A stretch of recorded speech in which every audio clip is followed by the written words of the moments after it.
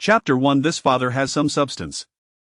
On a summer evening, there was sweltering, and the incessant chirping of cicadas and croaking of frogs filled the atmosphere. Jiang Miannian awoke from a deep slumber, feeling a twinge of hunger. As he penetrated, she was greeted by the side of a round-faced woman smiling down at her. "Nananas awake, are you hungry?" The woman, with her ample features, picadera pan deftly lifted her shirt. Instinctively she appeased her mouth and suckled vigorously. The process flowed seamlessly, a perfect tryth established between them. As Jiang Miannian swallowed, her mind wandered. Having inexplicably transmigrated for a month, she initially found a everything gunkier her infantius were not yet adept at focusing, rendering thworldabler. Gradually, as her vision sharpened, her heart sank. She found herself in an ordinary household, the surroundings stark and simple, with a stone bed and rudimentary farming tools. Her luck in this rebirth seemed rather mediocre. Fortunately, her mother was leaned exudations of security. Her mother, though plain in appearance, had a round, broad face perhaps that was just the perspective of an infant primarily seeing world from a nursing gongle. After a while of nursing, fatigue setting, akin to the sensation of fat being drained diet still attempting to suck from the straw exhausting and ultimately unsatisfying. Her mother cradled her, gently swaying gone soft lipiding air back, as a thing that made her feel incredibly comfortable. Despite no thaven in her fill, she felt dro science more. Just then, Thedo or Krikitapan and Dagostov war mer rushed in. Jiang Miannian blinked awake, her head still resting on her mother's shoulder. Only to find herself in another embrace. It was her father. The familiar scent of herb swafted toward her. Nestled in his arms, she felt a surge of alertness. Straining Harrius to see her father clearly, she couldn't perceive his strikingly handsome visage. His features were unexpectedly distinguished, long black hair, expressive eyes, and an oblique nose. Draped in coarselinen, he exuded an indescribable charm. As she entered the room, it felt as thought his face brightened instantly. Uncertain whether she resembled her mother or father, she solidly hopped to take after her father, praying earnestly. As usual, shepherd could do furious, eager to eavesdrop on her parents' conversation, hoping to glean some useful information. For the past month, her life had revolved around eating, sleeping, and little else her awareness was rotted in darkness. Shek news had parents and siblings, due to their details remained elusive, and their own ability a shady to manifest. Is Miannian behaving today? Has she been a handful? Very well behaved, much easier than the first woe, it's just that her milk supply is still a bithin. Were you o me so early from work today? There was a theft of medicinal herbs, and Schengen was furious, vowing to take action, so returned early. Upon hearing the mention of stolen herbs, Jiang Miannian's spurred up, curiosity piqued she wondered if there were any deeper implications and if her father might face any repercussions. Then she heard her mother quietly ask, "But Dioga caught, I told her not to take anything." Jiang Miannian was taken aback. Her father, with such striking looks, was involved in such activities, what a twist. "Don't worry, I've a goatee handled, I only took a third the bulk was taken by some own higher up." "That's still dangerous, what if something goes wrong?" That what continued their hushed exchange, sharing tips and thievery? Jiang Miannian's mind was in turmoil, struggling to comprehend what her father truly was. With such refined features, she never expected him to engage in such deeds. Her heart raced, still reeling from the revelation. Suddenly, footsteps echoed from outside. Then come a soft knocks. Dodo. Chapter 2 This brother and sister have their own depths. Creak. Theodore swung open, revealing the dimming twilight aside. A young man stepped in, carrying festively a vending breeze with him. It was her older brother, Jiang. He held a large bamboo basket in his hand. Jiang Miannian couldn't help but lean forward, her curiosity piqued with the prospect of delicious food. Jiang bore a striking resemblance to their mother, appearing as a full maleversion of her. With thick brows, large eyes, and a round face, he exuded essence of reliability and warmth. Ash entered, has a basket down and rummaged through to grass covering it. To Jiang Miannian's delight, he pulled out old chicken with a long tail. Heraya sparkled as he gazed at the vibrant creature. "Father, mother, I hunted a mountain chicken, it's a nourishing feast let's give it to mother." The chicken's tail was particularly beautiful, resembling that of a peak, adorned in a kaleidoscope of colors, causing Jiang Miannian to instinctively lift her head in admiration. Her father adjusted his shoulder to low her better view, then admonished. "Jiang, you went hunting in Huayuan Mountain again, didn't tell you last time the type belongs to Mr. Zhao, heartless, and if he catches you hunting in his woods, you cold pay dearly for it." Jiang Miannian chiart sancthis ways indeed a perilous world where even hunting a old chicken pose death threat to live. Father, it's fine, I brought along the village ekifsen and the master from flu family. Young master leas family has event produced a scholar if wet caught the will sorella protect us. Zhang Feng maintained his innocent demeanor. Jiang Miannian was taken aback. She hadn't expected her seemingly simple brother to possess a cunning side. Ilgo preparathekikan, Zhang Feng said, eager to escape a further scolding, and hurried off with the willful. The colorful feather swore captivating, and Jiang Miannian longed to see more, her little head bobbing with curiosity. Her father, ever attentive, turned her to the scene. Shuthen witness said her older brother, with his thick brow large eyes, swiftly dispatching the lively beautiful bird. In moments, what wasing see vibrant chicken was reduced to a plucked carcass, smelling unremarkable, resembling the kick save for its slightly elongated neck. Just then Zhang Feng's sister Jiang Yu returned home, completing the family gathering. Shaboria striking grezomblincito thermother around facide young girl thermothers genus were undeniably strong, leaving Jiang Miannian slightly concerned for her own appearance. Jiang Yu bounced into the room, full of energy. As he entered, their father stepped out to assist, allowing Jiang Miannian to settle back into her mother's embrace. Mother, look! Jiang Yu excitedly produced a rapid bundle from her bosom, unveiling gapily offered grandpowder. Jiang Miannian sniffed the air, uncertainty for sons of smell ways intact, yet it seemed tobe.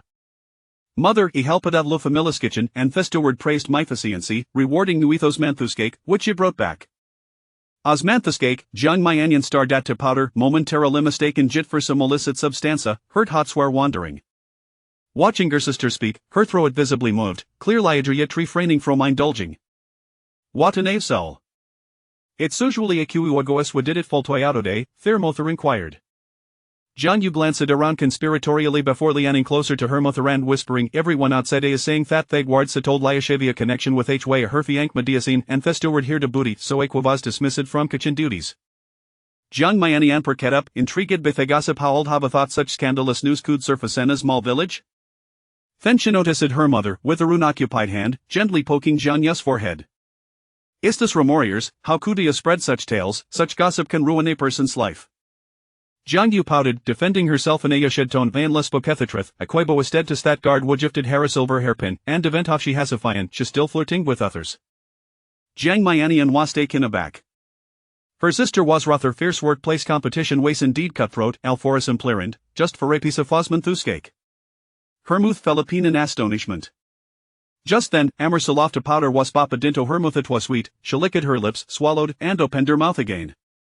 Eulit lamp, don't you fear being found out for spreading such gossip, it called back fury in you, if I truly wish to pin the kitchen, find a way to trip up the troublemaker AQ if shazionable to serve, you can take her place. Jiang Miannian savoring the asmanthuskake, Luke Dupin surprise the thermother who's told me norbally deshru mind. Cough, cough, cough. She nearly choked. The asmanthuskake was rather dry. Chapter 3 The extraordinary abilities of the transmigrator. The world around had succumbed to darkness, the incessant sounds of roosters crowing and dogs barking filled the air. Jiang Miannian lay in her mother's embrace, feeling somewhat uncomfortable, her voice hoarse. Yet, aside from her discomfort, the entire household exuded an aura of tranquility, a sense of peaceful existence. Her mother held her in one arm while deftly chopping firewood with the other, the rhythmic thud resonating through the quiet, bang bang bang.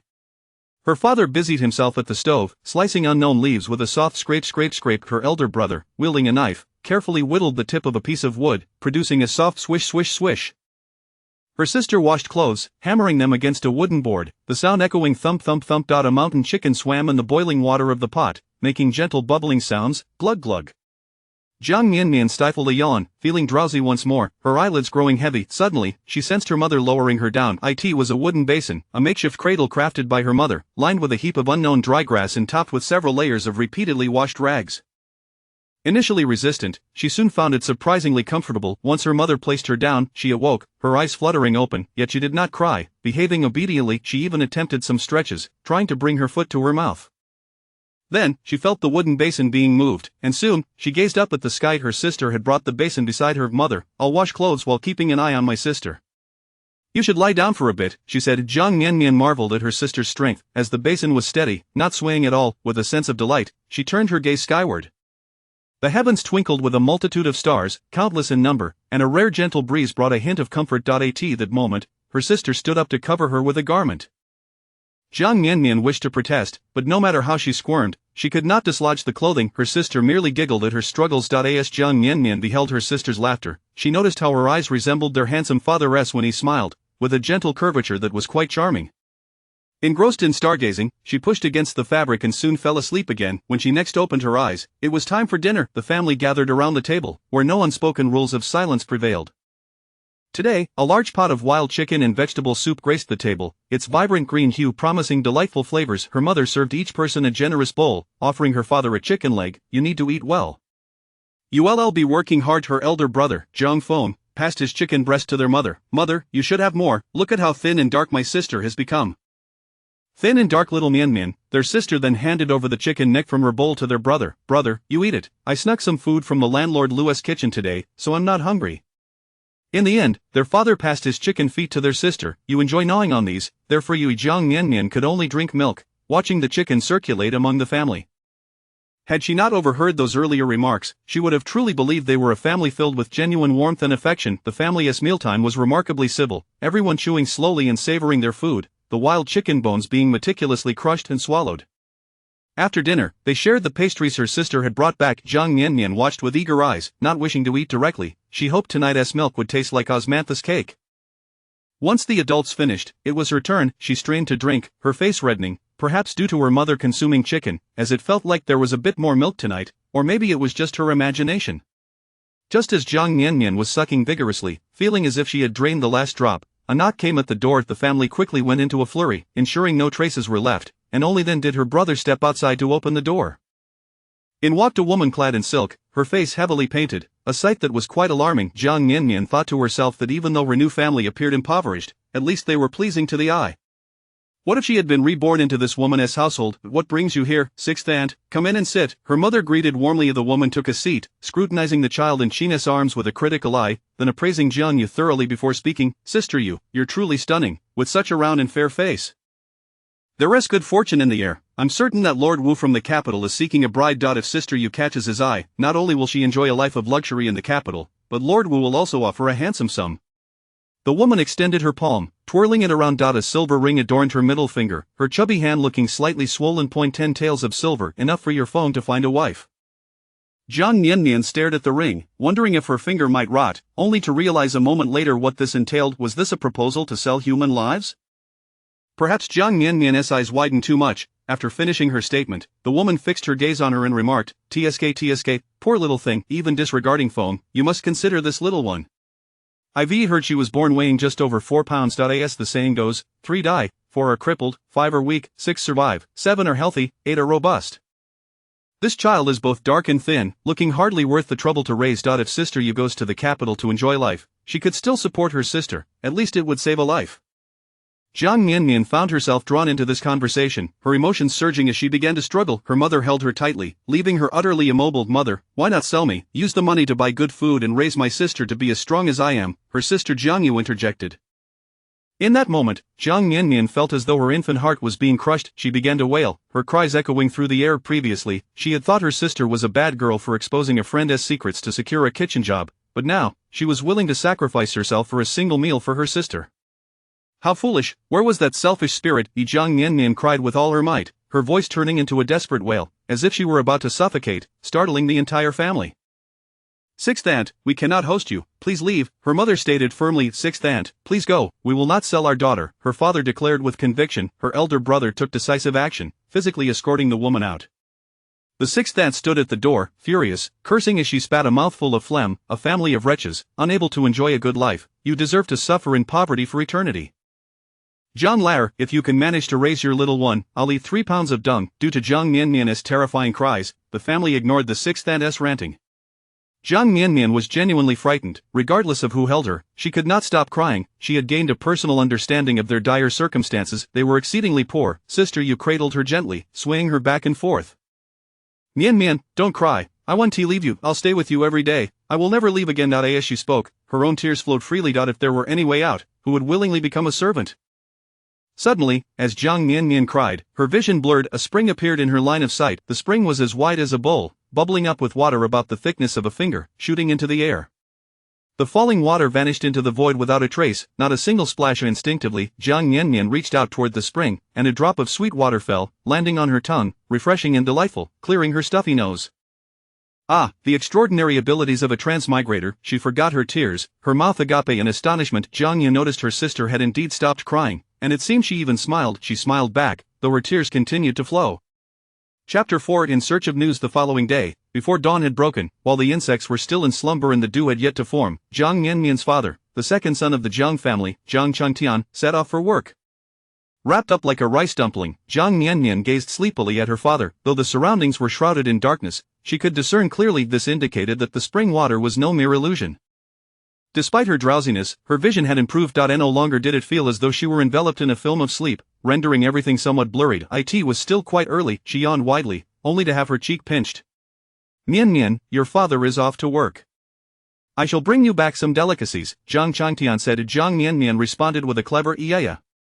Jiang Changtian was astonished. His daughter was remarkably bright, and he couldn't resist giving her cheek another playful pinch. Jiang Miannian thought to herself, although you are handsome, it is rather inappropriate to pinch one's face. After bidding her father farewell and receiving a nourishing feed from her mother, she had a brief moment of relief before falling back asleep. When she awoke again, daylight had fully arrived. She lay in the familiar wooden basin positioned under the eaves. While her mother was chopping wood, she could clearly see her mother wielding an axe, splitting a massive log in half, then further chopping it down until it was no thicker than her arm, stacking the pieces neatly. It appeared rather therapeutic. Just over a month old, she ought not to feel any stress, yet, the thought of that old woman cursing her to never grow up lingered in her mind. This household was dreadfully poor. So small was she that, unable to do anything much less speak, the prospect of uttering words now seemed quite daunting. She could only lie in the wooden basin, watching her mother swing the axe, and eventually dozed off again. Thus, her days were filled with nursing, sleeping, involuntarily soiling herself, and observing her mother at work until night fell. Her elder brother, Jiang Feng, was the first to return, followed by her sister, Jiang Yu, with their father arriving last. Jiang Feng had not engaged in any serious work but had spent the day idling about. Jiang Yu had gone to assist the landlord Lu, returning with a small piece of meat. To Jiang Miannian's surprise, her father brought back a small jar of goat's milk. Jiang Feng's hands were not empty either. He returned with 3 red strings, one for their mother, one for Jiang Yu, and the last for her, which he placed upon her swaddling.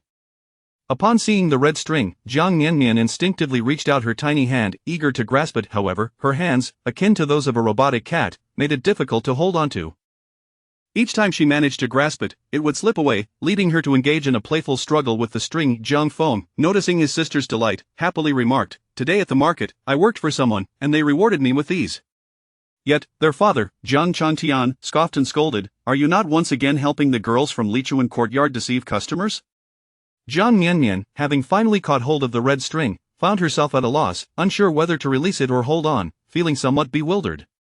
Her elder brother's activities were somewhat beyond her comprehension. However, Jiang Feng did not deflect the conversation with his usual light-hearted banter. Instead, he spoke earnestly. "Last time, when mother struck me, I could barely get out of bed, and I certainly did not go again.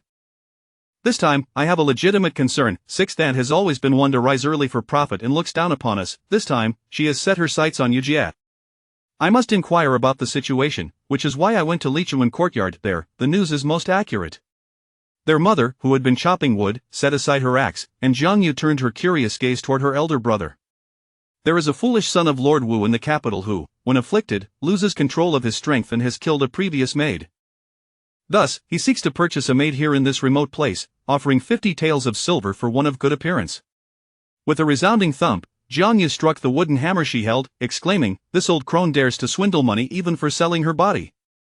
They are offering 50 taels. Ah, if I see her again, I shall tear her apart." Jiang Changtian looked at his daughter with a hint of exasperation, wondering if her priorities were somewhat misplaced. The crux of the matter was not the money, but the danger of being lured away and losing her life. Jiang Yu, in her fury, struck the hammer several more times before suddenly standing up. "Today, a Chui bragged to me about going to the capital to enjoy a life of luxury. Although she is selfish and annoying, she cannot be allowed to fall for such deceit. I must speak to her." She made to leave. With a loud crash, Jean Luoxiao's axe split a large piece of wood, splinters flying. Sweat glistened on her forehead, her round face flushed, yet her eyes held a glimmer of anger. Without raising her voice or resorting to her usual scolding, she calmly stated, "First, eat your meal. Do not go. If you do, she will think you cannot bear to see her prosper. Leave this matter alone." Surprisingly, the family complied and began to prepare for dinner. Jiang Miannian felt a newfound respect for her mother.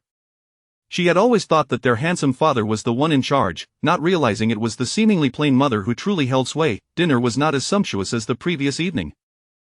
Merely a pot of vegetables with a solitary piece of meat floating within, which no one touched, ultimately landing in their mother's bowl. With the spring water sustaining her, Jiang Miannian felt more energized, yet it was clear that spring water could not replace milk.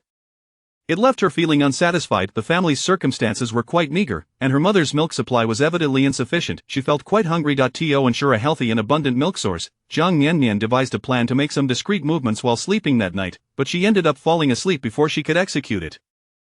The next morning, as her father arose, he inadvertently woke her. She blinked her eyes open, watching her round-faced mother sleeping soundly, snoring gently. She stretched her little hand toward her mother's lips, envisioning the spring water flowing forth, and indeed, she witnessed a trickle of water entering her mother's mouth, who unconsciously swallowed. Suddenly, she felt a warm sensation coursing through her body. Oh no! Just as she imagined the spring water flowing, she wet the bed. Her entire body, from her bottom to her legs and back, felt warm. She was soaking in her own fresh urine. Jiang Miannian let out a wail. Ow, ow, ow, ow. Chapter 5 of the first stroll outside as dawn broke, wisps of smoke curled into the air. Jiang Miannian had been changed and nestled comfortably in her mother's embrace, her small hands clutching at her mother's substantial bosom as she eagerly suckled. It seemed not merely a figment of her imagination. This morning, the milk had an unusually sweet aroma, thicker than usual, and instead of depleting after just a couple of sips, it flowed continuously until she was full, only pausing to burp before ceasing her meal. After more than a month, she had finally indulged in a satisfying feed, and Jiang Miannian felt as if she had been revitalized. She could only hope that next time, she would begin to cry before soaking herself in her own urine.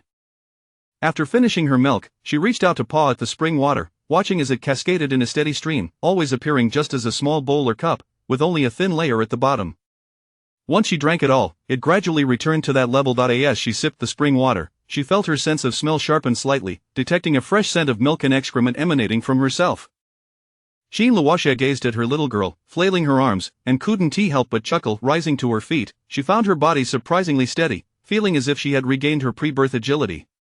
Indeed, rural women are not so fragile. She had rested for a whole month. Being naturally industrious, she not only tidied up the house, cleaning every nook and corner, but also chopped all the firewood in the yard in one go. After finishing, she stared at the pile of firewood, momentarily stunned. It seemed her strength had increased, and she was not even out of breath. Perhaps her rest had been too restorative. After completing her tasks, Luoxia paired a simple dry bun with the morning's broth and tied a cloth around her waist to secure her daughter against her chest before stepping outside. This was Jiang Miannian's first venture beyond the threshold, and she felt a thrill of excitement. Taking a deep breath, she was met with a pungent amalgamation of various odors. Alas, there was no time to hold her breath. Jiang Miannian could only bury her face in her mother's bosom. After walking for some time, they finally encountered other villagers, revealing their somewhat secluded location, away from the village center. Throughout the journey, her mother greeted various acquaintances, hearing them address her as Qin or Little Qin, while others called her Sister Luoxia, Sister Jiang, or Mother Phone, indicating that her mother was well liked in the community. In densely populated areas, the foul smell diminished slightly, and Jiang Miannian curiously glanced around, her round eyes darting about. An elderly woman reached out her hand, grasping her little leg. Startled, Jiang Miannian looked up at the woman, whose face was a tapestry of deep wrinkles, appearing somewhat intimidating, yet her eyes radiated kindness. The old woman's dry fingers clutched her leg, and Jiang Miannian, rather than squirming, simply gazed back with curiosity. The elderly lady gently pinched Jiang Miannian's leg and remarked, "Strong and lively, she is surely blessed." Luoxia smiled at her daughter, saying, "This is your great-aunt. She says you are wonderful, and so you must be." Jiang Miannian opened her mouth wide, babbling excitedly, kicking her arms and legs. No one had mentioned her beauty. Surely she could not be considered unattractive? As Luoxia ventured out with her child for the first time since giving birth, just yesterday, she had overheard a matchmaker and an aunt gossiping, claiming that Zhang's little girl was unlikely to thrive, being dark and thin as a rat.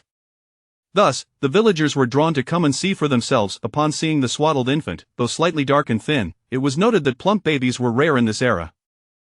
Being lean was the norm. Of the little girl appeared lively and well-behaved, not crying or fussing, indeed quite endearing. Meanwhile, Aunt Cui, who had been boasting about her daughter Cui going to the capital for a better life, found the attention diverted to Jiang Miannian. She too approached for a glance, scoffing, "What is so special about a skinny little thing?" TSK, what the matchmaker said rings true. This child looks difficult to raise. Mother Phone, you're robust, yet you've left nothing for your child. She is as thin as a crow. If only old G from the capital would take a liking to your girl, Perhaps he could procure some medicine to help her gain some strength, Aunt Shui commented, while adjusting her new silver hairpin, an impressive adornment by village standards. The most loathed person in the village for Aunt Shui was Qin Luoxia. They had a minor feud, as Aunt Shui often compared her daughter unfavorably to Jiang Yu, claiming Jiang Yu was lazy and greedy, while her own daughter was diligent and thrifty. "Your silver hairpin is lovely, Shui," a woman interjected, attempting to change the subject with a forced smile.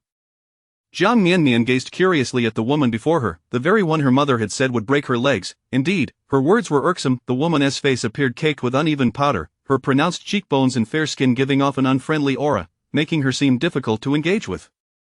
Jiang Miannian found her own mother's round face more pleasing. Hastily, she lifted her head to suckle at her mother.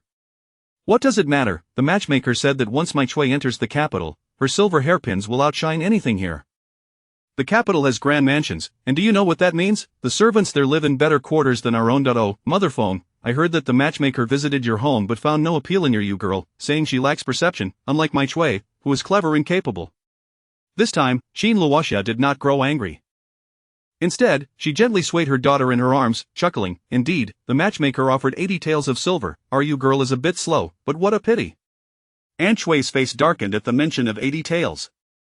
The old matchmaker had claimed only 10, and here she was, shamelessly pocketing 70 taels. Furious, Aunt Shui's expression shifted, abandoning her boastfulness as she dashed towards the matchmaker's home to settle the score. The crowd followed, eager for the spectacle. Qin Luoxia, cradling Jiang Miannian, announced she needed to return home to prepare a meal. With the excitement dissipated, Jiang Miannian began to drift into slumber in her mother's embrace. In her drowsiness, she felt her mother walking, reminiscent of her schooldays on the bus, the gentle swaying lulling her deeper into sleep. When she awoke, she discovered she had been transferred to her mother's back. Her mother had secured her with a cloth, a contraption far superior to mere arms, offering stability. However, her mother's movements grew more vigorous, rousing her from her dreams. As Qin Luoxia bent down, it felt as if she were digging a hole. Suddenly, Jiang Miannian sensed a pressing need to relieve herself and let out a wail. Her cry startled Qin Luoxia, who quickly set her down, noticing her daughter's flushed face and squirming bottom, understanding it was time for a change. This child was indeed easy to care for. With a gentle split of her legs, Qin Luoxia encouraged her to go. "Shushu, little one, let it out, shushu." Once Jiang Miannian finished, she felt a wave of comfort and clarity, only to be hoisted back onto her mother's back, continuing the gentle sway. Thinking they must be heading home, she was surprised to find they were still in the fields. How industrious her mother was. Watching her dig into the earth seemed to relieve stress for Jiang Miannian, who couldn't help but hum along. In the little garden, dig and dig, dig and dig. Qin Luoxia, buoyed by her daughter's cheerful sounds, dug even faster. Soon, she had created a sizable deep pit. Was she planting a person at this height? Then, Jiang Miannian observed as her mother spread decomposed grass in various soils, leveling it out until it blended seamlessly with the surroundings. Unable to resist glancing around, Jiang Miannian found her head in vision limited. Moreover, had it not been for the lingering scent of her own excrement, she would have forgotten where her mother had dug the pit. After the task was complete, Qin Luoxia began to make her way back, with the setting sun casting a warm glow through the trees. As Qin Luoxia hummed a tune, "On the yellow earth, green grass grows, my little girl, plump and round, plump and round." Jiang Miannian, unable to contain herself, joined in. "If there is a next life, I shall dig a pit on your destined path." Chapter 6. A mother's vengeance on the day of the grudge. The yellow earth, the green grass sprouts, my dear daughter, plump and round, plump and round. Listening to her mother's gentle, elongated melody, it was no surprise that Jiang Miannian drifted off to sleep once more. When she eventually awakened, the darkness had settled in. She found herself nestled in the familiar wooden basin, feeling a twinge of hunger. Slowly, she extended her fingers to her mouth, beginning to suck on them. There was the taste of sweet spring water, tinged with a hint of saltiness, but after a while, she felt the urge to relieve herself. Her face flushed with embarrassment, and she intended to cry out as a warning, but to her dismay, both her throat and bottom seemed to exert their forces simultaneously, and everything flowed freely. "Wah wah wah!" she cried to mask the sounds of her bodily functions. Her sister, Jiang Yu, stood nearby, pinching her nose as she remarked, "Didn't they say that children's excrement doesn't smell? Why does it stink so much when my little sister goes?" Despite her distaste, she promptly changed the soiled diaper. Jiang Miannian wore an innocent expression. Slightly dazed by the odor, she felt her legs being lifted. Her sister was cautious, wiping her clean with a gentleness that surpassed even that of their mother. Once finished, she felt no stickiness, suggesting she had been thoroughly cleaned. After the refreshing wipe, little Miannian returned to sucking her fingers, only to find them even saltier than before. Tui, tui, tui. At last, their mother appeared, contentedly rummaging through her rations, which were notably ample today. Even the waste was plentiful, and her spirits lifted. After finishing her meal, she couldn't help but break into a wide grin, unable to contain her joy having ventured out for fresh air and new experiences. Miannian felt invigorated and yearned to hear more of her parents' gossip regarding the missing medicinal herbs. She waited and waited, but alas, she fell asleep without any news. After another bout of relieving herself, she had successfully completed yet another day. Early the next morning, a knock echoed at the door. Is Feng's mother home?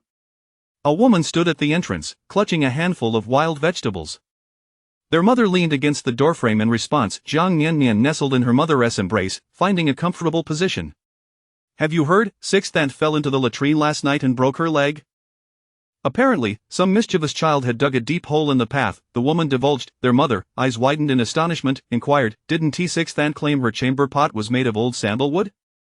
Why would she venture out to relieve herself? Indeed, it is most peculiar. The strangest part is that sixth aunt didn't go to her own latrine but rather to old Lou's. The woman continued, her animated expression captivating. What happened? Please elaborate. I have all the time in the world. It seems that Chui heard from someone that serving as a maid for the city lord costs 80 taels of silver. Sixth aunt, however, only offered 10 taels, attempting to pocket 70. When confronted, you know how Chui can be, her tongue is sharp, and she caused quite a scene for an entire afternoon at sixth aunt's house. Consequently, that evening, sixth aunt broke her leg and had to be carried to Chui's home, where they created an uproar. Jiang Miannian swayed in rhythm with her mother's nodding, both women attentively engaged in the gossip. Satisfied with the tale, Miannian felt hunger pangs and began to wail for milk. After 2 days of hearty nursing, she felt invigorated. This girl has quite the loud cry, go ahead and feed her. I merely stopped by to gather some vegetables and still have to return home to cook, the woman said, satisfied. After sharing the gossip, Jiang Miannian prepared to exert herself for her meal. In the evening, the family gathered together. It was evident that everyone was aware of the day's gossip. During dinner, her sister Jiang Yu cheerfully remarked, Chui stirred up quite a fuss, insisting that the city lord had given 80 taels, demanding sixth aunt pay back the 70 taels. Sixth aunt insisted she hadn't any, and as a result of the money dispute, Chui decided not to go to the city. Eldest brother Jiang Feng queried curiously, wasn't he at 50 taels? 80 taels, even if sixth aunt were to be killed, she wouldn't pay. Jiang Miannian couldn't help but chime in, 80. Mother said it, 80 taels, 80 taels. Regardless, what matters is that evil begets evil. It is said that the hole dug by a good person caused sixth aunt to break her leg severely. Even if she were to lie down for 100 days, she would not recover. Let us see how she may venture out to wreak havoc again, Jiang Yu remarked, joyfully savoring her bitter greens. Jiang Miannian echoed, 80, dig. Mother dug it, dig. At that moment, her elder brother pinched her cheek. Mother, I feel as if my little sister understands our words. It seems she is trying to speak. Be gentle, what can she possibly comprehend? She is merely responding to your joy, Xin Luoxia replied as she fed little Miannian a spoonful of vegetable soup. It was bitter, and she spat it out, tui.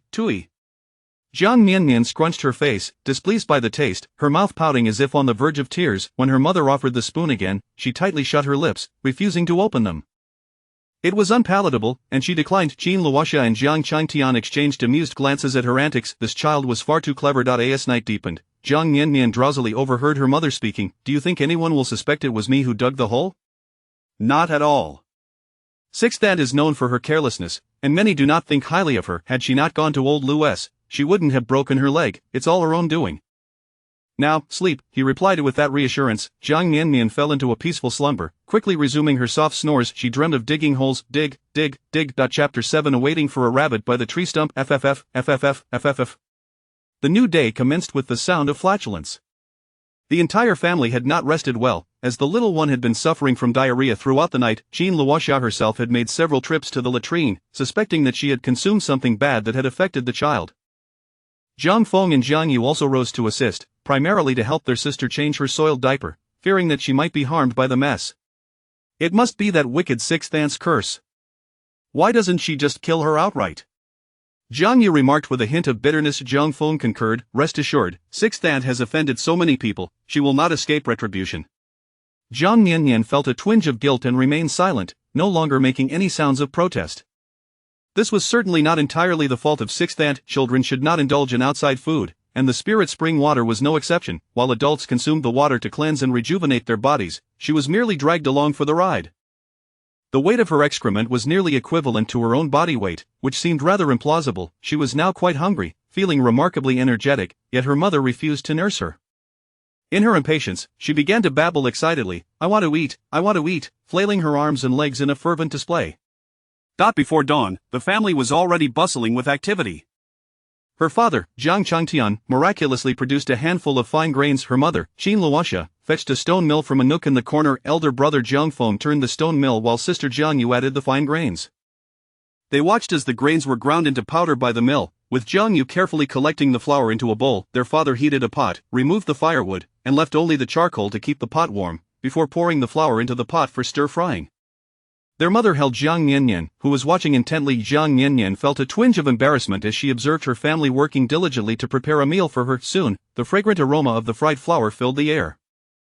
Their father scooped the mixture into a ceramic jar, ladling out a portion to be mixed with boiling water. The pot used for frying the flour was not wasted. Water was poured in to boil. Jiang Changtian, his eldest son, and daughter each took a large bowl of the broth. Meanwhile, Jiang Miannian savored the fried flour mixed with water, its rice-like toasty flavor enveloping her palate. This was akin to rice porridge, and with each soft mouthful, she felt her stomach gradually fill, bringing her immense comfort. She quickly finished one bowl and babbled for more, but her mother did not oblige. Instead, her mother rinsed the bowl she had used with boiling water and drank the leftover water, deeming it sufficient sustenance for the meal. Except for Jiang Miannian, the rest of the family merely satisfied their hunger with a watery meal. As dawn broke, the sounds of roosters and dogs echoed throughout the village. Jiang Miannian, having eaten her fill, felt drowsy of her father, Jiang Changtian, let out a tremendous yawn before hastily departing for work. Jiang Yu also needed to assist at the landlord's house, while Jiang Feng vanished without a trace as usual. In contrast, Luoxia felt an invigorating surge of energy, as if she could chop an entire yard of firewood, were there any left at home. After a moment's thought, she secured the child to her chest, strapped a bamboo basket to her back, and ventured towards the mountains. Her home was located on the edge of the village, with the mountains looming behind. Luoxia was exceptionally skilled at labor and industrious. Having completed the household chores, she could only delve into the mountains to forage for something. She did not intend to wander far, merely hoping to find some herbs along the mountain's edge to dry and sell for a bit of money. Jiang Miannian slept soundly in her mother's embrace, even dreaming of flying in an airplane. As the plane began to descend, she exclaimed, as it dropped rapidly. The speed frightened her, causing her to abruptly open her eyes, greeted by an expanse of green leaves, blue sky, white clouds, and her mother's chin. She took a deep breath and then felt her mother's strong heartbeat and robust chest.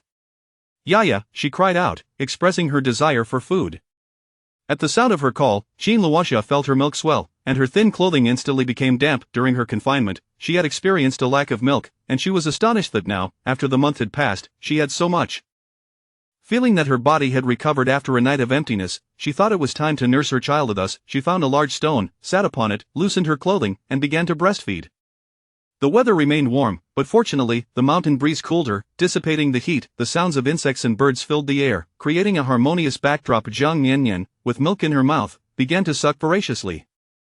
Having consumed spirit spring water and expelled toxins from her body, Luoxia's milk was now richly fragrant, sweet, and nourishing. Jiang Miannian smacked her lips as if someone were squeezing a bottle to feed her.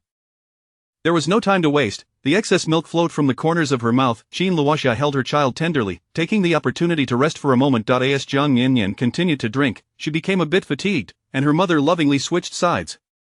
As soon as she began to drink from the other side, her eyes widened in surprise. Her toothless mouth agape. Behind her mother was a cliff, from which a small bear tumbled down in a flurry of rolling and scrambling. The little bear collided directly with a stone pillar, knocking itself unconscious. Jiang Miannian gasped in shock, her mouth opening wide before closing, as a mouthful of rich milk surged down her throat. This was perhaps an example of waiting by a tree stump for a rabbit, or bear. Will we return again tomorrow? Chapter 8. Crack. Chirp, chirp, chirp. Squeak, squeak, squeak. Rustle, rustle, rustle. Quack, quack. In the afternoon mountains, the symphony of various insects and birds intertwines, while the wind caresses the leaves like a skilled musician.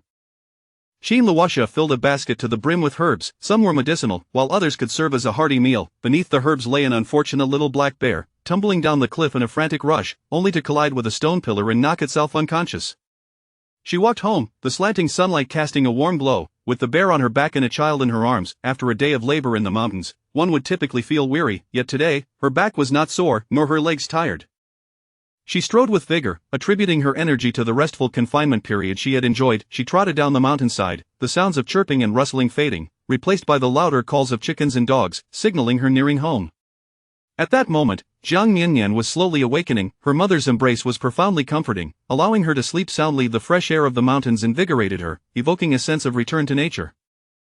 As she approached the village, an unmistakable odor mingled in the air, an oddly refreshing scent of manure that was difficult to articulate yet oddly intriguing. Jiang Miannian awoke uncomfortably, her eyes landing on her mother's round chin and their homeless eaves, which brought a smile back to her face. Upon entering, her mother gently placed her in a wooden basin to stretch and lie down. She extended her arms and legs, and could not resist the urge to practice stretching, pulling at her tiny toes. For reasons unknown, this action felt immensely pleasurable, and before she realized it, her little foot found its way into her mouth, an involuntary act she could not control. While Qin Luoxia sun-dried the herbs, spreading the freshly gathered plants to dry lest they spoil when stored together, Jiang Miannian lay in the basin, occasionally gazing at the nearby bamboo basket, her thoughts lingering on the little bear. It was a curious sight, evoking both fear and fascination, but predominantly a sense of wonder. Though her speech was limited to coos and babbles, and her ability to grab anything but her feet, she was an extraordinary child with latent powers.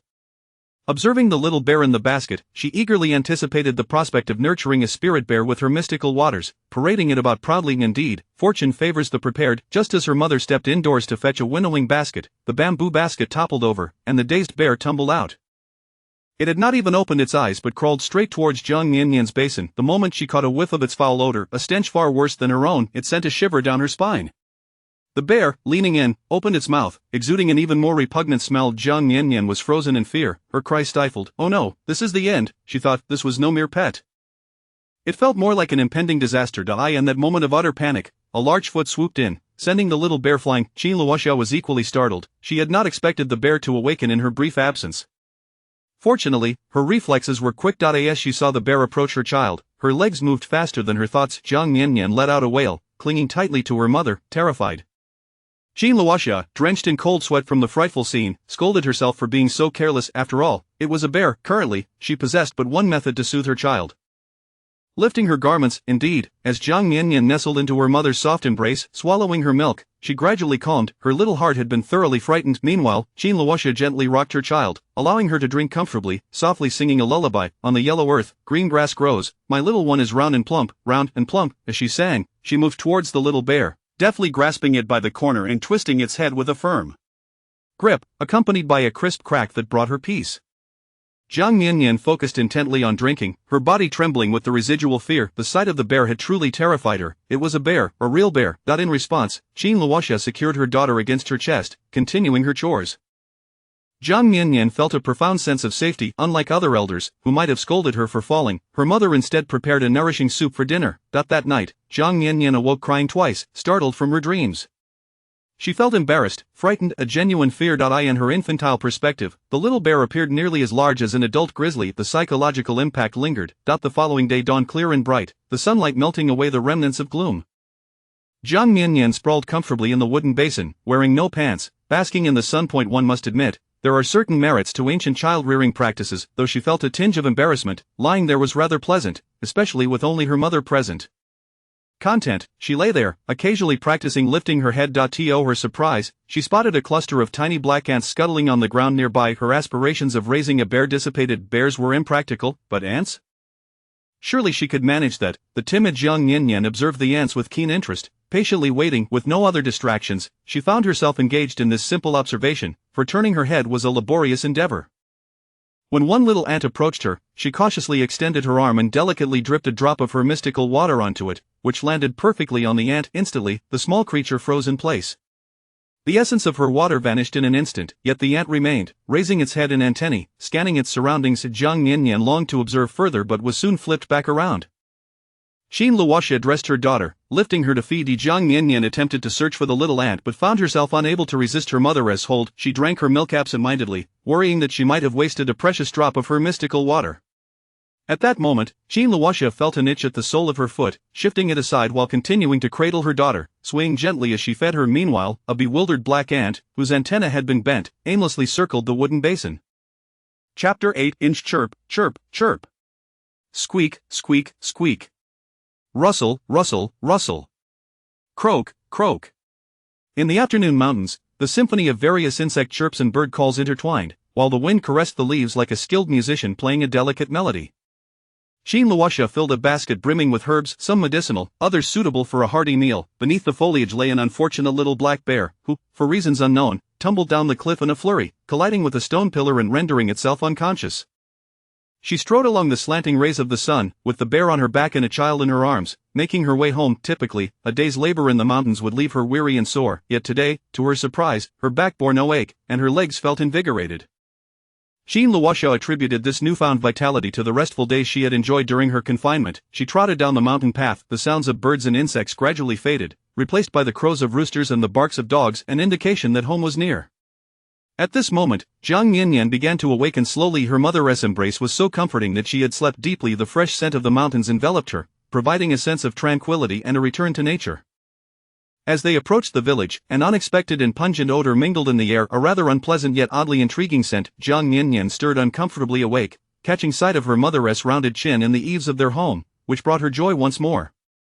Upon entering, her mother placed her gently in a wooden basin where she sprawled contentedly, stretching her arms and legs. She found herself irresistibly drawn to practice stretching, playfully tugging at her tiny toes. For reasons unknown, this action brought her immense comfort, and soon she found her toes making their way to her mouth, an instinct she could hardly control. Meanwhile, Jiang Miannian was busy drying the freshly gathered herbs, spreading them out to prevent spoilage from dampness. As her mother tended to the herbs, Jiang Miannian's gaze wandered to the nearby bamboo basket, her curiosity piqued by thoughts of the little bear. It was a mixture of wonder and trepidation, yet her curiosity outweighed her fear. Though she could only babble incoherently and grasp her toes, she was, after all, a prodigy endowed with special abilities. Gazing at the bear in the basket, she eagerly envisioned nurturing a spirit bear, a source of pride she could showcase to the world.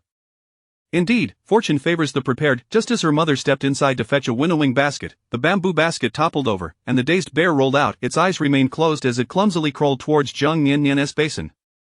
The moment she caught a whiff of a foul odor far worse than her own, she was paralyzed with fright. Oh dear, this was the end. This was not raising a bear, it was feeding one.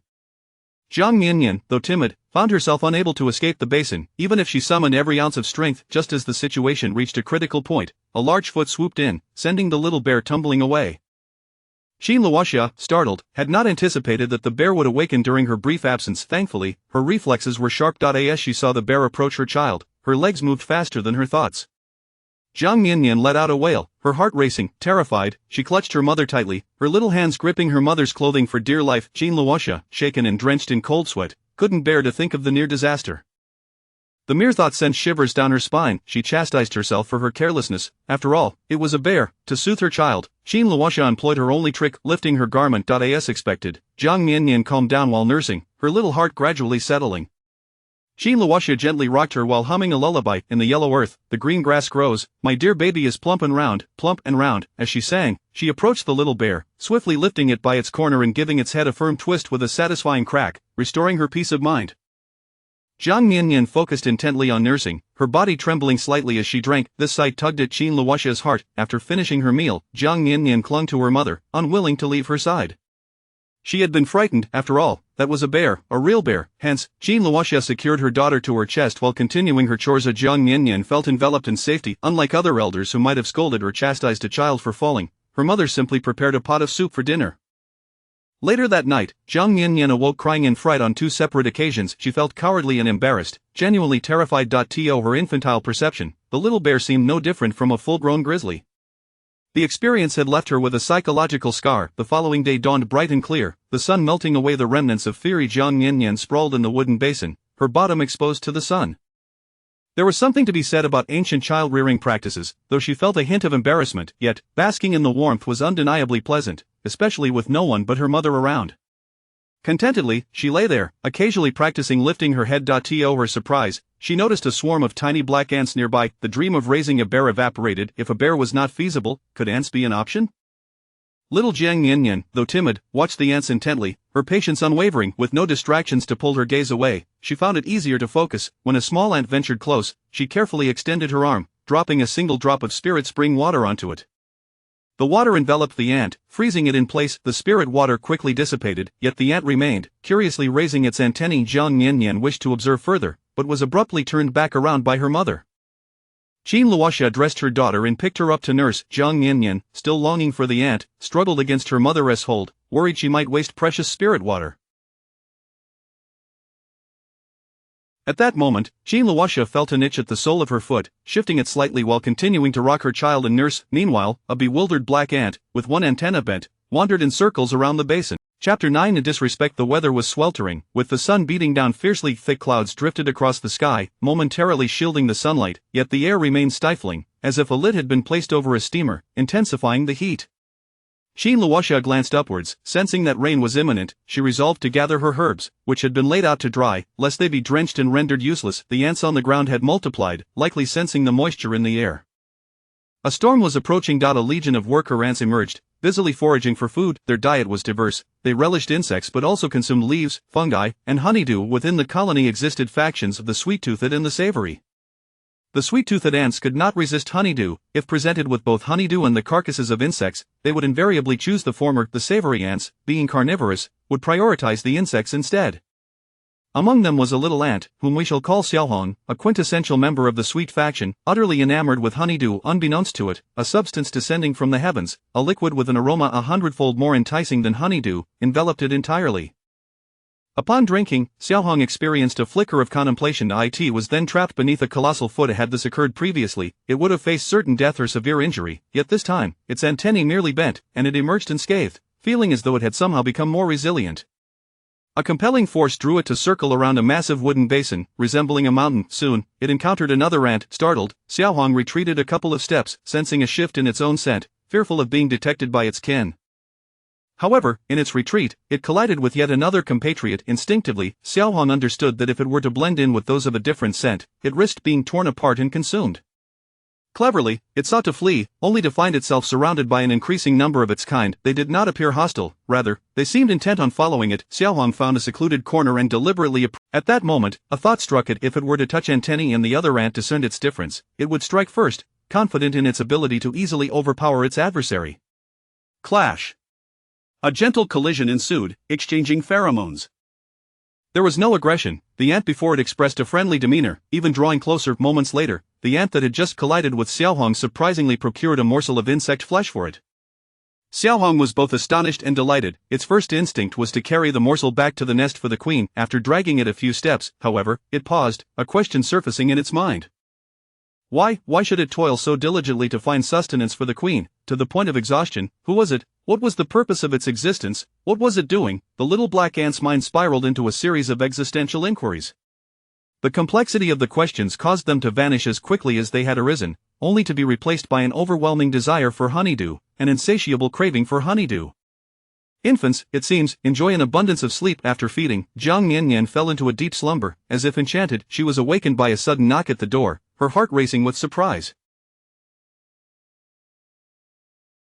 Upon opening her eyes, she found it was still daylight. Her vision slightly blurred. Realizing she remained cradled in her mother's arms, she settled her racing heart back into calm. Adjusting herself into a comfortable waking position, the door swung open.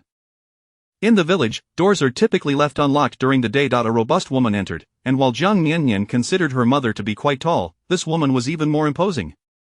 In comparison, her mother appeared almost delicate. Following the entrance of the sturdy woman was a particularly dignified elderly lady. Despite her wrinkles, there was an undeniable beauty to her features. Her delicate eyebrows and bright skin lent her an aura of grace.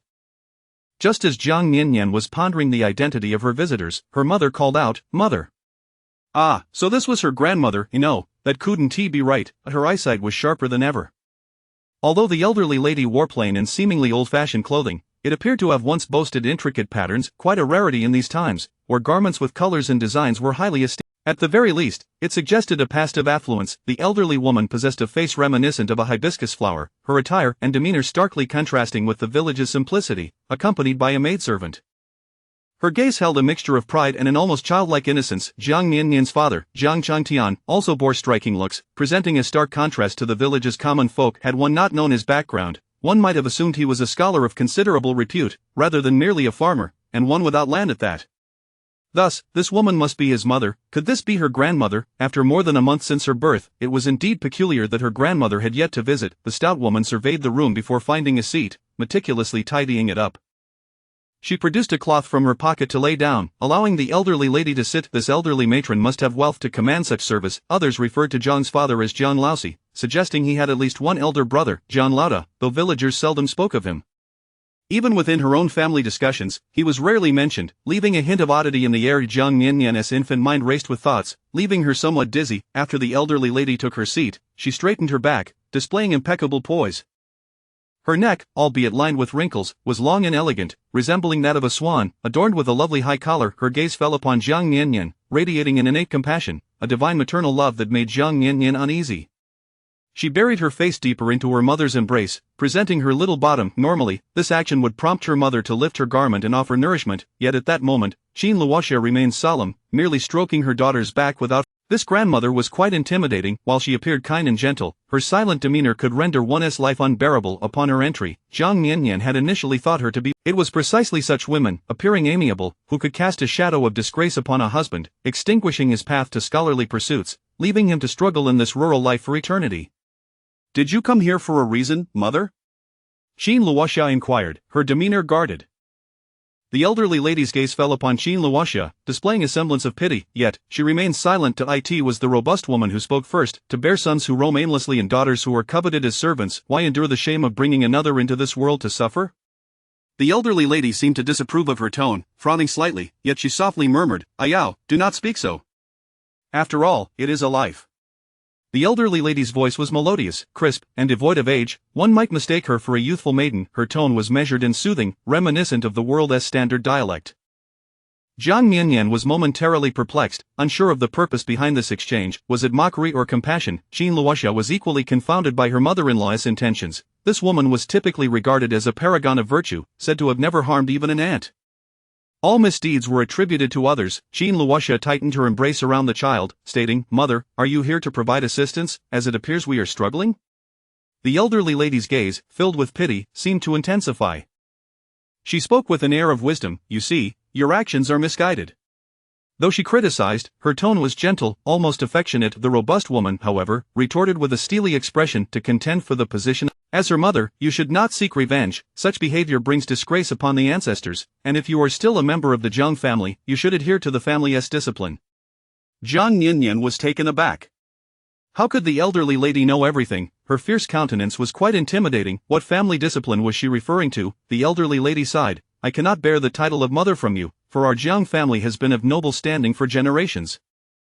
We do not have descendants who serve as servants. Do not be tempted by the allure of convenience, lest you ruin UJ's life." Qin Luoxia's expression darkened, her heart boiling with rage. This elderly woman had always spoken from a position of comfort. When Miannian was born and faced difficulties, Yujie had sought a little grain, only to be driven away with a beating.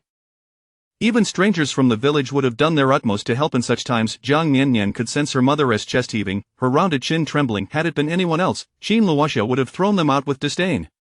Anger surged within her. She longed to retaliate, yet, each time she contemplated opposing the elderly lady, it was she who suffered the consequences. The old woman was even stronger than she was. She could not match her strength. Looking at the infant in her arms, Qin Luoxia stifled her outrage. She had been married into the Jiang family for quite some time and had borne 3 children. Even a pig could learn something. Despite her broad face and sturdy frame, she now mimicked the elderly woman's benevolent demeanor, her thick brows and large eyes softening as she spoke calmly. "You are right, Madame Jiang. My daughter Yujie is indeed uncouth, vying even for the role of a servant. Unlike your daughter Wan, who has been well educated since childhood, possesses talent, and is of proper breeding, surely heaven has favored her. It is likely she need not serve but could aspire to become a concubine instead." Chapter 10. Injustice. In the afternoon, the wind began to rise, and rain fell. The ants scurried away, leaving one lone straggler behind. The breeze whisked away the fragrance that the old lady had left in the yard. There was a lingering scent of sandalwood about her, as if she had spent her days in prayer, surrounded by incense. Upon hearing those words from her daughter, the old lady, with her beauty reminiscent of a bodhisattva, felt her brows furrow and her lips tremble in anger. The audacity of that rustic woman to compare her daughter Wanner was utterly intolerable. The robust woman was direct, extending her palm the size of a cooking pot, intent on striking. However, to her astonishment, Qin Luoxia blocked her attack. The woman's face flushed with rage, unable to fathom how this peasant had gained such strength after childbirth. How could she possibly withstand her trained prowess? The old lady, with a grim expression, spoke, "Qin, take heed of your actions. Those who commit injustices shall meet their own demise. Though calamity may not have befallen you yet, fortune has already distanced itself. Ah Yao, let us depart. The strong woman supported the old lady as they left. Two remarkable oddities. Jiang Miannian stood dumbfounded, uncertain whether they would be caught in the rain. For the first time, she felt a mischievous hope that someone would be. Luoxia was seething, her anger boiling within, yet she found no outlet for her frustrations. The old lady was eloquent and cunning, disregarding evidence or truth, always perched on her moral high ground. Whenever she deemed someone at fault, she would readily cast judgment. Taking a deep breath, Luoxia felt an inexplicable thrill at having thwarted an assault today. Some claimed that childbirth could remedy past ailments. Perhaps giving birth to Miannian had indeed restored her health. Thus, she toiled fervently. Jiang Miannian observed her mother lifting the bed upon her back, hoisting the stone mill, and shifting pillars, diligently scrubbing every nook and cranny. Though the place was dilapidated, it was scrupulously clean. Finally, the rain fell, steadily at first, then more heavily, pattering and pouring. Feeling hungry, Jiang Miannian squeaked, "Aya, aya. Mother, eat, eat." As she gazed at the downpour in the yard, the wind turned cooler, and her anger gradually dissipated. If it weren't for the old woman's pretentiousness, perhaps she would not have married her husband. In fact, she felt a tinge of gratitude towards her. The rain fell in a gentle drumming, and the sky darkened early. The wayward Zhang Feng did not return home early either. As usual, he arrived just in time for dinner. Today, however, he brought a piece of red cloth, beaming with joy as he presented it to his wife. Luoxia's countenance soured. She neither acknowledged him nor scolded him. Jiang Yu returned from the landlord's house only when night had fully fallen, empty-handed and expressing her displeasure. "Mother, I won't be going back tomorrow. A Chui has agreed to marry the guard from the landlord's household, so she can now officially work there." Luoxia merely responded absently. When Jiang Changtian finally returned, Luoxia perked up. Her husband was astute, he would know how to handle matters. She felt a flicker of concern for you, for whenever the old woman spoke, it seemed nothing was beyond her grasp. Today, Jiang Changtian surprisingly brought home a bag of meat buns, exactly 4. Jiang Miannian watched as her father, elegant in demeanor, pulled them from his large sleeves, steam still wafting from them, the aroma wafting into her nose. Yet, they did not call them buns, they referred to them as meat buns. One of them was slightly squashed. "What good fortune has befallen you, father, to have meat buns?"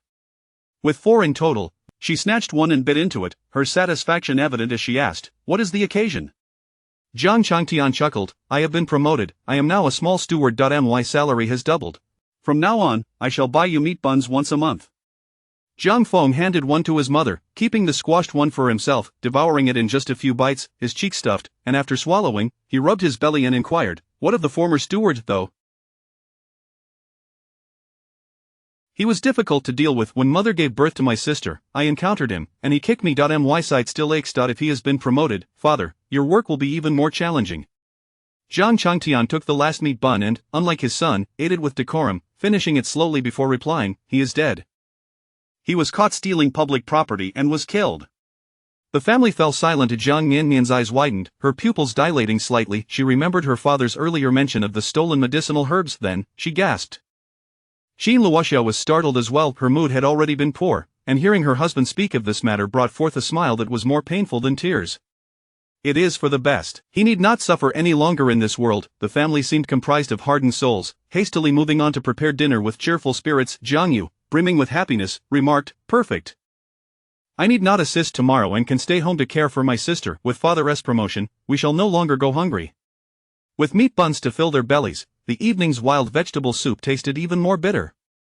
Yet, everyone ate heartily, ensuring they would not awaken in hunger through the night. Jiang Miannian slurped her fingers, drinking milk, opting out of sharing the vegetable soup, watching as her brother and sister's faces paled. Her father, too, appeared fragile and scholarly. Meanwhile, that maid bustled about, her face gleaming and her limbs robust. Jiang Miannian pondered how to sneak some spring water into the vegetable soup. After all, she had to ensure her health. Today had been a day filled with revelations. She completely forgot about the ant she had fed a drop of spring water, which had now made a home beneath the wooden basin. Amused by her brother and sister, she resolved to conserve her energy for the night, eager to listen from the corner of the bed. Finally, she lay in her mother's embrace, lulled to sleep before being set aside. In the darkness, she kept her eyes wide open, listening to hushed whispers. She saw her father bury his head in her mother's bosom, but in the obscurity, muffled words drifted softly, "The steward who led me astray. I should be grateful to him, yet upon learning he intended to pin the blame on me, I reported him first. He perished, and I survived, even taking his place. Sister Xia, I am filled with trepidation, yet I am also elated. Truly, I am the unfilial and unjust villain." Mother spoke of a sister Xia. "Living is so difficult. In the darkness, her mother's large hand gently stroked her father's back, but it turned out he was quite thin. His spine protruded. Typically, when he donned loose clothing, he appeared dignified. Jiang Miannian tugged at her own little toes, unconsciously bringing them to her mouth to nibble. Suddenly, her eyes felt moist, and tears slipped down her cheeks, her toes tasting slightly salty. Chapter 11. Jiang Wan. In the early morning, the air was stifling, the room felt oppressively warm. Father had risen early to open the door for work, and there was barely a breeze outside. Jiang Miannian, still drowsy with eyes unblinking, began to eat. After satisfying her hunger and reluctantly relieving herself, she succumbed once more to slumber. When she next opened her eyes, she beheld her elder sister, Jiang Yu, with her round chin. It was a rare occasion for her sister to be home during the day to keep her company. Jiang Yu's chin was indeed plump, yet more delicate in appearance, her face smaller and devoid of any angularity. In truth, Jiang Yu possessed an appealing countenance, the kind that exudes fortune. Had she resembled their mother entirely, she might have appeared somewhat simple and round, but with a hint of their father's features, she appeared more refined and blessed, embodying the type favored by elders. However, it was best if she refrained from speaking. Whenever she did, her words carried a sharpness, always highlighting the unpleasantness in a rather cutting manner. Jiang Miannian turned her head side to side, failing to spot their mother, and sniffed the air, finding no trace of her. Suspecting her mother might not be home, she chose not to whimper, as it would not yield her any milk regardless. Instead, she obediently lay in her wooden basin, playing and wiggling her toes. Jiang Yu sat beside her, deftly engaged in needlework, the needle moving swiftly back and forth. After a short while, Jiang Miannian felt her eyes were close to being blinded by the needle's point and quickly diverted her gaze. As she turned her head, she caught sight of a black ant, standing earnestly at the edge of her basin. It was indeed standing, as if showcasing its abdominal muscles, with a slender waist and delicate limbs, though perhaps a tad excessive in number. Jiang Miannian recalled that this was the little ant she had previously fed with spring water. To her surprise, it was still there. She had thought it lost. Now, seeing the little black ant, it seemed larger than before, more robust than the day prior. She dared not make a sound, fearing that any noise would waste the precious droplet of spring water she had provided. She felt a sense of pride in her family's tenacity. If Jiang Yu were to see this ant, she could easily crush it with a mere fingernail. Gently, Jiang Miannian extended her hand, observing the little ant, then closed her eyes, pushing the ant from the edge of the basin. If only her hand could grasp something else, she would have used it to nudge the ant, but she could not grasp anything. Upon opening her eyes, she found the ant had indeed vanished. Jiang Miannian began to babble excitedly, waving her hands, yearning to wash them. Unfortunately, Jiang Yu did not comprehend her sister's babble. Misinterpreting her gestures and sounds as a sign of needing a change, Jiang Yu approached to adjust her diaper, only to find it dry. Assuming her sister was hungry, she went to the kitchen to prepare some fine grain powder for her. With a helpless expression, Jiang Miannian ate the rice paste, seizing the opportunity to rub her hands against her sister several times, which soothed her heart. Consuming the rice paste swiftly, the bottom of the bowl was nearly empty. Jiang Yu scraped the bowl with her spoon, producing a sharp sound, managing to extract only half a spoonful. As she scraped the bottom, her throat moved as if she were swallowing. Jiang Miannian shut her mouth, deciding not to eat any further. After all, there was no one around. Jiang Yu could indulge in a secret taste. The osmanthus cake she had fed her last time was not nearly as delectable as this rice paste, yet, in a moment of inattention, Jiang Yu pinched her chin, prompting Jiang Miannian to open her mouth, and that last half-spoonful of rice paste was swiftly deposited within. The warmth of the rice paste filled her heart. Although the bowl was scraped clean, revealing no remnants, Jiang Yu still poured herself a bowl of boiling water and drank earnestly. After finishing her water, which held no flavor, Jiang Yu extended her tongue to meticulously lick the bowl. Under the sunlight, the bowl gleamed with a radiant shine, immaculate in its cleanliness. Jiang Miannian felt a twinge of embarrassment at her sister's actions. Fortunately, there were no outsiders present, only herself, the voiceless infant. Just as she pondered the absence of outsiders, a knock resounded at the door. It swung open to reveal not their mother, but a remarkably beautiful young girl. To say she was exquisite would be an understatement. The little girl's complexion was fair with a rosy tint, her eyes clear and bright. Adorned in finery, her hair was embellished with a silver hairpin, not the kind that belonged to Aunt Shui, but a shimmering, delicate butterfly design that would make even the likes of Chow Tai Fook envious, akin to a butterfly alighting upon her head. Her hair was deep black and lustrous, thick beyond compare. Unlike her sister's round face and lackluster, somewhat unkempt hair, the young girl had an apricot nose and rosy lips, instantly evoking affection in those who beheld her. She wore a layered skirt, though not brand new. It was a world apart from Jiang Yu's coarse hemp garments. Could this be Jiang Yu's plastic friend, Aunt Shui? She was far too beautiful, a far cry from what Jiang Miannian had imagined. Jiang Yu's voice broke the moment of wonder. Jiang Wan, what brings you here? You are unwelcome. If you were to fall or hurt yourself, we could not afford the consequences. So, the young girl also bore the surname Jiang? She was not Aunt Shui after all. Jiang Miannian's curiosity deepened. As the girl entered, her gaze fell upon Jiang Miannian, tinged with a hint of pity, which quickly shifted away, as if she could not bear to look too long. The look she bestowed upon Jiang Miannian made her feel as though her days were numbered, a chilling sensation creeping through her heart. Jia, you misunderstand, my fall last time was due to my own carelessness, not your fault. I have come to deliver something to you. It was then that Jiang Miannian noticed the large bundle in the young girl's hands. The fabric of the bundle was fresh and new, unlike anything in their home. My mother wrongly accused you last time. I was unconscious and unaware upon waking. I specifically came to offer my apologies. Please do not disdain these items, though I have worn them, they are truly dear to me. Jiang Yu, growing impatient, replied, I do not want them. My mother forbids us from taking anything from you. She says taking even a green onion from your family would require us to repay with an entire field. Despite Jiang Yu's harsh words, Jiang Wan remained unperturbed, smiling amiably as she responded, Jia, I came secretly and have endured great hardship along the way. Though Jiang Yu spoke with a sharp tongue, she still rose to fetch a clean bowl, pouring a cup of water to offer her. We have no tea, only cold water. Drink if you wish. Jiang Wan graciously accepted the bowl, the jade bracelet on her wrist chiming against the chipped ceramic, producing a sweet, clear sound. Chapter 12. Little Shoes. The morning breeze was rather gentle.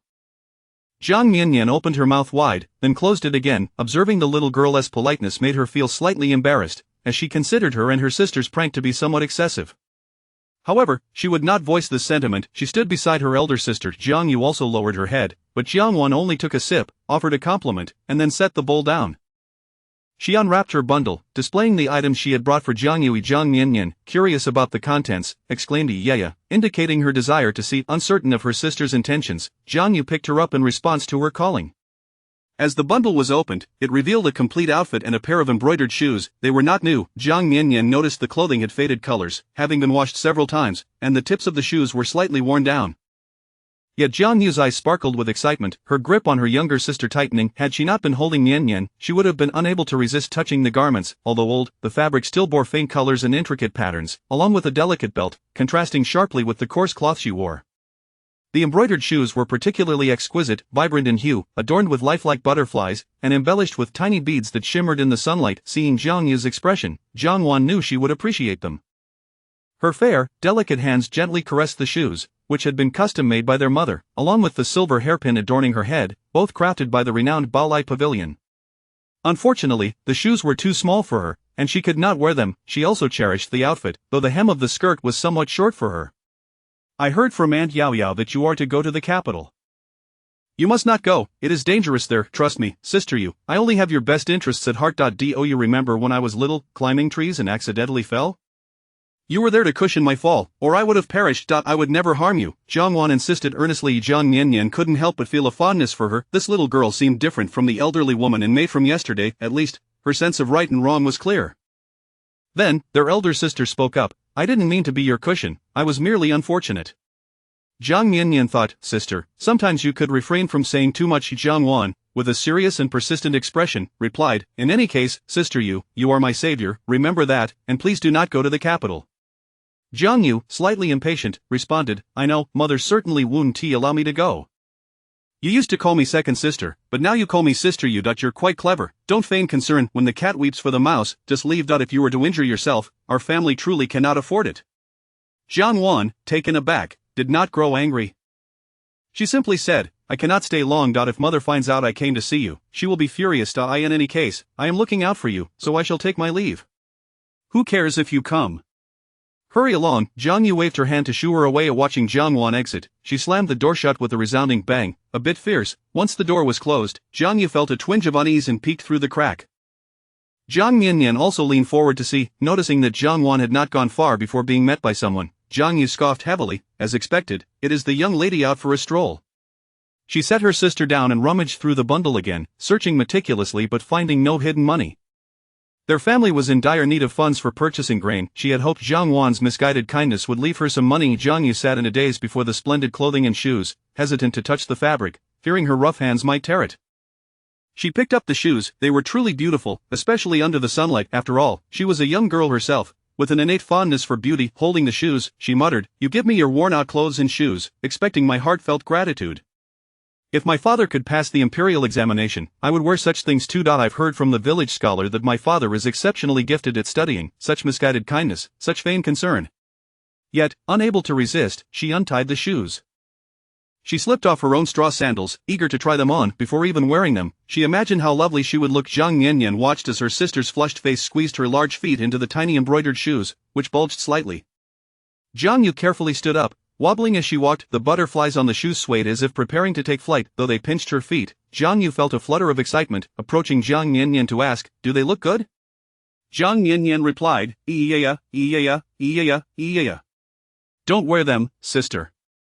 I'll buy you larger shoes in the future, these do not fit." "Ah, do you wish to wear them too? You were so small, you can hardly walk. Just wait, when you grow up, I will earn money to buy you nice shoes."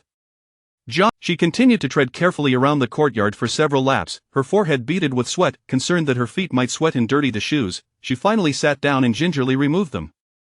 However, in that brief moment, her heels had already been rubbed raw, blood staining the shoes and enhancing their vibrant colors. Chapter 12. Little shoes. The morning breeze was rather gentle.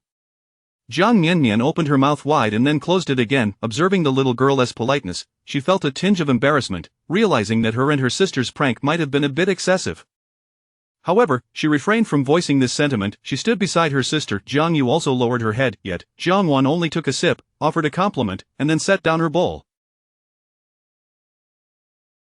She unwrapped her bundle, presenting the items she had brought for Jiang Yu to see. Jiang Miannian was equally curious about the contents. She exclaimed, "Iya," to express her desire to take a look. Uncertain of her sister's intentions, Jiang Yu lifted her up upon hearing her call. When the bundle was opened, it revealed a set of clothing and a pair of embroidered shoes. They were not new. Jiang Miannian noticed that the colors of the clothes had faded, suggesting they had been washed several times, and the tips of the shoes were slightly worn down. Nonetheless, Jiang Yu's eyes sparkled with excitement, and Jiang Miannian could feel the intensity of her sister's grip on her tightening. If Jiang Yu weren't holding her sister, she would have been unable to resist touching the garments. Although old, the clothing still bore faint traces of color and intricate patterns, complete with a delicate belt. The fabric was smooth, a stark contrast to the coarse cloth she wore. The embroidered shoes were particularly stunning, vibrant in hue, with lifelike butterflies adorning them, their wings embellished with tiny beads that shimmered under the sunlight. Seeing Jiang Yu's expression, Jiang Wan understood that she would be pleased.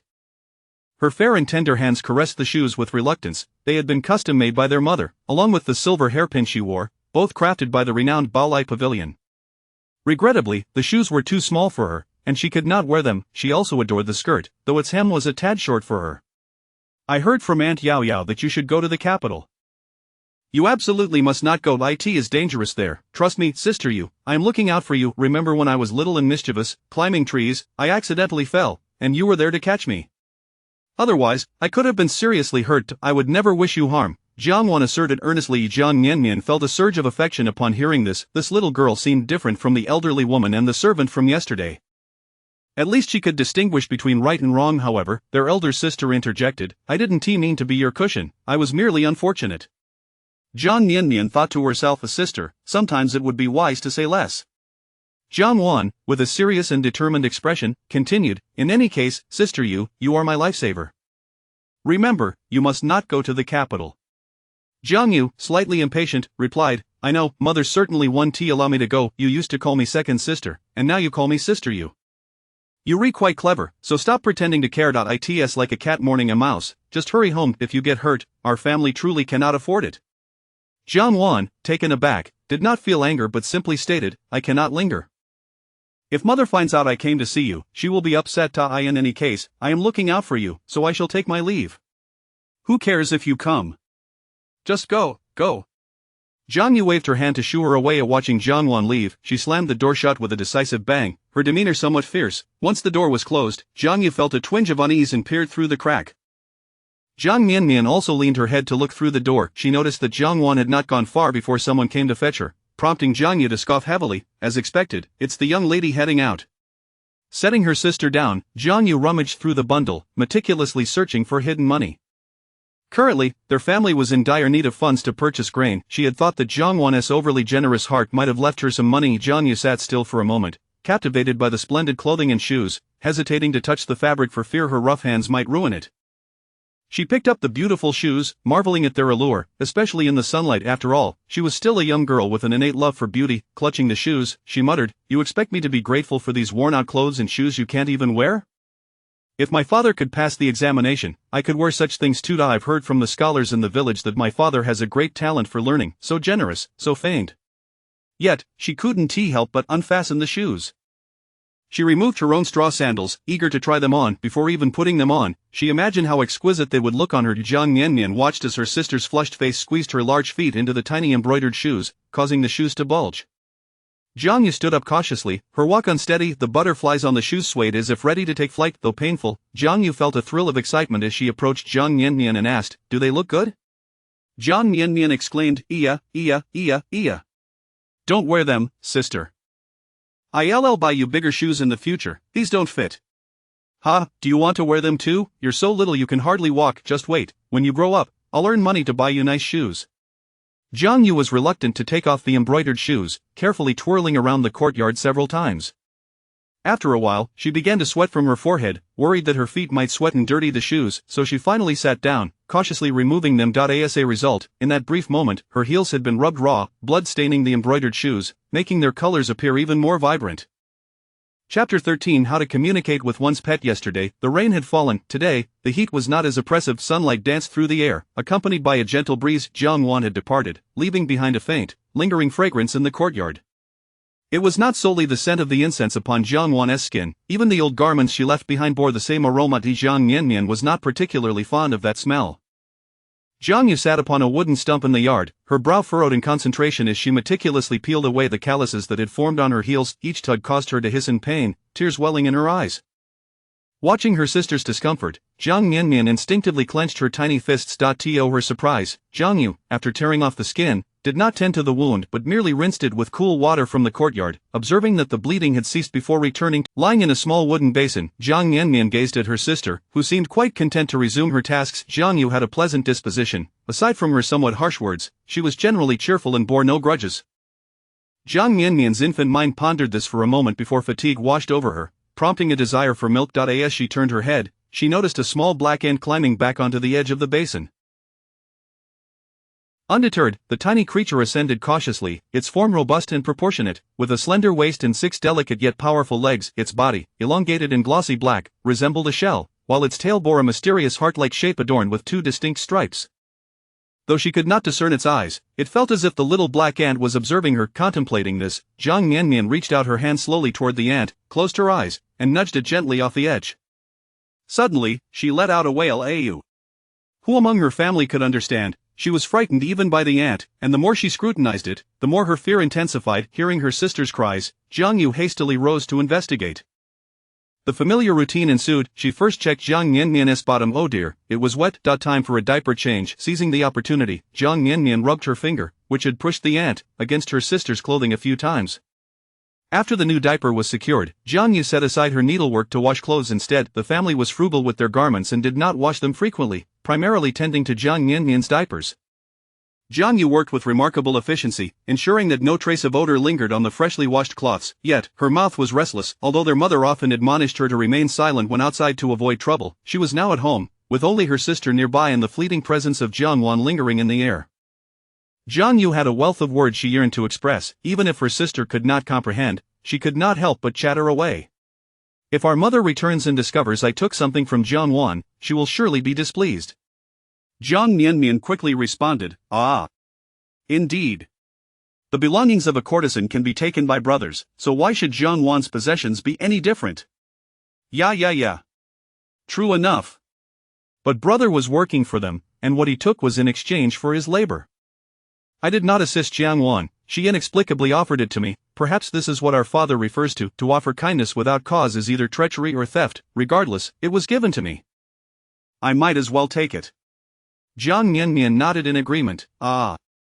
That makes sense. Yet, Jiang Yu's circular reasoning left little of substance to grasp. Jiang Miannian felt a tinge of impatience as she listened. Turning her head, she was surprised to see that the small black ant had once again climbed up, now precariously perched on the edge of the basin, struggling to push a leaf upwards. At a glance, one might think a leaf had simply fallen onto the basin. Jiang Miannian watched as the ant toiled to drag the leaf forward, step by step, until it reached the very spot Jiang Miannian had previously nudged it from. Hiss. Could it be that the ant thought she was playing with it? She truly had no interest in such games. Or perhaps it was attempting to offer her the leaf as a token of thanks. It was said that ants consumed leaves. Jiang Miannian was uncertain how to communicate with this small creature. If only she too had antennae atop her head, perhaps a gentle bump would convey her intentions. The sight of the little ant laboriously dragging the leaf was quite amusing. She extended her hand, eager to grasp the leaf. However, the ant, mistaking her approach for another nudge, clung tightly to the leaf and leaped downwards. The ant, clutching the leaf, floated down as if descending with a parachute, drifting slowly. Chapter 13 How to Communicate with One's Pet. Yesterday, the rain had graced the earth. Today, the heat was less oppressive, with sunlight streaming down and a gentle breeze caressing the surroundings. Jiang Wan had departed, leaving behind a faint, lingering fragrance in the courtyard. This aroma was not solely from Jiang Wan's own essence, it also clung to her old garments. Jiang Miannian found the scent rather unappealing. Jiang Yu sat on a wooden stump in the courtyard, intently peeling away the skin that had been rubbed raw on her heel. The pain elicited sharp intakes of breath, accompanied by tears that welled up in her eyes. Jiang Miannian observed her sister's discomfort, instinctively clenching her small fists. After Jiang Yu had removed the damaged skin, she surprisingly did not tend to it further, merely rinsing it with cool water from the courtyard, and upon seeing that the bleeding had ceased, she resumed her needlework. Jiang Miannian reclined in a small wooden basin, watching as her sister cheerfully returned to her task. Jiang Yu possessed a delightful disposition. Aside from her occasionally harsh words, she was mostly cheerful and Jiang Miannian's infantile mind pondered this for a moment before fatigue overtook her, and she felt a yearning for milk. As she turned her head, she noticed a tiny black ant climbing back up.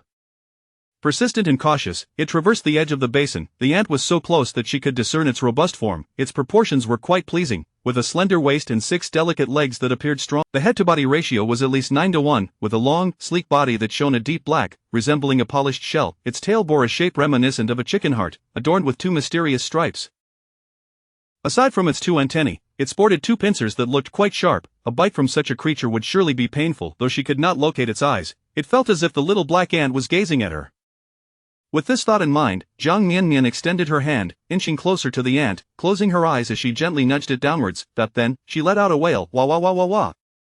Who among her family could understand that she was frightened even by an ant? The more she scrutinized it, the more terrified she became hearing her sister's cries. Jiang Yu quickly rose to investigate. Following the familiar routine, she first checked Jiang Miannian's bottom, noting with a sigh that it was indeed wet, and proceeded to change her diaper. Seizing the opportunity, Jiang Miannian rubbed her finger, still bearing the scent of the ant, against her sister. With a fresh diaper in place, Jiang Yu abandoned her needlework and began washing clothes. The family was frugal with their garments, seldom washing them. With the exception of Jiang Miannian's diapers, Jiang Yu worked swiftly, ensuring that the diapers bore no lingering odor. However, her lips were not idle. Though their mother often admonished her to be reticent while outside, in the safety of their home, with only her sister and the recently departed Jiang Wan present, she had a plethora of words to share. Even if her sister might not comprehend, she could not restrain her chatter. Mother will surely be displeased if she discovers I have taken Jiang Wan's belongings. Jiang Miannian quickly responded, Ah. Agreed, those items belong to a courtesan. Why should my brother be able to take them, yet I cannot? Yeah. That is also true. But my brother was assisting them and received compensation for his efforts. I did not aid Jiang Wan. She inexplicably gifted them to me. This must be what father refers to as offering unsolicited kindness, a sign of treachery. Regardless, it was given to me, and I would be foolish not to accept it. Jiang Miannian nodded. Ah. That makes sense. Jiang Yu's circular reasoning yielded no substantial information, leaving Jiang Miannian feeling a bit anxious. Just then, turning her head, she spotted that little black ant climbing back up again, now precariously positioned at the basin's edge, struggling to push a leaf upwards. If one did not look closely, one might mistake it for a leaf that had fallen. Jiang Miannian watched as the ant dragged the leaf, taking one step, then another, until it reached the very spot she had previously nudged it from. Could it be that it thought she was playing with it? She truly did not wish to engage in play. Or perhaps it was attempting to present the leaf as a token of gratitude. She had heard that ants consumed leaves. Jiang Miannian was at a loss for how to communicate with the tiny creature. How she wished she had antennae atop her own head, for perhaps a gentle nudge would convey her meaning. Watching the little ant laboriously dragging the leaf was quite entertaining. She extended her hand, intending to grasp the leaf. However, the tiny ant, perceiving her approach as another attempt to shove it, clung tightly to the leaf and let down, descending gracefully as if it were parachuting, floating. Chapter 13 How to Communicate with One's Pet. Yesterday, the rain fell. Today, the heat is less oppressive, with both sunlight and a gentle breeze gracing the day, Jiang Miannian has departed, leaving behind a subtle fragrance lingering in the courtyard. It is not solely the scent of incense that clung to her, but also that which emanated from her discarded garments. Jiang Miannian is not particularly fond of that aroma. Jiang Yu sits on a wooden post in the courtyard, intently peeling away the skin from her heel that had been chafed. The pain causes her to hiss sharply, tears welling up in her eyes. Jiang Miannian, witnessing her sister's discomfort, unconsciously clenches her small fists in sympathy, yet, after Jiang Yu removes the dead skin, she neglects to properly tend to the wound, merely rinsing it with cool water from the courtyard. Satisfied that the bleeding has ceased, she resumes her needlework lying in a small wooden basin. Jiang Miannian observes her sister's cheerful return to her tasks. Jiang Yu possesses a rather amiable disposition. Aside from her somewhat brusque manner of speaking, she is mostly cheerful and holds little grudges. Jiang Miannian's infantile mind wanders for a moment before fatigue overtakes her, and she yearns for milk. As she turns her head, she notices that a small ant has once again ascended. Tenaciously and cautiously, it climbs the edge of the basin. The ant is strikingly robust, its proportions aesthetically pleasing, with a slender waist and 6 delicate yet powerful legs. Its body is elongated and darkly lustrous, reminiscent of an armored shell, while its tail resembles a heart shape adorned with 2 mysterious stripes. Its head, aside from 2 antennae, features 2 pincers that appear quite sharp. A bite from them would certainly be painful, although she cannot discern its eyes. It seems as though the little black ant is observing her. With this thought, Jiang Miannian extends her hand, gradually approaching the tiny creature, closes her eyes, and nudges it downwards. Suddenly, a loud wail escapes her lips. Oh. Her family, who understands her fears, realizes that she is frightened even by the ant, her anxiety growing the more she scrutinizes it. Hearing her cry, Jiang Yu hastily rises to investigate. Following the same routine, she first checks her sister's bottom, discovering it is indeed damp. "All right then," she says, proceeding to change her diaper. Jiang Miannian seizes this opportunity to rub her finger, which had pushed the ant, against her sister. Once the new diaper is secured, Jiang Yu abandons her needlework and begins washing clothes. The family is frugal with their garments and does not wash them frequently. The primary laundry task consists of Jiang Miannian's diapers. Jiang Yu works with remarkable efficiency, ensuring no trace of odor lingers on the freshly washed cloth. However, her mouth remains restless, though their mother often admonishes her to keep her words to a minimum while outside to avoid trouble. She is now at home, with only her sister nearby, and Jiang Miannian having just departed. Jiang Yu finds herself brimming with thoughts. Even if her sister may not comprehend them, she cannot help but chatter away. If mother were to see that I took Jiang Miannian's belongings, she would surely be displeased. Jiang Miannian promptly responds, "Ah. Indeed, the possessions of a courtesan can be taken by brothers. Why should we not claim what Jiang Miannian has left behind? Yeah. That is true, yet, brother assisted them, taking payment for his work. I did not offer Jiang Miannian any help, she inexplicably gifted me these items. Perhaps this is what father refers to as offering unsolicited kindness, which is either deceit or theft. Regardless, it was given to me, so I shall take it without hesitation." Jiang Miannian nods in agreement. "Ah. That makes sense," yet, her sister's circular reasoning yields no useful information, leaving Jiang Miannian feeling somewhat anxious. Just then, she turns her head and, lo and behold, the little black ant has climbed up once again, now perched on the edge of the basin, struggling to drag a leaf upwards. If one were not to look closely, they might mistake it for a leaf that had merely fallen into the basin. Jiang Miannian watches as the tiny ant laboriously hauls the leaf forward, step by step, returning to the very spot from which she had pushed it down. Yes. Could it be that it thinks she is playing with it? She truly has no desire to engage in play. Or perhaps it intends to offer the leaf as a token of gratitude? It is said that ants consume leaves. Jiang Miannian is at a loss for how to communicate with this little creature. If only she too had antennae atop her head, perhaps a gentle nudge would convey her intention. Observing the ant struggle with the leaf proves to be quite entertaining. She stretches forth her hand, eager to grasp the leaf. However, the ant, sensing her approach, clutches the leaf tightly and leaps off, descending as if it were gliding on a parachute, drifting slowly downward. Chapter 14. A calamity of blood. In the afternoon, the rain began to fall once more, bringing with it a refreshing coolness. The raindrops cascaded onto the leaves, causing them to drift down gently. A solitary black ant scurried away, seeking refuge beneath a leafy. Jiang Miannian, perched on her elder sister's back, gazed out at the rain. Her sister's back lacked the broadness of their mother's. There was no trace of maternal warmth upon her. Her sister's shoulders were slightly more slender, and she bore no fragrance of sweet herbs. When her sister accompanied her, she busied herself feeding, changing diapers, washing little bottoms, sewing, laundering, drying herbs, and tidying up. Indeed, she was perpetually occupied, scarcely pausing for breath. At that moment, in an effort to make Jiang Miannian comfortable, her sister arched her back and swayed gently, reminiscent of a cradle. Unconsciously, Jiang Miannian recalled a girl named Jiang Miannian whom she had encountered earlier that day. She was likely of a similar age to her sister, graceful and poised, with an upright posture, an elegant neck, and a slightly raised chin. Presumably, she did not have to bear the burden of younger siblings or toil as her sister did. Her face, pressed against her sister's back, felt flattened and weak. Hunger gnawed at her, and she longed for milk. Suddenly, the courtyard door creaked open, revealing a large tree. No, it was not a tree, but their mother, who was carrying a tree. Ah, mother! Jiang Miannian exclaimed, her heart swelling with excitement upon seeing the figure in the rain. Her neck instinctively straightened in anticipation. Qin Luoxia, balancing the tree upon her shoulders, entered just as she heard her child's joyful cries. Her heart swelled with emotion. She refrained from embracing her daughter, fearing the dampness would be harmful. She hurried inside to change her clothes. In the house, Jiang Yu had already prepared hot water for a wash. Qin Luoxia swiftly tidied up before reaching out to hold her child, lifting her dress slightly. Jiang Miannian, content, embraced her bowl of rice, eagerly devouring the food. Once she had eaten her fill and let out a couple of satisfied burps, her thoughts began to wander, yet she was reluctant to leave her mother's embrace, clinging tightly to her. Qin Luoxia's expression turned somewhat awkward. She had spent the day foraging for herbs in the mountains and had waited at the stone platform where she had fed her daughter for the entire afternoon. When the rain began to fall, and the bear had not returned, she found herself drenched. Such matters were best kept from the children. However, on her way, she had encountered a tree laden with crimson fruit, which she believed her daughter would adore, so she had brought the entire tree home to plant by the entrance of their yard. How did things go at home today? Was Miannian well behaved, easy to manage? Qin Luoxia inquired. Miannian was very good, Jiang Yu replied, still hesitant and timid. After a nap and her mother, as she blinked her eyes, still hazy from sleep, she was startled to see a vivid red before her. Rubbing her eyes, she realized it was no illusion. Indeed, it was a shocking sight. Her brother's head was bloodied, a sight that sent fear coursing through her. Today seemed inauspicious, with both her brother and sister suffering from injuries. Before their parents could voice their anger, it was Jiang Yu who scolded first. Brother, where have you been fooling around to end up like this? Jiang Feng, his head still bleeding, shrugged nonchalantly. I got into a fight. I was injured, but the other party won't fare any better. In truth, a dull ache throbbed at his forehead, but he wished to shield his parents from worry. He was injured and bleeding, naturally it hurt.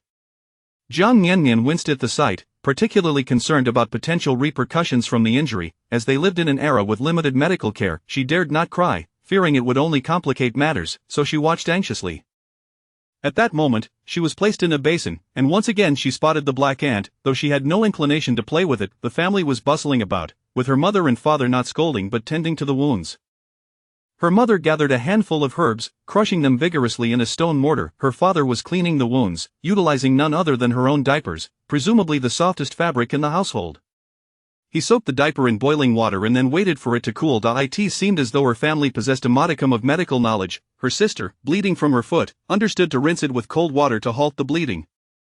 Her father even had the presence of mind to use boiled water. Was this knowledge more widespread in their world? As Jiang Miannian observed her father treating her brother's wounds, unable to discern the details, she grew anxious and could not help but call out. It was a gory sight, a gash that was not made by a blade but likely by some sharp object. Jiang Miannian, though only a novice medical student newly assigned to an internship at a hospital, had practiced stitching banana peels and thus understood a modicum of care, though not entirely.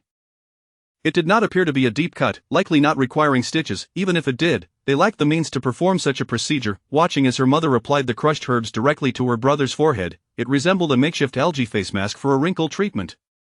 There was no bandaging, so her brother had to lie on a recliner. Once her brother's wounds were tended to, her mother and sister moved to prepare a meal. Her sister, feeling guilty, had stayed close to their mother all day, likely without uttering a word.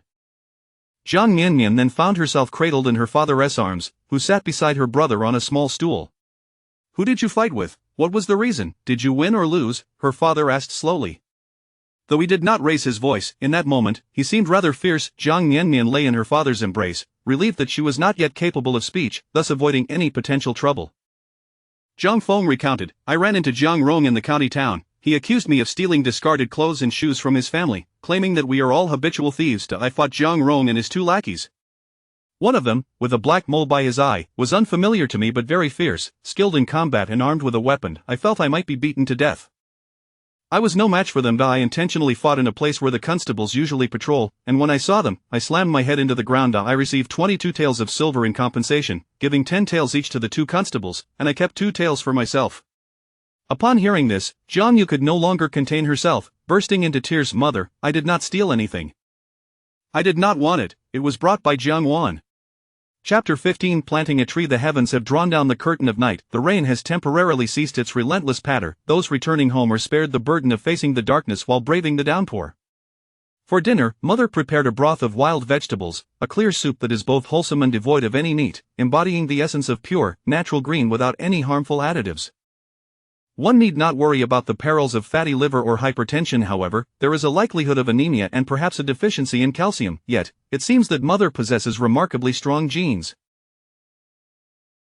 Mother, along with my brother Jiang Feng and sister Jiang Yu, all bear a robust appearance that is quite uncommon among people of this time. Sister Jiang Yu, in particular, does not resemble the fragile Jiang Wan of today, liking the delicate grace of a willow swaying in the breeze. Only father appears somewhat slender. After all, only father and mother lack any blood relation to I. In the evening, intermittent coughs can be heard echoing through the air, yet, father is still relatively young, surely not yet 30. In this era, marriages tend to occur early, likely in their 20s. Listening closely, it seems that father might have suffered from a childhood illness that has lingered into adulthood, leaving his lungs somewhat compromised. Nevertheless, father's handsome visage remains intact, otherwise, a particularly thin man who is perpetually coughing might easily appear hunchbacked and frail. Once brother has finished speaking, the sound of sister's sobs fills the room. A gust of wind sweeps through the courtyard, intertwining with father's coughs. Jiang Miannian, cradled in father's arms, feels the intense vibrations of his chest as he attempts to suppress his cough, only to have it worsen. Father turns his face away in an effort to shield himself. In a swift motion, Jiang Miannian is placed into brother's embrace. Father then sits aside, caught in a fit of coughing. Cough, cough, cough, cough, cough, cough. His pale complexion flushes with a hint of red. His long black hair spills over his shoulders, and his fair face takes on a rosy hue, while his eyes, moistened by coughing, glisten with tears. Seated on a small stool, he resembles a captivating painting, exuding a certain charisma. Jiang Miannian gazes at him, momentarily entranced, until she is jolted back to reality by a bundle thrown by sister. Sister Jiang Yu is a mixture of anger, urgency, and profound sadness. She is frustrated with her own naivety, anxious about the unjust accusations of theft, and distressed over brother's injuries, as well as the behavior of Jiang Wan. The bundle lands on the ground, scattering its contents, beautiful embroidered shoes stained with fresh blood, faded garments in vibrant hues, all exuding a delightful fragrance. Jiang Yu's nose reddens with fury. Brother Jiang Feng cradles his little sister in a reclined position. Jiang Miannian, held close, stares blankly at the scattered clothes, feeling it is not her place to voice an opinion at this moment. Mother, Qin Luoxia, steps out, raising her hand with purpose. Jiang Yu, fearing a reprimand, defiantly closes her eyes and remains still, bracing herself for a potential scolding. Although she has never faced punishment before, brother has borne the brunt of mother's discipline. Qin Luoxia retrieves the bundle, brushing it off and setting it aside. Jiang Feng scoffs softly and addresses sister Jiang Yu. Jiang Xiaoyu, are you truly so foolish? If it was delivered to us, it is ours now. To carelessly toss it aside would be a shame. The fabric is exquisite, the kind that sisters adored. It could fetch a handsome sum, especially now that I am injured and could use something delicious to recuperate, lest my suffering be in vain. Sister Jiang Yu, though untouched by punishment, begins to cry even louder. During dinner, she keeps her head down, occasionally shrugging her shoulders. She is genuinely heartbroken. Those shoes were so beautiful, and after just one wear, they have caused her foot to bleed. She laments that she should have worn them longer this afternoon instead of losing blood unnecessarily. The poultice on brother's head has dried somewhat, and he binds it with a cloth. Jiang Miannian observes it still resembles her diaper. Alas, one less diaper to use. She wonders if it might be too late for a change. She does not wish to be bare-bottomed.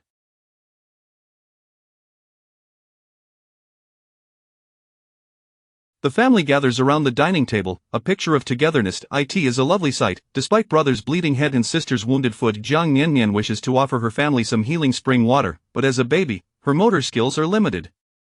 Mother would not carry her to the pot, likely fearing she might accidentally tumble in. After the meal, not a morsel remains. Washing the dishes is a simple task, just a rinse will suffice.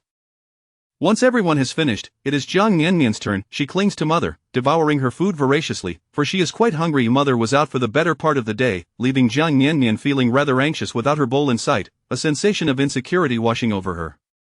After feeding the little one, Qin Luoxia prepares to plant the sapling she has brought. Jiang Miannian falls into brother's embrace, likely because he, as the injured party today, is exempt from labor and assigned the easier task of holding her. Sister Jiang Yu, having cried, is unusually silent, obediently assisting mother by handing her tools. Brother cradles her in one arm while with the other, he cannot resist plucking the ripe red fruits from the tree.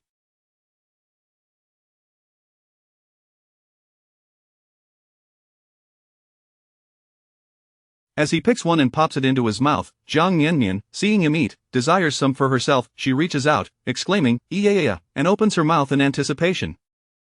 However, brother immediately grimaces, ugh, spitting it out hastily. It is bitter, astringent, and sour. What is this? Jiang Changtian watches his eldest son, unable to suppress a shake of his head. You, come help pick the red fruits.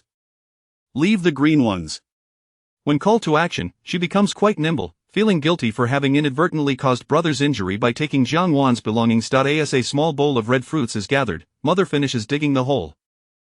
Jiang Miannian finds joy in watching mother work, as it serves as a form of stress relief. Mother is a natural at digging, swift and efficient, creating a hole that is both large and round.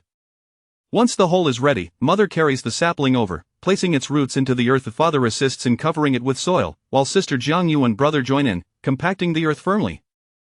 The family works together seamlessly, demonstrating a practiced harmony, as if they have collaborated on such tasks many times before. Jiang Miannian exclaims "Yeah" to express her desire to participate in the tree planting, yet none comprehend her intentions.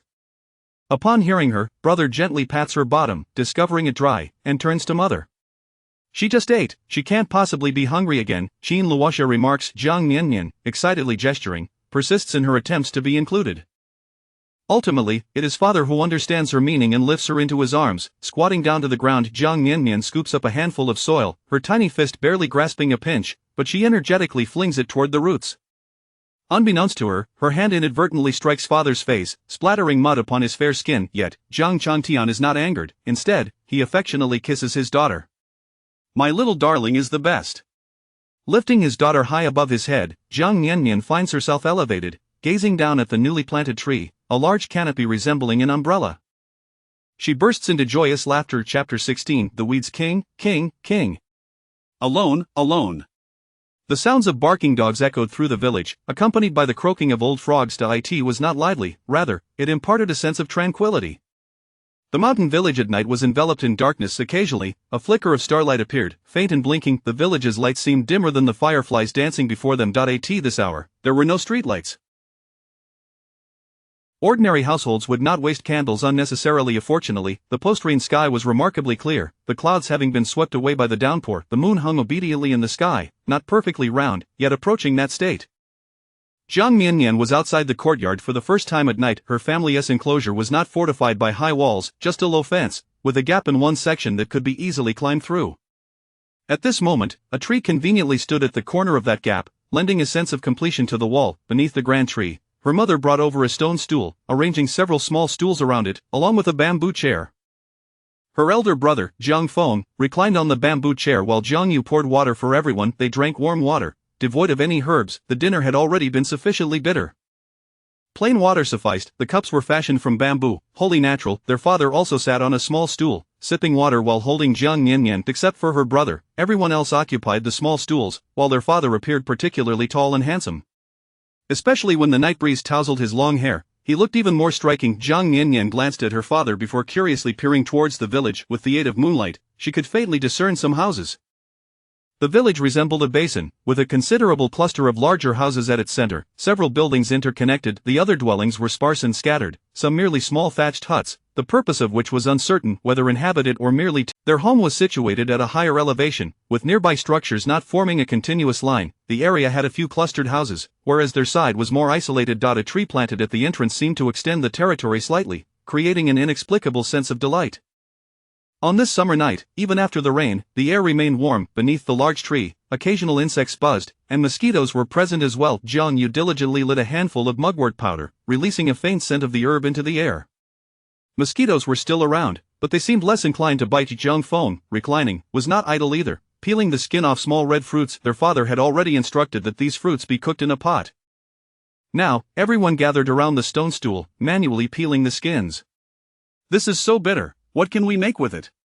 Jiang Feng inquired as he peeled. "I told you not to wander off. You ignored me." "This is the red crowberry. Its fruit resembles the beak of a red-billed crow. The skin is bitter, but the seeds can be used in medicine, primarily treating spleen deficiency and stagnation. The flesh is sweet and can promote urination." Their father spoke gradually while working. Jiang Miannian felt it was the first time she realized her father possessed quite a bit of knowledge. This seemed to fall within the realm of traditional Chinese medicine, a subject she did not fully grasp. In ancient times, access to knowledge was limited. It was impressive for someone to identify a fruit and possess such understanding. However, her mother worked swiftly, peeling 5 fruits in the time it took their father to peel one. Her sister, Jiang Yu, could manage 3. Even Jiang Feng, who was not particularly focused, managed to peel 2. As for Jiang Miannian, she could not handle even 1. She held a fruit tightly, fearing it might drop, her arms flailing. In her tight grip, it burst with a squelch, juice splattering everywhere.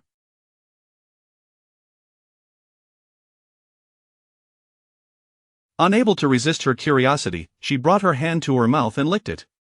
Ah, ah, ah. A piercing cry erupted. There was no sweetness at all, it was unbearably bitter, beyond mere bitterness, it was a cacophony of flavors that made her stomach ache and her liver throb.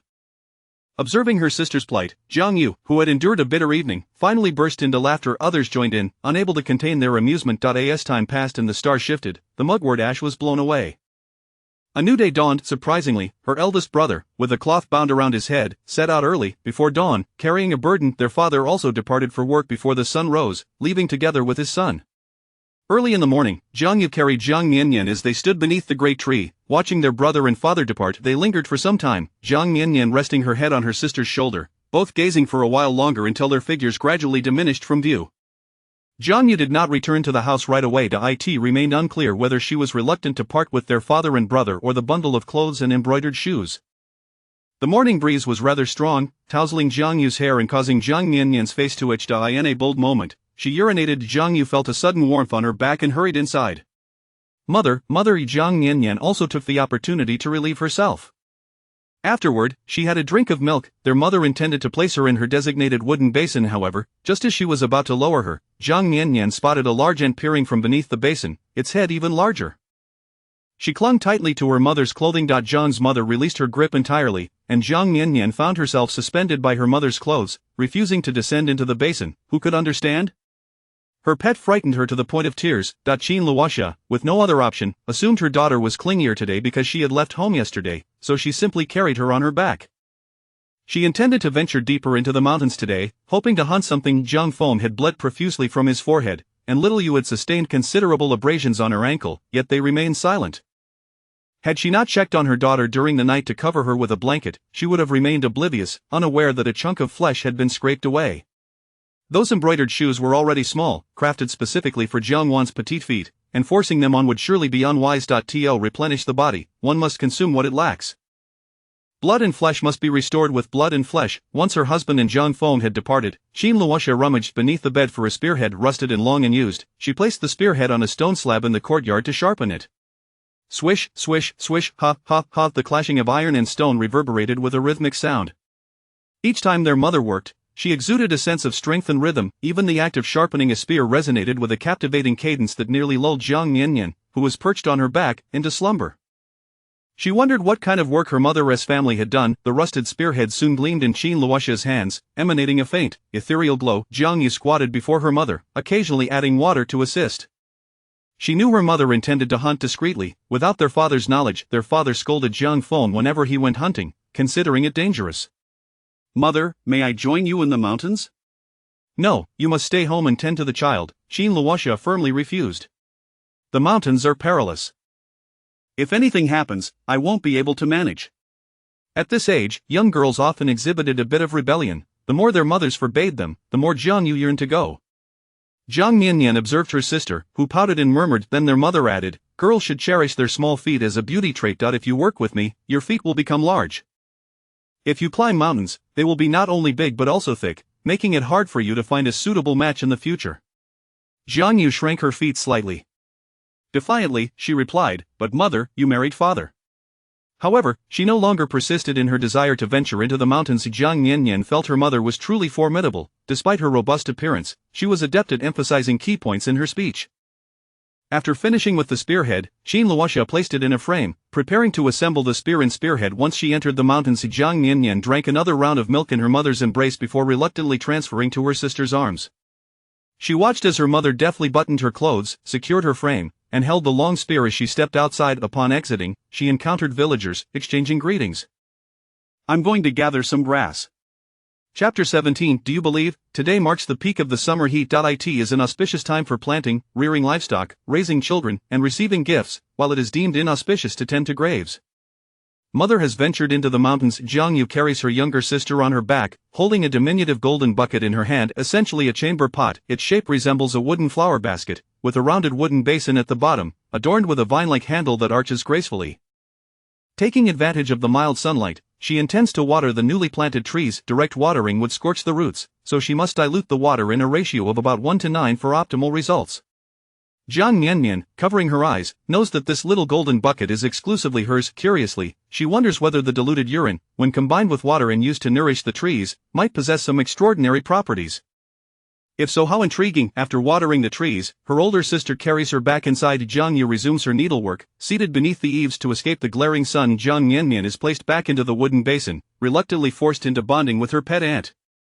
Unlike other time travelers wielding mystical springs to vanquish foes, she struggles to even contend with an ant. Cowardly, indeed. As she lies there, she notices the industrious black ant in its familiar spot at the edge of the basin, a slight indentation forming beneath it, possibly due to its excavations, perfectly suited to its form.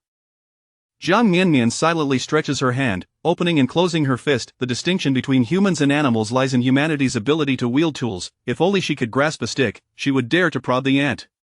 Practicing her grip while observing the ant, she resolves that if it dares to approach, she will burst into tears. After a while, as the ant remains still and nestled, she diverts her attention back to her sister. Jiang Yu's needlework consists of the most ordinary stitches, devoid of any embroidery or flamboyant threads. It seems she is mending shoe-soles, a necessity in a poor household. Each stitch, each circle, layered and interwoven, fortifies the soles, allowing for longer journeys to distant places and the ability to return home from afar. As long as she doesn't focus on the needle's tip, it is a rather soothing endeavor. The rhythmic motion of stitching is far quicker than the cross-stitching she has witnessed before. Jiang Yu's dexterity suggests she is quite adept at sewing, her movements decisive and stable, with evenly spaced stitches and seamless turns, skillfully tied off. After watching for a while, Jiang Miannian feels hungry. With mother absent, she must be subsisting on rice porridge. However, she recalls that she last saw a mere handful of rice porridge, which she has been eating for several days now. It must be nearly gone. Indeed, upon calling out a few times, her sister sets aside her sewing, checks her diaper to find it dry, then lifts her up and heads to the earthen jar for some fine grain powder. This process seems to lack any hand-washing. Jiang Yu shakes the jar lightly. Finding it almost empty, she pours with vigor, tapping the jar repeatedly until no more powder emerges. Jiang Miannian worries that her sister might shatter the jar. After a prolonged effort, only a small bowl of fine grain powder is left. Observing her sister carefully add water and stir, ensuring not a single speck of powder escapes, she realizes this must be the last of it. Additionally, with the recent rains, it lacks flavor and carries an unpleasant odor. After a couple of bites, Jiang Miannian loses her appetite. Then, much like the last time, her sister seizes the opportunity while she is distracted, pinching her mouth open to feed her a spoonful. One cannot stumble in the same place thrice. Jiang Miannian braces herself to resist, determined not to open her mouth. However, her sister manages to pry her mouth open once more and force another spoonful in. She feels utterly wronged. As though enduring a grueling interrogation, she refrains from crying out, fearing that doing so would lead her sister to pour the remainder into her mouth. She presses her lips tightly, tears streaming down her cheeks. Jiang Yu, bewildered, wonders why her sister does not appreciate the deliciousness of the fine grain, which she herself dreams of relishing. Unable to employ any subtlety due to her sister's adamant resistance, she hesitates to pinch her chin, fearing injury. It seems her sister's resilience is quite formidable. Jiang Yu shifts to persuasion. Let us finish these last 2 bites. Darling, look at you before eating the fine grain, all dark and thin, resembling a cicada on a tree. The mention of cicadas strikes terror into Jiang Miannian's heart. What on earth does she resemble? See how white and tender you become after eating the fine grain? It nourishes you. Just think of that girl, Jiang Wan. Although she puts on airs, she is well fed and beautiful. But if you eat fine grain, you too will grow to be equally lovely. No, even more so. The more Jiang Miannian listens, the more tears flow. It is not merely the unappetizing porridge that saddens her, there is an inexplicable ache in her heart. Unable to hold back, she finally cries out. Subsequently, her sister manages to feed her the last remnants of the porridge. To make matters worse, due to the meager portion today, Jiang Yu forgoes even washing the bowl, offering her the leftover water instead. As Jiang Miannian drinks, her tears plummet into the bowl. After half, she lets out a tremendous burp, not from fullness, but perhaps from a mix of frustration and urgency. Observing her sister burp, Jiang Yu refrains from offering more water, recalling their mother's words that a burp indicates satiety. She then decides to drink the remaining half bowl of water used for rinsing the porridge bowl. Due to the heat, it cannot be wasted. The family's principles dictate that no food should be squandered. One must consume what they can manage. Upon taking her first sip, Jiang Yu's eyes widen in surprise. It tastes remarkably fragrant and delightful. Hiss, she inhales, reminiscent of the time she peeled her footskin. Could it be that she hadn't cleaned the bowl thoroughly earlier, yet the water appears clear now? Jiang Yu finishes the water in one gulp and pours another bowl for herself. After a sip, the flavor seems to vanish. Suddenly, she brings the bowl to her sister's mouth, coaxing, "It's fragrant, just one sip, exceptionally delicious." Jiang Miannian instinctively rolls her eyes. One must not underestimate the wisdom of the ancients. Even her carefree sister attempts to deceive her. Jiang Miannian obliges and takes a sip, then promptly closes her mouth. Jiang Yu, reverently cradling the bowl, takes a sip herself. After tasting, she smacks her lips, realizing it lacks flavor. Indeed, it is merely water, devoid of any aroma. She had thought she had stumbled upon something miraculous, that the bowl touched by her sister would taste better. Jiang Miannian finds her sister's idleness rather amusing. Thus, she relieves herself. After doing so, she beams with pride. At just over a month old, she possesses such impressive control, her future is boundless, and she can simply go when she wishes. Then, she lets out a couple of sounds, sucking on her finger, looking adorably naive as she awaits her sister to change her diaper. Jiang Yu completes the diaper change, unable to resist leaning down to plant a kiss on her sister's cheek. Startled, Jiang Miannian's face flushes a deep red. Indeed, her sister is rather kind. In the mountains, Qin Luoxia traverses the path, wielding a long staff, striking and gathering suitable wild vegetables into her basket. Encountering a villager, she exchanges pleasantries. Gradually, she ventures deeper into the woods, where the grass grows increasingly dense. It is only then that Qin Luoxia retrieves the spearhead from the bottom of her basket and assembles it. The spear, sharp and hollow in the middle, featuring a blood groove, is nearly as long as her elbow. Unlike the spears of hunters, it resembles a military standard issue. Upon closer inspection, one can discern an inscription within. Once assembled, the spear transforms her from a woman recently delivered of a child into a formidable warrior, radiating an aura of power. While her face may appear cherubic, in this moment, she exudes an air of ferocity, akin to a fierce beast. Her pace quickens, and soon she melds into the thicket. Occasionally, birds take flight, hinting at something moving below. As dusk falls, more birds take to the skies. Qin Luoxia emerges, shouldering a black, long-haired wild boar. The spear has tasted blood, and her hands feel weary. She wears a fierce expression, a mix of seriousness and confusion. She recalls her mother speaking of her father, describing him as a hero of unparalleled might, charging into battle and overpowering countless foes. Her mother lamented not having borne him a son, believing he would have inherited his prowess. Has she, after birthing 3 children, suddenly inherited her father's indomitable spirit? Initially, she had intended to enter the dense forest to hunt for some mountain chickens, never anticipating an encounter with a wild boar.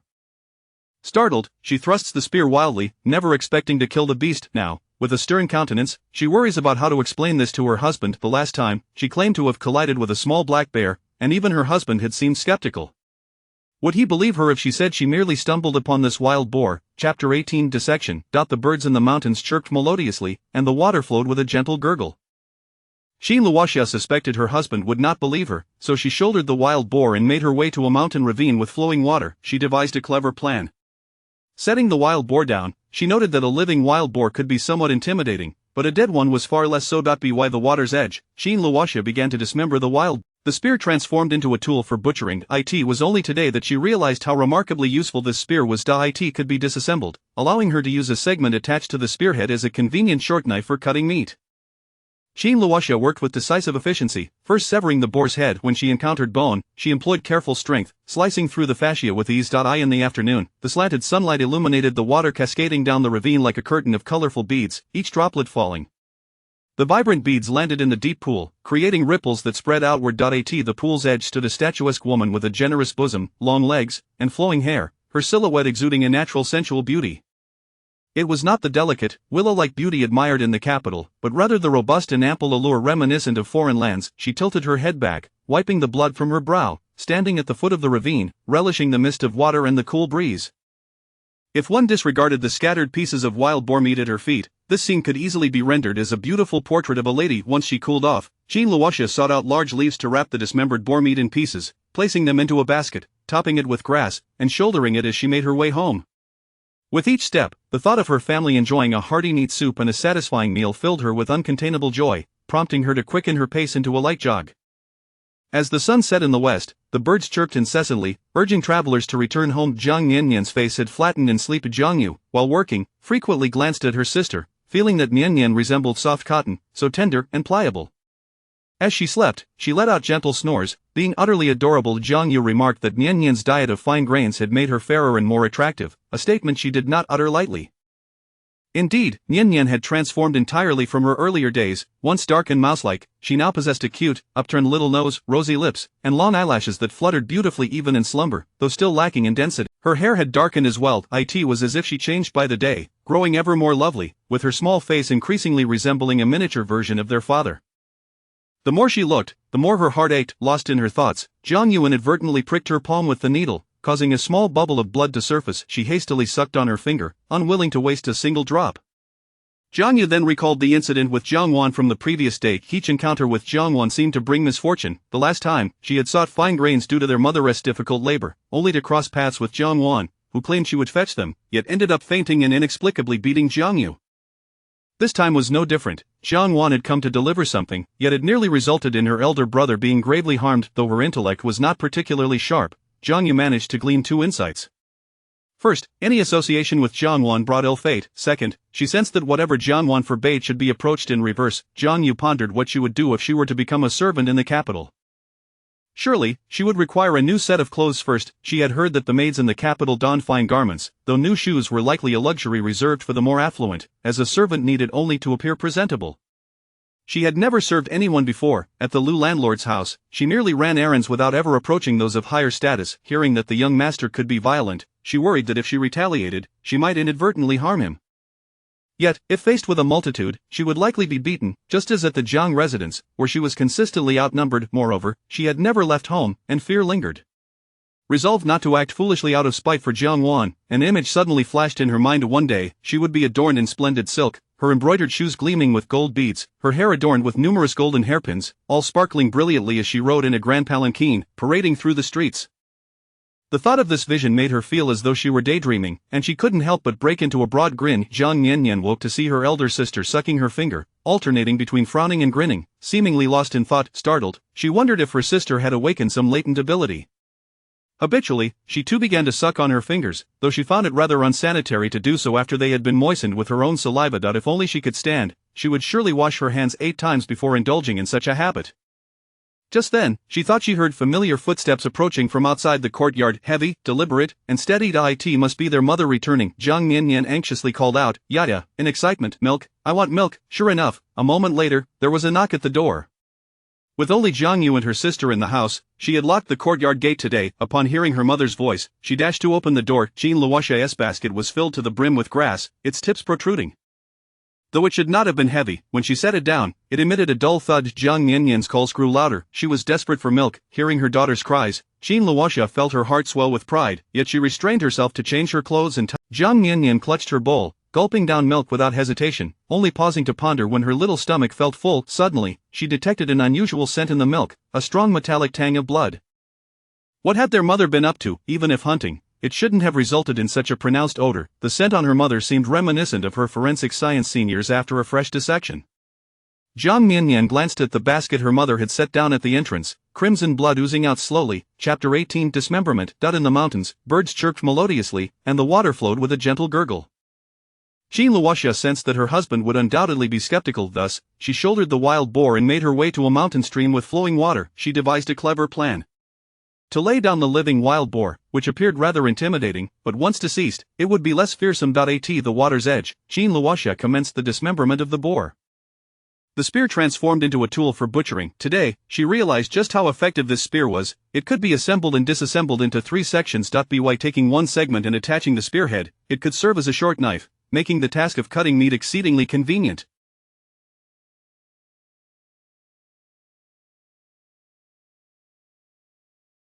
Jean Luoxia worked with decisive efficiency, first severing the boar's head. When encountering bone, she utilized her skillful strength, slicing through the sinews with precision. In the afternoon, the slanting sunlight illuminated the cascading water in the stream like a curtain of colorful beads, each drop falling gracefully. The vibrant beads plunged into the deep pool, creating ripples that spread outward. At the pool's edge stood a statuesque woman with a generous bosom, long legs, and flowing hair, her silhouette exuding a healthy allure and a natural sensual beauty. Unlike the delicate beauty admired in the capital, hers was of a more robust and ample nature, reminiscent of foreign lands. She tilted her head back, wiping the blood from her brow, standing at the stream's base, welcoming the mist and the cool breeze with a sense of comfort. Were it not for the scattered pieces of wild boar meat at her feet, this scene could easily be mistaken for a picturesque portrait of a noblewoman. Once she had cooled down, Jiang Miannian sought out large leaves to wrap the dismembered pieces of boar meat, placing them into a basket, covering them with grass before shouldering it and heading home. As she walked, thoughts of her family savoring meat soup and feasting on meat filled her with uncontainable joy, and her steps quickened into a light run. The sun dipped low in the west, birds chirped incessantly, urging travelers to return home. Jiang Miannian's face lay flat in slumber. Jiangyu, while working, glanced at her younger sister, feeling that she resembled cotton, soft and fluffy. When asleep, she emitted gentle snores. Utterly adorable. Jiangyu remarked that her sister's diet of fine grains had made her fairer and more beautiful, and she was not merely flattering her sibling. Indeed, her sister had transformed completely since birth. Once dark and mouse-like, she now sported a pert little white nose, a rosy mouth, and long eyelashes that fluttered as she slept, though not particularly thick, and her hair had darkened. Each day brought a new level of beauty, her small face increasingly resembling a miniature version of their father. The more she looked, the more her heart ached with affection. Lost in thought, Jiangyu inadvertently pricked her palm with the needle, causing a small blood blister to form. She quickly sucked on her finger, unwilling to waste a drop of blood. Jiangyu recalled the events of the previous day when Jiang Miannian had come to visit. Each encounter with Jiang Miannian seemed to bring misfortune. The last time was when their mother had a difficult labor, and she had gone to request some fine grains, only to run into Jiang Miannian, who promised to fetch them for her, yet ended up fainting, leaving Jiangyu inexplicably beaten. This time was no different. Jiang Miannian had come to deliver something, but her elder brother had nearly faced dire consequences. Though not particularly clever, Jiangyu had deduced 2 points. First, any association with Jiang Miannian seemed to invite disaster. Second, she felt that whatever Jiang Miannian forbade should be approached in the opposite manner. Sucking on her finger, Jiangyu pondered what she might do if she were to serve as a maid in the capital. Surely, she would need a new set of clothes. She had heard that the maids of noble families were always well-dressed. As for new shoes, she doubted they would be provided, considering her status as a maid. Appearances were paramount. She had never served anyone before, having only run errands at the Lu landlord's place, never getting close to the family. She had heard tales of the young master who could become violent, and she worried that if she retaliated, she might inadvertently harm him. Yet, if faced with a multitude, she would still be at a disadvantage, much like her visits to the Jiang residence, where she was often bullied due to her smaller numbers. Moreover, she had never left home before and felt a twinge of fear. She resolved not to act foolishly out of spite towards Jiang Miannian. Suddenly, a vivid image flashed in her mind. One day, adorned in luxurious silks, her embroidered shoes embellished with gold beads, her hair adorned with glistening gold pins, she would sit in a grand sedan chair, parading through the streets with flair. As this vision crossed her mind, she realized she was daydreaming and couldn't help but smile broadly. Jiang Miannian awoke to see her sister sucking on her finger, alternating between frowning and silly laughter. Engrossed in the action, startled, she wondered if her sister had awakened some latent power. Habitually, she too began to suck on her finger, though truth be told, it felt rather unsanitary to suck on a finger that had already been moistened with her own saliva. If she could stand, she would surely wash her hands 8 times before considering such an act. Lost in thought, she suddenly heard familiar footsteps outside the courtyard, heavy, deliberate, and steady. It must be their mother returning, Jiang Miannian anxiously called out. Yeah, longing for milk. Sure enough, moments later, a knock echoed at the door. Since only Jiangyu and her sister were at home, she had locked the courtyard gate today. Hearing their mother's voice from outside, she hurried to open the door. Jiang Miannian's basket was brimming with grass, the tips of the blades peeking out. It should not have been heavy, yet when she set it down, it produced a dull thud. Jiang Miannian's cries grew louder, desperate for her milk. Jiang Miannian, hearing her daughter's calls, felt a swell of pride but resisted the urge to rush in, first changing her clothes and tidying herself before tending to her child. Jiang Miannian clutched her bowl, devouring the contents greedily, and only when her small stomach felt full did she have the energy to ponder. Suddenly, she noticed an unusual odor in the milk, a strong metallic scent. Where had their mother been? Even after hunting, it shouldn't carry such a pungent odor. The scent reminded her of her neighbor from the forensic science department, who had dined with them recently, mentioning returning from an internship where she had just dissected a fresh corpse. Jiang Miannian glanced again at the basket their mother had set down at the entrance, where fresh blood began to seep out, drop by drop. Chapter 18 Dissection. The birds chirped melodiously in the mountains, while the water flowed in a gentle cascade. Jiang Miannian sensed that her husband would undoubtedly be skeptical, thus, she hefted the wild boar and sought out a mountain ravine with a flowing stream. An ingenious idea struck her. She set the boar down. A living wild boar could be somewhat intimidating, yet a deceased one would evoke less fear. By the water's edge, Jiang Miannian proceeded to dismember the boar. The spear transformed into a meat cleaver. Today she discovered just how effective this spear truly was. It could be disassembled, with the pole divided into 3 segments. By taking one segment and attaching the spearhead, she fashioned a short knife, remarkably convenient for butchering. Jiang Miannian worked with decisiveness and efficiency, first severing the head of the wild boar upon encountering the bone. She employed a deft technique, slicing through the fascia with precision. In the afternoon, the slanted sun cast its rays upon the cascading water, resembling a curtain of colorful beads, each drop falling gracefully. The droplets splashed into the deep pool, creating ripples that danced outward. By the pool's edge stood a statuesque woman with ample bosom, long legs, and flowing hair, her silhouette exuding a vigorous beauty, her curves captivating. She possessed a naturally sensual allure, not the delicate beauty admired in the capital, but rather the robust and ample beauty characteristic of distant lands. She tilted her head back, wiping the blood from her forehead. Standing by the ravine, she welcomed the refreshing mist and cool breeze, finding solace amidst nature. Were it not for the scattered pieces of wild boar meat at her feet, this scene could easily be envisioned as a stunning portrait of a lady. After cooling off, Jiang Miannian sought out large leaves to wrap the dismembered boar meat, placing it carefully in a basket, topping it with grass, and shouldering it as she made her way home. With each step, the thought of her family savoring meat soup and enjoying a hearty meal brought an uncontrollable smile to her face. Her pace quickened into a light jog.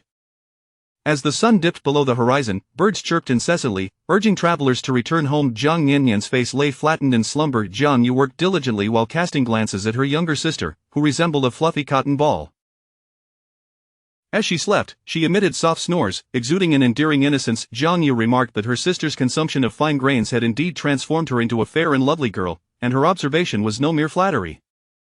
Her sister had undergone a remarkable transformation since birth. Once resembling a little gray mouse, she now sported a pert little nose, rosy lips, and long eyelashes that fluttered gracefully when closed, though they lacked density, and her hair had darkened. It was as if each day brought new beauty, her little face increasingly resembling a miniature version of their father, evoking a sense of tenderness in Jiang Yu's heart. In her distraction, Jiang Yu inadvertently pricked her palm with the needle, causing a small blood blister to form. She quickly sucked on her finger, unwilling to waste a single drop of blood. Jiang Yu's thoughts drifted to yesterday's encounter with Jiang Wan. Each time she encountered Jiang Wan, misfortune seemed to follow. The last time, during their mother's difficult labor, she had sought fine grains from them, only to run into Jiang Wan, who claimed she would fetch them for her, yet ended up fainting, resulting in Jiang Yu receiving an inexplicable beating. This time, it was Jiang Wan who had come to deliver items, yet it had nearly led to her elder brother being beaten to death. Although Jiang Yu wasn't particularly astute, she had gleaned two insights. First, that any association with Jiang Wan brought misfortune. Second, that the actions Jiang Wan discouraged should be pursued in defiance. As she sucked on her finger, she pondered what she might do if she were to serve as a maid in the capital. Surely, she would need a new outfit, for she had heard that the maids in the capital were well dressed. As for new shoes, she doubted they would be provided, given her status as a maid. Superficial appearances were likely all that mattered. She had never served anyone and had merely assisted at Lu's landlord's home, running errands without ever approaching the masters. She had heard tales of the young master striking out in anger, and she worried that if she retaliated, she might inadvertently harm him. Yet, if she faced a multitude, she would undoubtedly suffer, much like her experiences at the Jiang household, where she was consistently outnumbered. Furthermore, she had never left home and felt a lingering fear. She resolved not to act rashly out of spite towards Jiang Wan. Suddenly, a vivid image flashed through her mind. One day, she would adorn herself in splendid silks, her embroidered shoes adorned with pearls, her hair embellished with shimmering gold hairpins, seated in a grand palanquin, parading through the streets. As this vision unfolded, she couldn't help but chuckle at her daydreaming. Jiang Miannian awoke, observing her sister suckling her finger, alternating between frowning and grinning, her sister's peculiar behavior startling her. Had her sister awakened some latent ability, habitually, she too would suck on her fingers, though the thought of saliva-covered fingers was decidedly unclean. If only she could stand, she would wash her hands 8 times before indulging in finger-sucking. Just then, she seemed to hear familiar footsteps outside the courtyard, heavy and deliberate, unmistakably steady. Their mother had returned. She was certain. Jiang Miannian anxiously called out, "Mama, Mama, I want milk." Sure enough, shortly thereafter, a knock echoed at the door. With only Jiang Yu and her sister at home, she had locked the courtyard gate for safety. Upon hearing her mother's voice, she dashed to open the door. Jiang Miannian's basket was filled to the brim with grass, the verdant tips peeking out. While it shouldn't have been heavy, when she set it down, it emitted a dull thud. Jiang Miannian's calls grew louder, her urgency for milk palpable. Hearing her daughter's cries, Jiang Miannian felt a swell of pride, yet she restrained herself, opting to change her clothes and tidy up before nursing. Jiang Miannian clutched her bowl, ravenously gulping down her mother's milk until her small stomach felt full enough to ponder. Suddenly, she detected a peculiar odor mingling with the milk, a strong metallic scent of blood. What had their mother been up to? Even if she had been hunting, surely it wouldn't be so replete with the stench of blood. The scent seemed reminiscent of her neighbor from the forensic science department, who, after a recent meal together, had mentioned returning from an autopsy of a fresh corpse. Jiang Miannian's gaze shifted to the basket her mother had set down at the entrance, where bright red blood began to seep out. Chapter 19. A pair of red embroidered shoes. As dust began to envelop the sky in a shroud of twilight, her elder brother and father had yet to return home. Jiang Miannian, cradled in her sister's arms, wandered beneath the sprawling branches of the great tree by the courtyard gate, pacing back and forth several times. It was truly wondrous. Despite her tender age, she harbored a yearning for the return of her loved ones. Especially while standing under the great tree, gazing into the distance, the sight of a tiny black dot emerging at the village entrance would quicken her heartbeat and fill her with a sense of elation. However, prolonged waiting would soon give rise to a flicker of impatience and worry. Jiang Miannian, the outside world loomed like a colossal beast, fraught with unknown dangers that filled her with trepidation. After a while of standing under the tree with no sign of their arrival, her sister Jiang Yu decided to carry her back into the yard. Inside, their mother was busy preparing wild boar meat. As she opened the basket and revealed the smooth, glistening pieces of meat, Jiang Miannian felt as if her little heart had momentarily stopped. Yet her sister Jiang Yu was brimming with excitement. Mother, you bought meat. We're going to have meat to eat. It wasn't purchased, Jean Luoxia responded calmly. Today, while I was in the woods, a wild boar, foolishly charging, impaled itself on my spear and was accidentally killed.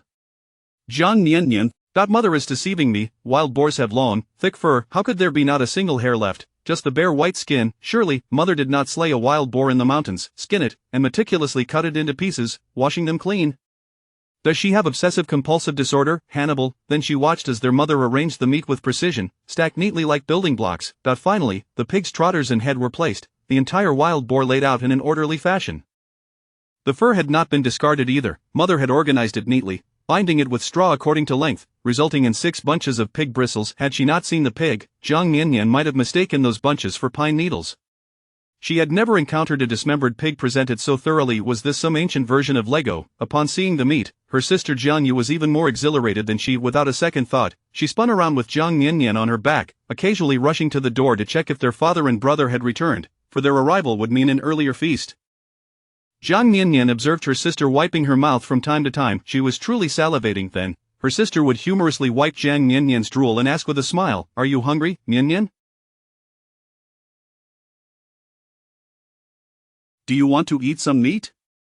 Jiang Miannian thought that no, it's not that, it's simply that as an infant, my neural development is not yet complete, resulting in poor control over my body. My mouth remains open, and I cannot manage my facial muscles, leading to drooling, not out of desire, but never mind, it's a futile explanation. She watched her sister's silly grin and joined in with her own sounds. It was quite delightful. Just the prospect of a meal made her sister's eyes sparkle, resembling their father more and more, carefree and joyous, which in turn brought joy to others. Finally, as darkness enveloped the world outside, their father and elder brother returned. Without needing to see them, Jiang Miannian could discern their presence merely by the sound of their footsteps. She had been supplementing her hydration with spirit spring water daily. Aside from a few days of excessive bowel movements, the most pronounced change was her heightened senses. She felt her hearing, smell, and sight had greatly improved. Even her taste buds had become sensitive. Unpalatable food, when placed in her mouth, revealed an array of peculiar flavors. Her sense of touch, having only been engaged with family, was hard to gauge. She simply felt their affection towards her. Indeed, although she was but a small infant, she genuinely felt as if she were the center of the universe, surrounded by love from her family. Even when her sister pinched her cheek with the same hand that had just touched her bottom, the odd scent was overshadowed by the tenderness and affection in that touch. Jiang Miannian noted that her elder brother's footsteps were steady yet occasionally bouncy, indicating a light-hearted mood, while their father's footsteps were almost imperceptible, remarkably even and light. Were it not for her enhanced hearing, she wouldn't have noticed them at all. Iya, open the door, Jiang Miannian called out with excitement. A day without seeing them had made her miss them dearly. Sure enough, Jiang Yu opened the door to reveal their brother and father, both laden with numerous items. Perhaps the weight of their belongings had made them cautious, hastening home in the dark to avoid being seen. Having lived in poverty, they were wary of revealing any wealth. Jiang Yu, curious about their purchases, was thrilled to see the neatly packaged items. She found herself more excited than when their mother had brought home the pig meat. After all, things acquired with money were precious. She picked up a bag, shaking it with curiosity, even bringing it to her nose for a sniff. Jiang Miannian knew without needing to smell it that it was medicinal herbs. The scent was quite strong. Jiang Yu recognized it too and promptly set it down. With a face full of excitement, she exclaimed, "Father, you actually bought fine grains. This is wonderful. My little sister has been crying for food all day." Jiang Miannian thought that I cried because you insisted on feeding me, not because I was hungry. Soon after, Jiang Miannian heard her sister scream, "Ah ah ah." Startled, she wondered what had happened. Could it be that their father had also brought back neatly arranged meat? But then she saw her sister emerge, holding a pair of embroidered shoes. Though devoid of butterflies or tiny beads, they were brand new, adorned with exquisite red embroidery. "Father, father, are these for me?" Jiang Yu asked excitedly as she dashed into the room. Their brother and father had gone to freshen up first. Jiang Miannian noticed that her family seemed rather considerate, attentive to one another. After her brother finished washing, he came over to hold her, leaning back against the bamboo chair. Inside the house, their father remarked, "Embroidered shoes? I don't know, they weren't bought by me, you should ask Afong." Moments later, Jiang Yu rushed out like a whirlwind. "Brother, are these for me? Are they completely new?" Afong, holding his little sister, nodded proudly. "It's just a pair of embroidered shoes." Jiang Yu could hardly contain her excitement. Sitting on a small stool, she swiftly removed her own shoes, but instead of trying on the new ones, she hurriedly took them back into the house. Jiang Miannian felt a bit bewildered, suddenly recalling that in ancient times, it was improper for women to expose their feet in the presence of men, including her brother. After a while, her sister returned, sitting down before her, taking off her shoes, and earnestly putting on a pair of socks. They were somewhat loose and wide indeed. Jiang Miannian had overthought it. With their stomachs empty and needing to work, there was little room for such niceties. It seemed Jiang Yu was merely concerned about dirtying the new embroidered shoes. Jiang Yu carefully slipped on the embroidered shoes, her face lighting up with joy as she walked back and forth. A smile never left her face. She walked steadily in her new shoes, each step firm, even daring to bounce lightly, though cautious not to leap too high for fear of damaging them. "I never knew wearing new embroidered shoes wouldn't hurt my feet," Jiang Yu exclaimed, pacing back and forth. She approached her brother and asked, "Do they look good?" Jiang Miannian, nestled in her brother's arms, nodded in agreement. "Yeah. They look good." Feng merely scoffed, offering no response, yet Jiang Yu twirled around excitedly, declaring, "I will wear these embroidered shoes tomorrow to show Wei." Chapter 20 sated. The night breeze carried a tantalizing aroma of roasted meat, wafting gently through the air, lingering long after it had traveled a considerable distance. It seemed that the households on the neighboring hill could also catch a whiff of it, though it was faint and elusive. A child from one of those homes insisted on having meat, wailing and crying until their parents chastised them, bringing a temporary cessation to their cries. The sound echoed loudly, reaching the ears of Jiang Miannian's family, yet it did not dampen their spirits in the slightest. In the kitchen, a pot of wild boar stew bubbled away, producing a comforting sound. Meanwhile, in a corner of the courtyard, a makeshift pot had been set up, containing a weathered earthen jar simmering with traditional Chinese medicine prepared for Jiang Feng, yet the medicinal scent could not overpower the enticing aroma of the meat. Instead, it seemed to enhance the allure of the wild boar, reminiscent of medicinally infused dishes. Jiang Yu cradled her younger sister, Jiang Miannian, wandering between the kitchen and the area where the herbal concoction was simmering. Curiously, she found herself drooling not only at the sight of the meat but also at the medicinal brew, as if she were tempted to sample both. Meanwhile, their parents retreated to their room to speak privately. Occasionally, Jiang Miannian could overhear snippets of their conversation. "Husband, you must believe me, I am not exaggerating, that wild boar may have an eye ailment. I examined it and noted that one eye had excessive whiteness," Jiang Miannian thought to herself. Her elder brother, Jiang Feng, appeared utterly exhausted, reclining in a bamboo chair, fast asleep, his head wrapped in her diaper, his eyes tightly shut, while his hands twitched occasionally. The diaper looked somewhat soiled. As blood seeped from his wound, Jiang Miannian felt a twinge of concern, pondering whether it might lead to an infection. The medicine was ready. Jiang Yu, with her sister Jiang Miannian on her back, began to pour the herbal brew. After transferring most of the liquid, she bundled the dregs in a piece of cloth and twisted it like a dumpling, squeezing out every drop of medicinal essence until nothing remained. During this process, Jiang Miannian discreetly added a few drops of spring water into the brew. Watching the steam rise, she worried whether the heat would render the vitamins ineffective, fretting that her efforts might be in vain. Just as she contemplated adding another drop, her brother's sudden exclamation startled her, causing her to inadvertently release a stream of urine. "Jiang Xiaoyu, is that my medicine you intend to pilfer?" Jiang Yu was taken aback, only to feel a warm dampness spreading across her back. She had merely wanted to taste it, but with her brother waking, she felt a pang of guilt. "Aha, Miannian has wet herself, mother, Miannian has done it again." Jiang Yu shouted into the house.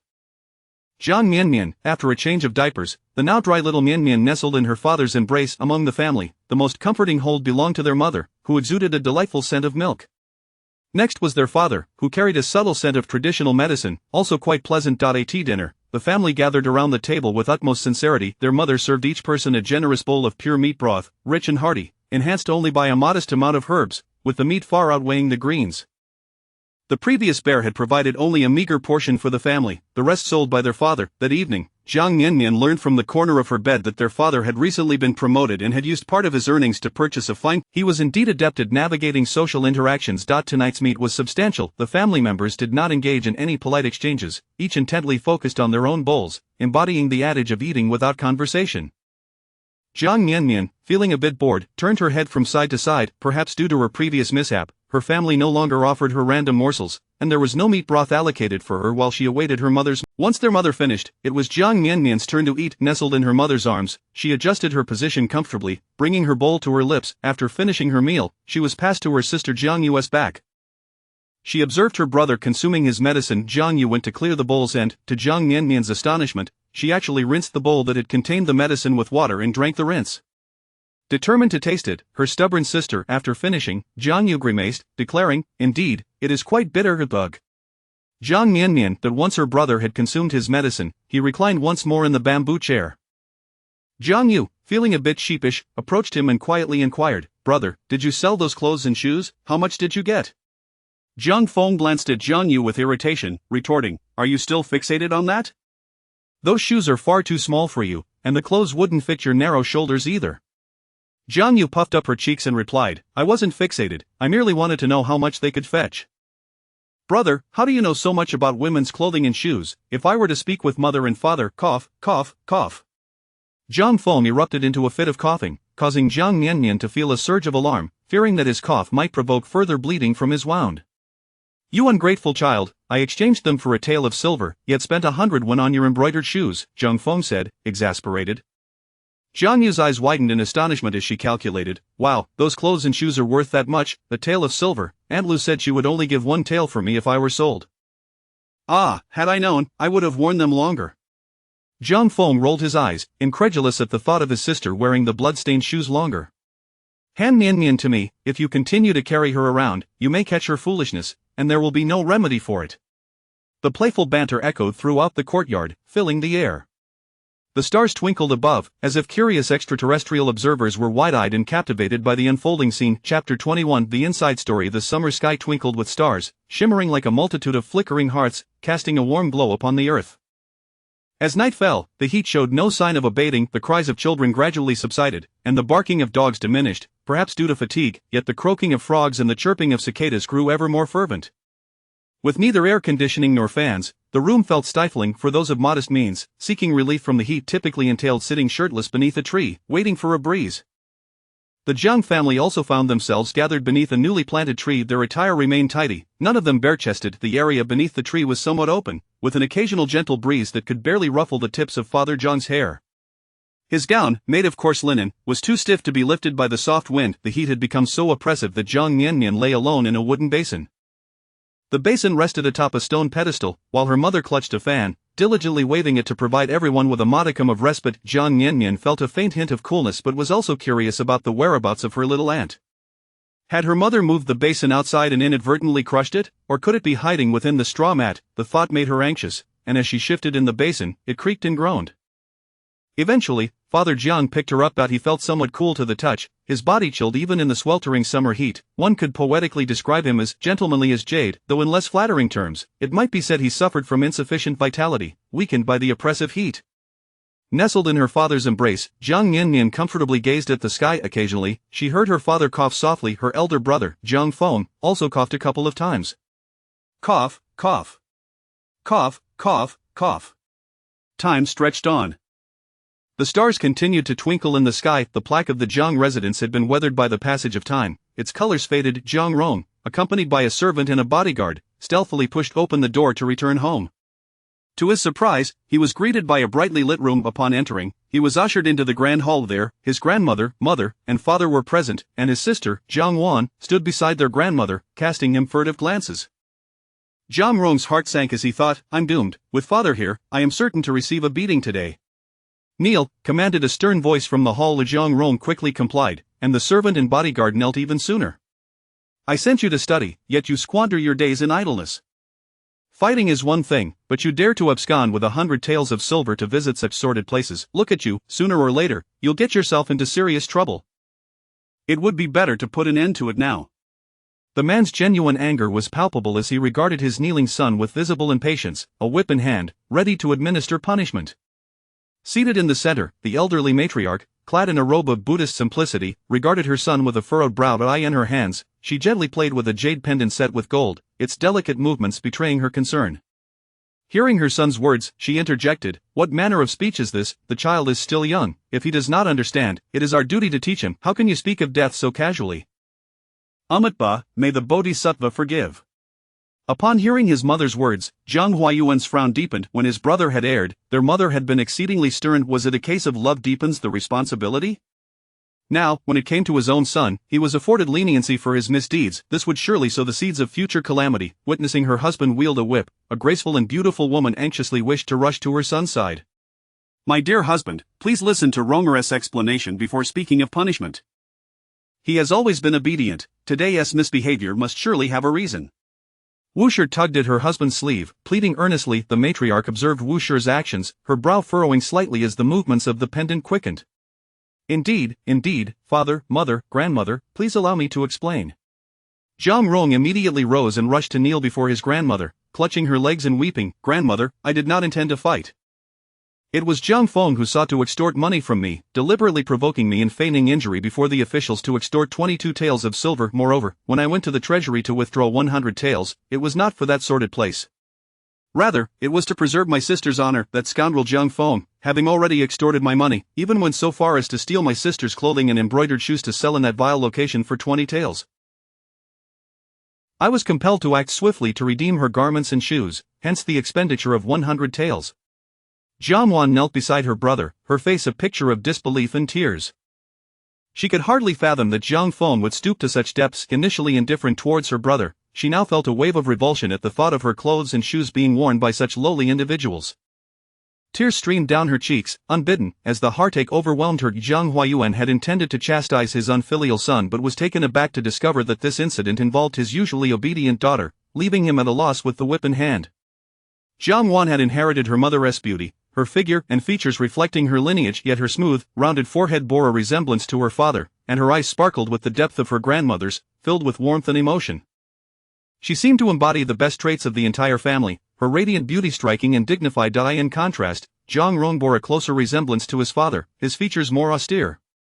His eyes, somewhat like his mother's, darted about with a hint of mischief. Jiang Wan immediately began to apologize. "I merely intended to offer sister you a set of beautiful clothes and shoes, having seen her garments tattered during her last visit. I never anticipated that they would. I was wrong, I see that now." The matriarch, growing increasingly agitated, struck the arm of her chair forcefully. The sound of the jade pendant clattering against the gold echoed through the hall. "That entire family is wicked to the core. I expelled them from our home, and you all pleaded for their mercy. Look at what has come of it now. Amitabha. Wushi could no longer contain her anger, muttering, "Initially, they were given 100 taels, and now they have extorted 22 taels from Ronger, and deceived us again in that filthy place for another 20 taels. Such a sum could sustain a common family for years. I have heard they even intend to sell their daughter into servitude. Their greed knows no bounds." The robust servant, Yao Gu, observed silently, having once been complicit in the matriarch's tacit approval of the silver's retention. Zhang Rong lowered his gaze, feeling guilty for not disclosing that he had seen Zhang Feng hand over 20 taels to the officials, while the garments had fetched only 5 taels. He had spent 20 taels to redeem the clothes, leaving him with a mere 80 taels for expenses, which were indeed exorbitant in such establishments. Ultimately, Jiang Huayuan lashed his son twice with the whip for having ventured into such a disreputable place at such a tender age. Jiang Wan, too, received punishment in the form of house arrest. Jiang Rong wailed in despair, and the matriarch scolded her son, "You have brought this upon yourself." Fuming, Jiang Huayuan stormed away. Zhang Rong was escorted back to his quarters, lying down in misery. His father had truly been severe this time, and his garments were torn. Having been pampered since childhood, he possessed delicate skin, and a mere pinch left marks. Now, his back bore a multitude of bruises. A ghastly sight. The matriarch, filled with concern, gifted him a jade pillow to rest upon, providing him with some comfort from the heat. She also instructed the servants to fetch 2 ice basins to place by the door, so that the maids could fan the air, creating a cooler breeze. Seeing Wushi wiping her tears, the matriarch could no longer bear the sight and retreated. Wushi, upon seeing her son's back, could not help but lament, "How could your father be so heartless? It is all that wicked family's fault. From now on, remember to keep your distance. Encountering them will only bring misfortune." Fuming at her daughter standing nearby, she snapped, "You foolish girl, if not for you, your brother would not have been beaten. Go to your own room." Jiang Miannian, glancing at her brother's injuries, felt a pang of sorrow, realizing he had suffered because of her. She couldn't help but speak up, "Brother, do not worry, good and evil will ultimately be repaid." Jiang Miannian cried out, though the pain was not as severe as it seemed, the room was pleasantly cool. He waved his hand, urging his sister to return, not wanting her to witness his disheveled state. "I am fine, do not fret." Once Jiang Miannian had left, Jiang Miannian, alone with his mother, could no longer maintain his pretense. As he attempted to rise, a dull ache shot through his waist, a reminder of Jiang Feng's kick. The discomfort lingered, and in a fit of anger, he took it out on his bodyguard, hurling whatever he could grab from his bedside. "Did you not say that Jiang Feng was injured by your weapon and could not escape? How is it that he was able to go to the Lichuan court today?" The bodyguard, unperturbed by the thrown objects, replied soothingly, "Young master, wait until tomorrow to see. The money they have acquired will soon be sufficient for a coffin." Chapter 22. Fever. The stars twinkled in the night sky. This particular day of the midsummer heat felt especially interminable. The green hawthorn fruit on the trees was gradually tinged with red by the night breeze. Infants are perpetually hungry, waking several times at night to nurse. While Qin Luoxia fed her baby, she would also check on her other two children. Jiang Miannian sometimes dozed off while nursing, and at other times, she was startlingly alert. There was little that could be done. The infants slept extensively during the day, so it was entirely normal for them to awaken at night. It felt as if midnight was approaching. Without a watch or clock, she could only surmise the time by the profound silence outside. Apart from the chirping of insects, there were no other sounds. Perhaps, having consumed meat broth that evening, otherwise, he would usually emit a couple of light coughs. Jiang Miannian nestled in her mother's arms as they went to check on her elder sister. Her sister's sleeping posture was rather ungraceful, limbs sprawled in every direction, her head perched at the corner of the bed, as if she might tumble away at any moment. With one arm cradling her, their mother gently pushed her sister to the center of the bed and covered her with a blanket. The blankets in their home were quite lovely, resembling a patchwork quilt, crafted from various scraps of old fabric. Completely handmade, she recalled that such hand-stitched fabric could fetch over 100 for an A4 size piece, and a quilt would be worth a fortune. One might pursue such rustic beauty, while another simply strives to survive amidst poverty. Her sister and elder brother shared a room, separated by two wooden panels. The eldest son was known for his good sleeping habits, thus causing no concern, and Qin Luoxia merely glanced over. However, to her dismay, something seemed amiss. Her eldest son was burning with fever, curled up in a ball, and when Qin Luoxia reached out to touch his face, it felt scalding. She was taken aback. "Fenger, Fenger." Qin Luoxia gently shook her son, yet he remained unresponsive. He had seemed fine while cooling off in the evening, merely coughing a few times. She had not anticipated that he would now be burning with fever. Qin Luoxia was overwhelmed with fear. Jiang Miannian was equally anxious. In modern times, fevers could be treated, but in ancient times, they could be fatal. If the fever persisted, it could lead to madness or even death. Hastily, Qin Luoxia returned to the room to rouse her husband. The elder sister, whose sleep was already restless, was also awakened, and Jiang Miannian was handed over to her. Ideally, it would suffice to place the younger one with the older one for the night, but Qin Luoxia feared that if she left Miannian in Yuji's bed, she might be kicked away.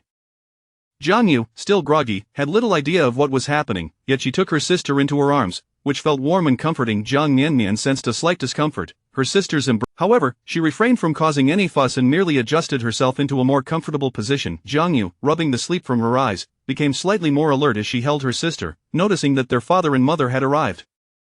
Jiang Changtian was startled awake. He was not a doctor, merely a clerk working under a minor official in the county office. He was merely an auxiliary member, part of a supply chain of herbal medicine. It was rumored that a noble needed these medicines for health reasons. Of course, such matters felt distant to him. Jiang Changtian was merely a small cog in the supply chain, striving to make a living. He was a clever man. While others idled away their time, he did not abandon his studies. Even while collecting herbs or standing guard, he diligently learned about the properties of various plants, able to discern their quality and age merely by handling them. However, this was not the same as being a doctor. He was at most a half-hearted apothecary. Seeing that Fenger was now in a stupor from a high fever made his heart plummet like a stone. Jiang Changtian's hands trembled, and he fought to suppress a cough. His face flushed.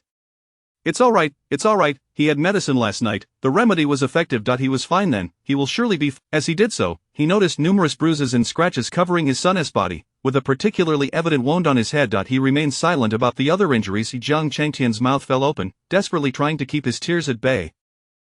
This was not a time for tears. He could not succumb to sorrow. Chapter 23. Administering medicine in the stillness of the night, the flickering candlelight trembled faintly. Qin Luoxia brought forth a wooden basin filled with water, diligently wiping her son's body, his arms, face, and hands, time and again. Jiang Miannian untied the cloth from his son's forehead, only to discover that the wound appeared to be rotting, exuding a faint, foul odor. Such a condition was not typical for a mere injury. Even if inflicted by a dirty blunt object, it should not have deteriorated so rapidly. As Jiang Miannian beheld the wound, his mind raced through various herbal remedies, yet at that moment, he could recall none that might provide relief. Qin Luoxia refrained from wailing. Instead, she continued to gently cleanse her son's head, neck, and feverish body. Luoxia, I shall fetch some medicine, do not despair, he will be all right, Jiang Miannian reassured her, though his gaze dared not linger on his son, fearing that one more glance would shatter his composure. He could only focus on the dim flicker of the candle, its light faint and wavering, causing discomfort to his eyes. Jiang Yu had already taken her sister onto her back, and now she too dared not utter a sound, assisting her mother in wringing out cloths and changing water. Tears streamed down her face as she gazed at her older brother, once lively and spirited, now resembling a lifeless form, instilling fear within her. Jiang Miannian shared in this trepidation. Surely nothing would go awry. She had added the essence of the spiritual spring to the medicine. It had to be effective, yet uncertainty gnawed at her, rendering her thoughts nebulous. She was acutely aware that fevers could be fatal in this setting.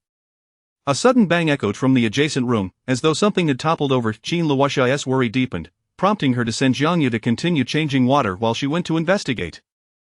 Upon entering the neighboring room, she was taken aback to find her husband had toppled a cabinet, entangled in a rather precarious position. In all her years of marriage, she had never witnessed him in such a disheveled state. After a prolonged search, Jiang Miannian finally unearthed an object, crawling out from the cabinet. He turned to see his wife. There is hope, there is hope. Luoxia, look, this is ginseng, this can save lives.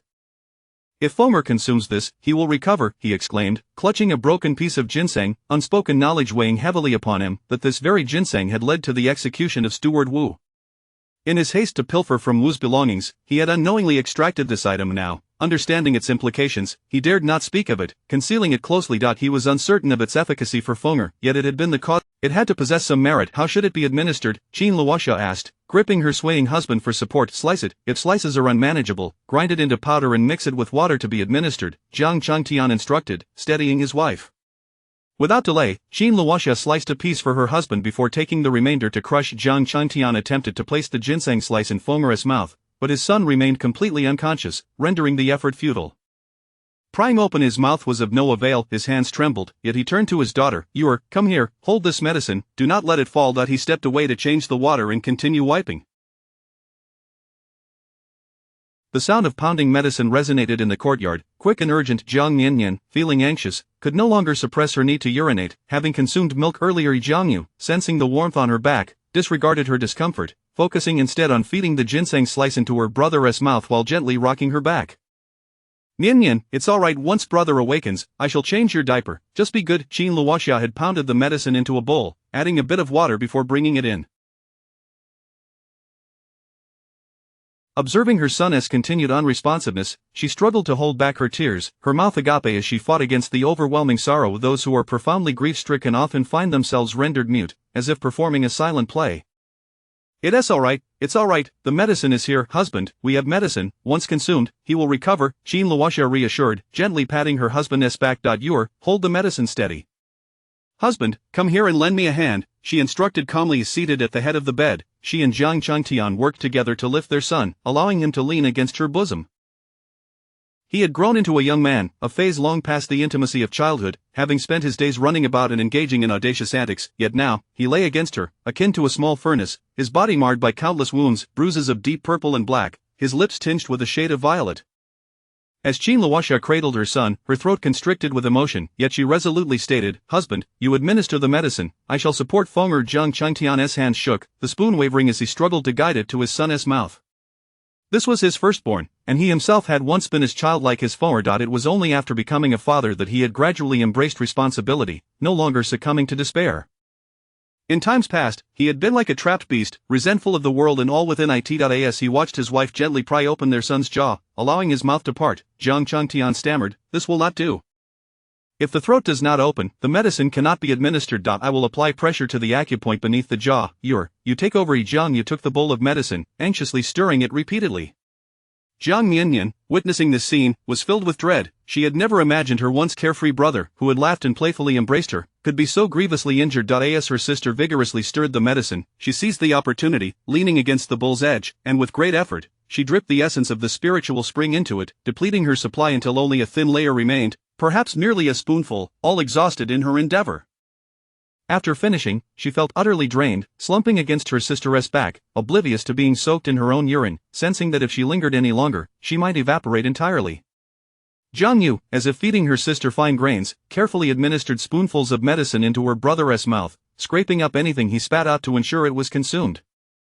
Jiang Changtian supported his son with one hand while firmly pressing the acupoint on the right side of his neck to facilitate the passage of the medicine. He was uncertain of its efficacy, yet at the very least, the medicine had been fully administered. Red marks began to appear on Jiang Feng's chin and neck. Jiang Changtian continued to wipe his son's arms and body. The family took turns administering the medicine, their only remaining task to cool him down, leaving the rest to fate. With reddened eyes and hair cascading over his shoulders, Jiang Changtian's frail frame evoked a sense of pity, and Jiang Miannian. It seemed that their family possessed a naturally lively disposition, save for their father. He moved quietly, spoke softly, and even his laughter was gentle. When he embraced her, it was with utmost care. His emotions rarely surfaced, except for that one night when he had wept in their mother's embrace. Though he was a father, he appeared neither mature nor courageous. Outside, the sounds of insects grew fainter, while inside, the candlelight dimmed progressively, nearing its final flicker. Chapter 24 avows the passage of time is remarkably elastic. It can stretch infinitely or vanish in an instant. When one is subjected to the rigors of sleepless nights and relentless toil, the hours may seem interminable. Every muscle cell feels as though it is on strike. Yet, when one is fervently focused and yearning for a miracle, that protracted ordeal becomes inconsequential. You are consumed by busyness, an incessant flurry of activity, hoping that your efforts might yield some tangible result, that they might effect some change. As time drags on, the sense of helplessness grows. Water has been replenished countless times. A faint light begins to appear on the horizon. The candle's flame has extinguished. In this moment, darkness envelopes the room. Jiang Yu sits on a small chair, cradling her younger sister. Exhaustion and fear weigh heavily upon her, and she drifts into a brief, terrified slumber, her grip on her sister tightening. In the interim, Jiang Miannian has also succumbed to sleep several times. The infant, drained of energy and having exhausted her supply of spiritual water, merely opens her eyes slightly, aware that their parents are exchanging the task of tending to their brother. At this moment, as the candle burns out and darkness descends, Jiang Changtian is engulfed in despair and regret. Everything before him is shrouded in black. In this obscurity, he cannot find a glimmer of hope. A chilling cold seeps into his bones. As he touches his son's body, he realizes it no longer radiates warmth. It seems to have grown cold. Overwhelmed by suppressed anguish, he can no longer contain his sorrow, emitting a sound akin to a beast's lament. From a young age, he sensed his biological mother's disdain for him. She treated everyone else with kindness, but her contempt for him was palpable. While his father was alive, things were bearable, but after his father's passing, the look his mother cast upon him was colder than that directed at a beggar by the roadside. In those moments, he vowed never to have children. If a parent could harbor such disdain, what was the point? Yet, life unfolded differently. He was cast out, married, and became a father. His existence was marked by abject poverty and hardship, yet he found solace in his familial responsibilities. He was willing to do anything for his family, even if it meant committing heinous acts. But now, his Fonger was gone. Just yesterday, he had bantered with himself, mocking his own carefree demeanor, choosing embroidered shoes for his sister, displaying remarkable maturity. Now, he felt as though he were being crushed by unbearable anguish. Jiang Changtian clutched his son's hand tightly, tears streaming uncontrollably down his face. His body shook violently, and as darkness overtook him, he collapsed in. His wife held him, preventing him from falling entirely. This seemingly ordinary woman was a constant presence in his life. He would never forget how she had saved him from drowning, plunging into the river to drag him to safety, carrying him back to shore. She was tall and strong, her features unremarkable, yet her broad shoulders were sturdy. She could cook, though her meals were not particularly palatable, but they were sufficient to stave off hunger. Jiang Changtian had never anticipated marrying her, yet, in this moment, as he held her close, he felt her trembling, her voice quivering as she spoke. Nevertheless, she continued to soothe him, gently stroking his back, her tone steady. It's all right, it's all right. We have money, we can purchase a fine coffin of Fonger adored vibrant colors, we shall find him one that is splendid and bright. In the next life, he shall be reborn into a prosperous family, living a life far better than this one. It will be all right, my husband, it will be all right. No. Jiang Changtian wailed. Why was the heaven so unjust? What wrong had Fonger committed? He had harmed no one, even the courtesans of the brothel favored him. He smiled at everyone, he smiled. If there were a reckoning for good and evil, let it befall him, let him perish, let him be torn apart, let his remains be scattered, let him be pierced by 1,000 arrows, but spare his child, spare him. Jiang Changtian wept and trembled with rage. His heart burned with hatred, seething. His Fonger was dead, and he longed for vengeance. He yearned to kill, to make them suffer 100-fold, 1,000-fold, a myriad of times. How dare they live in opulence, how dare they wield their prayer beads to dictate life and death, how dare they sit in high places, they must fall, they must die, they must roll in the dust, struggle as he did, they must be as wretched as he was. The suffering he endured, he wished for them to endure even more, compelling them to regret and repent day and night. Jiang Miannian bit down hard, blood seeping from his clenched teeth, the metallic taste flooding his mouth. Ultimately, he could bear it no longer and spat out a mouthful of fresh blood. Chapter 24 Oath. The passage of time is remarkably elastic. It possesses the potential to stretch infinitely or to vanish in the blink of an eye. When one is subjected to the rigors of sleepless nights and relentless toil, engaged in monotonous tasks, time may seem to stretch endlessly. Every muscle cell within the body may protest in rebellion. Yet, during moments of intense focus and fervent yearning for miracles, the seemingly interminable duration becomes inconsequential. One is consumed by ceaseless activity, incessantly striving, hoping that this busyness may yield some semblance of purpose, some transformative change. As time progresses, exhaustion mounts, water has been exchanged in dozens of basins, and the horizon begins to lighten. The candle flame extinguishes. In that instant, darkness envelopes the room. Jiang Yu, cradling her sister, leans back on a small chair, weary and frightened, dozing off in terror while clutching her sister tightly. In between, Jiang Miannian has also succumbed to slumber several times. The infant, drained of energy and having depleted the spring water in one breath, struggles to stay awake, merely opening her eyes slightly to recognize that their parents. At that moment, with the candle's light snuffed out, darkness reigns. Jiang Miannian is engulfed in despair and profound regret. Before him lies an abyss of blackness, devoid of any glimmer of hope. He feels an unbearable chill, an icy grip around him. When he reaches out to touch his son's body, it has grown cold, devoid of warmth. Overwhelmed by his suppressed anguish, he cannot help but let out a soft, sorrowful wail, akin to a beast's lament.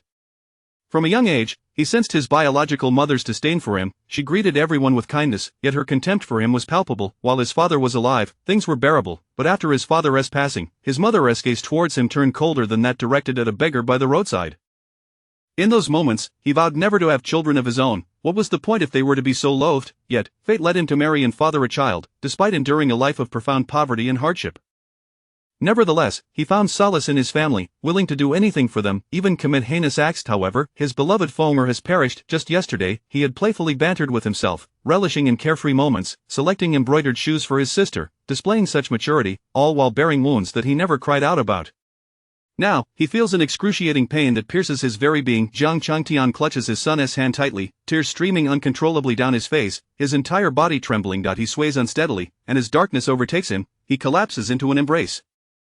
His wife catches him, preventing him from falling. This woman of ordinary appearance has always been there for him. Jiang Miannian will forever remember the moment he almost drowned. It was she who jumped into the river, rescuing him and carrying him back to shore.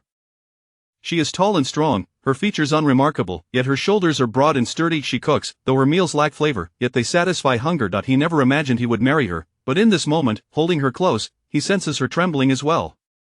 Her voice quakes as she reassures him, "It will be all right, it will be all right. We have money, we can buy a fine coffin of Fonger adored vibrant colors, we can choose a splendid hue.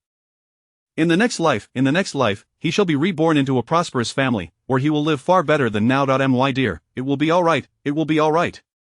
No. Jiang Miannian cries out in anguish. Why is the heaven so unjust? What wrong has Fonger committed? He has harmed no one, even the courtesans of the brothel favored him. He smiled at everyone, If there is justice in this world, let it befall him. Instead, let him die, let him be torn asunder, let his remains be obliterated, pierced by 1,000 arrows, but spare his child, spare him. Jiang Miannian weeps and trembles with fury. He is consumed by hatred, loathing. His Fonger is gone, and he demands retribution. He desires blood. He wishes for them to endure 100-fold, 1,000-fold, a myriad of suffering. Why should they bask in their lavishness, unscathed? Why should they wield their prayer beads to determine life and death? Why should they sit in their high courts? They must fall, they must perish, they must roll in the dust, struggling just as he has. The agony he has felt, he wishes for them to experience even more. He wishes for them to regret and repent day and night. Jiang Miannian bites down hard, drawing blood, the metallic taste flooding his mouth. Ultimately, he can no longer contain himself and spits forth a mouthful of blood. Chapter 25 He comes from hell. Oh, the rooster crowed, wow. Jiang Miannian spat blood. Jiang Feng vomited. Jiang Miannian regurgitated milk. Suddenly, dawn burst through the door, forceful and frantic. In that moment, everyone came back to life. Jiang Miannian had just heard her father's suppressed cries. Unable to bear it, she likely tossed and turned all night, catching a chill or succumbing to overwhelming emotion, and thus, she vomited milk to her father. Jiang Miannian coughed up blood, a manifestation of the pent-up anguish within. Her brother vomited, an explosion of liquid far more foul than Jiang Miannian's excrement. The stench was filled with resentment. Upon catching a whiff, Jiang Miannian, already regurgitating, could not help but retch again, her stomach now filled with sour bile.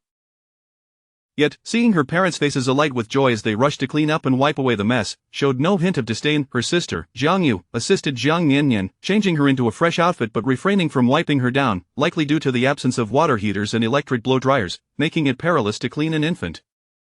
Jiang Miannian could still detect a faint sour odor lingering about her. Jiang Feng, on the other hand, expelled several buckets of dark liquid, entirely uncharacteristic of any human. Nonetheless, at that moment, the Jiang couple felt no surprise, only relief.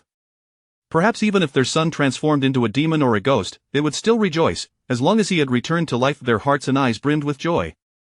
The sensation of having regained what was lost united the couple's gazes, their resolve reinforced, their demeanor steadier. No one knew the thoughts that coursed through their minds, nor the experiences they had endured, as they embraced each other. If rage and resentment could be materialized, it would be enough to raze an entire city to the ground. It was the most unadulterated love of a father and mother. Jiang Feng, dazed, looked ahead and weakly uttered, "Did Miannian just vomit on me?"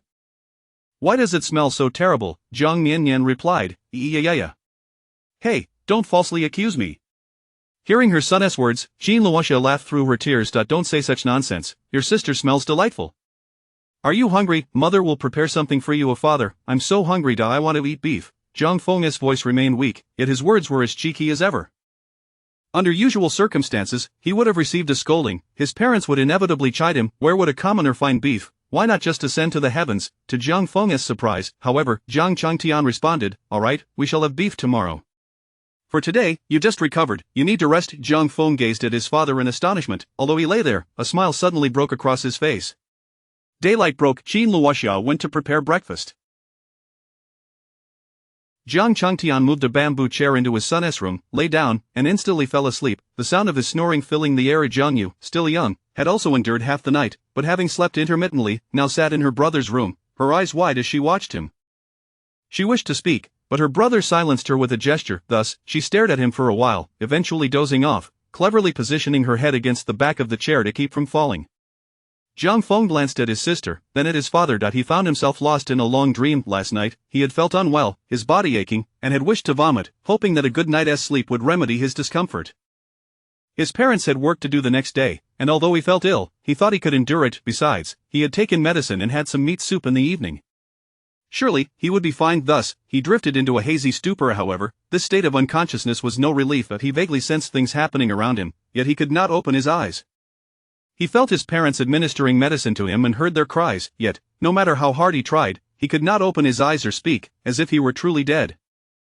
Panic gripped him. He could not die. What would happen to the family? His little sister was still so young, Jiang Xiaoyu, so naive, would undoubtedly be deceived. His father was in poor health, and his mother had never enjoyed a single day of his care. He could not die, yet the more he struggled, the harder it became. He felt as if he had been clothed in a new, vibrant garment and then placed in a coffin, buried deep in the earth. The pit had been dug by his mother, and the soil had been piled on by his father in Jiang Xiaoyu. He did not wish to remain alone in the darkness. He longed to crawl out. He thought of his father, mother, sister, and Jiang Xiaoyu, but he could not escape. He was trapped in the darkness, watching his body slowly decay. Then one day, he noticed another pit beside him. A familiar sensation, another coffin, small and delicate. He saw his youngest sister, so tiny, her eyes closed, lying in the pit beside him. He saw his mother and father digging the pit but did not see Jiang Xiaoyu. His father's hair had turned white, and his mother had developed many wrinkles. The earth was cold, winter had arrived. He had desperately wanted to crawl out, for he had seen his parents. Yet, with the addition of his tiny sister, he was concerned she might be frightened, so small was she. He could only stay there with her, watching his own body rot further, watching himself fall apart. Eventually, he became nothing but bones, and his sister too became bones. Strangely, they were not the prettiest of bones, not white, their quality was poor, brittle. Later, another pit appeared. His father was digging the pit, his mother was not, for this pit was to bury her. Jiang Xiaoyu was still absent. Jiang Feng watched his mother, the one he longed for, and even as a skeleton, he felt tears welling and pain coursing through him. He witnessed his father digging alone, burying her. That day, he heard someone outside the earth crying. For a long, long time, just one person. He wished to accompany them, but he hoped his sister, with their mother's company, would no longer be afraid.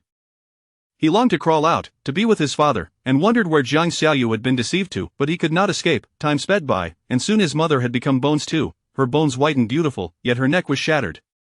He often heard cries from outside, perhaps it was just the wind, he could not bear that sound, and soon he could no longer distinguish between the sound of the wind and the cries. His bones deteriorated, slowly turning to dust, and he suddenly glanced at himself, forgetting what he was. He only knew he could not bear the sound of crying, especially the cries of men. Their cries were loud, disturbing him for a long time, but one day, suddenly, the cries ceased. For a long time, there were no cries at all. No one cried anymore. He began to reminisce, a deep yearning. He forgot why, yet the longing was profound. Then he heard the cries again, very close, right beside him. He opened his eyes. He saw flesh and blood, touched his father and mother, saw Jiang Yu and Jiang Miannian. Then he vomited. He vomited violently, unaware of what he expelled, akin to decayed earth, releasing a torrent of black liquid. He had come back to life. He was alive, his sister was alive, Jiang Xiaoyu was before him, his mother was alive, and his father was there too. He trembled all over, his eyes bloodshot. He had returned to life. He had crawled out. He attempted to speak. Did Miannian just vomit on me? Why does it smell so terrible? He heard a response. Yeah. He was certain he had emerged, for in the earth, he had spoken many words to his sister, but she had not answered him. Don't say such nonsense, your sister smells delightful. Are you hungry? Mother will prepare something for you. His mother has voiced. His mother was responding. Jiang Feng's eyes brimmed with tears. He continued, Father, I'm so hungry. I want to eat beef. His father replied, all right, we shall have beef tomorrow. For today, you just recovered, you need to rest. Jiang Feng lay back down, his face alight with a smile. He had crawled out. Chapter 26. The brand morning, the trees are alive with the chirping of birds. Chirp chirp, chirp chirp. To everyone's astonishment, the Jiang family indulged in a substantial and hearty breakfast today. Each person was served a bowl of porridge made from fine grains, enriched with savory meat broth.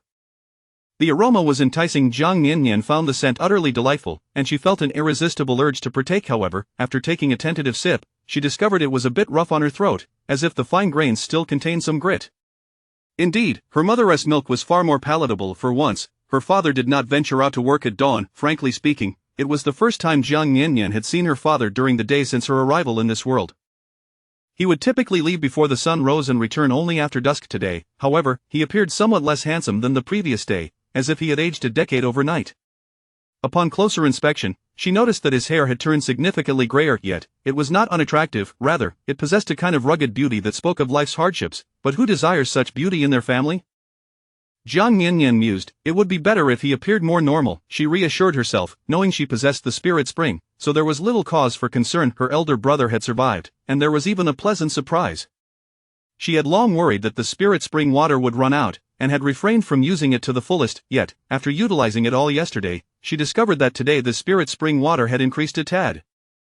Previously, it could only cover the bottom of a bowl with a thin layer, but now it seemed to have risen slightly, enough to fill at least 2 spoonfuls. However, there was a slight side effect. It appeared that her elder brother, after consuming the spirit spring water, had become particularly clingy. Even while lying in bed, he insisted that his sister Jiang Yu move her wooden basin closer so he could gaze at her. You re the one who is unwell, yet you wish to watch me, Jiang Miannian thought with a hint of exasperation, but what could she do? After all, she was so charming and endearing. While lying in her wooden basin, Jiang Miannian playfully put her toes in her mouth, practicing her stretches. At the same time, she peered curiously out of the window. Their home was a charming combination of wood and earth. Her brother's room had a wooden window that offered a splendid view. Ancient architecture was quite ingenious, showcasing early mastery of craftsmanship. The wooden panels, fitted with a groove at the bottom, could be pushed open. By day, it revealed the picturesque trees outside the courtyard. Jiang Miannian was intrigued, trying to locate the source of the chirping, wondering where the birds were hidden, as she could only hear their calls. Chirp chirp, chirp chirp. As she gazed, she couldn't help but drool. Not out of hunger, but rather due to a lack of control over her nervous system, causing her mouth to open involuntarily. Nearby, her elder brother lay gazing at her, his expression vacant, as if he had been watching her for a lifetime. Jiang Miannian pondered whether the side effects of the spirit spring water were perhaps too potent. Her brother seemed somewhat dazed, and she felt an added weight of responsibility. This family could not fall apart without her. Her mother cherished her, her father adored her sister doted on her, even kissing her bottom, while her brother clung to her. Jiang Miannian felt an urgency to grow up quickly. She diligently attempted to grasp her little feet again, inadvertently placing them back in her mouth. Observing the birds in the trees, glancing at her brother beside her, she then noticed a small ant.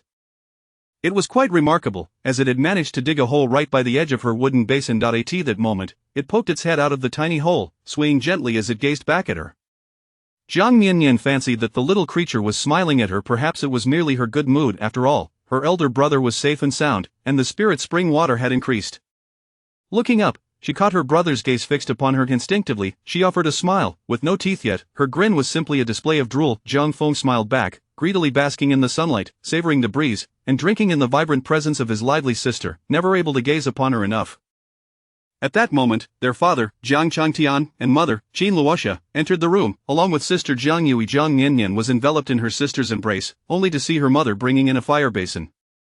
Was it to perform a fire-jumping ritual to ward off evil spirits? Her brother was still unable to rise. Or was it some ancient rite? Jiang Miannian leaned forward, her curiosity piqued. Then she witnessed her mother taking the spear she had sharpened the previous day and placing it over the fire.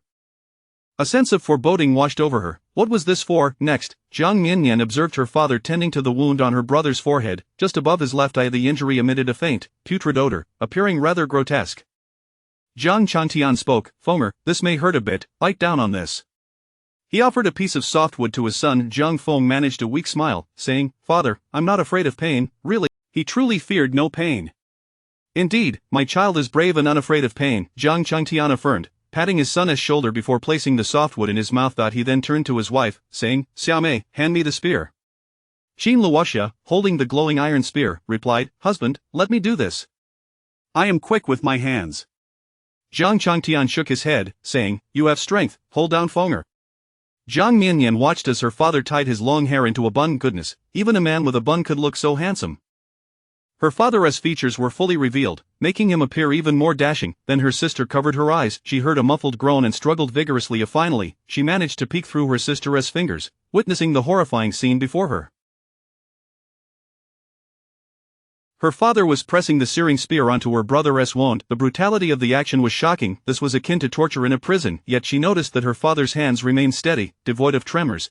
Now, he wielded the heated spear, methodically applying it to his son's injury. Qin Luoxia held down her son's convulsing body. Jiang Feng claimed he felt no pain, yet he bit down fiercely on the softwood, emitting muffled groans. In his heart, he truly felt no pain. In fact, he felt joy, exhilaration, and a sense of enjoyment. This pain made him acutely aware that he was alive, although his body could not help but convulse. Jiang Changtian was engaged in a cruel act, yet his expression remained focused and meticulous, his hands unwavering. Jiang Miannian perceived her father as the finest surgeon, a relentless machine performing an operation. She observed that he was not merely applying the heated iron roughly to the wound, but was meticulously addressing each tiny laceration, striving to cleanse the rotten flesh without damaging the healthy surrounding tissue. Jiang Yu, initially with her eyes shut, covering her sister's eyes, couldn't help but open them upon hearing the muffled groans. Watching their father's actions, tears streamed down her face. It was all her fault. It was because Jiang Wan had brought her clothes that she had greedily kept them, leading to her brother's beating that he had nearly lost his life and now had to endure this suffering. She, who would flinch at even the slightest heat from a bull, now watched as her brother's flesh sizzled and emitted a savory aroma. As the iron left the fire, it would not remain red forever but would turn black. However, the temperature remained extraordinarily high. Jiang Changtian's hands grew steadier. Aside from his initial tremor, each subsequent action became more assured. It was as if he were not performing a branding on his own child, but rather painting. With the glowing iron, he traced the grotesque and putrid wound, transforming it under his skillful hands into a vivid artwork, alive and pulsating, resembling a dark mandala. Chapter 27. The brother's secret. The gentle breeze wafted through the air, and Jiang Miannian's mouth fell agape in sheer astonishment, causing saliva to flow unabashedly. Her elder brother, Jiang Feng, possessed a countenance that initially exuded sincerity and honesty. When gazed upon head-on, he indeed appeared quite trustworthy. However, after sustaining an injury, he bore an aura of frailty that only accentuated his earnestness. Yet, one could not dare to look at his left profile. A curious spectacle manifested above his eye. A flower, seemingly tattooed, yet bearing the quality of a three-dimensional relief. The grotesque wound had transformed into a vivid blossom. Viewed from this angle, it evoked a haunting beauty reminiscent of the goddess Guanyin fallen into darkness, albeit somewhat unsettling. Remarkably, their father displayed an extraordinary skill in treating wounds, akin to an ancient version of a high-frequency electrosurgical knife, employing extreme heat to separate and coagulate bodily tissues, effectively staunching blood flow and preventing cross-contamination. Their mother released her hold on Jiang Feng, who, with a silly grin, spat out the cork. Father, mother, I feel rejuvenated, my spirits are soaring. Jiang Miannian observed as their father discarded his spear and reclined on a bamboo chair, his back drenched in sweat yet his face illuminated with a relaxed smile. Yes, you are well now, and you shall continue to improve. But for now, take a restful slumber. Jiang Feng was reluctant to sleep, hesitating to surrender to slumber. Ultimately, he succumbed to sleep, comforted by the presence of their father, Jiang Changtian, who had set up a reclining chair beside him. Occasionally, he would awaken, reassured by the sight of his father nearby and the sound of his breathing, allowing him to drift back into a deep sleep. Jiang Miannian found herself cradled in her mother's arms, brought to the courtyard to bask in the sunlight. Her mother folded her limbs, exposing her bare bottom to the world beneath the shade of a tree. The sunlight filtered through the leaves, casting a dappled glow rather than direct rays. Yet, this position was undeniably humiliating. She was exposed to the entire village. Although the villagers lacked telescopes and Google Maps, the thought still embarrassed her. Initially, Jiang Miannian contemplated resisting, but soon found the warmth of the sun too comforting, leading her to drift off to sleep. When she finally opened her eyes again, the memory of her exposed state rushed back. Thankfully, her bottom was now covered, yet she remained sprawled out. It seemed that sleeping in this position was rather pleasant. Then she noticed her elder sister, clad in newly embroidered shoes, pacing in front of her. Her sister's heart was vast. Turning her gaze, she spotted her brother reclining on the bamboo chair beside her. It was noon. Their father had rested for an hour before returning to work. As soon as their father departed, Jiang Feng awoke, suddenly fearful of the darkness and the solitude. Only under the warm sun, gazing at his sister, did he find solace. At that moment, he lay on the bamboo chair, surveying the village, occasionally glancing at his sister who was still asleep. When Jiang Miannian stirred, she turned to him and grinned foolishly. Jiang Feng could not help but smile back. His sister truly had a penchant for laughter, a quality that melted his heart. Despite the ache in his bones, Jiang Xiaoyu, with a silly expression, twirled around him in her new embroidered shoes, causing him to feel dizzy. He spoke up, "Aren't you supposed to be showing off to a Chui? Why haven't you left yet?" With cautious steps, Jiang Yu replied, "Mother said I should take care of you and sister and not run around, so I can just wear them at home." Having had enough of lying flat, Jiang Miannian propped herself up on her tiny arms, shifting her weight to attempt a roll, but alas, she tumbled over with a thud.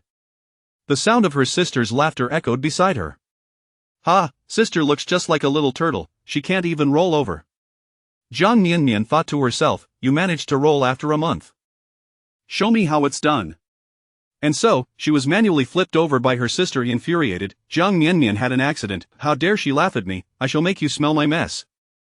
After being changed into a fresh diaper, Jiang Miannian lay in a small wooden basin. Observing her brother who was still watching her with a smile, she greeted him with a cheerful "iya" before returning to her own play.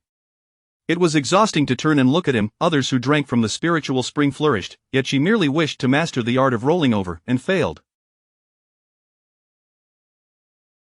Undeterred, Jiang Miannian understood that the essence of humanity lies in finding someone weaker to bully, which brought a fleeting joy. She watched a tiny ant from her home, dragging a leaf towards its burrow. The entrance had an uneven surface, resembling a little chair, and she imagined it sitting comfortably under the leaf, like a parasol. If only she could provide it with a straw and a drink, she mused, would it lounge back and sip leisurely? Curious, she pondered how an ant might cross its legs. Would it use 2 legs or 4? Lost in thought, she suddenly pushed the leaf off the edge of the basin, and sunlight poured directly onto the tiny ant's head. To her surprise, the ant shot her an exasperated glance before jumping down. Moments later, a leaf slowly made its way back towards the basin's edge. Help! Jiang Miannian found herself oddly fond of it. It was so diligent. Just as she was engrossed in watching, a large hand reached out, capturing the tiny ant along with its leaf. Startled, Jiang Miannian looked up to see her brother, who had awakened and caught her in a moment of daydreaming. Worried that her brother might crush her little ant. After all, it had consumed the spiritual spring water. She protested vigorously, "Iya, iya. Give it back to me." She waved her arms and called out loudly. Jiang Feng, accustomed to watching his sister, found himself captivated by her movements. The way she struggled to roll over and played with the ant, each action filled his heart with warmth, a sensation no one else could comprehend. It felt unlike a dream, for dreams did not carry the weight of pain that pulsed through his bones. He also noticed that his strength had increased. When he attempted to rise from the bed, he inadvertently broke a piece of the hard, ancient wood that their mother had crafted for him. He recalled her words about the rarity of such sturdy wood, yet as he held the broken piece, he squeezed it gently, only to find it crumbling to dust. Leaning against the chair, he released his grip, letting the wood shavings scatter. He contemplated the implications of his experience. Perhaps he had truly perished, and his family would follow suit. The thought of such loss was unbearable, and thus he returned. He resolved to keep the secret, vowing never to share it with anyone. The mere thought of reliving that experience brought him to tears. Gazing at the green leaf in his hand, where the tiny ant danced about, he understood its yearning through his sister's outstretched hand. He had observed her all his life, hoping for a response, and now she was responding in every way. Gently, he placed the leaf and the ant back in their original spot, then reached out to caress his sister's head. It was warm, soft, and not hard or brittle, causing him to smile broadly. Jiang Miannian noticed the ant's return and breathed a sigh of relief, only to feel her brother's hand on her head. For reasons unknown, a chill ran down her spine, as if he were not merely touching her head, but rather her very skull. Chapter 28 The Secret of My Mother. Cheep cheep. The intermittent calls of birds echoed through the air. Xin Luoxia ventured deeper into the dense mountains. She was acutely aware of the dangers that lurked in this place, despite having just assured her husband that she would no longer take such risks. Today, once he departed, she could not resist returning. Illiterate and unable to articulate the tumult of emotions within her, anger, resentment, hatred, pain, the long night weighed heavily on her. As she kept vigil by Feng'er's side, her thoughts drifted to the family's finances, pondering whether they had enough to purchase a coffin. Her fixation on acquiring a coffin stemmed from her mother's incessant reminders throughout her childhood. When your father died, his body was never fully recovered, scattered across the land, leaving him a mere wisp of a soul. In her mother's final moments, it was only after witnessing the coffin she had prepared that she breathed her last. Xin Luoxia had exhausted her dowry and incurred significant debt to secure that coffin. Her mother had closed her eyes in satisfaction, leaving her an unmarried old maid. The coffin held great significance. With spear in hand, Xin Luoxia navigated the underbrush with increasing speed, her tall figure becoming more agile with each stride. She leapt over stones, vaulted across wide ravines, and scaled rocky walls, moving with the grace of a nimble gorilla, thriving in the wilderness, yet the turmoil within her remained unexpressed. She had seen her husband cough up blood, a sight that filled her with dread. Her mother, too, had bled before her death. Back then, she had sought a doctor for her mother, who suggested that consuming the heart of a fierce python might restore her vitality. At that time, she was merely a little girl, stronger than most in her village, yet terrified of even ordinary snakes, let alone the ferocious python. Her mother had brought her to this village, proclaiming that they were refugees from the north. Because of her unusually tall stature, she was often bullied as a child, and whispers circulated that her mother had been violated by outsiders, resulting in her birth, labeling her a hybrid. Deep down, she believed it to be true, for she was indeed much taller than other girls. Yet in her mother's dying days, she incessantly spoke of her father as a heroic figure, a man who single-handedly faced 1,000 foes, a paragon of strength. Xin Luoxia thought her mother had lost her senses, as she could never bring herself to believe such a tale. At times, she dismissed it as a dream, a beautiful fantasy conjured before her mother's demise. Her mother had been quite beautiful. While she considered herself rather ordinary, perhaps resembling her father, she felt that her greatest fortune in life was marrying her husband, a man she viewed as celestial, who treated her with utmost kindness. When she faltered, he patiently corrected her. Unlike the men in the village who often resorted to violence against their wives, he did not mind her towering stature. In his embrace, she felt genuinely cherished. He claimed that holding her brought him peace. Last night, as he held her close, a multitude of scenes flooded her mind. She dared not think of Feng'er or anything associated with him, and so she endeavored to fill her thoughts with other memories, recalling her daytime hunts for wild boars in the forest. As she concentrated, the entire expanse of the forest unfolded in her mind, where she had walked, where the trees stood, where stones lay, where ravines gaped, even what birds and beasts might be present. Suddenly, she believed her mother's words. Her father truly was a valiant warrior, a great general. Otherwise, how could she possess such intricate knowledge of the forest's layout? In that moment, the entire wilderness transformed in her mind into a battlefield, and she felt compelled to conquer it.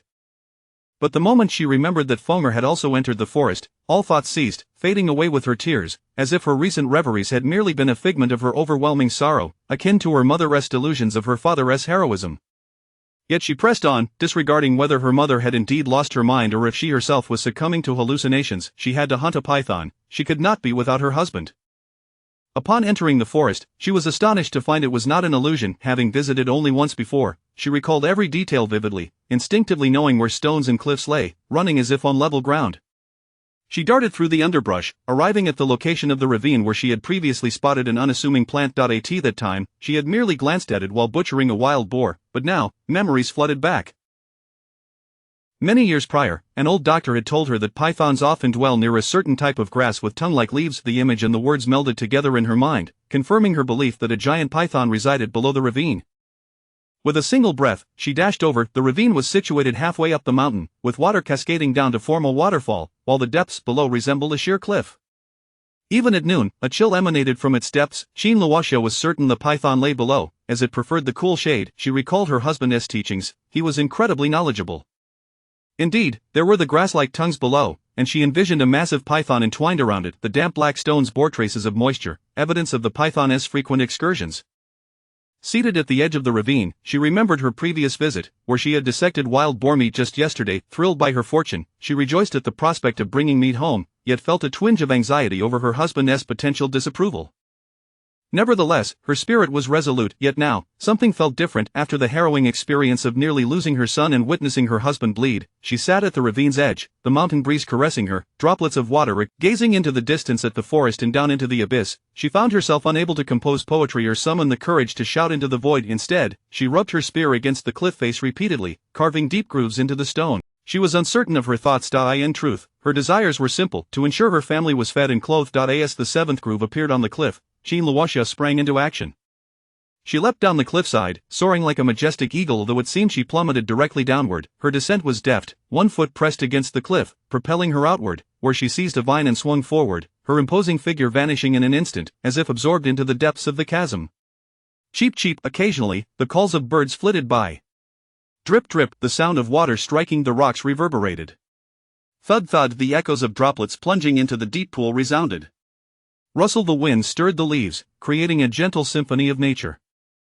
The serenity enveloped her, a soothing balm that could easily lull one to sleep, a remedy for insomnia. Yet this tranquil sound masked the brutality of the forest, concealing the harsh reality of survival, of the weak being slaughtered, their blood flowing quietly, echoing softly against the stones, splashing with a delicate cadence into the depths. The final gasps were faint, a whisper of life fading away. The sound of blades slicing through flesh, if swift enough, would produce a soft rustling. Encounters with bones and tough scales would yield a sharper clatter. As the sun dipped lower in the sky, Jiang Miannian emerged from the ravine, dragging a colossal python behind her, her body drenched in blood, as if she had returned from the depths of hell.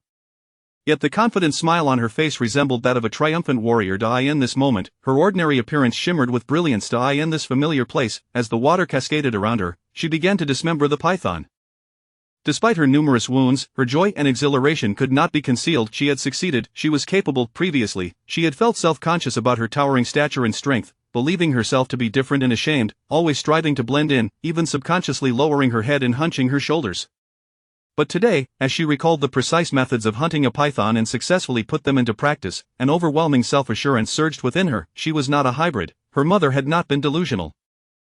Her biological father was indeed an unparalleled warrior, and she had inherited his indomitable spirit. Marrying her husband would not bring shame upon him. Once, she had merely possessed a bit more strength than others, but after the events of last night, perhaps her husband had been right. Experiencing life and death could unleash one's latent potential, allowing one to perform at their utmost. She felt this transformation within herself. Not only did she possess immense strength, but her mind operated differently, allowing her to vividly recall past experiences. Jiang Miannian skillfully dismembered the python, carefully isolating the snake's gallbladder. Then, she stood beneath the waterfall, washing away the blood from her body and hair. The sun blazed overhead, and she knew the blood would dry by the time she returned home. At the edge of the pool, she wrung out her wet hair, catching sight of her reflection, a long-haired woman gazing back. After a moment's contemplation, she decided to keep her origins a secret. Her husband was an ordinary scholar, and she already seemed too robust. The village gossip claimed that a strong woman and a weak man could not sustain a household. Moreover, her husband's mother was particularly pretentious. Yet, Jiang Miannian sensed that her husband held genuine affection for his mother, which was why he treated every child with kindness, never raising his hand against them or uttering harsh words. He was drawn to gentle and dignified individuals. She could not act recklessly or expose herself, for fear of frightening him. Once she had tended to her wounds and cleaned off the blood, Jiang Miannian meticulously organized her thoughts. She wrapped the python in large leaves, expertly placed it in a bamboo basket, and topped it with edible wild vegetables before sprinting homeward. As she ran, she mused that consuming the python's gallbladder might strengthen her husband's constitution, perhaps even leading to another child. Fomer, being an only son, was too solitary, lacking a companion to spar with. In the forest, her strong silhouette darted through the trees, as a male bear retreated into its den. Cheep cheep. Chapter 29. Bears and wolves. The evening breeze was thick and heavy, causing Jiang Miannian to sweat profusely. Her hair clung to her skin, rendering her rather uncomfortable. A pang of hunger gnawed at her, for there had been no time at home to prepare rice porridge for her. Instead, she had settled for a thin gruel of meat and grains, a privilege bestowed upon her by her injured elder brother. Although her sister, Jiangyu, looked on with longing, she resolutely refrained from partaking. Clad in her newly embroidered shoes, she walked with her head held high, resembling a proud little hen. She then proceeded to sip from the water meant for rinsing the bowls. Stubborn in her resolve, she ignored her brother's admonitions to drink. Jiang Miannian perceived her sister as a person of remarkable character, somewhat vain in certain aspects, particularly when it came to competing with her plastic friend, a chui, yet fiercely loyal and kind-hearted towards her family. Her brother seemed to have recently emerged from the brink of death, his condition rather grim. Thankfully, she had access to the spring water, which alleviated her panic, while her sister, having endured such a tumultuous night, astonishingly remembered to don her new embroidered shoes in the morning. Jiang Miannian felt a twinge of envy for her sister's disposition. She possessed the ability to thrive in any circumstance, yet, she found herself feeling sticky and uncomfortable, longing for her mother, craving milk, and reflecting on their current living conditions. With no air conditioning, no fans, no refrigerator, and none of the familiar brands Aptamil, Wyeth, Abbott, Fea, or Royal Friesland Campina, her only option was to rely on breast milk, which was not available at home. Jiang Miannian's lips involuntarily formed a pout. Suddenly, she felt herself being lifted into the air. Her sister had scooped her up, burying her face into Jiang Miannian's body for a sniff.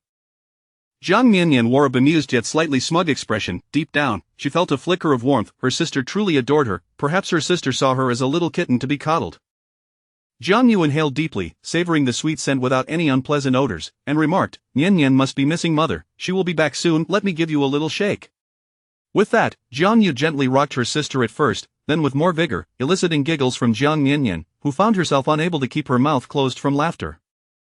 However, there were times when a baby's open mouth was not an expression of joy, but rather a manifestation of uncontrollable muscle spasms, resulting in drool spilling forth. "Oh dear, mother is back.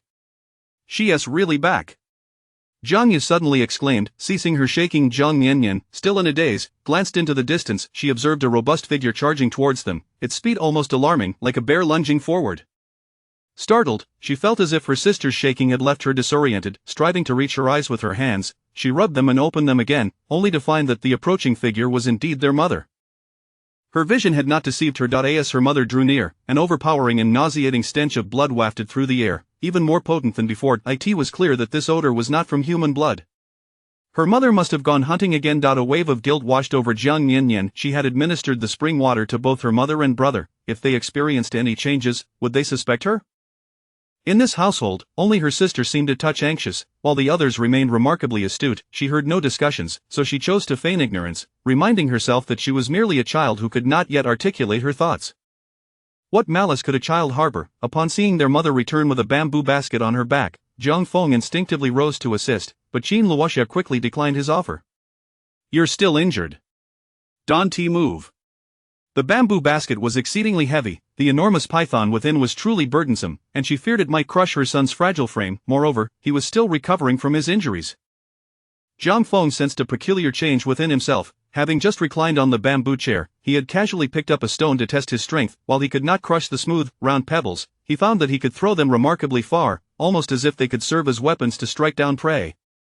However, the irregular stones yielded to his grip under pressure. Such strength was not typical for an ordinary person. He hesitated to reveal this newfound ability, uncertain of how to explain it, especially since once he recovered, he might possess even greater power. Yet, when he saw his mother returning with the bamboo basket, he instinctively rose to help. Both mother and son grasped the basket simultaneously, pulling at it with a sense of astonishment and intrigue, their expressions unreadable.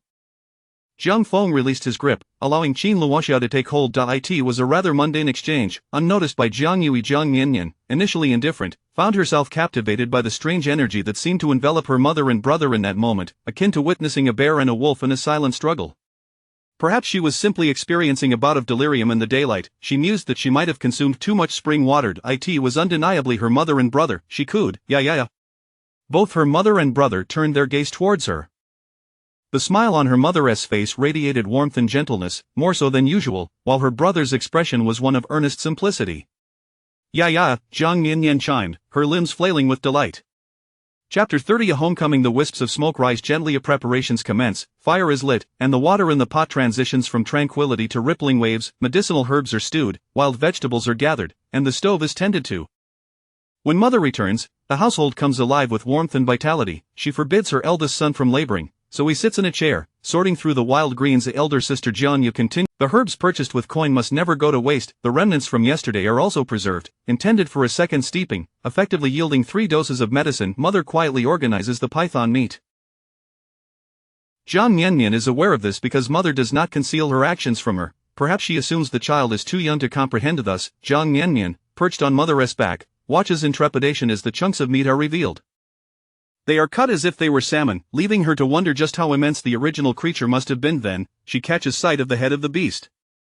Oh dear, mother is going to kill me. Jiang Miannian feels her infant heart skip several beats, utterly terrified. A vividly colored, enormous python head lies meticulously severed before her. At first glance, she mistakes it for a dragon's. Oh dear, this head rests upon her family's chopping board. Its eyes are yellow with vertical pupils. Wasn't it said that a severed snake's head could still bite? If this head were to snap at her, it could easily swallow her whole. Yet, upon closer inspection, she realizes it has been rendered into an art piece. It should pose no threat. How frightening, she gasps twice, her tender skin prickling with goosebumps. Mother works diligently, humming a tune unconsciously. The lyrics are somewhat unintelligible to Jiang Miannian, likely local folk songs. She catches a phrase. Fishy fish silly cat plump, fishy silly cat plump. Perhaps this is its meaning. The melody certainly conveys a sense of abundance. One can sense that Mother's mood is quite cheerful, and her pace is remarkably swift, almost dizzying. After two soft gasps, Jiang Miannian succumbs to slumber amidst the rhythmic cadence of Mother's labor. In her drowsy state, she muses that she will surely remember this scene when she grows up. Mother's back feels soft, like a gentle vessel, swaying and drifting, yet she never fears falling, enveloped in tranquility. Even her dreams are sweet. At this moment, it is dusk, the room is somewhat dim. A woman bows her head, wielding a large knife, emotionless as she slices the meat, while the head of a massive, unblinking python sits coldly, staring. This woman exudes an icy demeanor, even more frigid than the serpent itself, like a grotesque figure of a killer.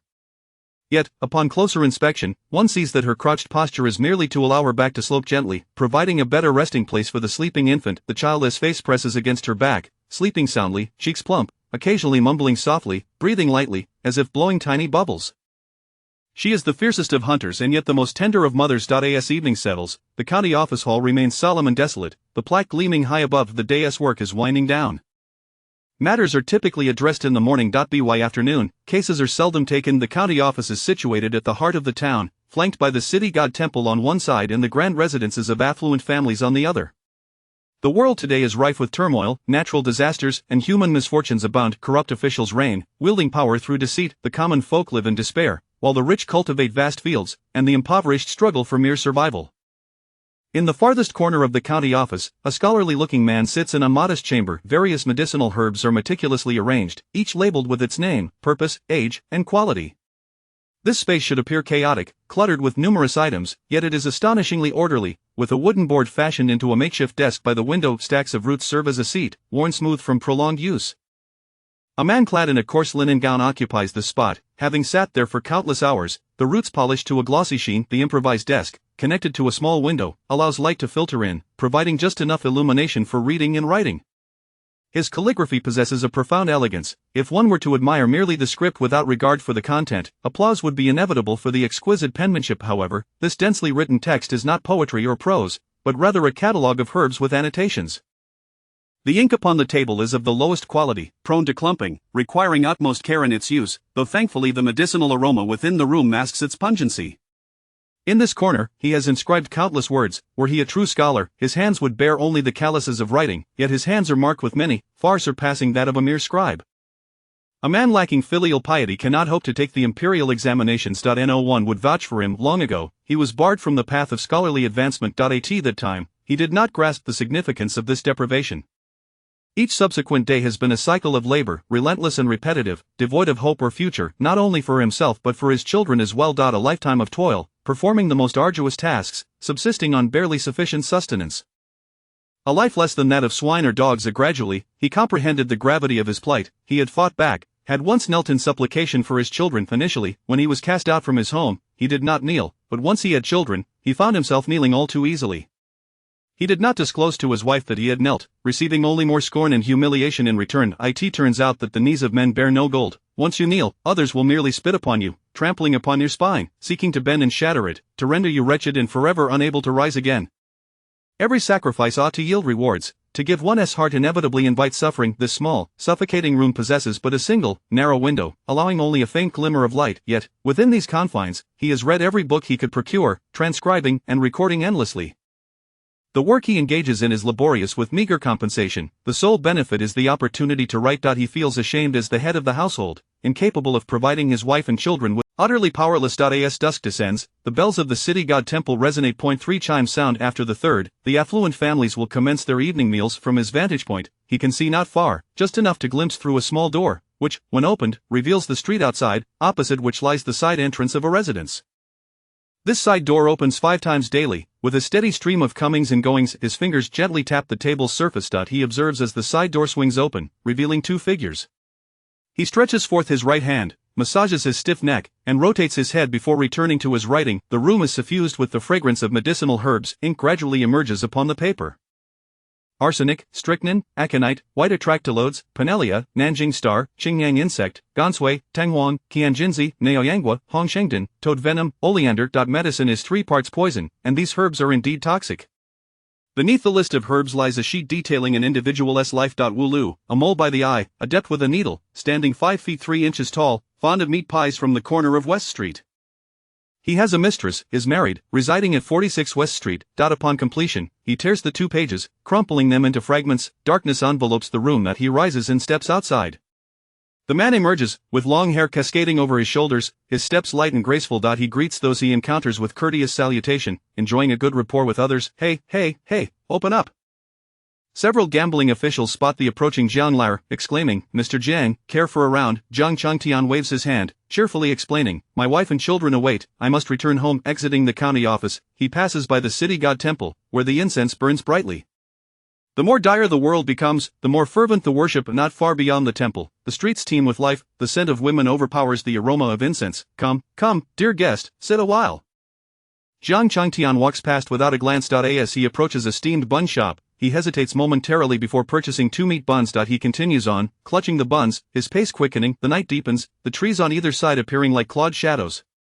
He once feared the dark. Mother would confine him alone in a pitch-black room, where countless fears would manifest. Yet, as he became a father, he gradually lost that fear, for a child is like a lantern, illuminating the darkness within his heart.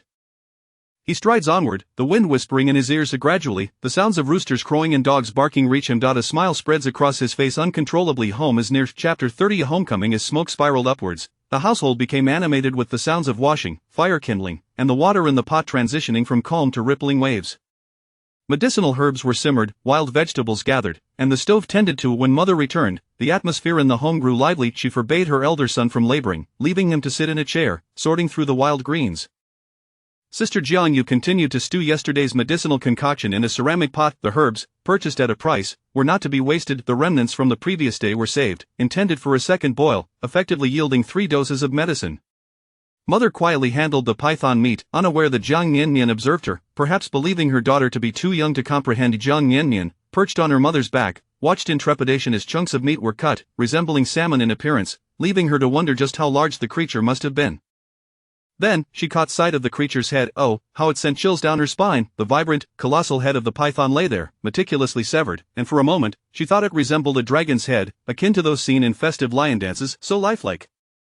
The head, with its yellow, slit pupils, seemed to glare coldly, and she recalled that even a severed snake's head could pose a threat. If it were to bite, it could swallow her whole. However, upon closer inspection, it appeared to have been transformed into an artistic masterpiece, likely incapable of harm. Fear gripped her, and she felt as though her infant heart had skipped several beats. The sight was utterly terrifying. Mother worked diligently, humming a tune unconsciously. The lyrics, perhaps a local folk song, eluded Jiang Miannian's understanding, yet she could discern a line of fish, foolish cat, plump. The melody conveyed a sense of abundance, reflecting her mother's cheerful disposition as she worked with remarkable speed, leaving Jiang Miannian slightly dizzy. After 2 little burps, she succumbed to slumber amidst the rhythmic cadence of her mother's labor, her mind lazily contemplating that she would surely remember this scene when she grew up. Mother's back was soft, akin to a gentle boat, swaying and drifting, offering her a sense of security that she would never fall. Sweet dreams enveloped her. As dusk descended, the room grew dim. A woman, head bowed, wielded a large knife with an emotionless demeanor as she sliced through meat, the lifeless head of the enormous python sitting nearby, its gaze. Yet, upon closer inspection, one would see that her crouched position was solely to bring her back parallel to a gentle slope, allowing the infant resting on her back to sleep more soundly. The infant's face pressed against her back, appearing flattened, cheeks puffed up, occasionally murmuring softly in sleep, breath light as if blowing bubbles in a gentle snore. She was the most fierce of hunters and the most tender of mothers. As evening deepened, the county office hall stood solemn and desolate, the plaque gleaming under the light. The day's affairs were winding down. Any matters requiring attention were typically addressed in the morning. By afternoon, cases were seldom entertained. The county office was situated in the heart of the town, with the city god temple to the left and the stately residences of influential families to the right. The world was not at peace, calamities and misfortunes abounded, treacherous officials wielded power, while the common folk languished in despair, the wealthy thrived in abundance, while the impoverished had nowhere to lay their heads. In a small room tucked away in the farthest corner of the county office, sat a scholarly-looking man. The room was meticulously organized with various medicinal herbs, each labeled with its name, purpose, year, and quality. It should have been a chaotic space, overwhelmed with items, yet it was impressively orderly. By the window, a wooden board served as a makeshift desk, with stacks of grass roots serving as seats, worn smooth by prolonged use. The man, dressed in a coarse long robe, had clearly spent countless hours here. The light streaming through the small window allowed him to read and write. His calligraphy possessed a striking elegance. If one were to judge solely by the penmanship, one would be compelled to applaud the artistry, irrespective of the content. Yet, the densely packed characters did not compose poetry or prose, but rather detailed the properties of various herbs. The ink he used was of the lowest quality, prone to clumping, requiring careful application, its sharp odor masked only by the scent of the herbs in the room. In this secluded corner, he had penned countless notes, and though he wrote as a scholar, his hands bore calluses far beyond those from writing alone. He had long ago been barred from pursuing scholarly endeavors due to familial strife and lack of support. Years ago, he had been cut off from the path of education, a reality he had not grasped at the time. Days of toil passed in monotonous repetition, devoid of hope or future, not only for himself but for his children as well. A lifetime spent in the most arduous labor, subsisting on meager sustenance, living a life inferior to that of mere animals. Gradually, understanding dawned upon him. He had fought for his children. Once kneeling in desperation, when he was cast out from his home, he had stood tall, yet upon becoming a father, he knelt with ease. He never revealed to his wife the depths of his humility. Enduring further scorn and humiliation, the reality struck him: a man's knees do not bear gold. Once he kneels, he becomes the target of spit and scorn, his spine crushed beneath the weight of others' disdain, relegated to the depths of degradation, forever unable to rise. Efforts do not always yield rewards, and sincerity often invites harm. This room, small and stifling, featured but a single small window granting a scant beam of light. Yet here, he had read every book within reach, writing and rewriting, documenting his findings. His work, though labor-intensive and poorly compensated, afforded him the opportunity to write. He felt ashamed as the head of the household, unable to provide adequately for his wife and children. In his ineptitude, he found himself trapped. As evening fell, the bells of the city god temple chimed thrice, signaling the affluent families to prepare for their evening meals. From his seated position, he could see not far, but just enough to catch a glimpse through a small door leading to the street, where the side gate of a neighboring estate opened several times a day, a steady stream of visitors passing through. His fingers lightly drummed on the table as he observed the gate swing open, revealing two figures emerging. He stretched his right hand to massage his stiff neck, rotating his head before returning to his writing. The fragrance of herbs filled the air, and ink began to emerge on the paper: arsenic, strychnus nux vomica, aconitum, white peony, pinelia, south star, green silkworm, gonsway, tingwang, thousand gold herb, daylily, red elevation dan, toad venom, datura. All medicine is poison in some measure, he noted, and these were indeed potent toxins. Below the list of herbs, another sheet detailed the life of an individual: a wooloo, a black mole at the corner of his eye, adept with a piercing tool, standing 5 feet 3 inches tall, fond of meat pies from the corner. Having finished writing, he tore the pages and crumpled them. Night had fallen. He rose and pushed the door open. As he stepped outside, his long hair cascaded over his shoulders, and his steps were light. Encountering others, he greeted them with courteous nods. He was well liked in the community. "Hey, hey, hey, open up," several gambling officials called out upon seeing Jiang Lauer approach. "Mr. Jiang, care for a round?" Jiang Changtian waved his hand, responding in good humor: "My wife and children await. I must return home." Exiting the county office, he passed the bustling city god temple, its incense thickening in the air. As the world worsened, the offerings increased. Just beyond the temple, the streets teemed with life, the scent of women's perfumes overpowering that of the incense. "Come, dear guest, take a seat," called out a woman in a flowing red sleeve. Jiang Changtian walked past, his gaze unwavering. He paused at a bun shop, hesitating for a moment before purchasing 2 meat buns. He pocketed the buns and quickened his pace, the darkness deepening around him, the trees looming like cloud specters. He had once feared the dark, often confined alone in a pitch-black room, where shadows danced with countless fears. However, as he became a father, that fear gradually dissipated. The light of his child illuminated the dark. He walked briskly, the wind whistling in his ears, gradually hearing the sounds of roosters crowing and dogs barking. A smile spread across his face, for home was near. Chapter 30 of The Return Home. As the smoke from the kitchen rose, the morning bustle began. The water in the pot transitioned from stillness to gentle ripples, herbs were simmering, wild vegetables were being gathered, and the stove was tended to with care. When mother returned, the house was filled with a lively warmth. She forbade her elder son from working, so he sat on a chair, sorting through the wild greens as Sister Jiang continued to brew the medicinal concoction from the previous day in a ceramic jar. The herbs, purchased at a price, were not to be squandered. The dregs from yesterday were also saved, intended for a second brew, making it equivalent to 3 doses of medicine. Mother was quietly preparing pieces of python meat. Jiang Miannian knew this because Mother did not hide it from her, perhaps thinking her too young to comprehend. As she peered over Mother's shoulder, her heart raced at the sight of the chunks of meat, sliced as delicately as salmon, leaving her to wonder just how large the original creature had been. Then she caught sight of the head. Oh dear, Mother was going to kill me. Jiang Miannian felt her infant heart skip several beats. Terrified, she gasped at the vividly colored, enormous python head. Neat. At first glance, she thought it resembled a dragon's head, akin to those seen in festive lion dances, so lifelike. The head lay on their kitchen counter, its yellow eyes with vertical pupils staring coldly. Wasn't it said that a severed snake head could still bite? If it were to do so, it could easily swallow her whole. Yet, upon closer inspection, it had been transformed into a macabre work of art. It likely posed no threat now. How frightening it was. She shivered and let out a couple of baby burps. Her tender skin must have been covered in goosebumps. Mother worked diligently, humming a tune absent-mindedly.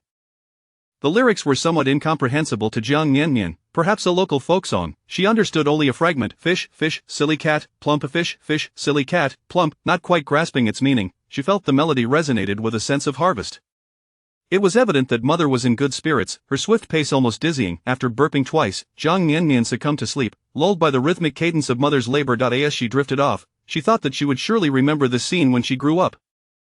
Mother's back was soft, akin to a gently swaying boat, rocking and floating, and she never feared falling. It was a comforting sensation, filled with sweet dreams. At that moment, dusk had fallen. The room was somewhat dimmed. A woman, head bowed, wielded a large knife, emotionlessly slicing the meat, while the lifeless head of a massive python sat coldly, observing. This woman was colder than the serpent itself, resembling a monstrous killer. Yet, upon closer inspection, one could see that her crouched posture was merely to allow her back to rest at an incline, providing a comfortable slumber for the infant on her back. The baby's face was pressed against her, sleeping soundly, its chubby cheeks puffed up, occasionally murmuring softly, breathing lightly, as if it were blowing gentle bubbles. She was the most ferocious of hunters and the most tender of mothers. In the evening, the county magistrate's hall stood solemn and austere, adorned with a high-hanging plaque that reflected the dim light. It was nearing the end of the workday, as matters were typically resolved in the morning. By afternoon, cases were rarely accepted. The magistrate's office was located in the heart of the county, adjacent to the city god temple on the left and the grand estates of prominent families on the right. The world today was far from peaceful, plagued by natural disasters and human misfortunes. Corrupt officials wielded power, and the common folk suffered greatly. The wealthy thrived, while the poor had no place to stand. In a small room at the far west corner of the magistrate's office sat a scholarly-looking man. The room was meticulously organized with various herbs, each labeled with its name, purpose, year, and quality. It ought to have been a chaotic space, overwhelmed by clutter, yet it was kept in remarkable order, with a wooden plank serving as a makeshift desk by the window. Stacks of grass roots served as stools, polished smooth from prolonged use. A man donned in a coarse robe occupied this space, clearly having sat for a long time, as the grass roots had been worn down. The makeshift desk, connected to the small window, allowed light to filter in, casting a glow under which he could read and write. His calligraphy possessed an extraordinary spirit. If one were to glance at his writing without considering the content, they could not help but applaud the beauty of his script. However, the dense scrawl was not poetry or prose but rather a detailed account of medicinal herbs and annotations. The ink on the desk was of the lowest quality, prone to clumping, requiring extra caution while writing, though the pungent odor was masked by the fragrance of the herbs in the room. In this corner, the man had written countless pages. Were he a true scholar, his hands would bear the calluses of writing, but instead, he bore many calluses, overshadowing those of a scribe.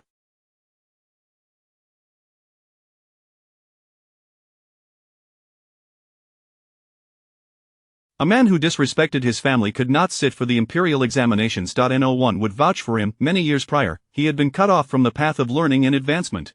At that time, he did not comprehend the gravity of this lost. In the days that followed, toil became his existence, repetitive labor, day in and day out, with no hope or future in sight.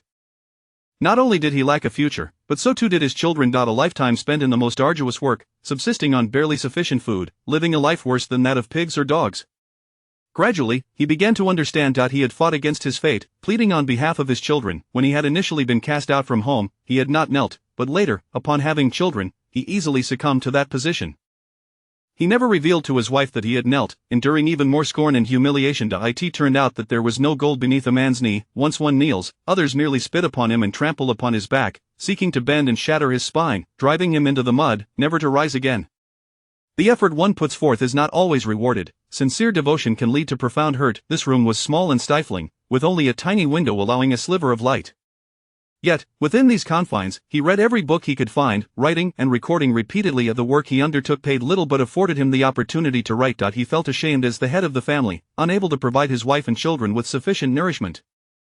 Utterly powerless. As dusk settled, the bells of the city god temple rang out, sounding 3 times. Following the toll, the affluent families would begin their evening meals. From his position, he could see through a small door to the street beyond, across which lay the side entrance of a courtyard, which opened 5 times a day, bustling with comings and goings. He gently tapped his fingers on the table, watching as the side door opened to reveal 2 figures. He stretched out his right hand, rubbed his stiff neck, and turned his head before resuming his writing. The fragrant aroma of herbs enveloped the room. The ink gradually appeared upon the paper: arsenic, strychnine, black cohosh, white peony, Pinellia, southern star, green bug, bitter herb, golden thread, night-blooming cereus, red essence, toad venom, datura. All medicine carries some poison, and these herbs are highly toxic. Beneath the list of herbs lay another sheet of paper detailing a person's life. Wooloo, with a black mole at the corner of his eye, skilled in using a needle, stood 5 feet 3 inches tall, fond of the meat pies at the corner of West Street. He had a lover, married, residing at number 46 on West Street. Upon finishing, he tore the pages into fragments. Night had fallen. He rose and pushed open the door. The man emerged, his long hair cascading over his shoulders, his steps light and graceful. He greeted everyone he encountered with polite courtesy. He had a pleasant disposition. Hey, open up, a few gambling officials called out upon seeing Jiang Lar approach. I must return home. Upon leaving the magistrate's office and passing the city god temple, the incense burned brightly. The more dire the times, the stronger the incense burned. A short distance from the temple, the street bustled even more vibrantly. The scent of women overshadowed that of the Buddha's incense. Come, dear guest, have a seat. Zhang Changtian walked past with his gaze fixed ahead. As he passed a steamed bun shop, he hesitated before purchasing 2 meat buns. He tucked the buns away and quickened his pace. The sky gradually darkened, with trees looming ominously on either side. He had once feared the dark. Mother often locked him alone in a room void of light, where he encountered countless terrifying visions. Yet, as he became a father, his fear subsided, for a child was like a lantern, illuminating the darkness of his heart. He walked briskly, the wind whispering past his ears, until he gradually heard a smile broke across his face, for he was nearing home. Chapter 31. The return of favor. The evening glow today is exceptionally beautiful, resplendent and magnificent. Jiang Miannian has awakened from her slumber on her mother's back, groggily drinking milk before relieving herself. Fully alert now, she stretches out and stands beside her elder brother under the grand tree at the entrance, basking in the twilight. The scene resembles the animated scarves waved by elderly women posing for photographs, fluttering and soaring, intertwining in the gentle breeze. Jiang Miannian's cheeks flush with warmth as she watches. Turning her gaze to her brother, she finds him with closed eyes, seemingly asleep, the vibrant flowers at the corners of his eyes animated, perhaps Then, her attention shifts to a small ant by the wooden basin, which seems to smile at her. Jiang Miannian feels an unexpected affection for it. After all, having stared into the unblinking eyes of a giant python, the sight of a tiny ant's head appears endearingly gentle. Boldly, she extends her hand to touch the ant's antennae. It feels quite firm. If it grew larger, perhaps it could be steamed, cracked open with an iron spoon, and dipped in vinegar. Wait, that's a crab. She suppresses the urge to wipe the drool from her mouth. At that moment, she feels her brother's finger brush against the corner of her mouth. She flails her little arms. Yeah. Thank you. Her brother's hand then begins to affectionately ruffle her hair, a natural gesture that brings warmth. He rubs her head once, then again, and once more. Yeah. Don't touch my head. Jiang Miannian protests by shaking her arms. In a fit of irritation, she blows a bubble of saliva.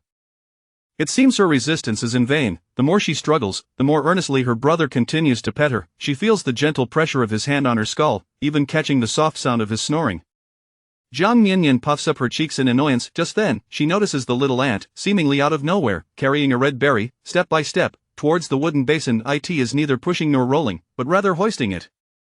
Jiang Miannian recognizes it as a raspberry, known colloquially as a red bubble, sweet and delectable. This ant has become extraordinary. Her heart races with a unique thrill. Despite being an infant unable to control her own bodily functions, she now feels a sense of mastery over a tiny ant.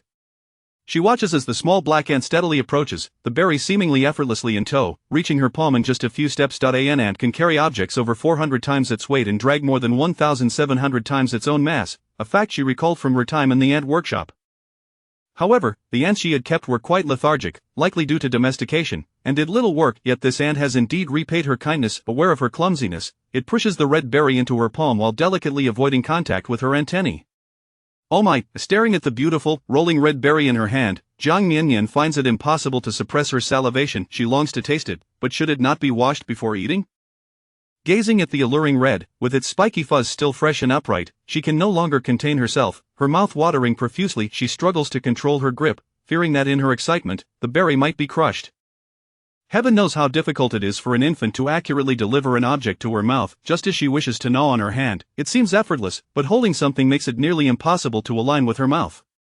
Finally, with all the effort akin to that of nursing, she manages to toss the red berry into her mouth. The sweet flavor explodes in her mouth, so delicious, overwhelmingly sweet. Lacking teeth, she savors the gradual release of flavor reminiscent of an elderly woman savoring a treat, the sweetness lingering.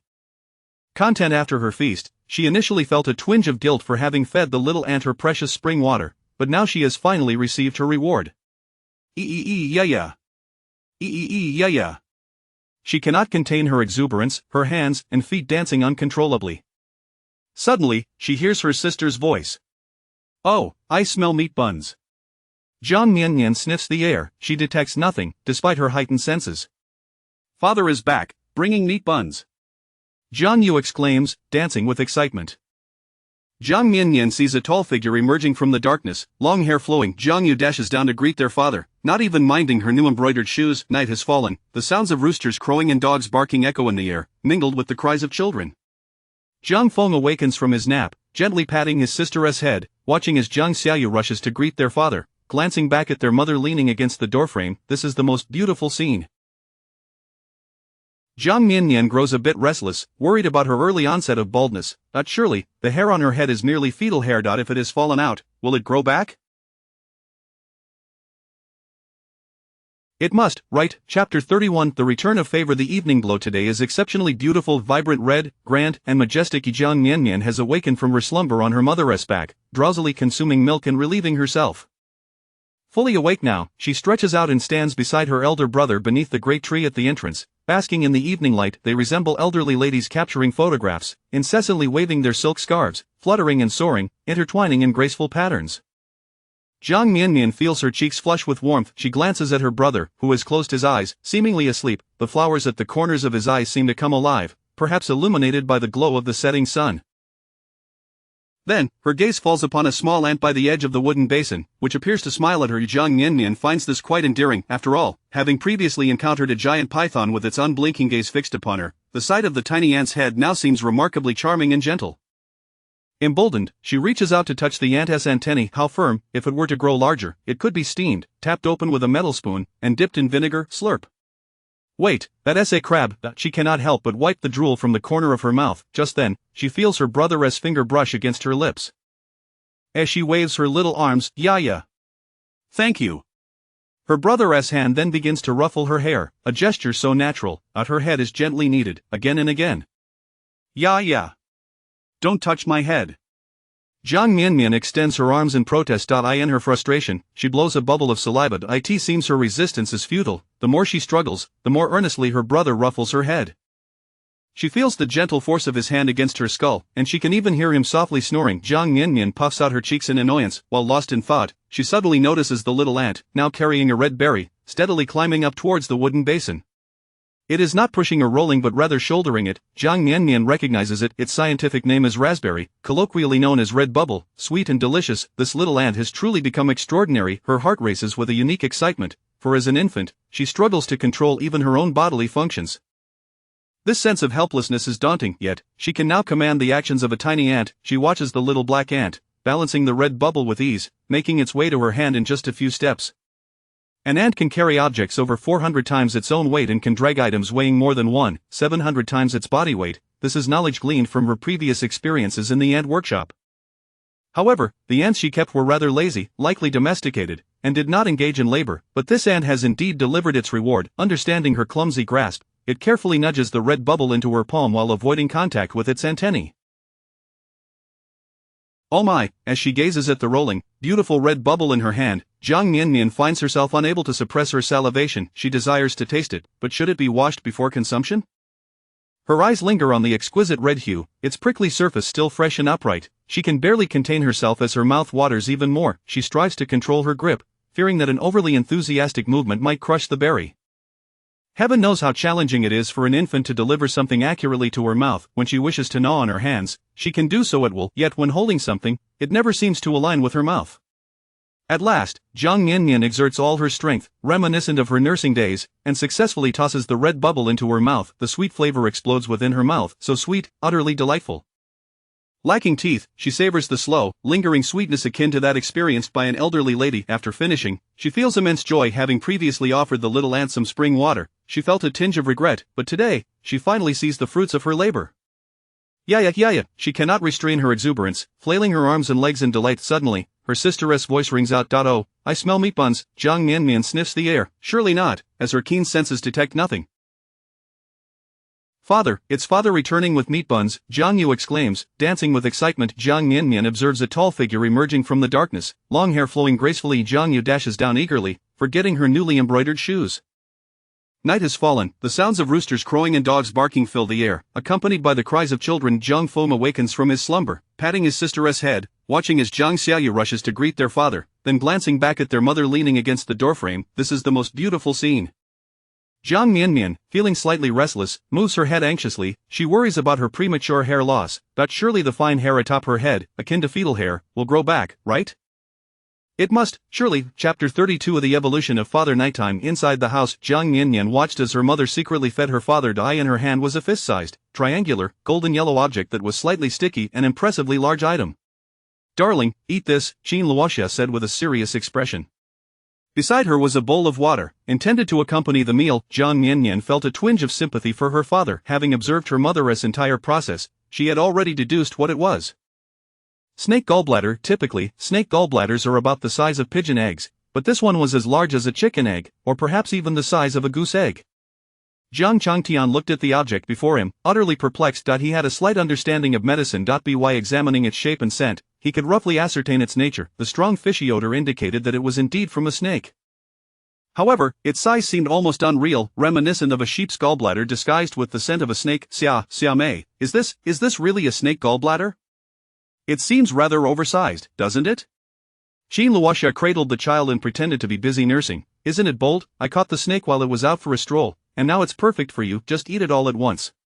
Having just been fed, Jiang Miannian was suddenly offered more. Her mother held her in a way that allowed her arm to extend just enough to reach the bowl of clear water. Jiang Miannian thought to herself that anyone who consumed such a terrifying thing would surely experience a bout of diarrhea for a day or two. Without any psychological burden, she reached out to pour the spring water. Following her brother's example, she emptied the bowl before releasing her grip. It was then she realized she had soaked herself. She had wet herself. She had done her best. Thus, Qin Luoxia busily changed her child's diaper while urging her husband to eat quickly. Jiang Changtian stared at the grotesque, foul-smelling item before him, feeling as though it might poison him, yet, he still picked it up and began to chew, bite by bite. The snake gallbladder was bitter at first, but then it turned sweet, a remedy to dispel wind and dampness, enhance vision, clear the heart, soothe the lungs, and prolong life. Yet, the sweetness was non-existent. The bitterness pierced his very soul, causing tears to brim in his eyes. Still, he persevered and consumed it all, for he noticed several scars on Xiaomei's wrist, more than one. When she lied, she could not bear to look him in the eye. After finishing the pungent snake gallbladder, Jiang Changtian seized the bowl of water beside him and gulped it down in one go. Perhaps the gallbladder was too bitter, but even the cool water tasted exceptionally sweet to him at that moment. After quenching his thirst, Jiang Changtian took his daughter into his arms, resting her head on his shoulder, gently stroking her back until she let out a milk burp, at which point he ceased his motions. Jiang Miannian relished being held by her father. His embrace was tender and measured. He always cradled her with utmost care, striving to ensure her comfort, even bestowing upon her a sense of respect. Curiosity flickered within Jiang Miannian about the effects of the spring water. Her mother had drunk it and felt stronger, her hunting prowess having grown fiercer. Her brother had consumed it, vomited, and was in recovery, but his resilience appeared heightened, and he seemed to cling to her more affectionately, often ruffling her hair. As for herself, after drinking the spring water, her strength did not seem to increase much, yet her senses had sharpened. She could perceive the slightest rustle of leaves, and her sensitivity to the emotions of others had intensified. What about her father? There was anticipation. Jiang Miannian too was eager to see if her husband would become sturdier after consuming the snake gallbladder. However, by the latter half of the night, Jiang Changtian's face had turned pale from distress. He made several trips to the toilet. Jiang Miannian awoke briefly from her slumber to see her father rushing to the restroom, and in her drowsiness, she thought, even such a handsome father must attend to nature's call, before drifting back to sleep. Jiang Miannian was quite worried about her husband, fearing that the snake gallbladder had upset his stomach, yet, she recalled the old doctor's words, her condition was dire, and only the gallbladder of a fierce python could save her. She had questioned, but isn't a python venomous? The doctor had insisted that sometimes poison must be countered with poison. Surely, her husband was merely detoxifying. Jiang Feng had also heard his father's commotion, but knowing his father would be fine, he did not fret excessively. It was only when he heard Jiang Xiaoyu stirring restlessly next door that he finally drifted off to sleep. As Jiang Changtian continued his frequent visits to the outhouse, he did not complain. He merely attributed it to his own health issues. As a child, he often suffered from indigestion and had a weak stomach. A slight deviation in diet would lead to stomach troubles. He had grown accustomed to it. It was only after marriage that he had gradually strengthened his stomach, yet tonight, after consuming the snake gallbladder, it seemed his old ailment had resurfaced. Nevertheless, Jiang Changtian bore no resentment towards his wife. He understood the hardships Xiaomei must have endured to procure that gallbladder. She had hidden her injuries from him, but in the darkness, he had felt several wounds on her body. He hoped to strengthen himself, to shield his family from the storm, to travel farther without being a burden. However, this time, the situation was rather severe. Jiang Changtian was somewhat fastidious about cleanliness. In some respects, he was quite image-conscious, and he declined his wife's company to the toilet, opting to go alone, back and forth. He continued to struggle, concerned about waking his wife and children. He decided not to return to the house, instead lying down on a bamboo chair beneath a tree, waiting for dawn. The summer nights were sweltering. Even in the early morning, the breeze offered no relief. Lying on the bamboo chair, Jiang Changtian did not feel unwell. Rather, he felt quite alert as he awaited the sky to brighten, the sun slowly rising from the east. In such moments, life felt meaningful. As the sun ascended, it seemed to infuse him with newfound strength. Jiang Changtian lay there, allowing his hair to scatter freely, unconcerned about appearing somewhat disheveled. After all, this was home, and it mattered little. He quietly observed the sunrise alone, moved and relieved inside the house. Jiang Miannian awoke, hungry. Instinctively, she sought out her source of nourishment. She reached for her mother and quickly began to nurse. It seemed she did not notice her father's absence. Her mother, while feeding her, wrapped her in an old garment and stepped outside. The courtyard door creaked open. Jiang Miannian, yawning as she carried her child, stepped out and was greeted by the sight of her husband lying on the bamboo chair.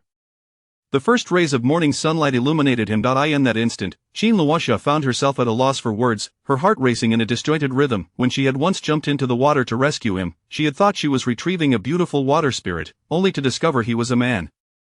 The years of toil and hardship seemed to have rendered her husband indistinguishable from the masses, yet now, upon gazing at him again, she was suddenly struck by the feeling of their first encounter.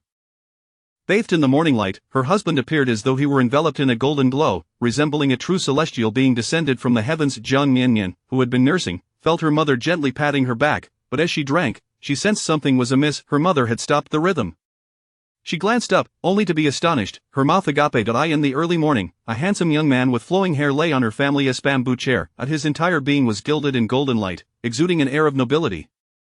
Jiang Miannian was so taken aback that she closed her mouth, swallowing a large gulp of milk. This spring water seemed to have taken a rather unexpected turn in its effects. While her mother had gained strength, her father appeared to have received a boost in attractiveness. Originally, he had been the most handsome in the family, standing out remarkably, and now, he was not just striking. He was extraordinary. Jiang Miannian, having been fed, could scarcely make a sound, fearing she might disturb her beautiful father. However, upon hearing the commotion, Jiang Changtian turned to see his wife and child also basking in the morning light. He smiled warmly. Xiaomei, good morning. Jiang Miannian's face flushed crimson in the dawn's glow. She quickly handed their daughter to her husband and dashed back into the house. Jiang Miannian, bewildered, lay in her father's embrace, her mouth agape, drooling uncontrollably. Clenching her fists and waving them in excitement. Chapter 33 of the Ant Queen. Bang, bang, bang. Early in the morning, mother was chopping firewood. Typically, that firewood would be split into 2 or, at most, 4 pieces with a single axe blow, sufficient to fit into the stove. However, this morning, Jiang Miannian was brimming with excitement with no outlet for it. While others might feel nervous and restless, mother was boldly exuberant. She continued to split the already chopped wood into smaller, neatly stacked pieces. Jiang Miannian thought these small bits could serve as her toys, imagining that when she grew a bit older, she could build with them like blocks. Jean Luoxia looked at her husband and believed that it was the merit of the fierce python's gallbladder she had procured that brought her this good fortune. Though her husband was indeed handsome, he always seemed a bit frail, exuding an air of illness. There were also those gossipy village women who claimed that, like her mother, she was fated to bring misfortune to her spouse and was destined to be a widow, suggesting that her husband would not live long. Although she had previously thought those women were merely envious of her husband's good looks and character, a flicker of anxiety still resided in her heart now. However, she gazed at her husband in the morning light, and he appeared positively radiant. A glance made her cheeks flush, and 2 glances made them flush even deeper. With a 3rd glance, Jean Luoxia couldn't help but reflect on her own worthiness, pondering what virtues had allowed her to marry such a man. She mused that perhaps in her past life, she must have saved thousands of lives to earn such blessings in this one. Not while chopping wood, she wondered where in the dense forest there might still be a fierce python, considering that such a large creature typically claimed its territory and lived in solitude. One such serpent in a forest was already quite remarkable. She yearned to visit the Grand Huayuan mountain of Jiayuanwei, rumored to be expansive and thriving with wildlife. As she pondered, she vigorously chopped away, embodying the spirited vigor of Pango parting the heavens. Morning arrived, and Jiang Yu woke to see her father. She stared for a long moment before finally speaking. "Father, are you truly my biological father?" Jiang Changtian gently tapped his daughter's forehead. "Why are you being so foolish this early in the day?" Jiang Yu shook her head, letting out a sigh. "It's over, I want to be able to marry now. With you looking like this, how could I possibly face Wu and Guo brothers? I truly cannot bear it." Perhaps this was why Hui, despite their frequent quarrels, still enjoyed playing with her. She genuinely wouldn't spare a second glance at Wu. Jiang Changtian reassured his daughter, "Do not worry, if you do not fancy them, your father will not allow you to marry." Jiang Feng observed his father, radiating light, yet his heart ached even more. Such a good man as his father should not have to endure such hardships. He fell into deeper silence. After splitting the wood, Jean Luoxia shooed the children away, preventing them from lingering around their father, and dragged him into the house. Jiang Miannian was also drawn inside, having been cradled in her father's arms. "Husband, you cannot go out looking like this. If anyone were to inquire, I might never encounter such a bold snake again. May I assist you in tidying up?" Jean Luoxia asked cautiously. Jiang Changtian chuckled at her concern, feeling a tinge of sorrow. Thus, Jean Luoxia began to dab and smear on his face. She recalled her own attempts to beautify herself, striving to resemble the village girls, only to find each effort resulted in the opposite effect, met with laughter from others. Jiang Miannian observed her mother's handiwork. It was simply a mess, utterly ineffective. Jiang Changtian took over. "Let me handle this." He washed his face anew and gazed into the basin, momentarily captivated by his own reflection. It felt as though he had seen this visage before. The moment passed quickly, and with a gentle touch, he disturbed the water's surface, scattering the image. He began to groom himself. In truth, he had learned to do this from a young age. He sensed that his mother regarded him with disdain each time they met, leading him to wonder if it was because he looked different from his elder brother, who was met with her affectionate gaze. Instinctively, he would apply makeup to his own face, hoping to resemble his brother, a bit darker, broader in face, shorter in chin, and narrower in forehead. Thus, Jean Luoxia observed as her husband quickly tidied himself up. He appeared much like his usual self, handsome, yet lacking that heart-fluttering, tumultuous appeal. He still bore a faintly sickly demeanor. Jiang Miannian, nestled in her mother's arms, marveled at the transformation. "My family possesses such peculiar skills, a wondrous reverse makeup technique. My father is remarkably adept. With a mere charcoal pencil, he could alter his facial contours." A new day dawned. A father set out for work. After he left, the elder brother departed as well. Mother ventured back into the mountains to forage for wild vegetables. Jiang Miannian and her sister Jiang Yu remained at home. The older sister, having donned a new pair of embroidered shoes that morning, walked about the house joyfully, her footsteps echoing like a cheerful rhythm. Jiang Miannian felt no envy. She easily wiggled her little toes, relishing in their freedom to sniff or nibble at will. She recalled the sweet red candy from yesterday, longing for more. As she observed her little black ant, she found its dark, unappealing appearance oddly endearing. The small black ant was quite remarkable. In this era of food scarcity, any morsel would surely be seized, yet she wondered where it had procured its bounty. When Jiang Miannian was placed in the wooden basin by her sister, she immediately began searching for the little ant. The ant, still nestled in its burrow, peeked out upon her arrival. In her boldness, Jiang Miannian reached out to touch the ant's head, feeling as if she had pricked it with 2 tiny needles, a delightful tingling sensation. She fervently wished for a taste of the red candy. However, after her touch, the little ant did not budge, merely returning to its resting place. Jiang Miannian's eyes widened in curiosity. Could it be that it was on a break? Did it not wish to move? She pondered if the ant she had kept was male, as only the queen ant would be female. Unable to contain herself, Jiang Miannian let out a few frustrated sounds. Communication was so difficult, she could not speak, and the ant could not either. Even if she were to gain the ability to speak in the future, the ant would still not understand. She felt a profound loneliness in her companionship with the ant. Jiang Yu sat beneath a tree, beating clothes. Though the family was poor, with 5 members, the household chores were plentiful and tedious. Jiang Miannian resolved to ignore the little ant henceforth, vowing never to touch it again, and prepared to bask in the sun before dozing off. As she turned her head, she noticed what appeared to be a long red line on the path not far off.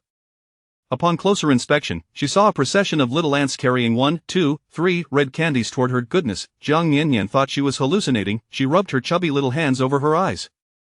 Once her vision cleared, she saw that on average, 4 ants were lifting a single red candy, marching in an orderly line. Jiang Miannian felt as though she had stumbled upon a miniature factory assembly line. When the line of ants reached the edge of the wooden basin, her little black ant surprisingly stepped forward to greet them. Jiang Miannian, accustomed to her own little ant, found it to be rather petite, yet when it stood among the other ants, it towered impressively, a sight to behold. It carried itself with a certain pride. While the other ants required 4 to lift a red candy, her little black ant bore it alone, straining as it climbed up to her, finally pushing the candy into her hands. Happiness arrived so swiftly and unexpectedly. Jiang Miannian imagined her little ant waving its strong little arms, declaring, "I will take care of you." Today, Jiang Miannian had already mastered the art of stuffing the candy into her mouth. It was a tad sour, lacking the sweetness of the previous day. Tears rolled down her cheeks as her face contorted into a mix of emotions. She was unsure whether it was the sourness of the candy or the realization that her little ant had acquired companions of its own, a whole swarm. Turning to see her sister still diligently pounding clothes, splashes of water hitting her face, Jiang Miannian noticed that her hands were now adorned with numerous red candies, and the wooden basin brimmed with them as well. She felt as though she were being buried beneath a mountain of red candies. Would she be mistaken for the ant queen, a legion of ants toiling away, delivering food to her? She was quite large, plump, and pale, utterly still, constantly drooling, yearning for more. Oh dear. Chapter 34 of The Villain and His Wicked Friends. In the early morning, a petite maid tiptoed to remove the large crimson lantern from the door, extinguishing the candle within. Another young maid, carrying warm water, cautiously approached the old matriarch's chamber. The old lady was exceedingly particular about her health. She avoided cold in the mornings, as it could harm her lungs. Her breakfast was also meticulously prepared. Though it appeared modest, it was thoughtfully composed of longevity-promoting foods, harmoniously balancing both meat and vegetables. As the door to the old lady's room was gently pushed open, the entire household began to awaken. Each family member was attended to by their respective servants as they washed and dressed. Jiang Wan rose early as well. After a brief ablution, she sat down to diligently transcribe a Buddhist scripture, her posture upright and her grip firm, each stroke of the pen executed with care. Her grandmother cherished these scriptures, and Jiang Wan would faithfully copy one each day to present to her. Her boudoir was spacious, adorned with numerous vases and jars upon a display shelf, but the most striking feature was her bookshelf, laden with an impressive collection of books. These volumes were indeed rare treasures, for in this era, literacy was scarce among the populace. Those who could read were honored with the title of gentleman. Jiang Wan, not only literate but also possessing such a wealth of books, belonged to a distinguished lineage that valued education and tradition. On her desk, alongside the Buddhist scripture, lay several well-worn books, suggesting they were frequently perused. Beneath these texts were a few landscape paintings, depicting ordinary mountains and waters, yet captured from delightful angles, emanating an effortless charm, adorned with Wanner's delicate seal. Adjacent to the bookshelf was another window, offering a view of a small bridge and flowing water in the courtyard, while inside stood an ancient kuchin, its playing surface polished and well-loved, a testament to Jiang Wan's regular practice. The bookshelf housed a variety of genres, including a dedicated section for chess manuals. After completing her transcription, Jiang Wan rose to wash her hands under the attentive care of her maid. Accepting the towel offered by the maid, she graciously expressed her gratitude, causing the young maid to blush slightly. The matriarch of the household, Madame Wu, had also risen, her complexion radiant. Her husband had awoken even earlier, presumably to train at the martial arts grounds. Although her life was far less opulent than in the past, with jewelry that had not kept pace with current trends, and her social circle comprised of those she once looked down upon, she seemed to be thriving. Her husband was affectionate, and their harmonious life together was quite idyllic. Though he lacked the striking looks of her second uncle, he possessed a refined demeanor and remarkable talents, far surpassing the gaunt figure of her uncle. It was only after marriage that she realized the worthlessness of a man's appearance. In good spirits, Madame Wu instructed her head maid, by Luo, go to the courtyard and fetch a fresh branch to replace the old one. Let us bring in some vitality. At the martial arts training ground, beneath a sprawling tree, a man clad in a dark blue training robe practiced his punches with precision, his breathing measured and strong. Zhang Huaishang was among the few exceptional talents of this era, born into nobility and excelling in the 6 arts of a gentleman. Even in this rural setting, he had not forsaken his rigorous study and training, maintaining a disciplined routine day after day. The greatest source of concern for the family was perhaps the young master, Zhang Rong. Having recently received a couple of lashes from his father, he feigned illness for 2 days. Fearing further punishment, he arose early to prepare for school. Clad in a new robe hastily made by his mother, he first went to pay respects to his grandmother, observing her demeanor to be as usual, without any sign of distress. He thought to himself that perhaps Zhang Feng had not encountered any trouble. Despite expelling that family from their home, his grandmother would certainly be the first to know if anything befell them. His sister, as per her usual disposition, remained as dull and uninteresting as ever. After greeting his grandmother, Zhang Rong seized the opportunity to slip away before his father arrived. Today, his guard, Wu Lu, was inexplicably absent, leaving Zhang Rong feeling somewhat exposed without him. Accompanied by 2 young servants, he strolled toward the county school at a leisurely pace. To his surprise, he soon spotted several ruffians ahead, one of whom was Zhang Feng. Their eyes met, and Zhang Feng's gaze bore an unsettling intensity that made Zhang Rong wince, a dull ache blossoming in his side. Startled, Zhang Rong took a step back but quickly chastised himself for his cowardice. After all, this was the street. He strode boldly past Zhang Feng and his companions, who were engrossed in conversation, their faces adorned with smiles. Zhang Feng, with a grin, observed Zhang Rong and his attendants passing by, his hair partially concealing the injury on his brow, an itch that he could not quite ignore. One of the youths beside him, clutching a steamed bun, took a hearty bite and nudged Zhang Feng's arm, exclaiming, "Brother Feng, what do you say? My elder brother said we should just go along to cheer them on, scare the passers-by a bit. No need to actually engage in a fight, they have the muscle for that. We're merely here in numbers. When they feast, we can sip the broth." Zhang Rong, overhearing this from a distance, could not suppress a scoff at their audacity. Wasn't this merely a guise for robbery? It seemed that the wickedness was ingrained in their very nature, so casually cloaked in grandiloquent words that he needn't intervene. Zhang Feng and his ilk would surely bring about their own downfall. Quickening his pace, Zhang Rong felt that merely being in proximity to Zhang Feng diminished his own stature. How could he share the surname Jiang when it was sullied by such depravity? Zhang Feng, listening to the banter of his companions, asked nonchalantly, "How many of us are there? How many does my elder brother have? Who are we intending to scare?" The youth scratched his head, swallowing hard the morsel lodged in his throat, and replied somewhat dazedly, "Just the lot of us, I suppose, about 7 or 8. My elder brother said we're merely here to lend our support. They're outnumbered, and the ones we're frightening are merely wealthy young masters out for a stroll, dressed in fine silks. Brother Feng, will you join us? It all hinges on your word. We trust you completely. If you go, we'll all follow you." Another boy, lacking a bun, gazed at the one munching, swallowing repeatedly. Zhang Feng glanced at Zhang Rong's back, clad in a silken robe, and nodded decisively, "Yes, let us go and cheer for my elder brother. I shall certainly join. Let us hurry, then. My elder brother promised that if he gets a piece of meat, we'll definitely get to sip the broth." The youth tugged at Zhang Feng, though he remained unyielding. Zhang Feng patted his patched robe, chuckling, "Let us go, then. Time for some broth." The group of boys linked arms, swaggering down the street with a carefree air. Chapter 35 of The Little Peddler. Beneath the red crow tree. A young maiden adorned in a coarse linen skirt climbed onto a chair to tie a red ribbon to the branches. This cherished red ribbon was a gift from her elder brother, and with a tiptoe and an arched neck, she carefully hung it on the tree. As the wind blew, the red ribbon danced gracefully. After securing the ribbon, the maiden stood beneath the tree and reverently offered a prayer. She murmured, "May the tree spirit grow ever more robust and bear an abundance of fruit." Jiang Miannian lay in a wooden basin, pondering whether she too should offer a prayer. However, her little fists were quite stubborn. Raising them apart was as effortless as a superhero's pose, yet bringing them together seemed a formidable challenge. At that moment, she resembled a fierce little Tyrannosaurus Rex. Even with 100% proficiency in empty-handedly catching a blade, it was of no use. Her hands were simply too short to clasp. Thus, she could only wave her arms to cheer for her elder sister. After Jiang Yu concluded her prayers, she delightfully gathered all the red bubbles from her sister's basin and placed them into a bowl, a bountiful collection indeed. While collecting, she inadvertently crushed a few. Upon breaking, they could not be preserved, so she had no choice but to pop them into her mouth. As she munched, she chanted, "O tree spirit, bestow upon us yet more fruit." Jiang Miannian wondered if she should rename her little aunt to Jiang Xiaoshu. Jiang Yu selected the largest red bubble, took a gentle bite, and indeed, it was exceptionally sweet. After inspecting it for any insects, she stuffed the remaining half into her sister's mouth. Seeing her sister savoring it with great seriousness, surely it was overwhelmingly sweet, Jiang Miannian broke into a smile, unable to resist. Jiang Yu indulged in another. For every 10 bubbles she consumed, Jiang Miannian received 1. As Jiang Yu munched, she confessed, "Elder brother doesn't like them, neither does father, nor mother. Thus, it falls upon me and my sister to enjoy them together. We are not greedy." Suddenly, the crisp sound of bells echoed through the village. Jiang Yu's eyes widened in surprise. The tree spirit truly is benevolent, the little peddler has arrived. Thereupon, Jiang Miannian found herself hoisted by her elder sister, her legs being spread apart. Shh, it's time to urinate. Jiang Miannian, feeling a twinge of embarrassment, complied.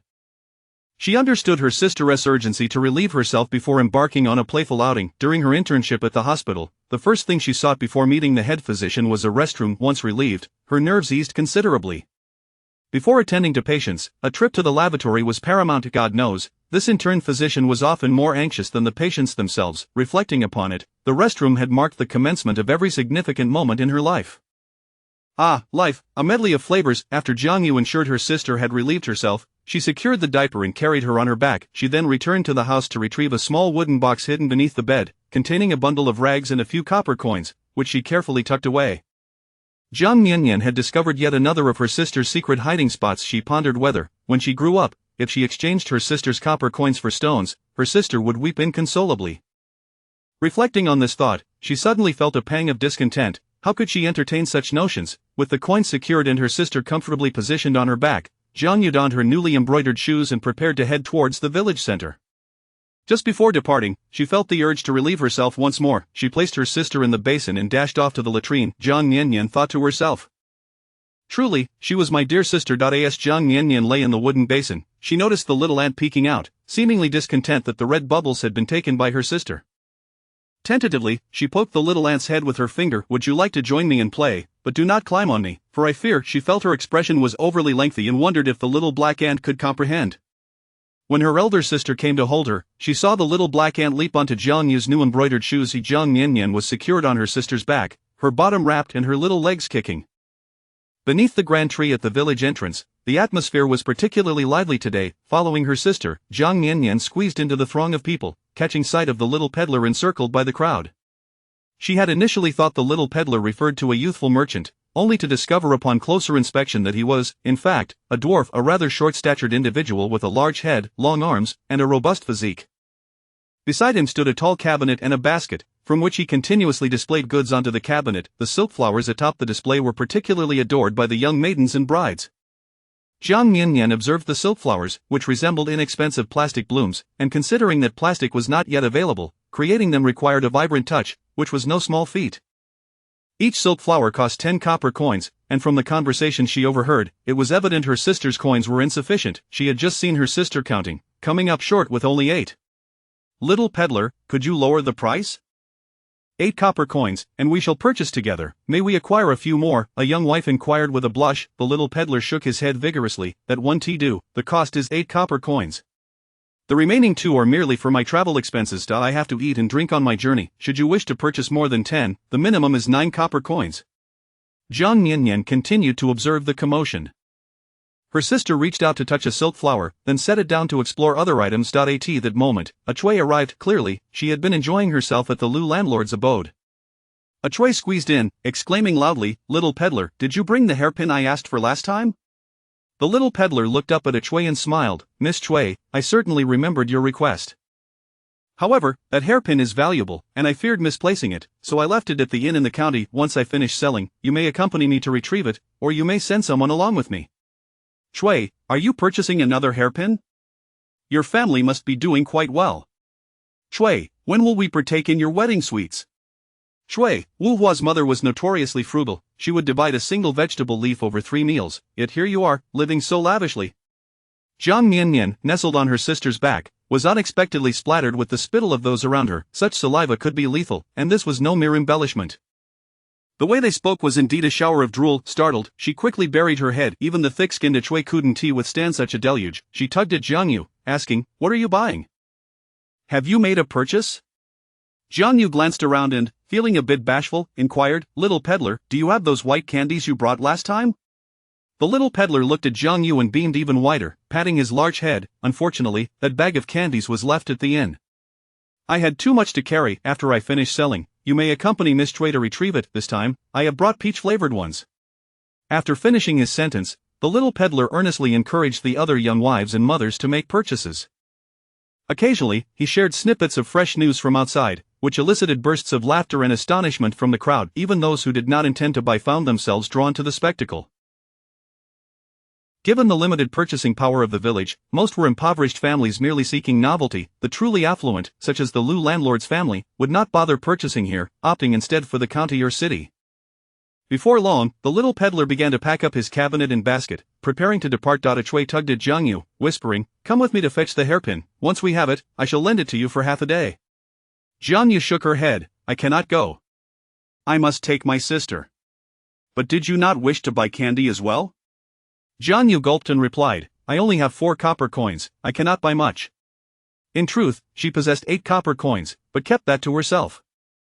A Chui, observing that the little peddler had already shouldered his burden, stamped her foot. "I shall treat you to meat buns in the county, we can share." Wiping her mouth, Jiang Yu responded, "Let us go.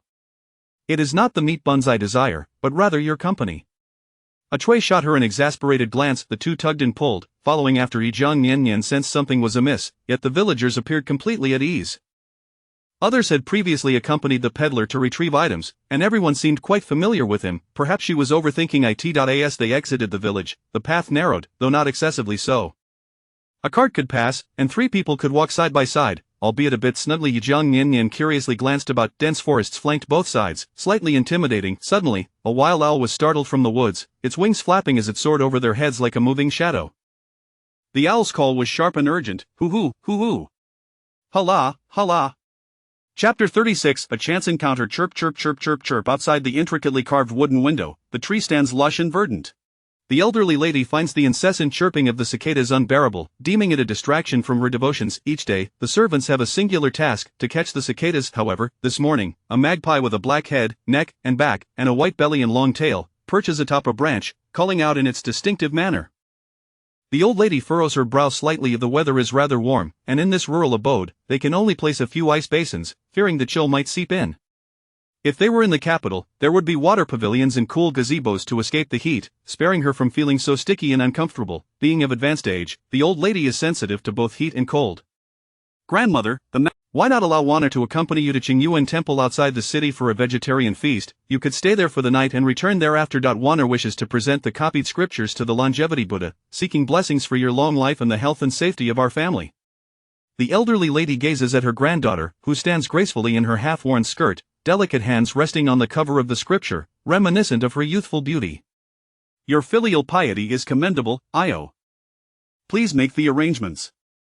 As they would be staying overnight, the preparations became more extensive. Of food, necessities, bedding, and incense were gathered. By midday, the grandmother and granddaughter finally set forth in a sedan chair. "Quack quack haha," the mountain cat screeched, startled Jiang Yu. She turned to glance at her sister, who was resting her head on her back. Obediently, Jiang Yu playfully patted her sister's bottom. Acqui, too, was startled. She feigned calmness, remarking, "Your sister is quite well behaved, not crying or causing a fuss." Little Miannian, confused, wondered in disbelief, "Goodness, what kind of bird is that? It's enormous, too big to fit in a pot." Her mouth agape, saliva dribbled out. Acqui found the sight amusing and glanced at the vendor ahead, calling out, "Hey, little vendor, why are you walking so fast? Wait for us." Jiang Miannian looked up and realized the vendor was indeed quite short, yet he walked briskly while carrying a heavy load, creating a considerable distance between them. Jiang Yu quickened her pace alongside Acqui, lifting her sister's bottom while complaining, "What a loss. Acqui, I want to eat more meat buns. These new embroidered shoes of mine will wear out if I walk so far with you." Jiang Miannian, feeling the strain from being carried for too long, thought it best to take a break. Otherwise, her legs might become bow-legged as she grew up, which would not be attractive. Eek, eek, she began to flail her arms and call out. The little vendor paused, setting down his burden to rest. He opened his water pouch and asked Acqui and Jiang Yu, "Ladies, would you like a sip of water? It's sweetened with sugar." Both Acqui and Jiang Yu shook their heads, indicating they did not need any. However, the vendor poured some into 2 bamboo tubes for them, taking a sip himself. Only after seeing and drink did they lift the bamboo tubes to their lips. Jiang Yu smacked her lips. "It's a bit sweet, but there is an odd taste to it." "Is it spoiled?" Nevertheless, she diligently finished every drop. Acqui, eager to continue their journey, drank her portion as well. They were not on guard, as they had seen others follow the little vendor to fetch goods before. If anything were amiss, surely this small-statured vendor could not overpower them. Then Jiang Miannian watched in horror as her sister and Acqui staggered and felt that her eyes widened, and her mouth closed tightly. Had they encountered human traffickers? What suffering was this? Just then, a robust woman emerged from the dense forest, shouldering a burden. Isn't it just one, my dear? We've brought back 3. The woman tossed aside the 2 fallen girls, lifting them one by one to stuff them into a basket. This little one looks rather pretty, not crying or fussing. We can take her home to raise as our own. The little vendor chimed in and the woman examined the infant's legs, spitting out, a worthless brat, not worth the trouble. Jiang Miannian. The insult is far too great. Though lacking a proper form, she can be raised to serve as a bride for the basket and help out. In the future, Wanner can enjoy her fortune. The little vendor carefully placed the infant into his basket. Why not give her a sip of water, the woman suggested. The vendor resolutely shook his head. No, she is too small, it might make her dull-witted. Once raised, she won't be of any use. This child looks quite different, as if born to a wealthy family. Even if the basket doesn't like her, raising her and then selling her wouldn't be a loss. Perhaps the money earned could heal our basket, and we won't have to endure hardship anymore. Let us go. The little vendor and the woman continued on their path toward the city outskirts.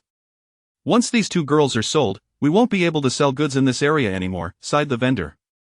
The woman scoffed. The money earned from selling goods, will it suffice for your meals or purchase medicine for the basket? This place has always been poor, and there's nothing good to be found after watching for so long. Inside the vendor's basket, Jiang Miannian lay beneath a bamboo lid, cushioned by a piece of tattered cloth. The odor was somewhat pungent, yet light filtered through the bamboo cover. The basket swayed gently, resembling a cradle, and it was, in fact, more comfortable than being carried on her sister's back.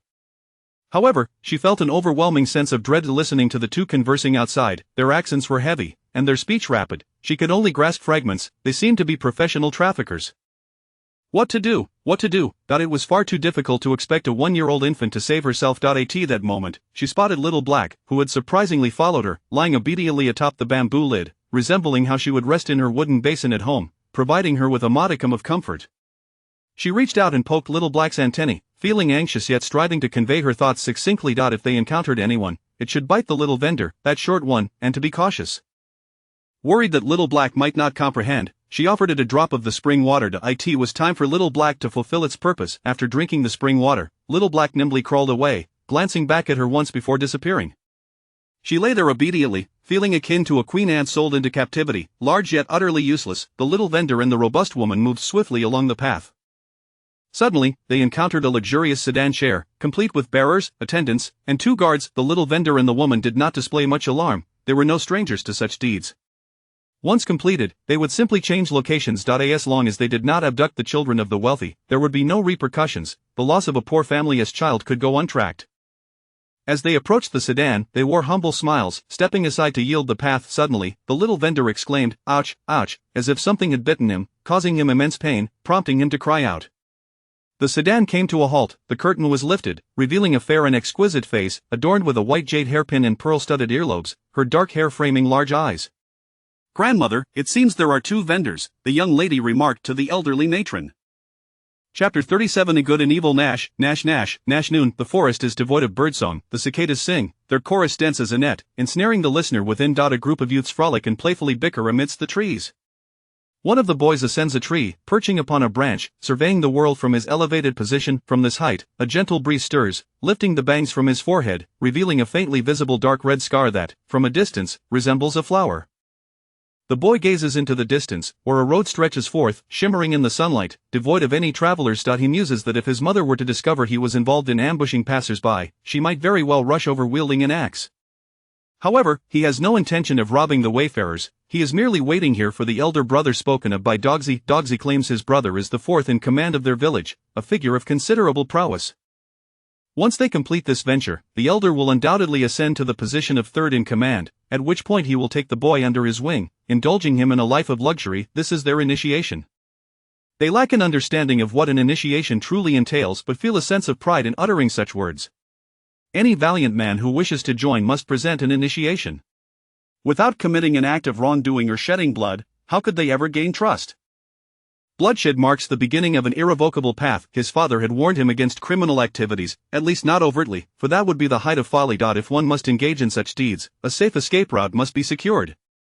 The path before him is narrow, winding, and elusive, obscuring both future prospects and retreat, a prime location for robbery. As the sun tilts slightly, its rays illuminate the face of a girl within a sedan chair, casting a gentle glow.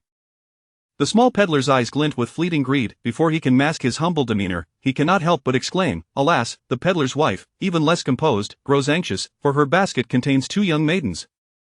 She had just caught a glimpse of an elderly woman in the sedan, holding prayer beads, a living embodiment of compassion. Typically, it is her husband who abducts people, while she assists in the labor.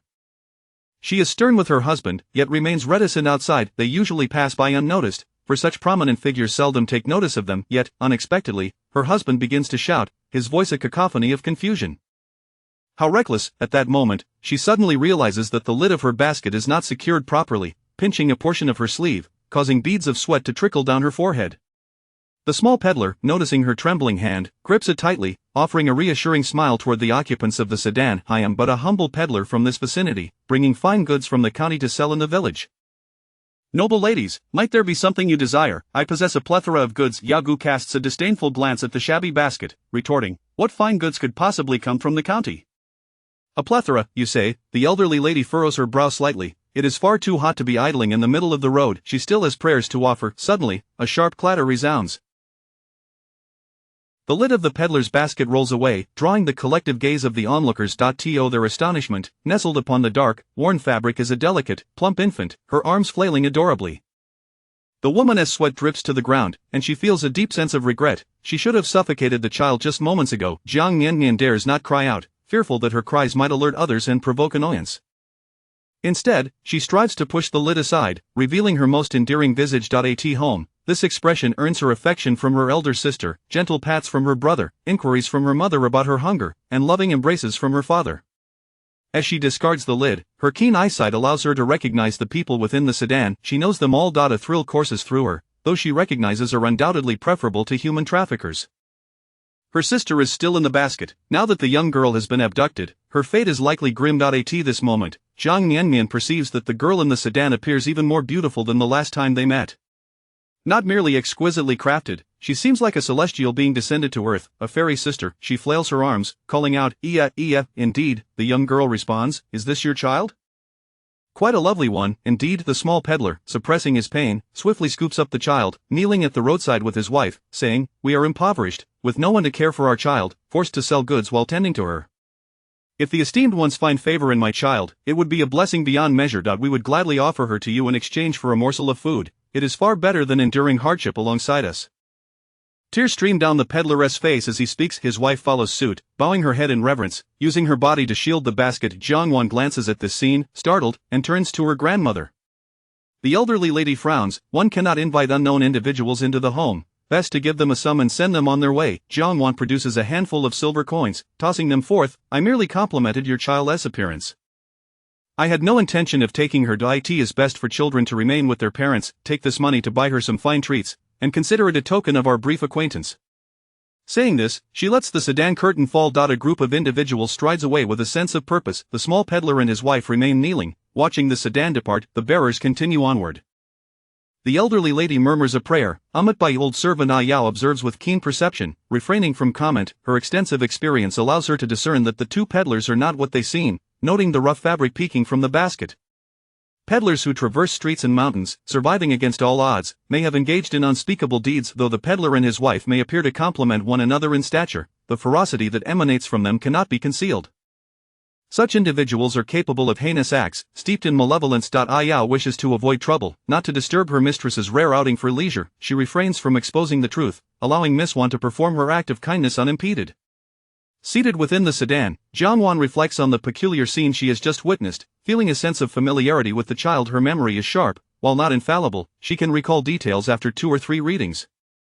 Yet, the specific recollection eludes her. Nevertheless, having offered money, the child would have a chance at better nourishment, and that, she deems, is a form of charity. Jiang Wan fingers the Buddhist scripture she has transcribed, filled with anticipation for her journey to Qingyuan Temple. The scenery in the temple's rear courtyard is exquisite, elevated and spacious, offering a panoramic view of mountains and waters, a scene worthy of artistry. As they watch the sedan vanish from view, the small peddler and his wife excitedly gathered the scattered silver coins from the ground.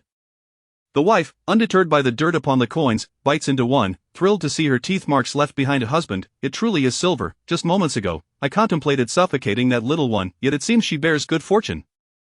The small peddler, drenched in sweat, places the infant back into the basket and secures the lid, then exclaims, "Jenner, quickly check my back, as something stung me, the pain is unbearable." His wife lifts his shirt, revealing 2 large, swollen welts, but despite removing his clothing, even his trousers, she finds no trace of the culprit. "We must hasten our departure from the city, dear husband. Otherwise, we will face trouble when the villagers come looking for us." The wife shifts some of the burdens from her husband's load to her own basket. "Let us go." The small peddler, feeling somewhat lighter, grits his teeth and rises, swaying unsteadily. His face pales, yet he presses onward. "We must move quickly. Selling these few girls will buy medicine for the child as she waits for us at home." Under the blazing sun, the beleaguered couple trudges forward, their heavy baskets a testament to their struggle for survival, fighting desperately for the sake of their sick child. Within the basket lie 3 children, the offspring of others. Chapter 38, The Pledge of Allegiance. The county schoolhouse was filled with the hopeful offspring of various families. The grand hall, illuminated by bright windows, was furnished with wide tables and soft chairs. The teacher stood on the platform, passionately reading from a book, his fingers rhythmically tapping the table as he set the pace. Below, the students swayed their heads in unison, some reading earnestly while others were lost in thought.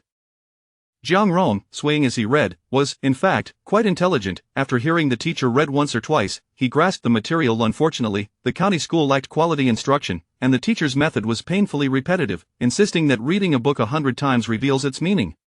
He had memorized the content, but reading along felt like a waste of time. Yet, the teacher was a master of complaints, and Jiang Miannian could only follow suit, occasionally glancing out the window. Outside, a tree stood adorned with birds, one of which seemed to notice his gaze, fluttering its wings and soaring away. Jiang Miannian felt a tinge of envy. The bird flew so high and free. Suddenly, a flock of birds took flight from the woods, flapping their wings. The boastful elder brother of Guzi had arrived. The rowdy youths fell silent, including Guzi himself. Jiang Feng spotted them first from the tree. Their group consisted of only 4 individuals, all armed. The last person wielded a long spear, while the 2 in the middle carried machetes, and the leader brandished an axe. The axe-wielder bore a sinister scar across his face. Jiang Feng instinctively touched the scar on his forehead, which his father had treated. It couldn't have looked that bad. He recalled a joke. One could not serve in the court with a scarred face. Guzi approached the elder brother with enthusiasm, calling him big brother in a flattering tone. Jiang Feng jumped down from the tree, trailing behind an echoing, "Big brother." Their party consisted of only 6. Initially, there had been 8. Niu had been involved in a fight the previous day and had a broken leg, making him unable to join. Xiaoxi's mother was gravely ill, bedridden, and unable to come as well. Thus, only the 6 wayward youths remained, poor boys with nothing to do and no books to read, simply passing the days together. They frequently loitered at the ends of the streets, engaging in minor mischief. Such individuals had no future, not even the prospect of wives. Guzi, somehow having befriended the elder brother, claimed he would bring his companions some fortune. The moment they stepped beyond the city gates, their fates began to change. They held a one-way ticket out of the city. Life was cheap for the poor, so they did not overthink their decision. They simply pressed forward, embracing whatever fate awaited them. Among the group of youths, Jiang Feng was one of the few who pondered their situation, for he cared for his family. His concern for his loved ones compelled him to follow along. He shouted particularly loud, "Big brother." The armed men before him regarded the naive youth with warm yet slightly cruel mockery. Once, they too had been so innocent. The other youths felt a twinge of anxiety as they observed Guzi's elder brother, instinctively taking a step back. Jiang Feng edged forward slightly. They had initially claimed to come to cheer them on, but now, faced with the imposing figures wielding weapons, the boys felt both fear and envy. The axe-wielding elder brother patted Guzi on the back and then turned to Jiang Feng, praising him, "Well done, stick with me, and you shall enjoy the finest delicacies." Guzi could only promise his friends that they would eat meat while they merely drank broth, not expecting the elder brother to openly offer a feast. This made Guzi excited, his face flushed.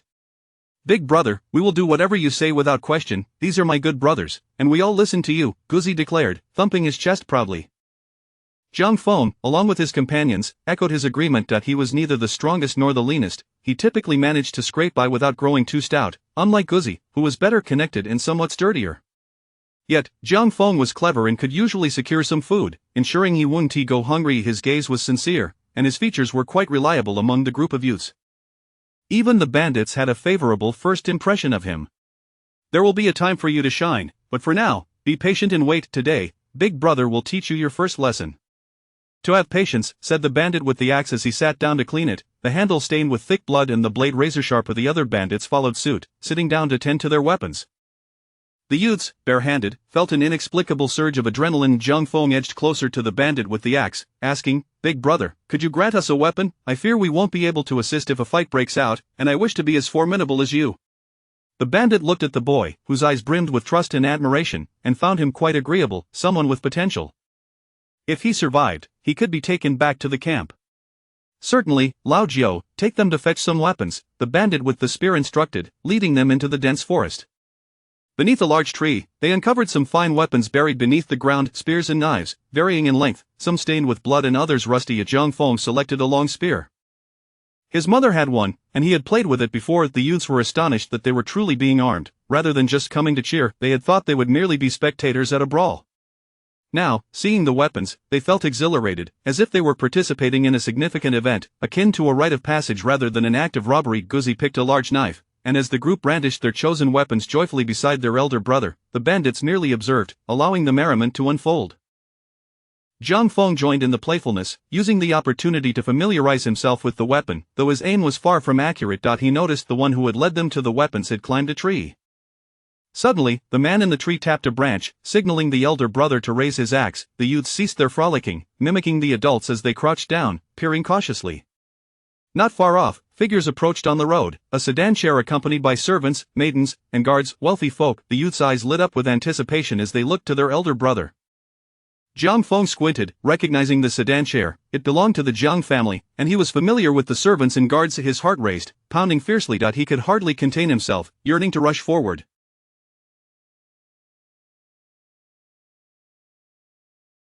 Gripping the spear, he spun it around, his palms growing clammy. It felt as if charging out would bring him liberation and exhilaration, yet, his father's words echoed in his mind. If given the choice, we must strive to be good people. Good people reap the rewards and advantages in every situation. He glanced back at the bandit leader, who remained composed. Guzi whispered, "Big brother, should we go? Danger lurks, and there are those behind them. Do not act recklessly." The bandit continued sharpening his axe. The group of youths watched as the sedan chair passed by with great fanfare. Jiang Feng gripped the spear in one hand while the other fiddled with a small round stone he had picked up, his mind racing. A line of ants scurried busily across the ground. After a long wait, more figures appeared this time. The youths were eager to spring into action, only to find two porters carrying baskets. Jiang Feng recognized them. One was the diminutive vendor whom his sister, Jiang Xiaoyu, frequently mentioned, claiming he sold the sweetest candy. The thought of Jiang Xiaoyu brought a smile to Jiang Feng's lips, revealing a subtle dimple on his cheek. Chapter 39. You seek the Buddha, I take life. Qingyuan Temple. The visage of the Bodhisattva, sculpted in gold, bears dimples, while the Buddha's eyes brim with compassion. A century-old temple, bustling with incense offerings. Upon entering the temple, the oppressive heat dissipates. The restlessness of the human spirit also vanishes as one steps within. The elderly matron is a devout patron of the temple, generously offering alms upon each visit. Awaiting her is a composed middle-aged monk. His eloquent speech, infused with Zen wisdom, softens the old woman's demeanor. Jiang Wan listens intently as well. Upon entering the temple, it is customary to first light incense and pay homage to the Buddha. Jiang Wan and her grandmother cleanse their hands and faces before the Buddha. The matron has a designated cushion for meditation. Despite her tender age, Jiang Wan exhibits remarkable piety. The great Buddha gazes down with benevolence upon the pair, exuding warmth.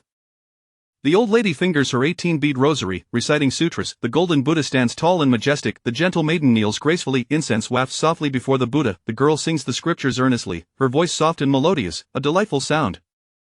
The Bodhisattva listens with a smile. Jiang Wan's devotion is palpable, for she harbors her own mysteries within. Only during the recitation does her heart find solace. As she gazes upon the great Buddha, a vivid image of the infant cradled in the hawker's arms suddenly flashes in her mind. The baby seems to be gazing back at her, its eyes glistening with tears. In a moment of clarity, she recalls having seen the child before. When she visited Jiangyu, she had glanced at a wooden tub nearby, where a small child lay swaddled in a patchwork of rags, its skin fair. She had not lingered, instinctively feeling that the child would not survive long. Revisiting that earlier moment, she remembers the woman bowing, and the coarse cloth peeking from the basket behind her, reminiscent of Jiang Yu's garments. Her face pales in shock. Her upright posture nearly collapses onto the mat. She tightly shuts her eyes, unable to meet the Buddha's gaze. Repeatedly reciting the sutras, her voice grows frantic and staccato. After reciting the scriptures 3 times, she opens her eyes once more to behold the great Buddha. The Buddha's smiling visage suddenly morphs into that of the infant, the once jovial eyes now filled with tears, heavy droplets poised to fall upon her head. Jiang Wan's forehead beads with sweat as she continues her recitation. All forms are illusory. If a bodhisattva harbors notions of self, others, sentient beings, or longevity, they are not a bodhisattva. All conditioned phenomena are like dreams, illusions, bubbles, shadows, like dew and lightning. One should perceive them thus. She recites fervently, kneeling before the Buddha in sincere supplication, praying for the safety of Jiangyu and her sister. She did not act with malice, she simply did not notice. Perhaps this is fate, truly difficult to alter. Her pallid complexion gradually regains its color, the great Buddha's eyes glimmer with a compassionate tear. The maiden kneels humbly before the great Buddha, fragile yet devout. Meanwhile, Jiang Miannian lies in the basket, feebly sucking on her fingers, gazing helplessly at the lid above her. The cover is tightly secured, and she cannot push it open. Fortunately, it is woven from bamboo, allowing for some air, otherwise, she might suffocate. The only consolation she finds is the multitude of small ants gnawing at the button of the lid. A small black ant directs the others, occasionally nudging her fingers with its antennae, as if to comfort her. The basket continues to sway. She knows she is being transported. She can hear the dialogue of the hawker and his wife. "Can you still bear it, my dear? Are you uncomfortable? Just hold on a bit longer, we are nearly at the next county." "I can endure. The doctor said if the basket consumes 6 more doses of medicine, it will be better." Indeed, the girls from the earthen kills die quickly, and they are in high demand. Selling these 2 girls will fetch 20 taels each, and we can buy half a year's worth of medicine for the basket. Can you manage, my dear? The road ahead is treacherous. We must hurry. Warner, I am truly exhausted, let me rest a moment. We are just 2 hawkers, not worth the bandits' attention. The burden clatters to the ground. The hawker, bitten by something, collapses onto the ground, unaware of what insect has stung him, feeling a heaviness in his chest and struggling to breathe. "Warner, can you check my back for me?" The hawker lifts his shirt. The woman, startled, drops the basket and gasps. What began as a few welts has now spread into a mass, the entire back swollen. "Aren't you supposed to sell medicine? Do you have any antidote for insect bites?" "It's useless, it won't help," the hawker replies, his brow furrowed. With a clack, the lid falls again. The hawker winces in pain. Warner, in a fit of rage, exclaims, "I told you to get rid of it. Can such a small, worthless thing fetch any money?" She storms toward the basket, ready to strike, but suddenly recoils in terror. Beneath the infant's swaddling lies a mass of black. She initially thought it was her husband's cloth, but upon closer inspection, it is a swarm of ants, seemingly lifting the infant. Jiang Miannian, seeing the woman approach with a fierce demeanor, is also startled, feeling her doom approach, and can no longer suppress her cries. How the infant's clear, resonant wail echoes through the forest.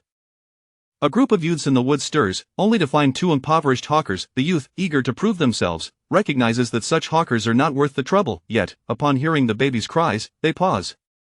How could this young hawker carry such a tiny babe while selling goods? A trafficker, Dogsy, unable to contain himself, declares, "Big brother, I'm going down." Clutching a large knife, his face flushes with determination.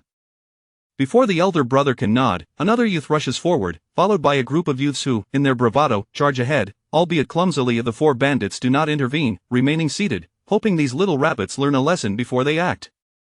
They know the rule, it is best not to rob a lone hawker on the road. They are poor and tough, often reckless. Seeing figures rushing from the forest, Warner grabs her shoulder pole, positioning it protectively before her husband. The hawker, gritting his teeth against the pain, rises and extracts a stick from his goods, brandishing it to reveal a sharp blade within. In an instant, the couple stands together, fiercely defiant, not knowing who the real robbers are. Jiang Feng, recognizing the familiar wail, feels a string snap within him, but he is the first to charge forward. Upon reaching the basket, he sees the infant Miannian. His spear prods open the lids of the other 2 baskets, revealing 2 girls inside, one of whom is Jiang Xiaoyu. Jiang Feng's complexion pales, his eyes blazing red as he fixes his gaze upon the 2 hawkers. Though the hawker is short, he is remarkably strong, with robust arms and legs, exuding explosive power. The woman, despite her gender, is equally fierce. 6 youths approach, 3 leading the charge, with 3 trailing behind, their legs trembling slightly. It appears that the 2 hawkers are more menacing, one of them capable of taking them all on. Jiang Feng, Dogsy, and Manta lead the front. Dogsy wields a cleaver, Jiang Feng grips his spear, while Manta carries a hammer. The hawker calls out, "If you seek wealth, we have none, wise ones should leave. In all my years traversing the mountains, no one has robbed me, yet many have lost their lives at my hands." Warner, fiercely silent, brandishes her sturdy pole, her arms twice as thick as Dogsy's.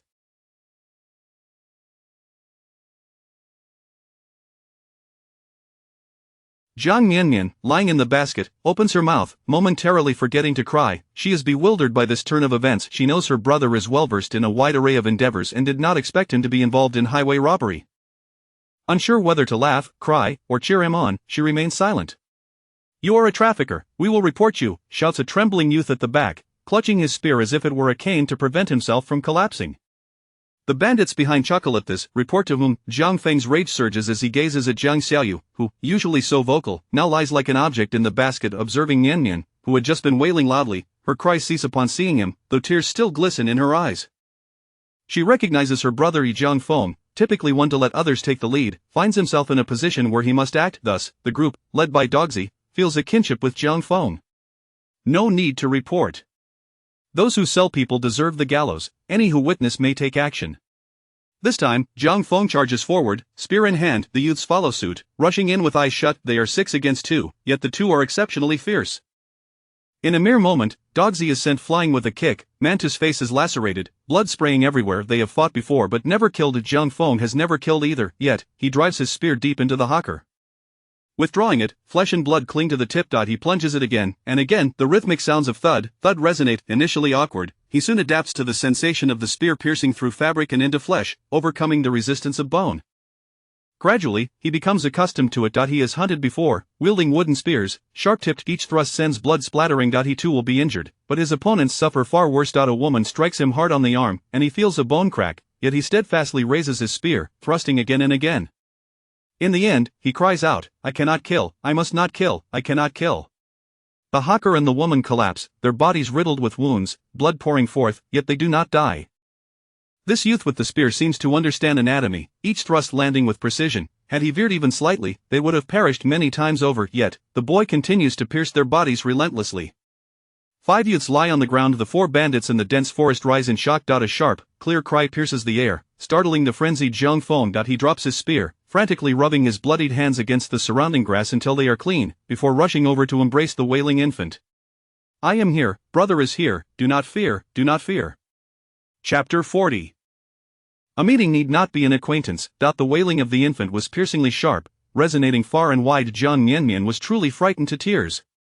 "Whoa, whoa, whoa," she sobbed, gasping for breath.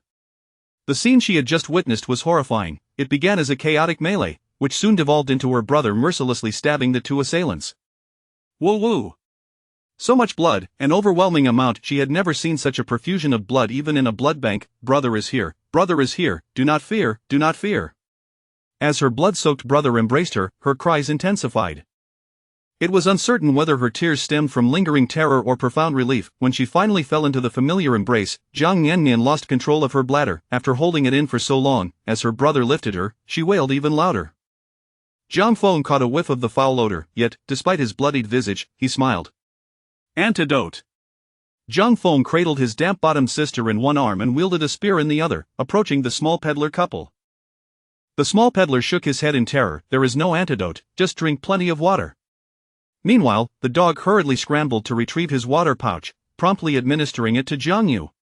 After gulping down a pouch of water, Jiang Yu spat it out with a splutter, her eyes wide with bewilderment. Jiang Feng pressed Miannian's bottom against Jiang Xiaoyu's face, presenting her. She soiled herself.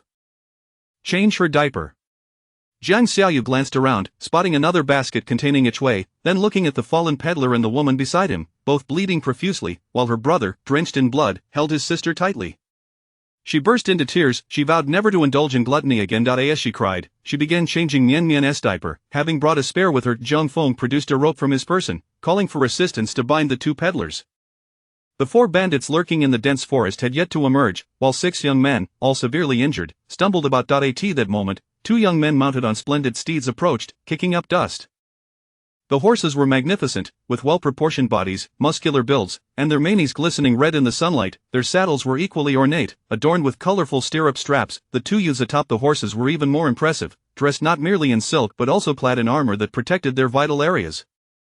Each sported a sword at their waist, real swords, with beautiful hilts that bore intricate decorations, unblemished by rust. They were the epitome of valor, starkly contrasting the disheveled appearance of Jiang Feng and his companions. Jiang Yu continued to cry as she changed her sister's diaper. Jiang Miannian was caught in a whirlwind of anxiety and fear, feeling utterly mortified. Unsure whether to weep or laugh, she watched her sister, who was crying while lifting her feet, and could not help but nudge her sister's face with her tiny foot, urging her to stop crying. The 2 affluent youths, gallivanting on horseback with swords in hand, halted at the sight of the chaotic scene before them. Rather than hastily riding past, the 4 bandits in the thicket eyed the approaching youths with eager anticipation. They were the individuals they had been waiting for. Brother Tiger had received word of 2 plump sheep passing by, possibly with a formidable background. Whether to engage was at his discretion. Being a cautious individual, Brother Tiger had brought along a few inexperienced youths to gauge the situation first. The scene was one of utter disarray, a dismal sight, yet, amidst the chaos, a young girl knelt by the roadside, changing an infant's diaper. The child was as white as snow, with a pale face, white legs, and a white bottom, tears shimmering in his eyes, resembling a frightened snow rabbit. "Miss, do you require any assistance?" called the square-faced youth on horseback to Jiang Yu. Jiang Yu turned around to the round-faced girl, with tear-stained eyes, cradled the infant as she looked back at him. Surrounding them were bloodstains, toppled baskets, and scattered personal belongings, yet the square-faced youth's face flushed crimson. He thought to himself that perhaps the afternoon sun was simply too intense. The youth beside him nudged his arm. "Meng Xiaoxia, your compassionate nature is acting up again. You just saved a maid and now you've invited a heap of trouble." The square-faced youth replied, "Though the maid sold herself, she should not have been beaten to death by her master. My rescue is in fulfillment of my moral obligation. Without righteousness, what is the point of living? You've certainly embraced righteousness, yet you've left that maid to me, a burden." The square-faced youth, feeling somewhat embarrassed, replied, "Brother he, your noble intentions are commendable." At that moment, the small peddler suddenly cried out for help. "Help! Young sir, help, these people are robbing us, they are bandits, please, young sir, assist us in reporting to the authorities." While Jiang Feng was binding the small peddler, he accidentally poked a finger into one of the peddler's wounds, causing blood to gush forth. "Ah, it hurts. Help!" The small peddler writhed in agony, while his companion, barely clinging to life, echoed, "Help, save us, report to the authorities." A few ruffians were taken aback by the peddler's words. Armed with rusty weapons, they had indeed come to rob. The man suddenly remembered seeing bandits being executed at the magistrate's office, and he fell to the ground in terror. At that moment, Jiang Yu, still holding her sister, stood up abruptly. Seeing her brother binding the small peddler, she rushed over and began to kick him, one kick after another landing on the peddler's face. Using her new embroidered shoes as she kicked, she cursed, "You filthy bandit, your entire family are bandits. You tricked me into buying candy. Where's the candy, where's the candy?" Jiang Yu cried and scolded, kicking until the peddler's teeth bled, the blood staining her new embroidered shoes. Seeing her shoes smeared with blood, she cried even louder, wailing, "How could you sell me like this? How could you not tell my father and mother? How could you not pay me, not pay me?" Chapter 40, Must We Be Acquainted to Meet? The wailing of the infant was piercing, echoing far and wide. Jiang Miannian was truly terrified to the point of tears. "Whoa, whoa," she cried, struggling to catch her breath. The scene she had just witnessed was utterly horrifying. It began with chaos, culminating in her brother mercilessly stabbing those two individuals. Whoa. So much blood, an overwhelming amount of blood. She had never seen such a quantity before. Brother is here, do not be afraid, do not be afraid." When her brother, drenched in blood, embraced her, her sobs intensified. It was unclear whether she was crying from fear or relief. As she finally fell into the familiar embrace, Jiang Miannian lost control of her bladder. After holding it in for so long, when her brother picked her up, her cries grew louder. Jiang Feng caught a whiff of the foul odor, yet despite his bloodied visage, he smiled. "The antidote." With one arm cradling his sister, whose bottom was damp, and the other wielding a spear, he approached the little merchant couple. The merchant shook his head in terror. "There is no antidote, just drink plenty of water." Meanwhile, the dog hurriedly scrambled up, retrieving his water pouch to first provide for Jiang Yu. After receiving a bag of water, Jiang Yu promptly spat it out. Bewildered as she opened her eyes, Jiang Feng pressed Miannian's rear against Jiang Xiaoyu's face, presenting her. She soiled herself, changed her diaper. Jiang Xiaoyu surveyed her surroundings, noticing another basket with a tray, then gazing at the merchant lying on the ground, alongside the woman beside him, both covered in blood, while her brother, blood-soaked, held his sister. She erupted into tears. She swore never to be greedy for food again. While crying, she changed Miannian's diaper. Having brought an extra with her, Jiang Feng produced a rope from his belongings, summoning others to assist in binding the two merchants. The four bandits in the dense forest did not emerge, while the six youths stumbled about, all injured. At that moment, two young men rode upon fine steeds, kicking up dust as they approached. The horses were splendid, well-proportioned, muscular, their manes glossy and red under the sunlight, and their saddles were exceptionally ornate, with multicolored stirrup straps. The two youths upon the horses were even more impressive. Their garments were not merely silk but adorned with armor, protecting vital areas of their torsos and legs. Each young man bore a sword at his waist, a genuine blade, with a beautiful hilt, decorated and free of rust. The contrast to Jiang Feng and his companions was stark. They appeared as ragged as field mice. Disheveled Jiang Yu continued to cry while changing her sister's diaper. Jiang Miannian felt anxious, frightened, and utterly mortified, unsure whether to laugh or cry. Observing her sister's tears while lifting her little feet, she couldn't help but nudge Jiang Yu's face with her tiny foot, imploring her to cease the tears. The two affluent youths, armed and gallivanting on horseback, were taken aback by the chaotic scene before them, halting their mounts rather than hastening away. The four bandits in the forest, seeing the approaching riders, gazed with eager eyes, poised for action. These were the individuals they had been waiting for. Brother who received word of two plump sheep passing by, potentially with deep connections, and pondered whether to act. A cautious man, Brother who had brought along a few inexperienced youths to test the waters. The scene was a disarray, tragic and grim, yet a young girl knelt by the roadside, changing an infant's diaper. The child, entirely snow white, with a pale face, legs, and bottom, had teary eyes, resembling a frightened snow hare. "Miss, do you require any assistance?" called the square-faced youth, reining in his horse towards Jiang Yu. Jiang Yu turned her head. The round-faced girl, her eyes reddened from crying, cradled the infant as she looked back. Surrounding them were bloodstains, overturned baskets, and scattered everyday items, yet the youth on horseback felt his cheeks warm. He thought it must be the fierce afternoon sun. The young man beside him nudged his arm. "Meng Xiaoxia, your benevolent heart has stirred again. You just saved a maidservant and now you're entangled in a mess." The square-faced youth replied solemnly, "When one witnesses injustice, it is one's duty to draw the sword in assistance. Though that maidservant sold herself, she ought not to be beaten to death by her master. My act of saving her fulfills my moral obligation. Without such principles, what purpose is there in living? You've upheld your principles, yet you've left the maidservant to me. What a bother." The square-faced youth, feeling somewhat embarrassed, replied, "Brother, you possess great virtue." At that moment, the little merchant suddenly cried out for help. "Help! Young hero, save us, these people are bandits, they are robbing us. Please, young hero, assist us in reporting to the authorities." While binding the little merchant, Zhang Feng accidentally jabbed his finger into one of the merchant's wounds, causing blood to gush forth. "Ah, it hurts, help me." The little merchant writhed in agony. His companion, Jur, barely clinging to life, echoed his plea, help me, report to the authorities, report to the authorities." A few ruffians were startled by the merchant's cries. Still clutching their rusted weapons, they suddenly recalled their original intentions of robbery upon hearing the words bandit and reporting to the authorities, and upon seeing the armor, the youths were momentarily dazed, realizing their true purpose. One of them recalled the sight of bandits being executed in the magistrate's office, causing him to fall to the ground in fear. At that moment, Jiang Yu, holding her sister, sprang to her feet. Observing her brother binding the little merchant, she rushed over and began kicking him repeatedly in the face with her new embroidered shoes. As she kicked, she shouted, "You're a bandit, your entire family are bandits. You tricked me into buying candy. Where is the candy? Where is it? Where is it?" Jiang Yu cried and scolded, her kicks drawing blood from the merchant's mouth, staining her new shoes. Seeing the blood mar her new shoes further intensified her sobs, and she wailed, "How could you sell me like this?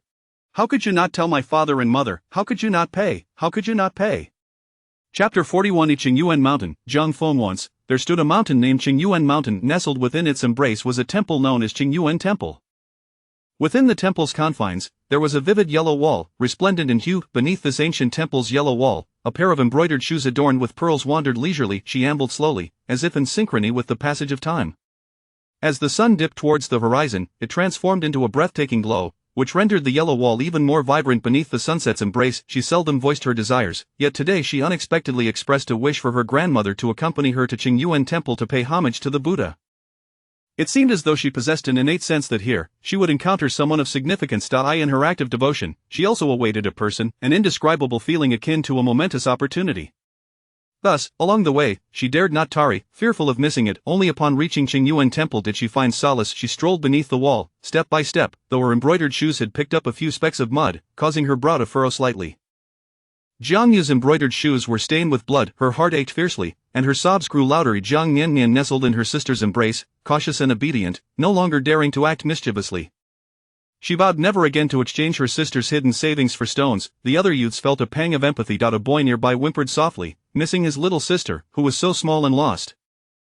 His father had gone to work on another's boat, hoping to find her, only to perish in the water. His mother had fallen ill and passed away, her last words a tender repetition of her daughter's name, Afu, Afu. The girl cried with great fervor, yet her kicks were equally forceful. The square-faced lad on horseback thought that had he saved this girl, there would have been no need to trouble brother. This girl would not suffer in silence, she would resist fiercely, even if it meant enduring brutal blows. Even if she lost her memory and forgot her family, she would fight back, even if it meant shedding blood. You strike her once, and she would at least bite you in retaliation. She was as tenacious as a little wolf dog, and he longed to rescue her. However, another boy on horseback trembled slightly, unnerved by the ferocity of this village girl. After kicking the vendor, her foot ached. Jiang Yu wiped her tears with her sleeve and, tilting her head towards the person atop the grand steed, said, "These individuals have come to rescue us, following my brother. We were abducted by traffickers. I implore the young hero to assist us in reporting to the authorities. My brother and his companions are injured. Can you take us back with you?" For some reason, the fierce little girl, her nose reddened from crying, made the square-faced youth's face flush anew. Yes, my family's guards are just behind us. They will arrive shortly. Soon. You will accompany us into the city to report to the authorities. You need not go to the yamen. I will have someone escort you home first. Jiang Miannian, nestled in her sister's arms, caught sight of the square-faced youth on horseback. She thought him rather kind. Meanwhile, Jiang Feng, with his uninjured hand gripping the spear, gazed beyond the elegantly dressed youth, his attention fixed on the dense forest. The woods were thick and dark green, a tangle of foliage where no birds flew, and the cicadas continued their relentless chorus. Brotherhood and his companions were hidden within. Jiang Feng's hand trembled slightly from fatigue as he clutched the spear. Chui, having been revived after being doused with water, surveyed her surroundings and was met with a sight of copious blood. Spotting Jiang Gu, as well as Jiang Yu, her body weakened, and she fainted once more. Jiang Yu held her sister tightly, clasping her hands in gratitude towards the square-faced youth on horseback, saying, "Thank you, young hero. Your life-saving grace cannot be repaid. I can only offer myself in return." The square-faced youth's face flushed with the colors of sunset. Jiang Miannian looked on in bewilderment, questioning the nature of this unfolding spectacle. Is my sister engaging in some kind of drama? Jiang Feng, his face smeared with blood, contemplated giving Jiang Xiaoyu a gentle reprimand. "Silly girl, such words are merely for the stage. Who truly acts in such a manner?" He tugged at his sister's hand. Chui, still in a state of shock, nearly opened her eyes at the unexpected ferocity of Jiang Yu. The other youth on horseback rolled his eyes, thinking, "Here we go again. Is she truly going to latch onto us?" Meng's square face exuded reliability, and the waves of gratitude had already begun to mount, causing Meng to feel overwhelmed. Jiang Yu pushed her brother, who was grasping her hand, forward, saying, "But I am of no use, a glutton for comfort. My parents dote on me so much that they won't even allow me to work as a maid in the governor's estate.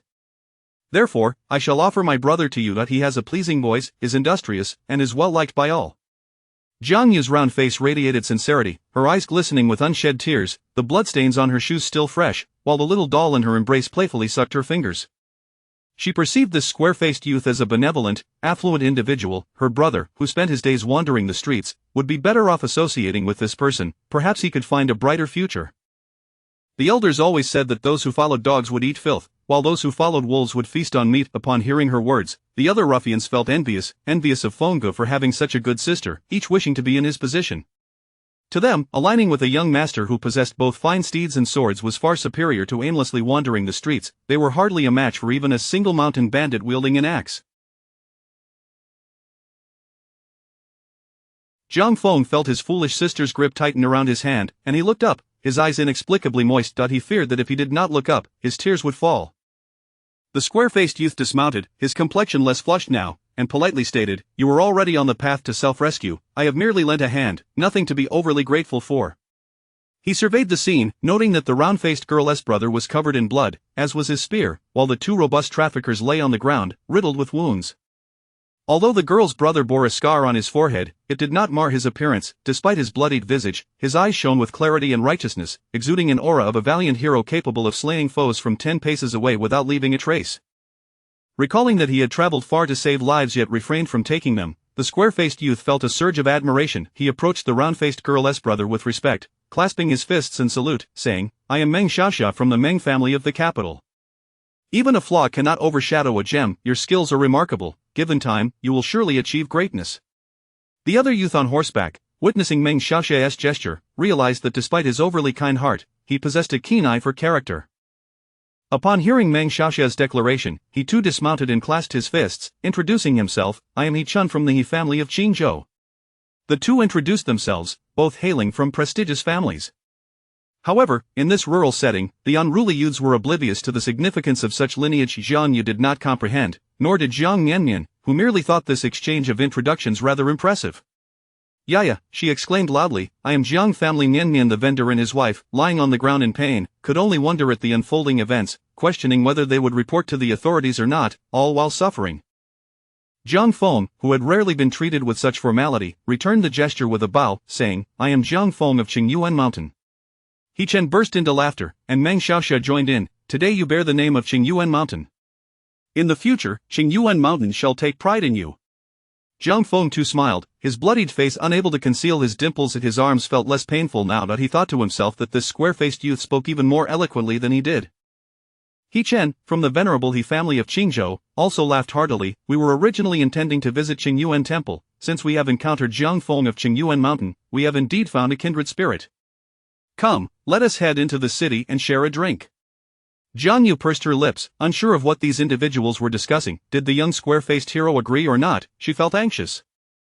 Jiang Miannian widened her eyes, observing her sister Jiang Yu, realizing that her sibling was sometimes quite clever, and not at all socially anxious. As they conversed, the sound of hooves grew louder. The guards of the two noble youths approached. To the foremost guard called out, Young master, Qingyuan Temple is just ahead. We have taken a wrong turn and must take another route. Never mind, we shall enter the city. The setting sun cast its glow upon the group as they turned back. The ruffians, for the first time on horseback, shifted uncomfortably, nursing their various injuries, yet unable to suppress their smiles. Having done a good deed and received praise, even the noble youths commended them. They had forgotten that they had come to rob. The forest behind remained eerily silent. As they rounded a bend where the woods began to fade from view, Jiang Feng glanced back and caught a glimpse of a face in the shadows of the forest, which offered him a smile, a giant axe raised threateningly towards his neck. Jiang Feng, atop his steed, called out loudly into the vast valley, I am Jiang Rong of Qingyuan Mountain. Chapter 42. A family reunion. The mountains were steep, the forests dense, and the mist began to rise. Today, Qin Luoxia, despite her motherly duties, yearned to seek out another giant python. Thus, she traversed the rugged terrain until she unwittingly found herself deep in the mountains. With swift steps, she calculated the time, knowing she needed to return to nurse her child. In the thick woods, she ran with ease, eventually reaching Qingyuan Mountain. Qingyuan Mountain belonged to the Zhao family, and her husband had forbidden Fenger from visiting. She feared causing trouble for him, so she kept her distance. Qingyuan Mountain was expansive, adorned with a temple she had never visited, as she had heard that worshipping required monetary offerings. Even when her mother was gravely ill, she longed to beseech the Bodhisattva. The Buddha could not reach the impoverished, for they lacked even the fare to journey to the temple. And now, contemplating hunting a giant python at Qingyuan Temple, she felt somewhat irreverent, as the cats, dogs, birds, and snakes within the temple grounds were steeped in the scent of incense. Having never visited before, she realized she had strayed. Observing the jagged cliffs above, dotted with scattered dwellings, she surmised they were not temples. She had heard tales of temples being beautiful and opulent, gleaming with gold. She decided to take a stroll first and ponder where a giant python might be found. Upon her return. As she wandered, she unexpectedly encountered 4 individuals. In this secluded forest, strangers were a rarity. One wielded an axe, 2 brandished machetes, and another held a spear. Qin Luoxia instinctively concealed herself, not daring to move, for she was a respectable woman, wed, and it was inappropriate to reveal herself in the presence of strange men.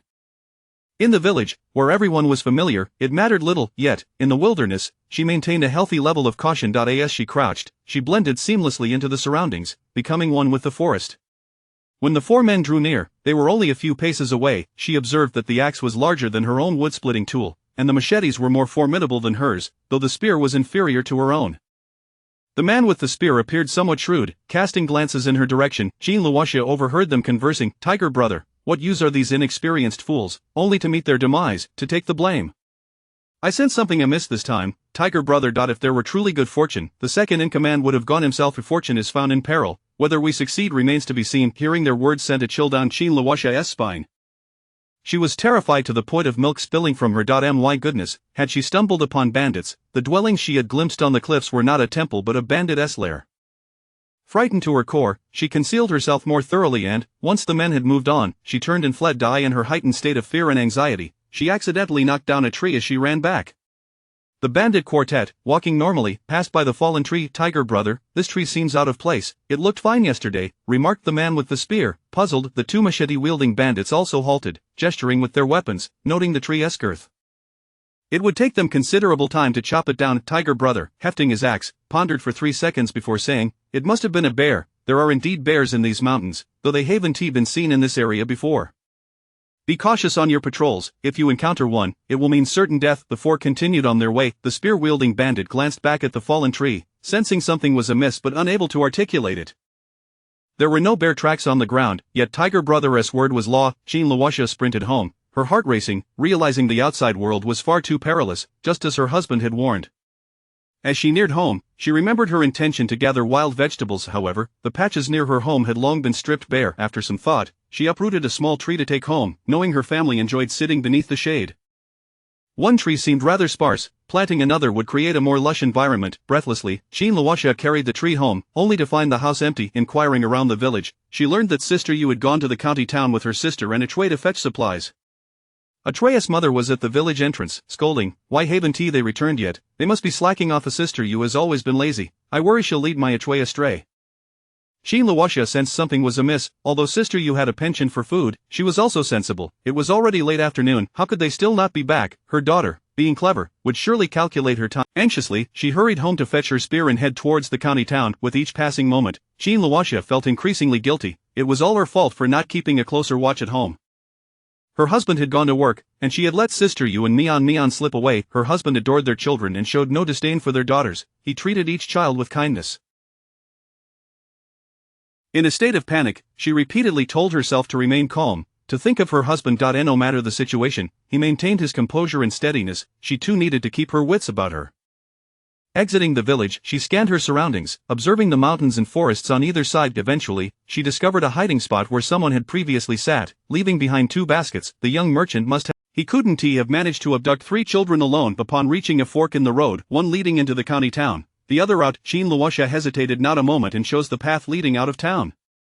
Along the way, she noticed the tracks of palanquins and carts, indicating that nobles were also departing the town. She wondered if she might encounter that young merchant. They had abducted children and were behaving suspiciously. If they crossed paths, she pondered if she could save them. Jiang Miannian endeavored to think positively, striving to stave off her rising panic, yet, her heart sank further as she observed remnants of fabric scattered along the path.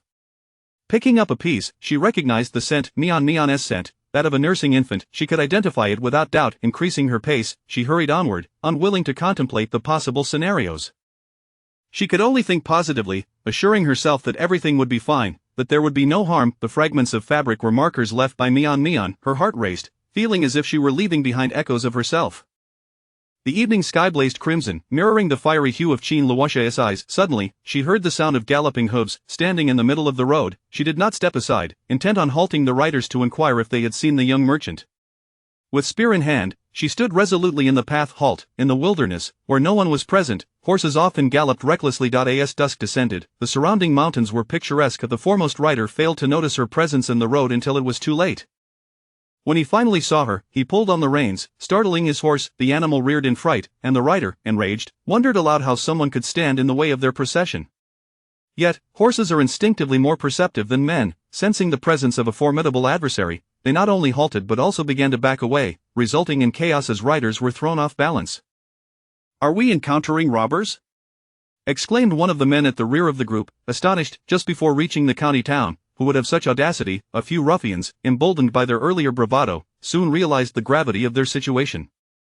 They were ill-equipped to rob such a grand procession and were courting disaster. One of the men, Dogsy, came to a realization. He understood that Tiger Brother had no intention of including him in the plan. He merely sought to send him to his doom, yet he hadn't anticipated that they would encounter robbers so close to home. Could Tiger Brother have brought people from the bandit lair? Jiang Feng shielded his 2 younger sisters, scanning the area. The couple of young merchants, barely clinging to life, exchanged glances filled with a flicker of hope. If there were indeed robbers, they might be able to seize the opportunity to escape. He Chen and Meng Xiaoxia's eyes gleamed. They had played the part of the fat sheep, luring in many bandits, which could be seen as a form of justice. They hadn't expected such boldness even in the county town, which excited them. Their horses, already superior, surged ahead. To their surprise, they found themselves confronted not by a band of robbers, but by an imposing woman, a woman of considerable stature. Seeing the throng of individuals made Jiang Miannian anxious, but there was no time for trepidation now. She called out, "Excuse me, have you encountered a merchant, a dwarf merchant?" He Chen, riding forward, was taken aback to hear someone searching for that young merchant. Curiously, he asked, "Who are you in relation to that merchant? What business do you have with him?" Jiang Miannian, her heart racing with hope, responded, "That merchant is a kidnapper. He has taken my child, and I have come in search of her." Meng Xiaoxia's gaze fell upon the spear in her hands, sensing something unusual. Observing that she stood alone in the road while her escort remained a respectful distance behind, he noted the marks on the ground where the horses had skidded backward. Its mother, Jiang Miannian, with keen hearing, recognized her mother's voice from afar. Catching the familiar scent of milk, she cried out, "Yeah." and, overwhelmed, began to sob, "Owo owo owo." Jiang Miannian heard the cries of her child and, disregarding the conversation, dashed into the midst of the crowd. She spotted Fenger, bloodied and distressed, her daughter Yujia, and Mian, who was wailing inconsolably. Tears streamed down Jiang Miannian's cheeks as she fought to suppress her emotions. She had almost lost her child. How could she face her husband? The guards and the two young merchants looked on in astonishment at this emotional family reunion. It was a touching scene, yet they were puzzled as to how this woman had come to be amidst them. Meanwhile, the hopes of the merchant couple flickered out once more. Cradling her daughter, Jiang Miannian comforted her. As Jiang Miannian fell into her embrace, she wept with joy. The world outside was fraught with danger. She vowed never to leave her mother's side again.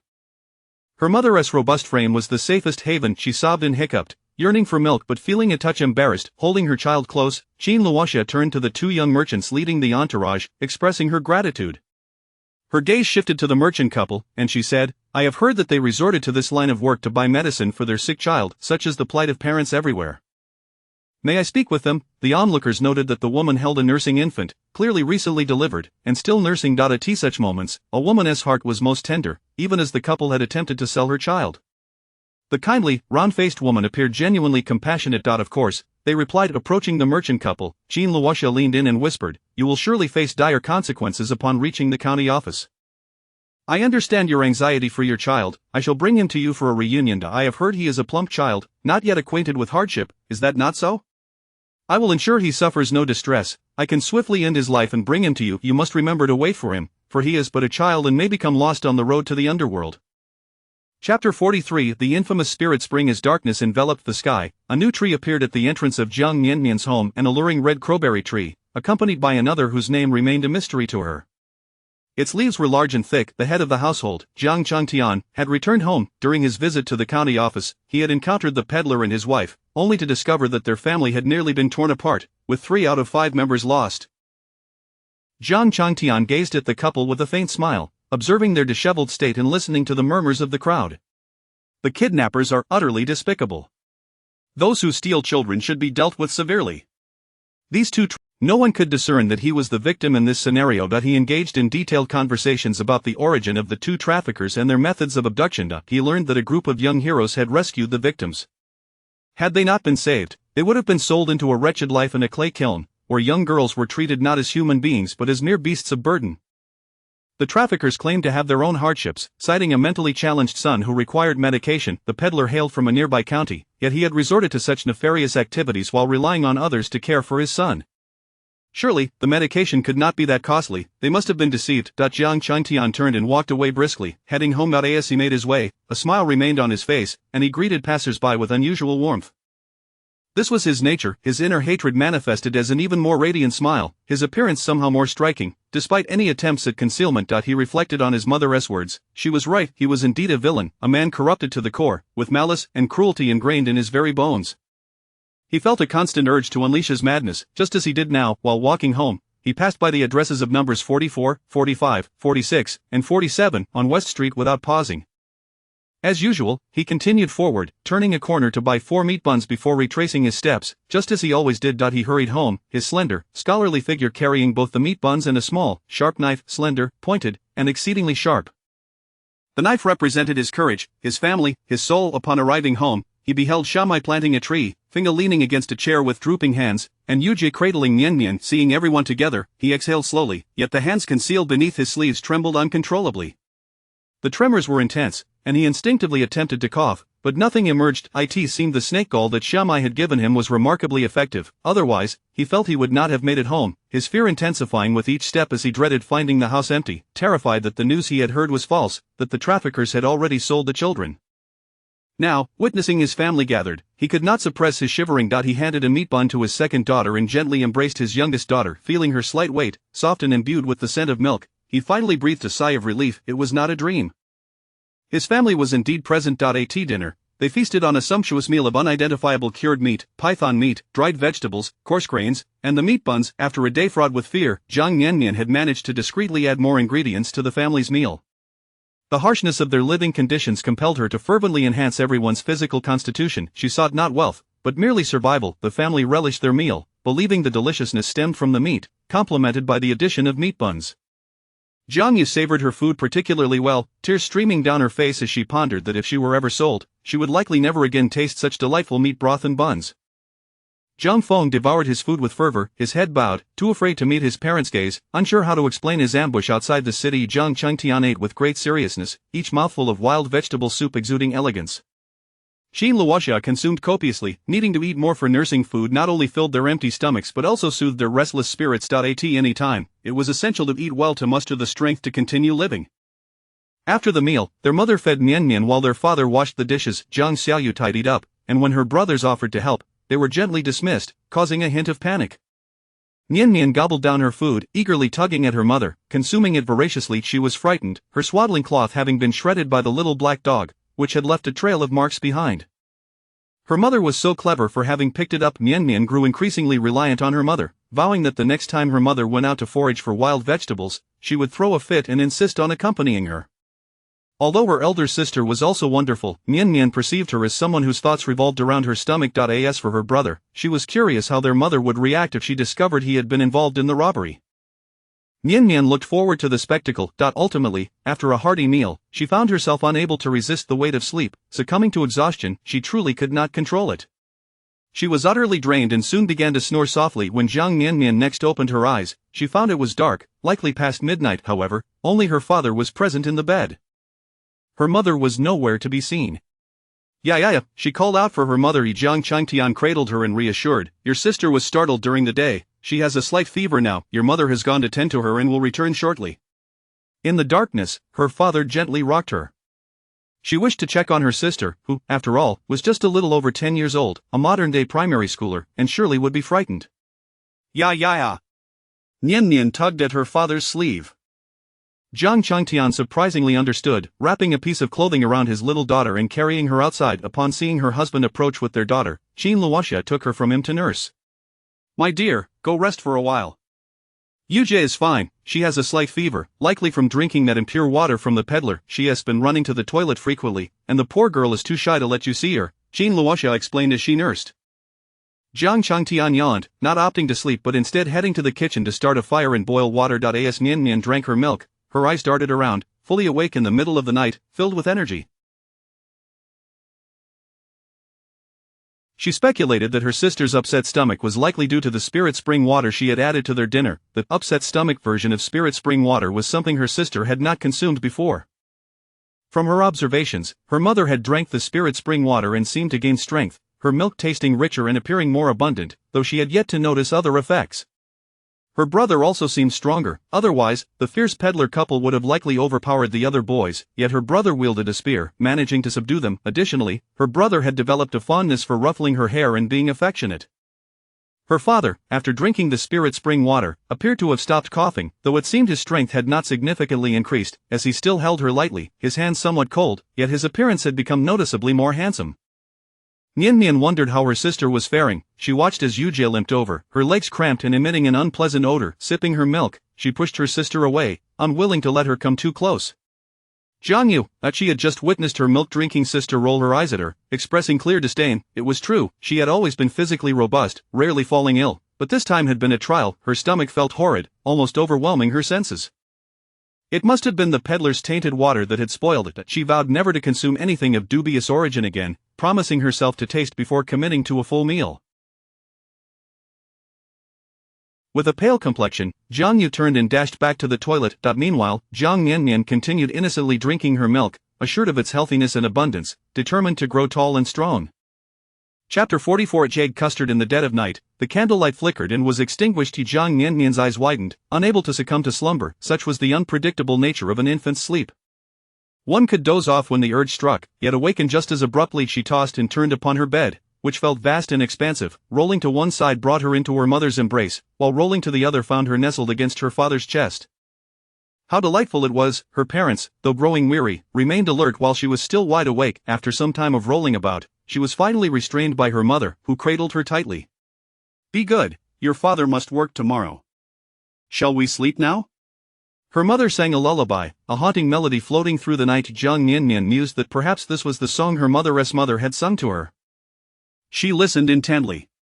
Fishy silly cat plump feathers you." When returned Jiang Miannian seemed to grasp something, It was not merely fish, silly cat, plump, but rather feathers, when will you return? It was as if someone were calling out across the wilderness, a poignant yet gentle lament. She thought her mother's lullaby was rather melancholic, and the pronunciation was off. Plump and return did not rhyme. Yet, as she listened, drowsiness began to envelop her. Her mother's voice was a soothing balm, instilling a sense of safety in her dreamy haze. She heard her mother inquire of her father, "Where do you say that scoundrel's hometown is?" Her father replied, "He county, now sleep." Her father's arms encircled her as well, and she sank into blissful oblivion. Auntie! Auntie! The crowing of a rooster roused the slumbering Jiang Miannian. To her surprise, her parents were nowhere to be found. Upon waking, she wore a dazed expression, momentarily bewildered, unsure whether to drink milk or relieve herself. Oh well, she decided to cry first. Then, her elder brother entered, swiftly lifting her into his arms.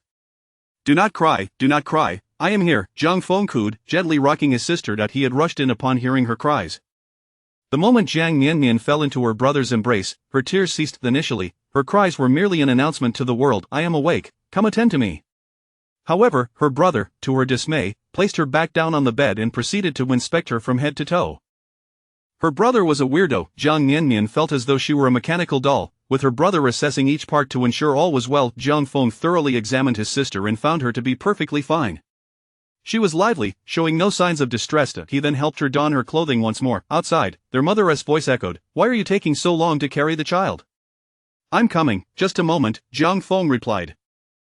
He had sustained a bruise on his arm from a beating the previous day, feeling as though it might be broken, yet he bore the pain in silence, fearing his parents would worry. He had applied some medicine himself. His father had advised him to learn alongside others. Indeed, he had, but he could not tolerate his father's subservient demeanor in front of others. His father, in Zhang Feng's eyes, deserved far better than to be mocked as a bookworm, a fool without the fortune to study, yet still laboring daily, the butt of their jokes. Fool, they called his father behind his back. In public, they referred to him as Mr. Jiang, laden with sarcasm. Jiang Feng understood the ways of the world, yet he could not stand the burden of such treatment being placed upon his father.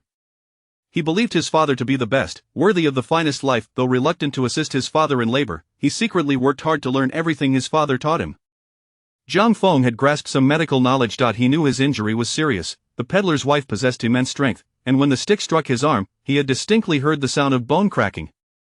Remarkably, after merely consuming a wild vegetable meat soup and resting for a night, he found his arm had healed. It felt as though the bone had mended. Indeed, lifting Miannian now required no effort, as if the swelling had dissipated. He increasingly believed he had experienced death and returned. What he had witnessed was not a dream, but a reality he had lived through. He had clawed his way out of hell. Thus, his body had changed, he had grown stronger, recovering rapidly. Perhaps he was no longer merely human, he might be a vengeful spirit clad in human skin. Yet, regardless of this transformation, he felt content. Whether human or ghost, all that mattered was the protection of his family. He hurried to check on his sister, worried for her safety. Upon meeting her helpless gaze, Jiang Feng chuckled softly and leaned down to kiss her soft head. Jiang Miannian gazed helplessly at the sky. Her brother adored kissing her head, her sister cherished kissing her belly, her mother loved kissing her face, and her father, how he relished kissing her tiny toes. "Oh, how busy I am, the center of the universe." A new day dawned. Her father had already left for work. Jiang Miannian drank her milk, had her diaper changed, and then basked in the sun while lying on her wooden basin. Jiang Yu had been restless throughout the night, but now was surprisingly energetic. Yet, their mother, believing her frail, had prepared a bowl of thick, meaty wild vegetable porridge for her. She was overjoyed. Suddenly, she had discovered a new skill. It seemed that by feigning illness, one could earn extra delicacies. She carefully savored her porridge all morning, reluctant to finish it in one go, licking each spoonful as if it were ice. Jiang Miannian observed her sister, sensing that she was seeking trouble, radiating an aura that screamed, "Mother, come scold me." Suddenly, voices echoed from the mountain below. Jiang Miannian watched as her sister gulped down the remaining porridge in one swift motion, akin to a glutton. In an instant, the bowl was empty, licked clean, and set upon the stone stool. Jiang Miannian too heard the commotion and suddenly realized her predicament. Mortified, she was exposing herself while sunbathing. She could not be a spectacle. Summoning all her strength from the previous day's milk, she plopped down with a thud. Fortunately, her sister came to her rescue, understanding her embarrassment, and helped her into her clothes.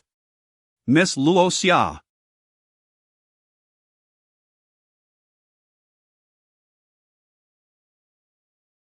Miss Luo Xia. A familiar shrill voice rang out. The visitor was Aunt Shui, bearing a basket filled with wild vegetables, 6 eggs, and a piece of red cloth. Qin Luoxia emerged upon hearing the call, warmly greeting the visitor. "What brings you here, Auntie?" My husband insisted I bring it. Jiang Luoxia promptly declined. No need, we are all from the same village, anyone would help in times of need. However, knowing her daughter Cui was not as lively, having slept through the night, she inquired, Is you well? Her little face is so pale, did she suffer a fright? Indeed, she was restless throughout the night and had quite the ordeal. What of your Cui? Jiang Luoxia asked. Aunt Cui, habitually boastful, replied, My Cui is well, she experienced no distress. She claimed the water given by that. But Cui had also drunk it. Realizing her words might have been inappropriate given the context of her visit, Aunt Cui felt a twinge of regret yet could not help her blunt nature. Knowing she would be called soon, she hastily left the basket and ran off. I'm off now, sister, the items are for Feng to restore his strength. Jiang Miannian gazed at the basket before her, filled with wild vegetables, eggs, and the red cloth, and for some inexplicable reason, felt that perhaps Aunt Cui was not so disagreeable after all. The aroma of the egg custard wafted through the air and thus, Jiang Miannian succumbed to the allure of the egg custard and fell asleep. Jiang Luoxia tidied up swiftly, shouldering the basket, and ventured back into the mountains. Chapter 45 Ruthless and unyielding. Come on, Sister Luoxia, it's time to work. Indeed, I shall gather some wild vegetables. Don't overexert yourself, the sun can be quite harsh. I understand, I will be cautious. Thank you, Auntie. Beneath the grand tree at the village entrance, a group of people engaged in idle chatter. Every passerby became the subject of their commentary. Observing the retreating figure of Jiang Luoxia, they began to voice their opinions. Jiang Lao's wife is indeed a remarkable catch. She is incredibly capable and industrious. Her temperament is commendable, she never frowns at anyone. Her character is truly admirable. If you ask me, her disposition is overly accommodating, almost too mild. It's not mildness. It is foolishness. With such a vast house in the county, if it were me, I would create a scene, cry, and throw a tantrum. Surely I would gain some advantage. High-status families are fraught with complexities. You know nothing. I've heard Jiang Lao was cast out because he poisoned his father. Really, that can't be true. Jiang Lao isn't that kind of person. Well, I've only heard rumors. They say his father was gravely ill, and Jiang Lao inadvertently mixed up his father's medicine, leading to a tragic outcome. Ah goodness, there were numerous versions of the tale surrounding Jiang Lao in the village. This was merely one of them. Originally, he hailed from a wealthy family, yet now he shared their hardships, perhaps even more so, as he seemed to fail at every task. He couldn't farm, couldn't carry dung, and couldn't fell a tree. Such a person was bound to starve. Nevertheless, Jiang Lao had received an education, and the villagers held an innate respect for those who were learned. Initially, they believed that a mother and son wouldn't harbor lasting grudges, and perhaps Jiang Lao might return to the grand estate one day. The villagers felt a pang of envy that an outsider like Jiang Luoxia could marry Jiang Lao. In a village, gossip abounds. Years passed, and Jiang Lao became a father, found work, and adapted to the villagers grew accustomed to this and would jest about Jiang Lao, exchanging barbed remarks behind his back, yet they also accepted him. After all, Jiang Lao and Jiang Luoxia were known for their kindness. They were always willing to lend a hand to anyone in need. Jiang Lao even had some medical knowledge, often helping those with minor ailments without charging a fee, instead advising them on herbal remedies. The couple had a stellar reputation in the community. Upon hearing this latest version of events, the crowd expressed astonishment, though few believed it. Some even attempted to dispel the rumors. Leaning against the tree, the inebriated Yan Laosan exclaimed, "What nonsense! High-status families are filled with servants. How could a mere child confuse the medicine and give it to the sick without anyone noticing? Clearly, this is slander." Attention shifted back to Laosan, a notorious figure in the village, also an outsider who had fled famine. His mother had abandoned him here, joining another group of refugees. The villagers, pitying him, found him resourceful, and he managed to survive by helping with various tasks. He grew up in this manner, but once he reached adulthood, the villagers ceased their support, expecting him to fend for himself with his own strength. Yan Laosan, however, was rather indolent. He worked just enough to fill his belly and never sought a wife. At his age, he was regarded as a layabout in the village. He had none of the vices associated with petty thievery. He simply enjoyed eating and drinking and had a penchant for singing, which he did rather well. The villagers often teased him, suggesting that he should take up singing for a living. Yet such remarks were seen as insults, for despite their poverty, villagers still looked down upon street performers. Yan Laosan lived life on his own terms, his hair disheveled, spending his days eating and drinking beneath the tree, and at night, finding a derelict shack to sleep in. When he spoke out against the rumors, others laughed at him. "Yan Laosan, you who came here fleeing famine, what do you know of high-status families? You've never even set foot in one." "Laosan, if I were you, I'd drink less and save some money to find a wife." That should be your priority. Yan Laosan waved dismissively, annoyed by the noise, and stumbled away, his appearance a chaotic mess. The crowd erupted in laughter. Amidst the laughter, a young woman quietly remarked, if only Yan Laosan tidied himself up, he might look quite handsome. He County is not far. As Qin Luoxia left the village, her pace quickened. Her shadow stumbled behind her, unable to keep up with her hurried steps. She held her breath, racing towards He County. Last night, she had meticulously planned her route, determined to return in time to nurse her child.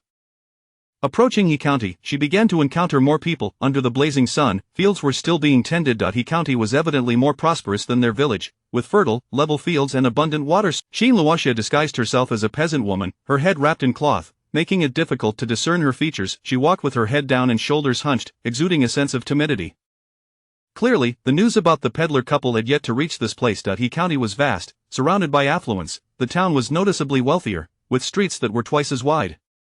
After wandering through the town, Qin Luoxia settled in a corner, nibbling on a dry bun. Bite by bite, the corner she occupied was opposite a brothel, the entrance of which occasionally swung open. A disheveled young woman mechanically opened and closed the door, while muffled sounds of shouting and weeping echoed from within. How dare you steal food, you worthless— Do you think you're still a lady? Qin Luoxia squatted in the corner, swallowing her bun with difficulty. Without water, the dry bread made her throat ache. After a while, a man emerged from the establishment, ordering her to leave. What beggar are you? You don't belong here, get lost. He raised his foot to kick her. Before he could strike, Qin Luoxia quickly scurried away, her figure a pitiful sight as she stumbled off. Once she exited, she found herself at the mouth of an alley. She set down her basket, pretending to sell herbs. In the alley, a group of children played, one of whom was a chubby boy. Unfortunately, he seemed rather dull-witted, as the other children occasionally bullied him. He wore a new outfit made from fine fabric, which soon became soiled. The chubby child, oblivious to the teasing, simply laughed foolishly, resembling the peddler boy to a striking degree. The peddler boy was a dwarf. This chubby child was not, possessing a healthy physique, yet his mind seemed slow. Qin Luoxia could imagine the joy of a dwarf fathering a healthy son. The children frolicked, while nearby adults engaged in casual conversation. Their demeanor relaxed. The chubby boy, unaware of the teasing, continued to approach the others, joining in their play. Suddenly, one child lost control of his foot and kicked the chubby boy in the back, sending him sprawling. An elderly woman, seated against a wall and munching on seeds, shouted, "Stop that, if you keep it up. When his father returns, he'll sell you off." This phrase was often used to frighten the children, who initially reacted with fear, as the dwarf was somewhat intimidating. However, after repeated admonitions, they grew accustomed to it, laughing and running away. The elderly woman made no effort to help the chubby boy, continuing her chatter with others. She was merely there to look after him, finding it all quite normal. It was common for children to tumble about, especially one like him. The chubby boy, having been kicked, landed right in front of Qin Luoxia. The other children continued their playful scuffle, while the elderly woman remained seated, fanning herself in the shade. The chubby boy was truly plump, with pudgy elbows and round fingers, clearly well-fed. No child could be this fat without ample nourishment. Qin Luoxia helped the fallen boy to his feet, gently brushing off the dust from his clothes. Her touch was light. Noticing he had bumped his nose and was bleeding, she tenderly wiped it clean. Perhaps her own sturdy build resembled that of his mother. The chubby boy grinned foolishly, drooling as he looked up at the woman before him, exclaiming, "Mother, I want to eat something delicious." Chapter 46. Mother. In the peak of summer, with no breeze and the sun blazing down, Jiang Miannian had been playing in a wooden basin beneath a grand tree for quite some time. She amused herself with her tiny toes and then engaged in playful antics with the little black creature, laughing heartily as she watched it prance around, brandishing a large leaf. Afterward, she turned her attention to her elder sister. Her brother was nowhere to be seen, and their mother had also vanished, leaving only her sister at home. Curiosity piqued, she wished to observe whether her sister had undergone. It appeared that there indeed was a change. After feeding her sister some rice porridge, she too had a meal. Her sister, being somewhat of a convalescent, had been given a rather thick portion today. Yet, upon finishing, she began to scavenge for more food. Jiang Miannian watched as her sister drooled over the birds perched in the tree, then removed her embroidered shoes and climbed up the trunk. Though she failed to catch any birds, she did manage to gather a few leaves before leaping down. "These leaves are thicker, they smell as if they might be edible," Jiang mused to herself. She washed the leaves thoroughly and began to chew on them, resembling a bamboo rat. Jiang Miannian observed as the leaves diminished rapidly, disappearing before her very eyes. At her sister's cheeks moved rhythmically. Jiang Miannian gazed skyward in exasperation. It seemed the spring water was not an omnipotent elixir. Perhaps it merely augmented the innate abilities they already possessed. She, being an infant, was in the midst of developing her senses, and thus the water had greatly enhanced them. Yet, at her core, she remained an infant, devoid of any miraculous growth spurts. However, her sister, witnessing her round little face scrunch up due to the bitterness of the leaves, she stubbornly persisted in consuming another. Was she not afraid of toxins? Crunch, crunch, crunch. Crunch, crunch, crunch. Oddly enough, watching the leaves vanish while hearing that sound was oddly soothing. Her sister, munching on the leaves, was simply adorable. If she were to arrive in modern times, her skill of leaf consumption alone would surely make her an internet sensation, ensuring she would never know hunger. Jiang Miannian, enviously observing her sister, playfully nibbled on her own toes, discovering they tasted slightly salty, only to spit them out in disgust. Just as she found herself languishing in boredom, despairing of her own infantile existence, she caught a whiff of her mother's scent. Ya ya ya. Ya ya ya. Jiang Miannian cried out. Jiang Yu, noticing a familiar figure at the village entrance, was astounded to see her sister calling out so joyfully. It was said that infants could sense their mothers, and from such a distance, did her sister truly know their mother was returning? She reached out to pat her sister's bottom.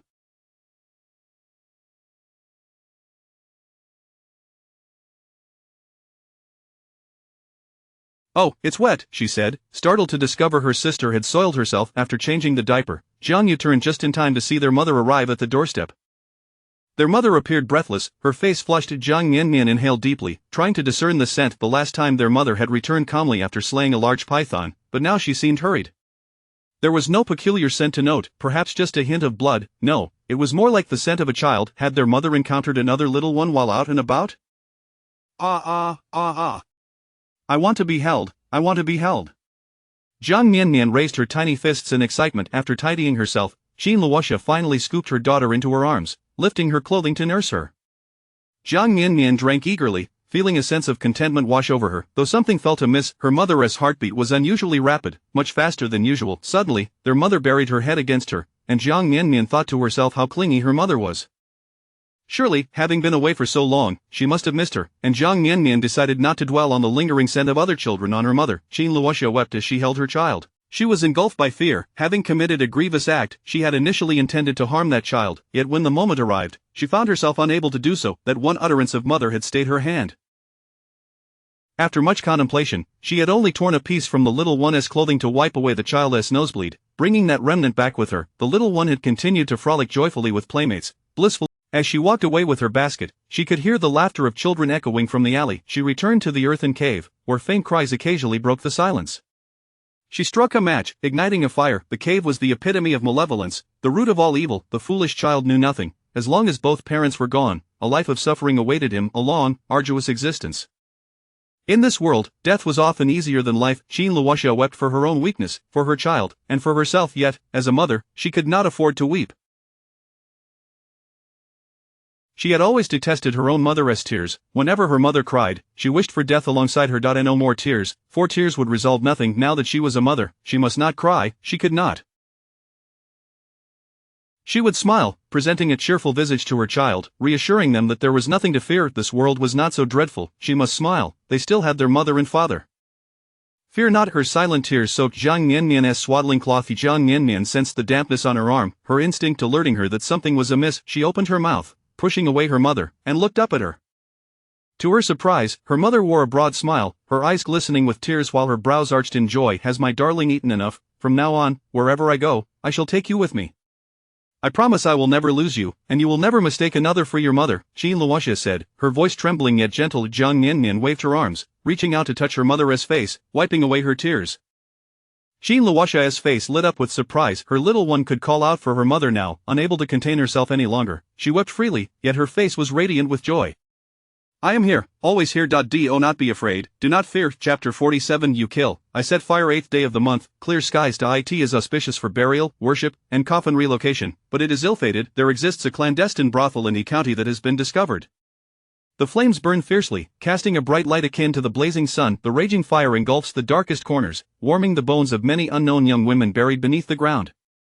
Without the sun's rays to warm them year-round, the bones grow cold. A fire is just what is needed. The great Buddha of Qingyuan Temple, resplendent in the sunlight, shines with golden brilliance. My Buddha is compassionate, guiding all sentient beings. After partaking in vegetarian fare, offering prayers, and bestowing generous donations of incense oil, the night passes. The grandmother and granddaughter return home. Jiang Miannian feels a twinge of discontent, sensing that something has slipped through her fingers. Furthermore, her sleep was troubled last night. In her dreams, tears fell from the Buddha, striking her like a stone slab and leaving her bloodied and bruised. Throughout the night, she witnessed the faces of infants several times, waking in fright each time. In the morning, her demeanor is somewhat off. When her grandmother inquires, she merely claims to be a bit uncomfortable with the unfamiliar bed, for the temple's chambers lack the comfort of home, omitting the nightmares from her account. She is aware that her grandmother dislikes hearing unpleasant matters, so she speaks only of happier tidings. There is a small tree in the temple that has a delightful fragrance. The master said it is a Milan tree. Its aroma. Grandmother, I had someone transplant it into a pot to take home and place in the Buddha hall. The old lady nods in approval. She too seems to have not slept well, her eyes half closed. Upon their return home, numerous matters await them. The matron, Mrs. Wu, is indifferent to all, provided her husband treats her well. She wields little authority over household affairs. However, there is one pressing issue. The disappearance of young Master Rong's guard, Wu Lu, who has not been seen for 3 days. Wu Lu has always been loyal to the young master, and recently, he had an altercation with Jiang Feng. The old lady furrows her brow at the thought of the situation. Observing the old lady's expression, instructs the household steward, go to the yamen and fetch someone. It is as if the yamen were their own. This indicates that although the Jiang family may not be prominent now, they indeed possess a profound background. Before long, a clerk resembling a scribe arrives. Jiang Miannian stays beside her grandmother, not shying away. Upon hearing that a guard from the household has been reported missing for 2 or 3 days, the clerk scoffs inwardly, deeming it a trivial matter. Perhaps the guard has simply found solace in the company of a courtesan. Nevertheless, a visit to the Jiang residence promises a rich reward. Arriving in an elegant chamber, infused with incense, he finds a remarkably beautiful young lady by his side. Treating it as an opportunity, he politely inquires about the case. When the mention of the debauched Jiang Feng arises, the clerk hesitates and responds, unfortunately, there is indeed a case concerning Jiang Feng at the yamen. He and his associates have captured 2 flower-selling couples, accusing them of abducting his 2 younger sisters and a girl from the village. Jiang Miannian is momentarily stunned by this revelation and breathes a sigh of relief, never expecting. She feels somewhat uneasy, realizing that those 2 individuals truly are flower sellers, and she had generously offered them a reward. The old lady, meanwhile, pauses her prayers. Amitabha, are those children well? The children are unharmed, but the 2 flower sellers were severely beaten. Why resort to abducting children and committing such heinous acts? Do they not fear retribution? The old lady articulates each word carefully, her prayer beads moving more swiftly. Ah, it is indeed pitiable. Those 2 abductors claimed they had a sick child at home who needed medicine to survive. They resorted to such measures out of desperation, asserting it was their first offense. They had never done such a thing before and panicked, leading to their discovery. The clerk, eager to please, recounts only the words that the wealthy Io, the maid, remains observant and silent, contemplating that the 2 flower sellers appear to be seasoned criminals, making their claims dubious. The old lady interjects, Amitabha, though despicable, they are also to be pitied. The hearts of parents are universal, and their sins should not warrant death. The beautiful young lady beside her lets out a soft sigh, pity the hearts of parents everywhere. The clerk praises, old lady and young miss, you both possess truly. What need is there for him to speak up? However, with the old lady and young miss expressing their sentiments, he must return to inform the county magistrate, ensuring a change in judgment. Fortunately, he indeed receives a generous reward, equal to a month's salary. Elated, he returns and instructs his subordinates to apprehend someone. Regardless of the guard's whereabouts, they must first capture the debauched Jiang Feng before proceeding to find the county magistrate. At the largest tavern in the county, the Qingfeng Tavern, several youths have drunk a bit too much, resulting in bouts of retching in a corner of the back courtyard. As they vomit, they lament, what a waste of such fine dishes.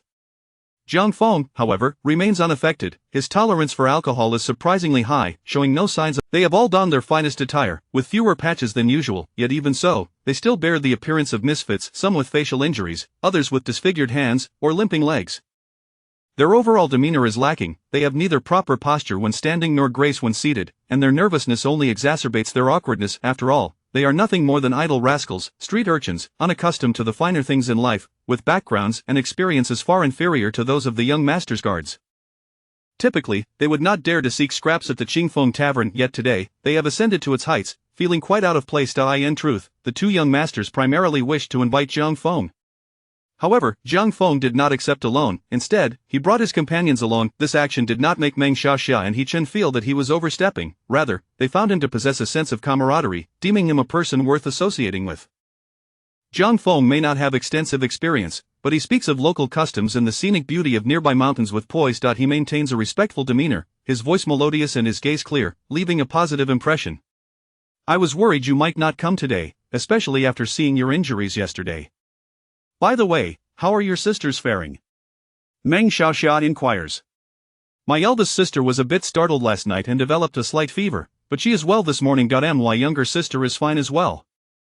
Thank you both for your gallant actions. Our reputation in the county is not the best, and had we brought that abductor to the yamen, we might have faced punishment ourselves, perhaps even false accusations. Jiang Feng replies with a wry smile.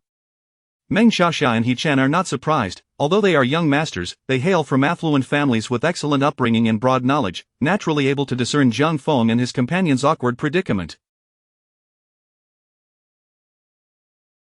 Hearing Jiang Feng's candid acknowledgement only deepens their admiration for his sincerity. As Jiang Feng speaks, he produces 2 parcels wrapped in leaves, each about the size of a brick.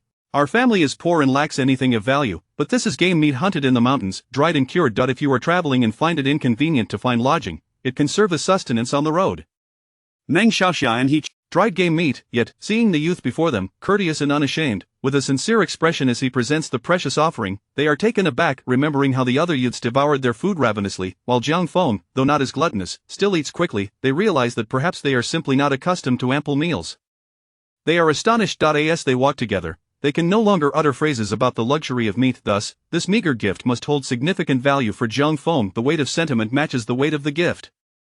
They gladly accept it. Initially intrigued by Meng Xiaoxia's favorable view of Jiang Feng, He Chen now genuinely finds himself quite fond of this young man. Doing good deeds brings joy, fulfilling one's expectations of oneself. Receiving gratitude in return for good deeds fulfills one's expectations of the world. Meng Xiaoxia looks at the jerky and muses that the young lady indeed cannot be trusted. She initially spoke of offering herself in gratitude, only the square of red cloth on the jerky is rather charming. The young lady's small round face breaks into a smile. Chapter 47. You kill. I set fire the 8th day of the lunar month. Clear skies, suitable for burial and ancestral rites. A forbidden event occurred in He County. An underground brothel was raided. The flames blazed fiercely, illuminating the night as brightly as the sun. The roaring fire consumed every shadowy corner, warming the forgotten bones of countless unknown young maidens buried beneath the earth, whose remains chilled by the sun's unyielding absence found solace in the flames. In the radiant light of day, the great Buddha at Qingyuan Temple glimmered with golden brilliance. Our Buddha is compassionate, embracing all sentient beings. After partaking in a vegetarian meal, offering prayers, and generously donating to the temple, the grandmother and granddaughter returned home after a night's stay. Jiang Wan felt a twinge of discontent, sensing she had missed something significant. Her sleep had been unrestful, haunted by dreams in which the Buddha's tears fell like stones, leaving her battered and bloodied. Throughout the night, she had been startled awake by visions of infants' faces. In the morning, her demeanor was somewhat somber. When her grandmother inquired about her state, she merely attributed it to discomfort with the unfamiliar surroundings of the temple. Instead, she recounted a pleasant experience. There is a small tree in the temple that emits a delightful fragrance. The master said it is a milan, known for its calming aroma. I had it transplanted into a pot to take home and place in the Buddha hall. Upon their return, a flurry of matters awaited them. The matriarch, Mrs. Wu, was indifferent to household affairs, as long as her husband treated her kindly, and she wielded little authority in managing the estate. However, a pressing issue arose: the disappearance of Wu Lu, the young master's loyal bodyguard, who had been missing for 3 days. Wu Lu had faithfully served the young master, recently clashing with Jiang Feng regarding certain matters. The old lady furrowed her brow in concern. Yao, observing the old lady's troubled expression, instructed the steward, go to the magistrate's office and summon someone. This was a clear indication that despite the Jiang family's current obscurity, they possessed substantial influence. Soon, a clerk arrived, resembling a minor official. Jiang Wan remained by her grandmother's side, not shying away. Upon hearing of the missing bodyguard, the clerk internally scoffed, considering it a trivial matter, suspecting the guard might simply be indulging at a courtesan's establishment. However, he knew a visit would surely yield a handsome reward, and in this elegant setting, with fragrant incense wafting through the air and a striking young lady by his side, he deemed it an opportunity to broaden his horizons. He politely inquired about the situation. When the conversation turned to Jiang Feng, he hesitated momentarily before saying, "Unfortunately, there is indeed a case involving Jiang Feng in the court." His group captured a couple of flower-selling rogues, claiming they had abducted his 2 younger sisters and a girl from the village. Jiang Wan was momentarily taken aback, a sense of relief washing over her. She had not anticipated this turn of events. She felt uneasy, realizing the two individuals she had generously rewarded were indeed flower sellers. The old lady paused with her prayer beads. Amitabha, are the children unharmed? The children are well. However, those two rogues were severely beaten. Why resort to kidnapping? Such actions invite retribution, do they not? The old lady articulated each word deliberately, her bead counting quickening. Ah, it is truly pitiful. The abductors claimed they had a sick child at home who needed medicine to survive. They insisted it was their first attempt, and in their panic, they were caught, the clerk relayed, choosing words that would appeal to the affluent. Ayao remained observant, her expression impassive, thinking to herself that the rogues appeared seasoned.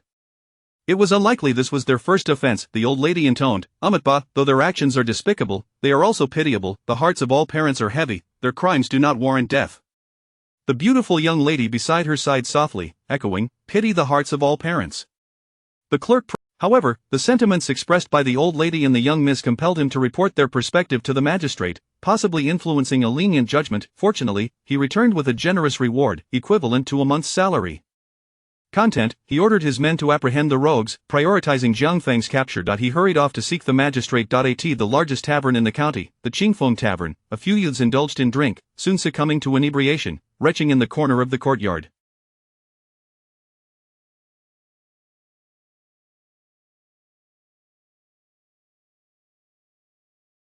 Amidst their vomiting, they lamented the waste of such exquisite dishes. Jiang Feng, however, held his liquor remarkably well, showing no signs of being a novice. He and his friends had accepted an invitation from two young masters to join a banquet.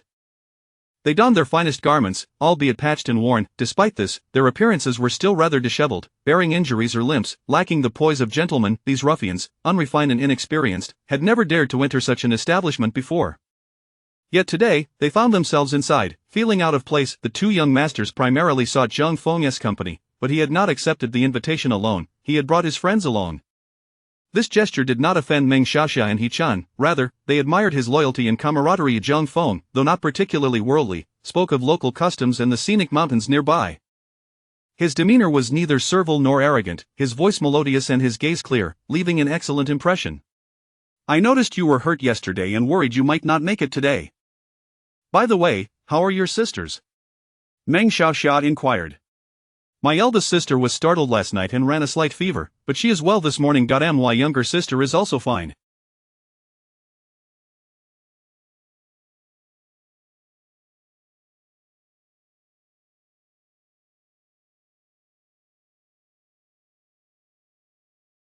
Thank you, gentlemen, for your valor. Our reputation in the county is not the best, and had we brought that kidnapper to the magistrate, we might have faced punishment ourselves, possibly even being falsely accused, Jiang Feng replied with a wry smile.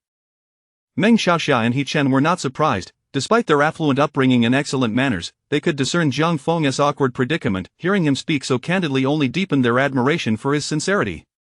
As he spoke, Jiang Feng produced two packages wrapped in leaves, tied with hemp string, each adorned with a small square of red cloth, a simple yet charming presentation. This is a token of gratitude from my sister for the two of you. Our family is humble, and we have little to offer, but this is dried game meat hunted in the mountains. If your journey is long and lodging is inconvenient, it may serve as sustenance along the way. Meng Xiaoxia and He Chen had never received such a humble gift before. Dried game meat, yet, seeing the courteous young man before them, his face earnest and unashamed, they recognized the value of the offering, reflecting on the earlier scene of those boys devouring their food. While Jiang Feng did not eat ravenously, he still consumed it swiftly, as though he were perpetually hungry. Surprised by this display, they found themselves no longer questioning why he would forego opulence. Thus, this modest offering was undoubtedly precious to Jiang Feng. The weight of gratitude matched the weight of the gift, and they accepted it with delight. He Chen, initially drawn to Jiang Feng due to Meng's esteem, found himself genuinely fond of the young man. Doing good is a joyous endeavor, fulfilling one's expectations of oneself. Receiving gratitude from those one aids is an even greater joy, satisfying one's hopes for the world. Meng Xiaxia, gazing at the dried meat, reflected on the girl's words, her promises of the small square of red cloth was quite adorable, prompting a smile to grace his round face. Chapter 47. You kill, I set fire, the 8th day of the month, clear weather, suitable for burial and rituals, inauspicious for. In Yi County, there existed a clandestine brothel that was set ablaze. The fire blazed fiercely, casting a bright glow akin to the scorching sun. The roaring flames consumed the dark corners, warming the bones of many unknown young maidens buried beneath the earth. Sunlight seldom graced them, leaving their bones cold. A single fire was just right, but at Qingyuan Temple, the great Buddha shone resplendently in the sunlight, radiating golden light. Our Buddha, in his compassion, seeks to save all living beings. After partaking in a vegetarian meal, praying, and reciting scriptures, they offered substantial funds for incense. They spent the night there. The grandmother and granddaughter set off for home. Jiang Wan was not. An inexplicable feeling of having missed something lingered in her mind. Moreover, her sleep had been restless the previous night, plagued by dreams in which tears fell from the Buddha, striking her head like a stone and leaving her bloodied. Throughout the night, she had seen the faces of infants several times, waking in fright. In the morning, her expression bore a hint of unease. When her grandmother inquired, she merely mentioned feeling slightly uncomfortable sleeping in an unfamiliar bed, for the temple's accommodations could not compare to the comfort of home, omitting any mention of her nightmares. She was aware that her grandmother disliked hearing unfavorable news, so she opted to share only the pleasant tidings. There is a small tree in the temple that has a delightful fragrance. The master said it is a Milan tree. Its scent calms the mind. Grandmother, I had it transplanted into a pot to take home and place in the Buddha hall. The elderly lady nodded in agreement, appearing to have also had a restless night, her eyes half closed. Upon returning home, they were met with a number of matters to attend to. The matriarch, Madame Wu, was indifferent to everything. As long as her husband treated her well, she possessed little authority in managing the household. However, there was a pressing issue at hand. Young Master Rong's bodyguard, Wu Lu, had gone missing for 3 days. Wu Lu had been loyal in his duty to the young master, recently having had a conflict with Zhang Feng. The elder lady's brow furrowed at the thought of these events. Yao, observing the old lady's expression, instructed the household manager, go to the yamen and summon someone.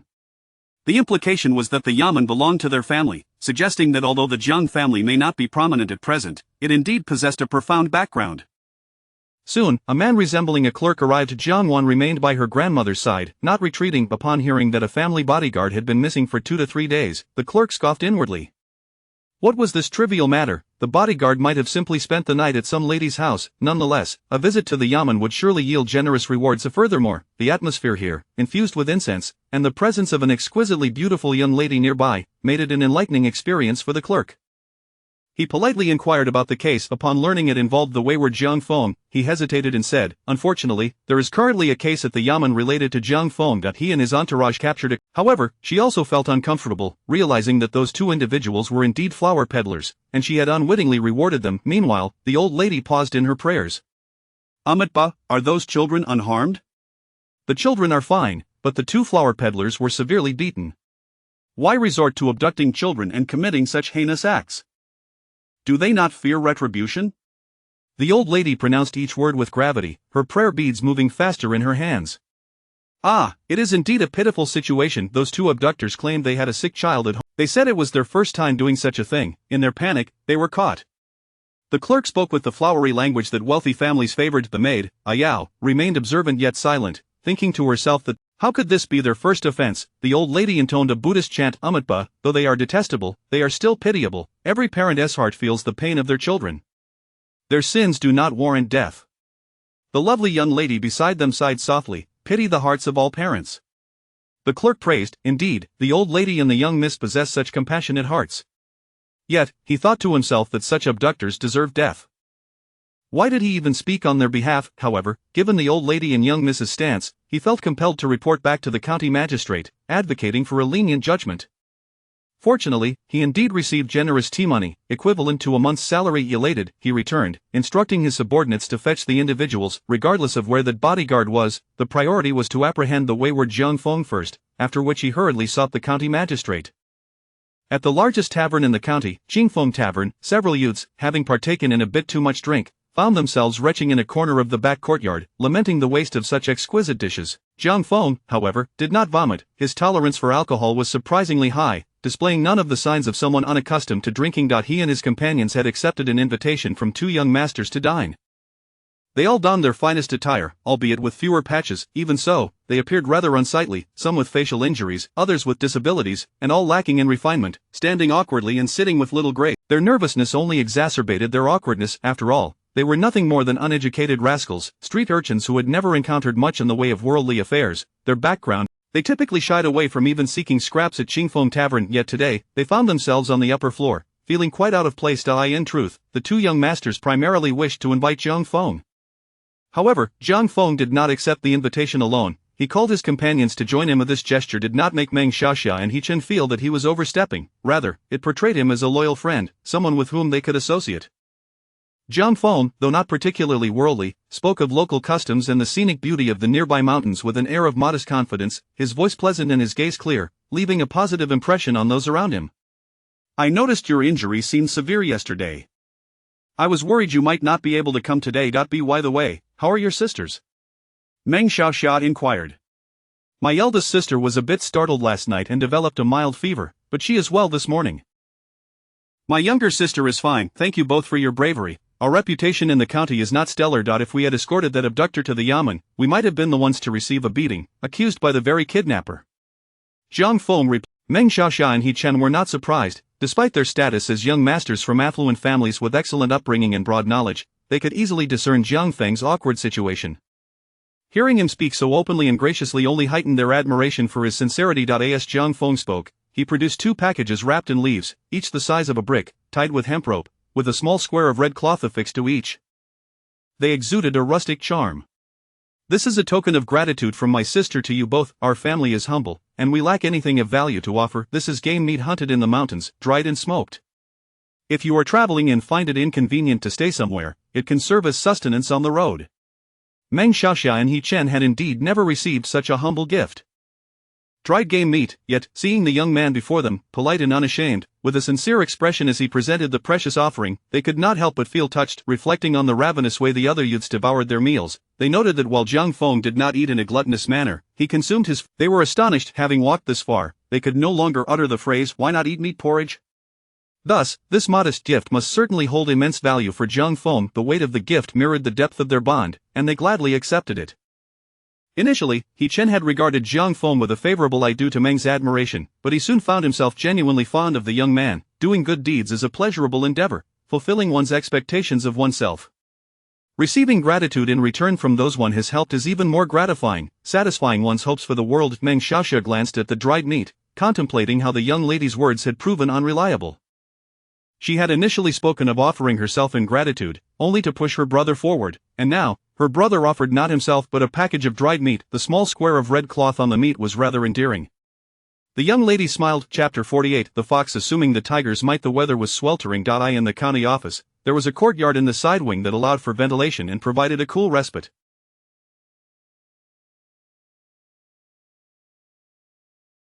The clerks enjoyed lounging there, engaging in idle chatter and gambling. They were all established personnel, well compensated, strutting about the county with their heads held high, exuding an air of importance. The clerks were steadfast, while the officials came and went like the tides. They were seasoned veterans. The formidable officials could exert control, while the less capable ones coexisted peacefully, and the weaker ones were often subjected to disdain. The current official was quite formidable but preferred to remain uninvolved, consumed instead by his aspirations for advancement and an obsession with literature and poetry. The various affairs of the county were managed by the steward. A group of clerks was engaged in gambling when the steward arrived, causing most of them to disperse. The remaining clerks found themselves unable to wager further and aimlessly wandered about.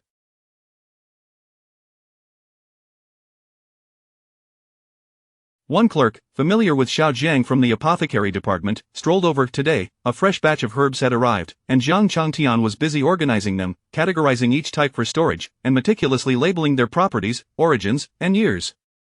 Initially, this was not such a cumbersome task, but Jiang Changtian's diligence had earned the county praise for their medicinal contributions, and his labels had gained national recognition. Though Jiang Changtian held an awkward position, his efforts allowed him to retain his temporary employment status.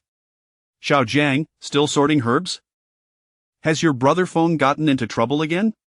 Old Lu, the clerk, called out from the doorway startled. Jiang Changtian paused, inadvertently knocking some herbs to the ground. As if startled by the news, he stood upright and exclaimed, "Lu Gu, do come in, I'll brew you a refreshing cup of tea to beat the heat."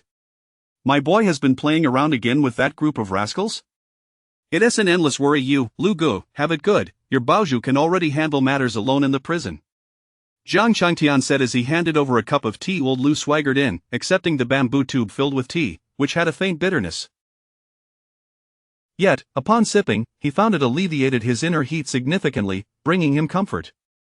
My Baozhu is still lacking, relying entirely on his uncle, but at least he possesses a steady temperament, which his uncle appreciates, he boasted of his son. Old Lu continued. The steward mentioned that a guard from the Jiang residence has gone missing, and they suspect it's related to your brother Feng. They've sent someone to apprehend him. By the way, the steward also said those two kidnappers need not be executed, as a noble has interceded on their behalf, given their plight in procuring medicine for a child.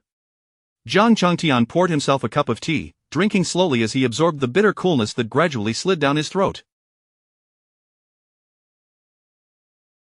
A faint smile graced his lips as he remarked, "My brother Feng is not as capable as your Baoju. He merely loiters in the streets. If he truly committed an offense, he lacks the courage to do so.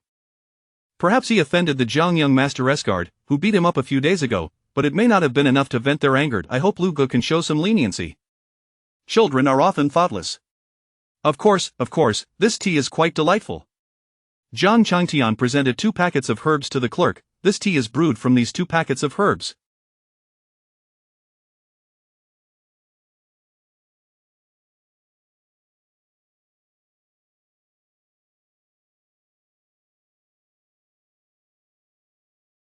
"They were foraged by my spouse. Use 2 portions from the larger packet and 1 from the smaller. It can alleviate heat and aid sleep, suitable for both children and the elderly at home."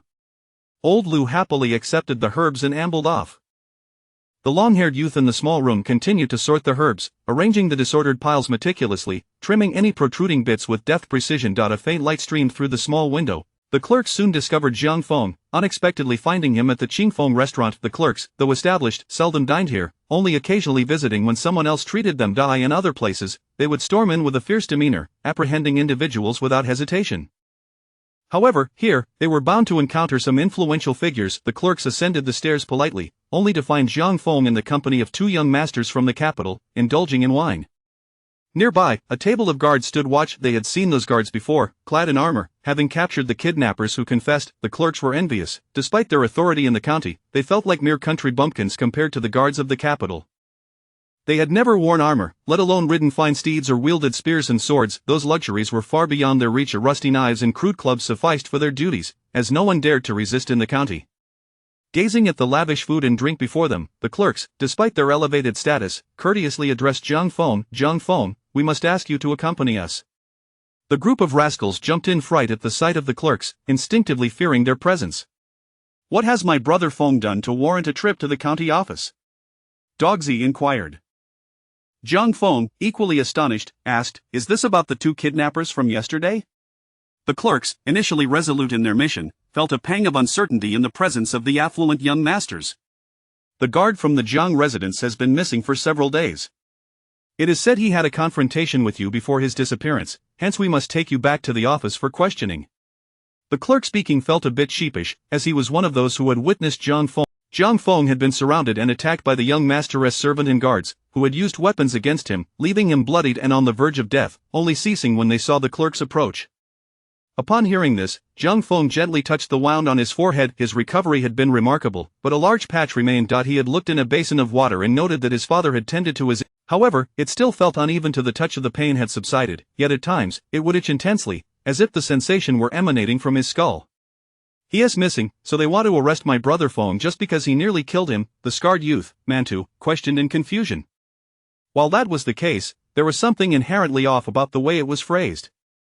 "I understand that you clerks are bound by duty. It's no trouble. My whereabouts have been consistent these past few days, and I trust you will not wrongfully accuse an innocent person." Jiang Feng addressed the clerks. "I'm sorry, it's standard procedure." The clerks prepared to bind him. Jiang Feng turned to the 2 young masters and apologized. "I apologize for interrupting your meal. Should I manage to extricate myself, I hope to have the chance to finish this meal with you." "Wait." Meng Xiaoxia stood up to intervene. He believed in the youth before him. When they encountered the kidnappers, despite his anger, he had shown restraint and did not resort to lethal retaliation. Such a person would not act recklessly in revenge. "Let us all go together. It would be interesting to see how your lord handles the case. I am Meng Xiaoxia of the Meng family in the capital, and coincidentally, the chief of the 9 gates is my uncle. I am He Chun from the He family in Qingzhou. I too am curious about how your lord adjudicates cases. My uncle happens to be the ordinary He Yusher." The group of rascals gazed at He Chen with admiration, having heard tales from storytellers about how He Yusher had exposed treachery among officials, causing entire clans to be obliterated. The clerks felt a shiver run down their spines. Jiang Feng, curious, pondered what position the chief of the Nine Gates held and what significance the usher bore. Upon hearing the two young masters mention their influential relatives, the clerks immediately bent their backs in deference, even foregoing the shackles. They politely invited him to leave. Jiang Feng found this experience quite extraordinary. He savored the taste of power, albeit one so distant and unrelated to him, yet he felt its undeniable presence. It was astonishing how power could command such reverence, akin to a deity. Merely mentioning it could invoke awe. Jiang Feng was escorted by the clerks to the county office. The group of rascals followed without fear, striding confidently, as if Jiang Feng were not being taken in for questioning but rather being invited as an esteemed guest. Before the county office stood the inscription, "The mirror of justice hangs high." In the reflection of the elevated sign, Jiang Feng glimpsed the diverse tapestry of life surrounding him, of the favored child of destiny, the fallen youth, carefree laughter, restless spirits, the petty gaining ascendancy, the fox assuming the tiger's might, the fox assuming the tiger's might. Chapter 49:1 Dead in the county jail. The atmosphere was rather sparse. Baoju, an intern, leaned languidly against the doorframe, wholly disenchanted with his position, while the prisoners had the prospect of his plight was more pitiable than that of the convicts. Fortunately, the head of the jail was his maternal uncle, allowing him the occasional respite from labor, even permitting him to leave the door ajar for fresh air. He envied the carefree Jiang Feng, who roamed the streets, basking in the sun and engaging in idle chatter. However, his neighbor, Aunt Wang, insisted that his employment was, in fact, advantageous, sheltered from the elements, and assured of lifelong sustenance. Aunt Wang's daughter, Xiao Wan, was quite the beauty inside the jail. The traveling merchant couple lay in a state of despair. They were gravely injured. The young merchant had been bitten by an unknown venomous insect, racked with pain, and occasionally emitted groans of agony. After all, they were sentenced to death. No one cared for their fate. Suddenly, the cell door swung open. Baoju sprang to his feet. "Uncle, what brings you here?" "I've told you several times, while in the yamen, do not call me uncle. Refer to me as Captain Lu." Captain Lu entered with a physician in tow, prompting Baoju's curiosity to follow suit. "Ah, Captain Lu, aren't these two scoundrels supposed to be sentenced? Why do they need a doctor?" Baoju inquired, his curiosity piqued. Captain Lu scoffed, "They're fortunate, having a benefactor plead for their lives. They won't die. Keep an eye on them, and ensure they don't expire." The merchant couple, believing their demise was certain, were astonished to learn they had a chance at survival. Darling, we have hope."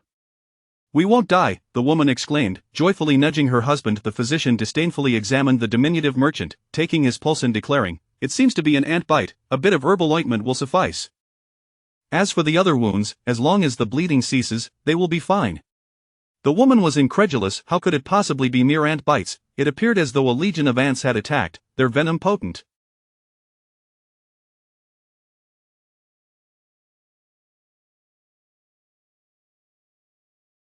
The young merchant grasped his wife's hand, silencing her complaints, and turned to the jailer. "We intend to lodge a complaint against those who harmed us. They were not rescuers but rather highwaymen, robbing us and inflicting injuries, framing us, one a cripple, the other a woman and child, utterly defenseless."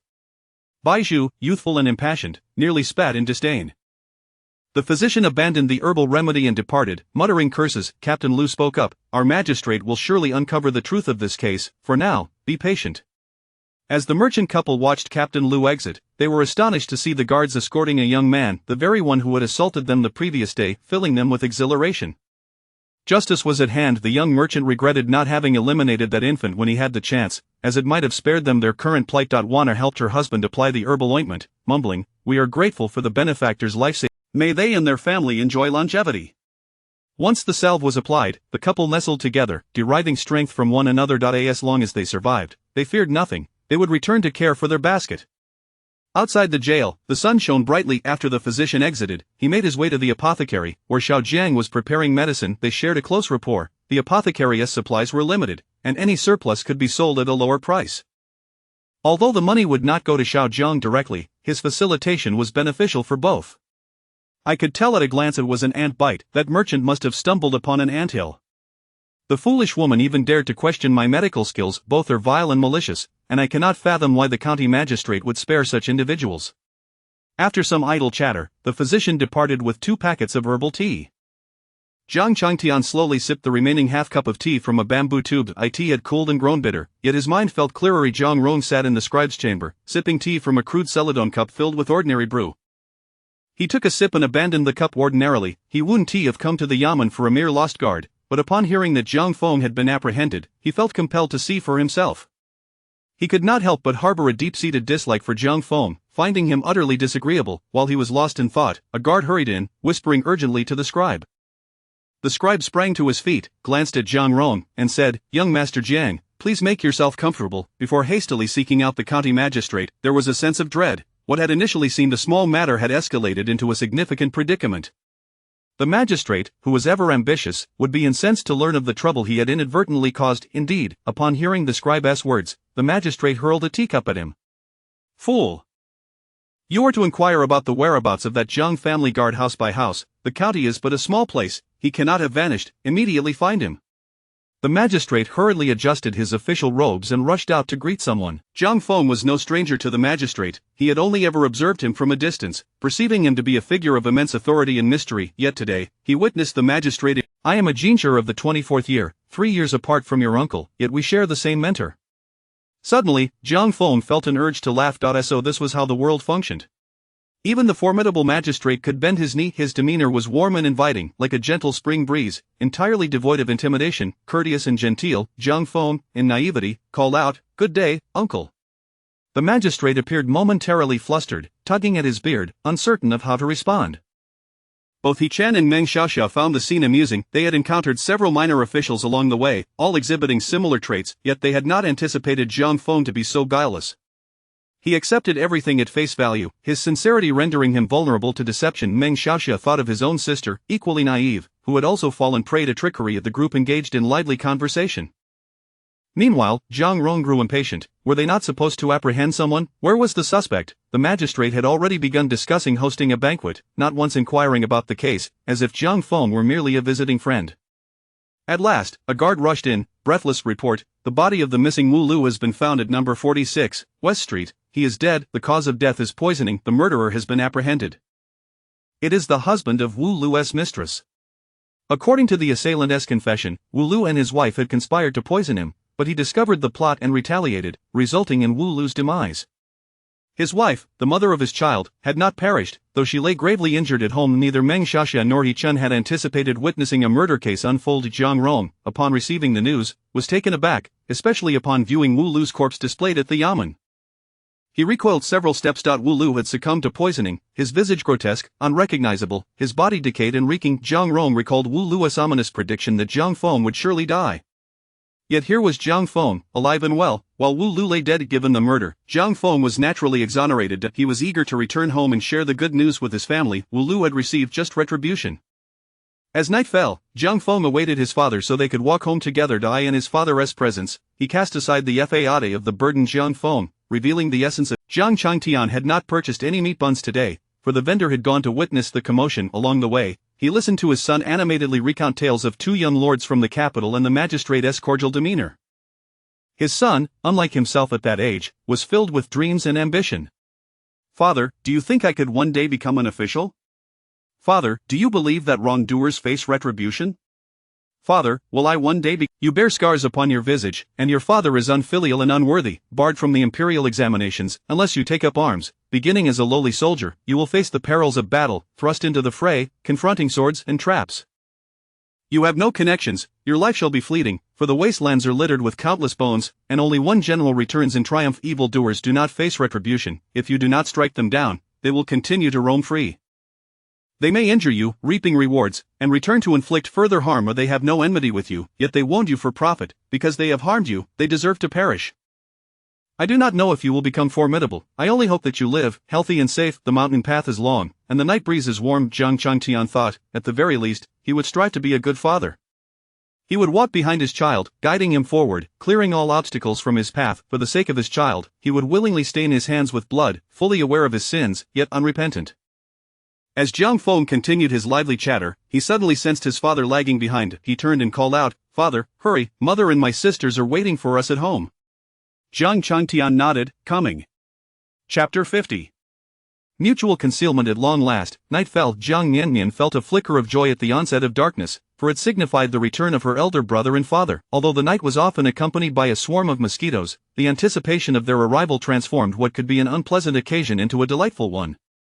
Watching the two return together, her elder sister greeted them with evident happiness, while their mother stood beneath a tree, cradling her in her arms, her face adorned with a smile. In that moment, Jiang Miannian could sense her mother's elation. She too longed to rush forward, yet her sister had beaten her to it. She joined in the lively cheer, exclaiming, "Yeah yeah yeah." Jiang Yu stepped forward, wrinkling her nose in annoyance as she approached her brother, indignantly asking, "Brother, did you sneak off to indulge in a feast without me?" Jiang Feng had been apprehended by the constables for the first time that day, an experience that left him shaken. Although he and his companions were known for their reckless ways, they had never before been summoned to the magistrate's office. They had witnessed the brutal treatment meted out by the constables.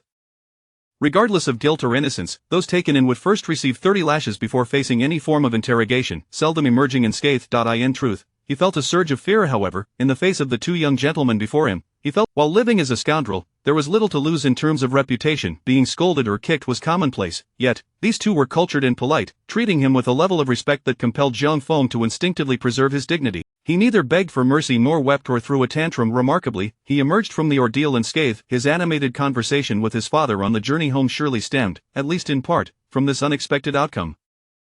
For the first time, the youth grasped the concept of face, of the esteem held by the high-ranking officials in the capital, of his own vanity, and of the borrowed prestige from Meng and he, which he in turn leveraged.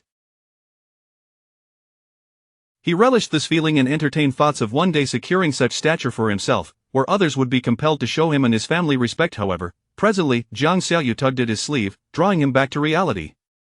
Had he not been apprehended, he would have certainly brought home a feast for his family, as the tavern's offerings were abundant and any waste would be a shame. Let us not dwell on it. I nearly ended up in the magistrate's office today. What is the point of eating? Jiang Feng lightly tapped his sister's head. Hearing this, Xin Luoxia expressed concern, asking, "Did you cause trouble again?" Zhang Changtian stepped. "I'll explain everything when we get home." After resting briefly in her father's embrace, Jiang Miannian was taken up by her brother, who seemed lost in thought, his hand gently stroking her head. She worried about being tousled bald and struggled to break free, even landing a small punch on her brother. Jiang Feng was taken aback by his sister's newfound ability to strike. "Do that again. Miannian, you're so impressive," Jiang Feng exclaimed, laughing heartily as he lifted her high, parading her before their parents. "Miannian can throw punches now. Look, mother and father, our little sister is remarkable." The family erupted in admiration. Father remarked, "Such strong hands, with that strength, like your mother, you won't be bullied. Miannian is the best." Mother added, "Your grip is so steady, just like your father's. You'll surely be able to write well one day. Our Miannian is extraordinary." Sister chimed in, "How strong you are, sister. Other children in the village are much older and can't do anything, yet you can throw punches. Truly impressive. If one were unaware, they might assume I have conquered the world. I merely clenched my fist and tapped each of you. It was you who brought your bodies to my fists." Such praise could easily inflate my ego. Xin Luoxia, brimming with pride, said, "Today, she even learned to call me mother." "Miannian, call out mother." "Jiang Miannian, you're in," she exclaimed, doing her utmost. Perhaps it was time to revert to brother. Jiang Feng playfully patted her bottom. "Mother, sister has wet herself."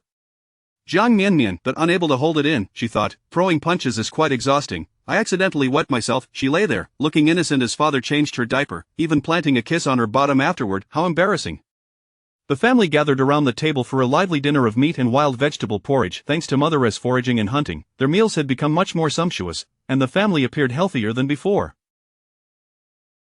Upon returning home, Jiang Changtian washed his face, emerging looking quite dashing, and thankfully, the family was accustomed to his good looks. Apart from Jiang Miannian, who sometimes gazed at him dreamily, the others behaved normally, attributing their improved appearances to their meat-rich diet. Having endured the near loss of their eldest son, Xin Luoxia and Jiang Changtian no longer scrimped on their finances, opting instead to spend on their children, recognizing that such expenditures were worthwhile.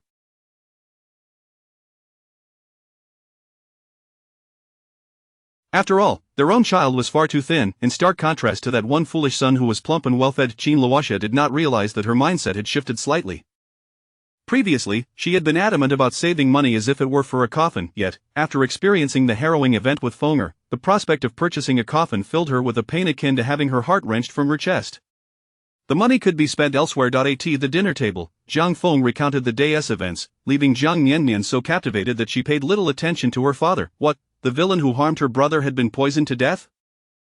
Jiang Xiaoyu, upon hearing this, exclaimed in excitement, "This is what they call poetic justice. That man was wicked, injuring my brother and coating his weapon with poison. Thankfully, my brother survived, and in the end, he met his just deserts." Xin Luoxia remained silent as she served her husband a piece of meat. You're too thin. You must eat more. Jiang Changtian accepted the meat and ate earnestly. In truth, he was not fond of meat. During his childhood, when he fell ill, his family had starved him, leading him to lose his appetite entirely. The greasy meat made him nauseous, a lingering feeling of repulsion from those days of deprivation and the harshness of life outside. Starvation compelled him to eat anything, even grass or dirt, yet that deep-seated aversion remained. The family remained oblivious to his distaste. They simply could not fathom how anyone could dislike meat. However, Jiang Miannian noticed her father's furrowed brow as he focused intently on his meal, resembling a picky child.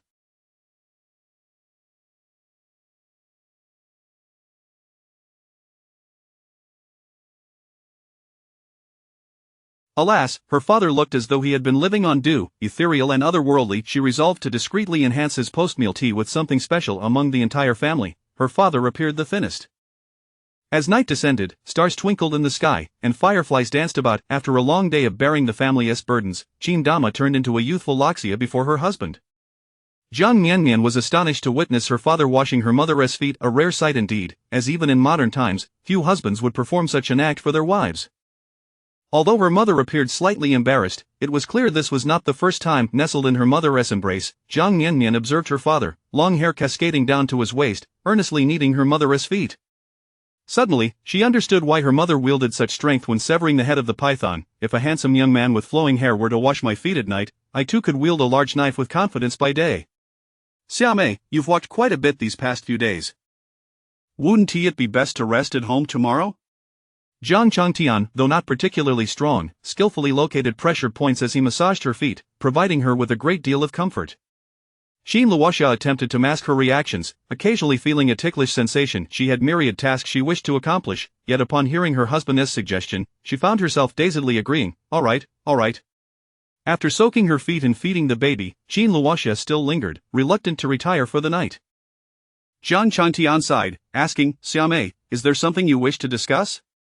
Jiang Miannian perked up her ears, eager to learn about her mother's activities that day. Once more, Xin Luoxia lifted her garment to feed the child. Jiang Miannian, it seemed she had been compelled to eat an extra meal. Would this make her gain weight? Sighed out in the dim light of the moon, the statuesque woman lowered her head, revealing a glimpse of her fair skin, high nose, and round face. She was indeed a beautiful woman, albeit unaware of it. My dear husband, I have done wrong. I thought of that kidnapper who took our child, and I wanted to kill his offspring. However, when I went to the county, I saw their foolish son, and my heart faltered. That simpleton was beaten and had a nosebleed, and I even helped him wipe it away. He didn't recognize his own mother and called out to me, Mother. Xin Luoxia's voice trembled with emotion. Jiang Miannian too felt choked up. Her mother was too overwhelmed, her milk spilling as she struggled to speak. In her heart, she thought her mother was incredibly brave for confronting the kidnapper's lair. Jiang Changtian embraced his wife. Though she was tall, they were almost of equal height, with him perhaps being a tad taller. He adored his wife, appreciating her stature and athletic physique. Each time they embraced, he felt a sense of security and joy. Countless times, in moments of exhaustion and despair, returning home to hold his wife filled him with renewed hope for life. He cradled both his wife and child, gently patting her back. Xiaomei, it is not your fault. You did well. Your heart is kind. Not stain your hands with blood. It is not worth it to grieve for such a person. Xin Luoxia had intended to confess her arson, but upon hearing her husband describe her as kind-hearted, she hesitated. He always believed her to be virtuous, and she feared her truth would frighten him. I tore the foolish boy's clothing, which was stained with his blood. Please find a way to give it to that kidnapper couple. It may serve as a memento for them, Xin Luoxia said. Jiang Changtian nodded, refraining from mentioning that the kidnapper couple had been spared from execution. He also kept silent about how he had orchestrated old Wu's early return home to discover Wu Lu, leaving blood on his hands, a crime he had committed, while his Xiaomei remained oblivious to his darker deeds. He dared not reveal the truth, fearing it would frighten her. Holding his wife and child close, he felt content nestled in her parents' embrace. Jiang Miannian thought to herself that she would not forget this night as she grew up. Though somewhat cramped, the warmth of their embrace provided an undeniable sense of security. Her parents were truly wonderful people. Chapter 50 Concealment. As darkness finally descended, Jiang Miannian felt a flicker of joy. The arrival of night signified the return of her elder brother and father. Although the evening brought with it an abundance of mosquitoes, the anticipation of their return transformed what could have been an unpleasant experience into a delightful one. She observed as the two returned home together, her sister greeted them with exuberance, while their mother held her with a smile beneath the tree. In that moment, Jiang Miannian could sense her mother's happiness, which was undoubtedly mirrored in her own desire to rush forward, though her sister had beaten her to it. Joining in the spirited atmosphere, she chimed, "Yeah. Jiang Yu stepped forward, wrinkling his nose in annoyance as he approached his brother. Brother, did you sneak off to indulge in treats without me?" Today marked the first time Jiang Feng had been apprehended by the constables, an experience that left him shaken. Despite their reckless lifestyle, he and his companions had never been summoned to the magistrate's office. They had witnessed the fierce manner in which the constables apprehended individuals guilty or innocent and knew that they would first endure a beating before facing any sort of trial, with no one emerging unscathed.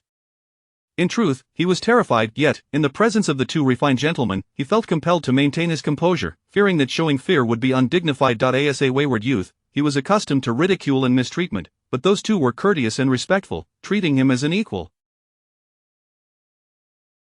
Thus, Jiang Feng instinctively sought to preserve his pride. He refrained from begging for mercy, from crying, or from throwing a tantrum. Miraculously, he emerged from the ordeal unscathed. His spirited conversation with his father on the way home was undoubtedly influenced by this newfound sense of self-worth and it was a reflection of his own vanity. Through Meng and he had borrowed their familial prestige, and in turn, he had come to rely on it. He relished this feeling and dreamed of a day when his own prowess would command respect from others, as well as admiration for his family. However, at that moment, Jiang Xiaoyu tugged at his sleeve, pulling him back to reality. Had he not been detained, he would have surely brought back a feast for the family.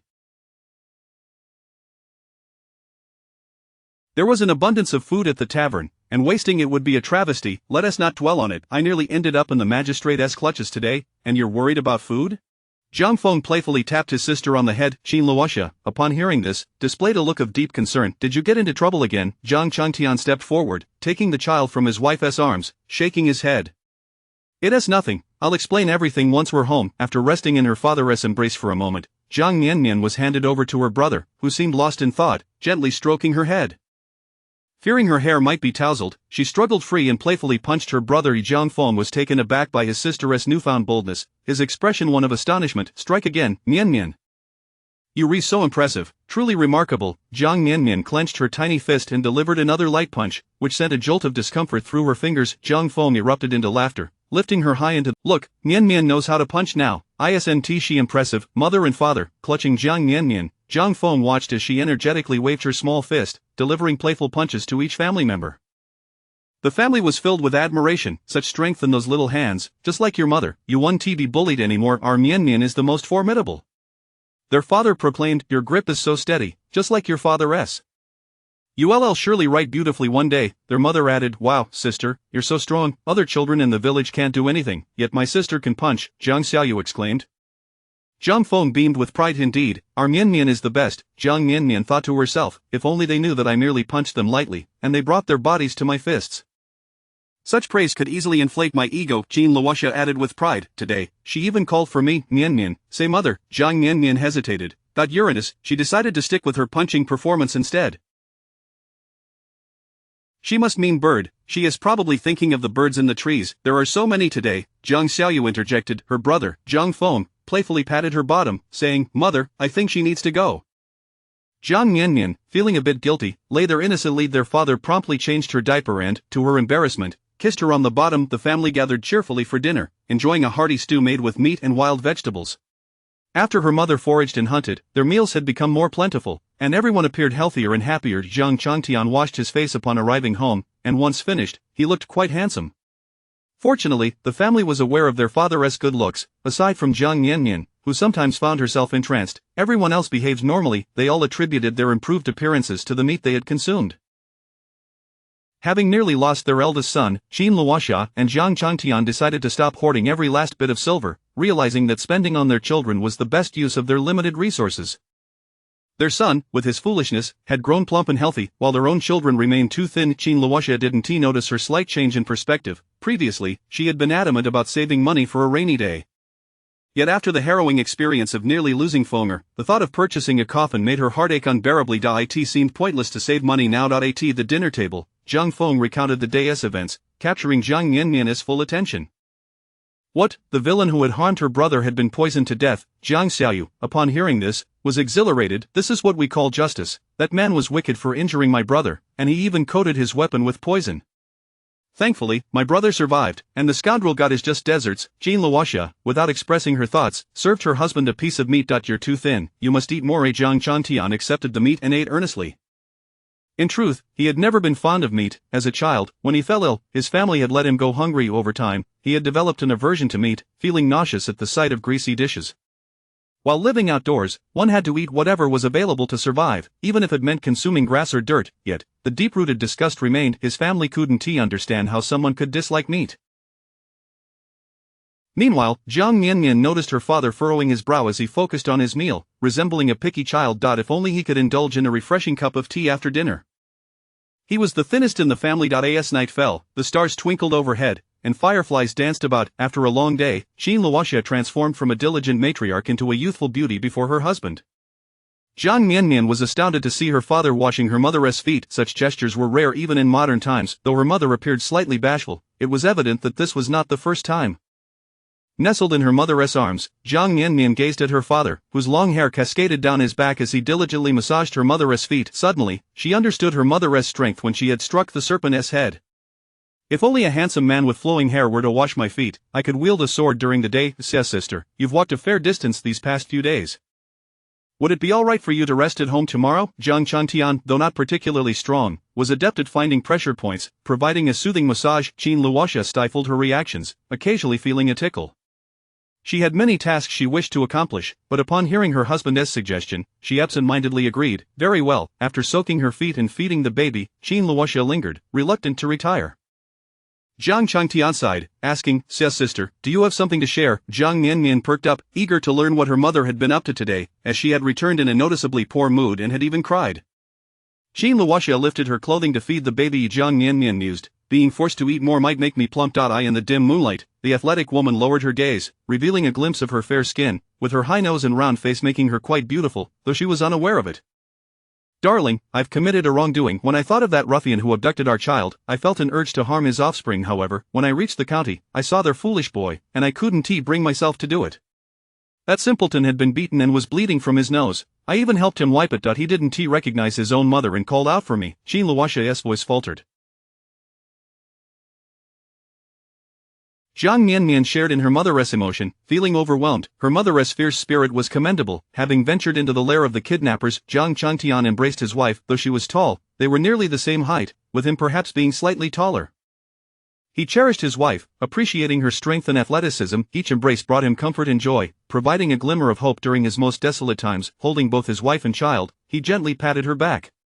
Sister, what you did was not wrong. You are kind-hearted. Do not let your hands bear blood. It is right to spare that foolish boy. His life will be 1,000 times more difficult than death. Do not grieve for such a person. He is not worth it. Jean Luoxia had intended to share her own act of arson, but her husband's belief in her goodness made her hesitate. She feared alarming him. I tore that simpleton's clothing, which was stained with his blood. Please find a way to send it to the ruffian couple. It may serve as a keepsake for them, Jean Luoxia suggested. Jiang Miannian nodded, refraining from mentioning that the ruffian couple had been pardoned from execution. That he chose not to disclose that it was he who had orchestrated old Wu's early return home, leading to the discovery of Wu Lu, whose hands were stained with blood from murder. His sister had always believed him to be a good man. He dared not shatter that illusion for fear of frightening her. Embraced in the warmth of her parents, Jiang Miannian thought to herself that she would not forget this night as she grew older. Though the embrace was a bit cramped, it was filled with a deep sense of security. Her parents were truly wonderful people. Chapter 51:2 Lives Lost. As dawn broke, a sudden cacophony of wailing erupted from the prison cell, startling the duty officer, Baozhu, awake. He scrambled to his feet and beheld a woman, a trafficker, weeping inconsolably. Between sobs, she shoved a dwarf beside her, exclaiming, Master, what has happened? Help, this ointment is poisoned, someone, please come quickly. Yet, no matter how loudly she cried or how forcefully she pushed, the peddler had already drawn his last breath. This was Baozhu's first encounter with such a grim situation, and he felt a twinge of panic. Where could he possibly find assistance at this early hour, especially when none had yet arrived at the magistrate's office? He stood at the door of the cell, scanning the surroundings, and spotted a tall figure that appeared like a savior. Mr. Jiang. Baozhu called out. Jiang Miannian approached and inquired, What seems to be the matter, Officer Liu?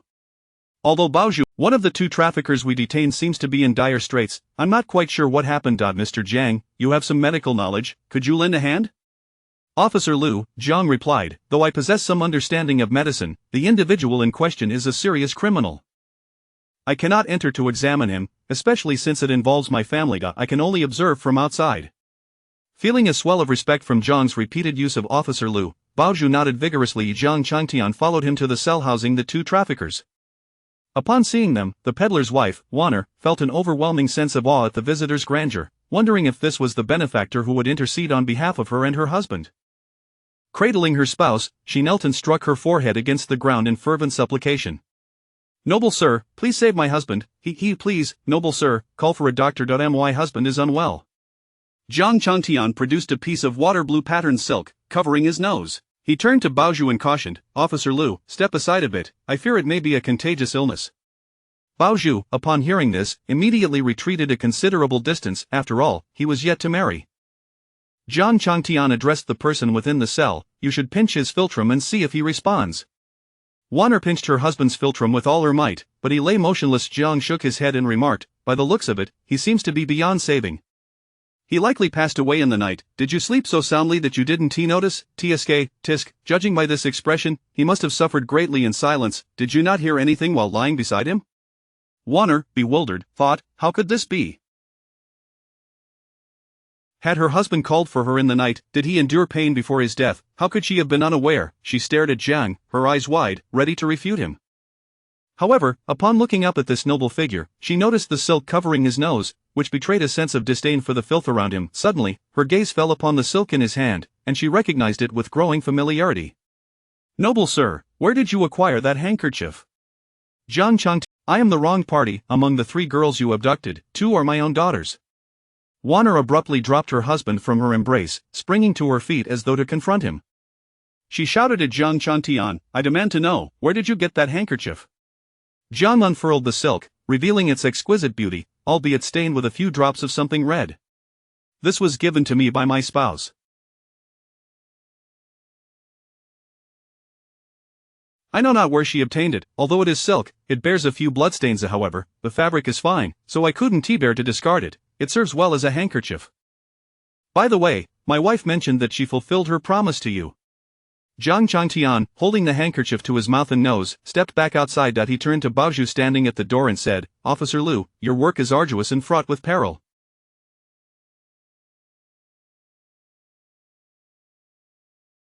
You ought to prepare some handkerchiefs. Should you encounter a corpse next time, and it happens to be a contagion, it could spell trouble. That woman appears to be infected, raving madly. Baozhu nodded earnestly, appreciating Jiang Changtian's kindness.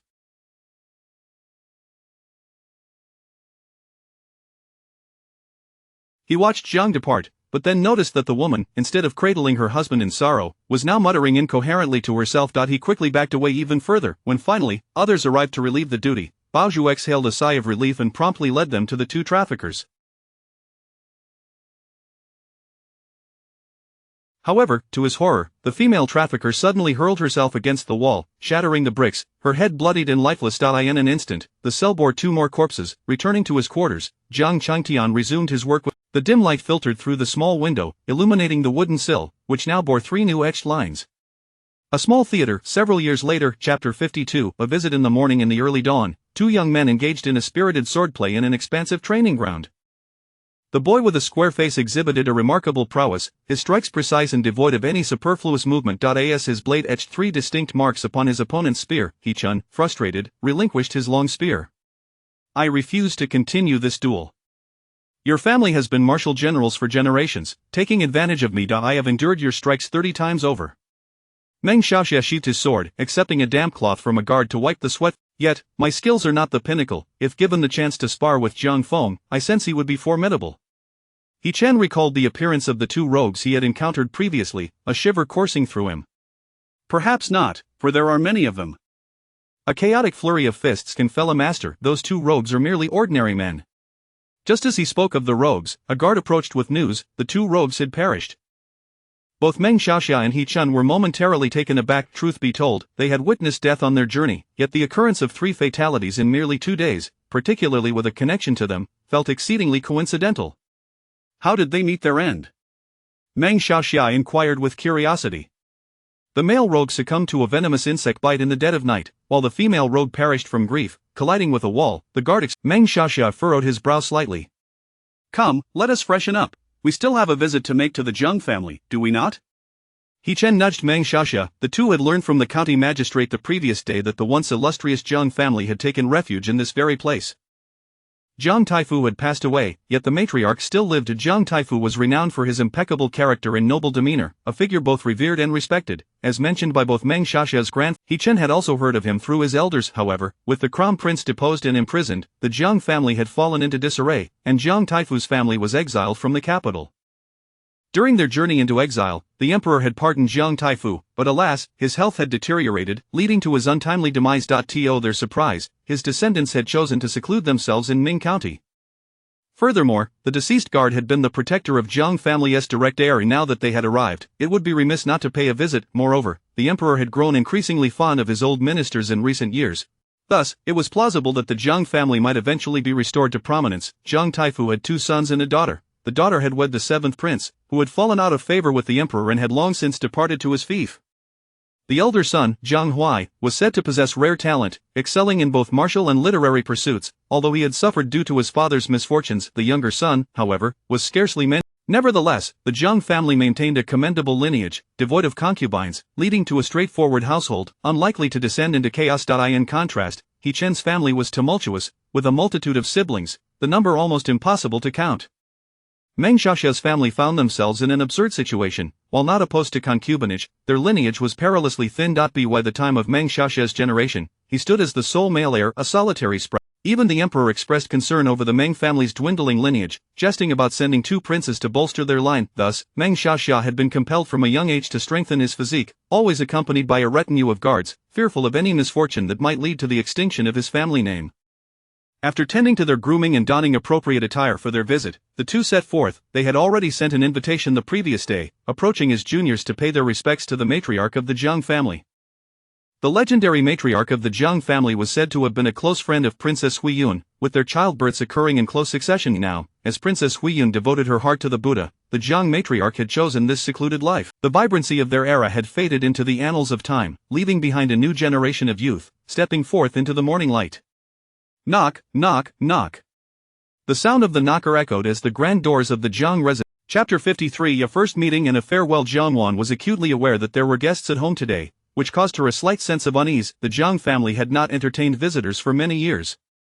As was her custom, she rose early to transcribe a passage from the scriptures, allowing her mind to settle in tranquility. The previous day's tragedy, the untimely demise of her brother's guard, cast a pall of misfortune over the household. The matriarch was incensed that Wu Lu possessed such a deplorable vice, fearing it might corrupt Ronger. Furthermore, the circumstances of his death were disgraceful, bringing shame upon them in front of their esteemed guests. Jiangwan felt a pang of compassion. The scriptures she had copied that morning were the Sutra of Transmigration, a fitting tribute to send him on his final journey. The ephemeral nature of worldly vanity ultimately culminates in a mound of earth. Once she had completed her writing, her maidservants attended to her grooming, and the maid, Mai Zi, delicately styled her hair with great care. Jiangwan's long, lustrous strands were remarkably thick and beautiful. "Miss, you grow more exquisite by the day. I have never seen anyone as lovely as you. You must be the most beautiful in the world," chimed the effervescent Mai Zi. Jiangwan smiled. Such compliments were merely a reflection of the rustic surroundings. Moreover, beauty did not always equate to virtue. It was said that the current emperor's only sister, Princess Huiyun, was breathtakingly beautiful but had become reclusive after a devastating fire scarred her face, now preferring the company of ancient lamps and Buddhist relics. After completing her preparations, Jiangwan went to pay her respects to her grandmother. Today, all family members were present: her father, mother, and elder brother. To her surprise, she was late. The family had gathered for breakfast with the matriarch, and by the time they finished, in truth, it was unnecessary for the entire family to be present for the visit of 2 younger generations. However, the Jiang family had been distanced from the centers of power for so long, and their rural life lacked any excitement, so the occasion felt overly formal, resulting in the entire family attending.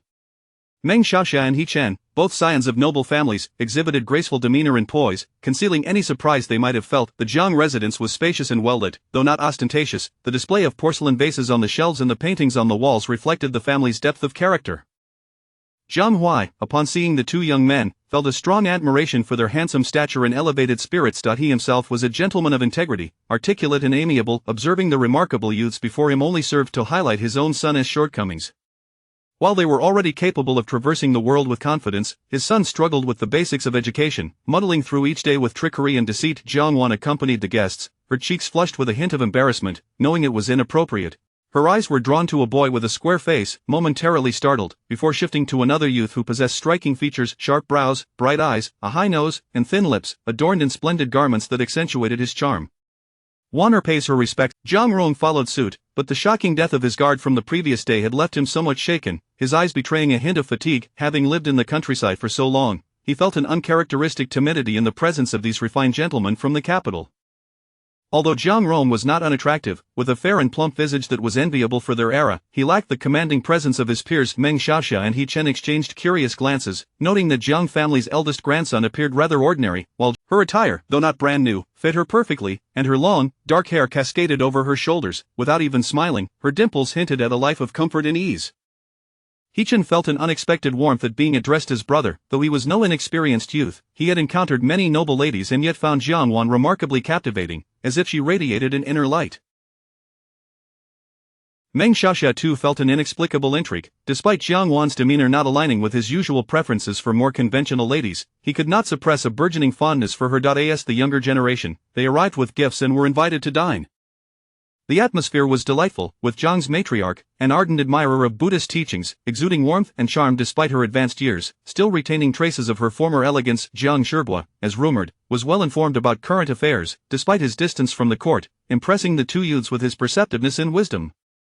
His martial prowess was equally commendable, and he enthusiastically engaged in a sparring match with Meng Xiaoxia in the family's training grounds, resulting in a spirited exchange. As Zhang Rong became more familiar with his guests, he grew more talkative, displaying his knowledge of leisure activities, although he seemed somewhat intimidated by his father, falling silent in his presence. Jiang Wan, however, continued to dazzle both Meng Xiaoxia and He Chen. In the midst of the countryside, her beauty shone like a lotus rising from the water, and her articulate speech revealed a depth of understanding, akin to a precious gem emerging from obscurity, leaving them pleasantly astonished. The lunch was bountiful, though not as lavish as the culinary delights of the capital. It was still delectable, featuring a variety of local specialties and vegetarian dishes, surprisingly the best meal they had enjoyed in recent times.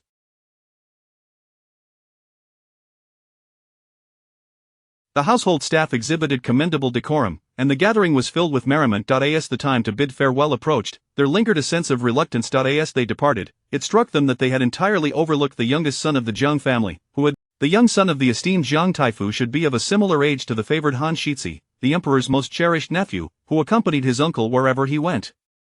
He Chen dispatched a subordinate to inquire about the situation, only to learn that the youngest Jiang son had been expelled from the household by the matriarch for reasons of unfilial conduct. Confucius once stated that filial piety and brotherly respect are the foundations of learning and morality. As young scions of noble families, they naturally refrained from prying into the private affairs of others. Their impressions of the Jiang matriarch, Jiang Shibua, and the charming Jiang Wan were all remarkably positive. Jiang Rong, though unremarkable, lacked guile and resembled the typical young libertine. The Jiang matriarch, though reserved, was straightforward and possessed striking beauty, with He Chen referring to her as aunt. Although their visit was merely a courtesy, initial impressions hinted that there was likely a grave issue with the youngest Jiang son. Otherwise, the matriarch would not have been so resolute, nor would Jiang Shibua have acquiesced. The two young men resolved to stay a few more days, but unexpectedly, the guards of both families arrived. The heat and drought had resulted in severe calamities, and there were reports of instigators inciting large groups of refugees to rebel. Consequently, both families hastily dispatched messengers to encourage their. With their journey only halfway completed, they felt a twinge of frustration at the abrupt interruption. Meng Xiaoxia suggested, "Why don't we seek out Feng brother this afternoon and see if he wishes to accompany us?" He Chen, Meng Xiaoxia too found Jiang Wan's insights appealing, resonating with his own sensibilities. However, he held a greater admiration for Jiang Feng, having arrived first. He sent someone to inquire and learned that Jiang Feng was indeed at home today. Thus, the two young men, accompanied by their guards, set off on horseback to Jiang Feng's village. The winding mountain paths were slow-going, and after a few brief pauses, they finally glimpsed the village ahead. Houses sparsely scattered, at the village entrance stood a grand tree, under which an elder sought respite from the heat. After asking for directions, they continued their uphill journey. The sun inclined towards the west, not an ideal time for visiting. As they traversed the uneven terrain, He Chen displayed signs of impatience. Suddenly, the sound of laughter rang out, bright and melodious, like the chiming of bells beneath a roof. Chapter 53. A first encounter and a farewell. Jiang Wan was aware that there were guests visiting her home today, which caused her a slight sense of alarm. The Jiang family had not entertained guests for many years. As was her custom, she rose early in the morning to copy a passage from the scriptures, which helped to calm her mind. The previous day, her brother's guard had met with a tragic end, casting a pall of misfortune over the household. The matriarch was incensed that Wu Lu possessed such a dreadful flaw, fearing it might corrupt Ronger. Furthermore, the circumstances of his death were far from honorable, bringing shame upon them in front of their esteemed guests. Jiang Miannian felt a pang of compassion. The scripture she had copied that morning was the Sutra of Rebirth, a gesture of farewell for him. The ephemeral nature of worldly grandeur ultimately leads to a handful of dust. After completing her writing, her maidservant attended to her grooming. The maid, Mai Zi, styled her hair with delicate care. Jiang Miannian's long, lustrous ebony locks were both thick and beautiful. "Miss, you are become— I have never seen anyone more beautiful than you. You must be the most exquisite in the world," chirped the effervescent Mai Zi. Jiang Miannian smiled, recognizing that such praise stemmed from their rural surroundings, and that beauty alone does not equate to virtue. It was said that the emperor's only sister, Princess Hui Yun, was extraordinarily beautiful, yet after a devastating fire marred her visage, she now chose to live in solitude, accompanied only by flickering candles and ancient Buddha statues, shunning the world. Once she had completed her preparations, Jiang Miannian went to pay her respects to her grandmother. The family was gathered together today. Her father, mother, and brother were all present. To her surprise, she was late. The family had finished breakfast with the matriarch, and by the time they rinsed their mouths, the guests had already arrived. In truth, there was no need for the entire family to attend the visit from the two younger generations. Meng Xiaoxia and He Chen, both scions of distinguished families, exhibited refined manners and poise, concealing any surprise they might have felt. The Jiang residence was spacious and bright, although it lacked opulence. The porcelain Jiang Huixing was quite taken with the two young gentlemen, admiring their handsome stature and spirited demeanor. He himself was a gentleman of upright character, engaging in lively conversation. Encountering these two remarkable youths made him feel. As Jiang Miannian accompanied the guests, her cheeks flushed with a hint of embarrassment. Although she knew it was inappropriate, her grandmother insisted on introducing her to people, asserting that in rural areas, there was little need for such reservations. Her gaze fell upon a young man with a square face, momentarily taken aback, before shifting to another youth with sword-like brows, bright eyes, a prominent nose, and thin lips, dressed in resplendent attire, exuding charm. Zhang Rong followed suit, but he was still haunted by the gruesome death of his guard from the previous day, resulting in dark circles under his eyes. Having lived in the countryside for too long, he felt an inexplicable sense of intimidation in the presence of these young gentlemen from the capital. While Jiang Rong was not unattractive, possessing the desirable features of the time, delicate and plump, he seemed overshadowed by the other's commanding presence. Meng Xiaoxia and He Chen exchanged glances, puzzled. The eldest grandson of the Jiang family appeared rather ordinary, while the young lady, Jiang Miannian, possessed an extraordinary grace, akin to an orchid blooming in a secluded valley, capturing the attention of all in the room. Though her skirt was not brand new, it fit her perfectly, and her simple hair adornments complemented her flowing black locks. Even without a smile, her dimples hinted at a life of comfort and contentment, suggesting she was raised in a nurturing environment. She stood tall, much like a lotus emerging after rain. He Chen felt a warmth in his ears at the address of young brother, and despite being no novice in the company of noble ladies, he found Jiang Miannian particularly captivating, her radiance almost ethereal. Meng Xiaoxia also felt a twinge of curiosity. Although the demeanor of the young lady was not typically to his taste, he couldn't help but feel an inexplicable fondness for her. As juniors visiting with gifts, they were invited to stay for a meal. The conversation flowed pleasantly throughout the gathering. The matriarch, fond of Buddhist teachings, was kind and Zhang Shibua, as the rumors suggested, although distanced from the court, remained astutely aware of current affairs, impressing the two young men with his insight. His martial prowess was equally commendable, as he enthusiastically engaged Meng Xiaoxia in a sparring match in the family's training yard, both enjoying the spirited exchange. Once they became more acquainted, Jiang Rong became more loquacious, displaying his familiarity with social pleasures, though he seemed somewhat reticent in the presence of his father. Jiang Miannian, however, left both young men in awe. Despite her rural upbringing, her beauty was striking, and her eloquence revealed a remarkable intellect, akin to a gem recently unearthed, dazzling those around her. The lunch was bountiful, though not as lavish as one might find in the capital, yet it was delightfully flavorful, featuring an array of local delicacies. The Jiang family servants were well-mannered and orderly, ensuring a cheerful atmosphere between host and guests. As the farewell approached, a sense of reluctance lingered in the air. As they departed, the two young men suddenly realized that Jiang's youngest son had been entirely absent from their visit. The young son of the esteemed Jiang Taifu was of a similar age to the favored Han Shizi, the emperor's most beloved nephew, who was rarely seen without his uncle. He Chen dispatched an attendant to inquire about the situation, only to learn that the young Jiang had been expelled from the family home by the matriarch for reasons of filial piety. This was a serious accusation. As Confucius stated, filial piety and brotherly respect are the foundations of learning and being human. Both young gentlemen, being of noble their impressions of the matriarch, Jiang Shirbo, and the charming Jiang Wan were all exceedingly positive. Jiang Rong, while unremarkable, was straightforward and lacked any cunning, resembling the typical young scion. The Jiang matriarch was not overly talkative, yet she was strikingly beautiful, with a refreshing demeanor. Though merely a visit, they could not discern much, but their preconceived notions suggested that the youngest Jiang must have committed a serious offense. Otherwise, the matriarch would not have been so resolute, nor would Jiang Shirbo have consented, deciding to linger a few more days. They were soon informed by their respective guards that unrest was brewing in Ming County. The heat, drought, and natural calamities had stirred turmoil along the borders, inciting certain individuals to incite large groups of refugees to rebel. Thus, both families hastily dispatched messengers to hasten. Their journey was scarcely halfway complete, and they had planned to explore the world together. Feeling a tinge of disappointment, Meng Xiaxia suggested, "Why don't we seek out Feng Xiong this afternoon and ask if he would like to accompany us?" He Chen, inexplicably reluctant to leave the Jiang family, felt a connection with Jiang Wan, sensing a mutual understanding between them, as if they were kindred spirits.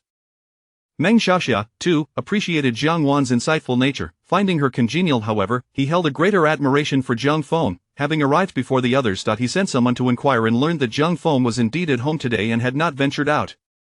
Thus, the two young men, accompanied by their guards, rode forth towards Jiang Feng's village. The winding mountain path was slow going. After a few brief pauses, they finally glimpsed the village, scattered houses, the sounds of roosters crowing and dogs barking, a blend of desolation and unfamiliarity. At the village entrance stood a grand tree, beneath which an elderly man sought respite from the heat. After asking for directions, they continued their ascent into the mountains. The sun hung low in the western sky, and an opportune time. The uneven terrain tested He Chen's patience. Suddenly, the sound of laughter broke through the air, light and melodious, akin to the chimes of bells beneath a roof. Chapter 54. My surname is Meng. A rustic wooden cottage, fertile fields, dogs, trees, and the curling smoke of cooking fires. These are the quintessential scenes favored by literati in their depictions of rural life.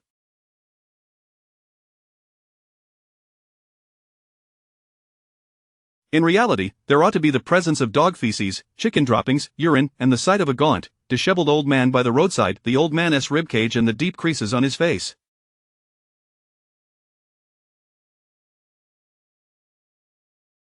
A fool running about. When the two young masters from prestigious families stepped into this dilapidated village, each harbored a slight sense of regret. Meng Xiaxia found the place too shabby. Observing the tattered garments of the villagers, he feared it would be prudent to greet them first rather than making an unannounced visit. Yet time was not on his side. He Chen, accustomed to a life of luxury, found his thoughts drifting back to the sweet, dimpled smile of the young lady Wanner, feeling that her every movement was enchanting, convinced that she was gazing at him, her eyes shimmering with light that included him.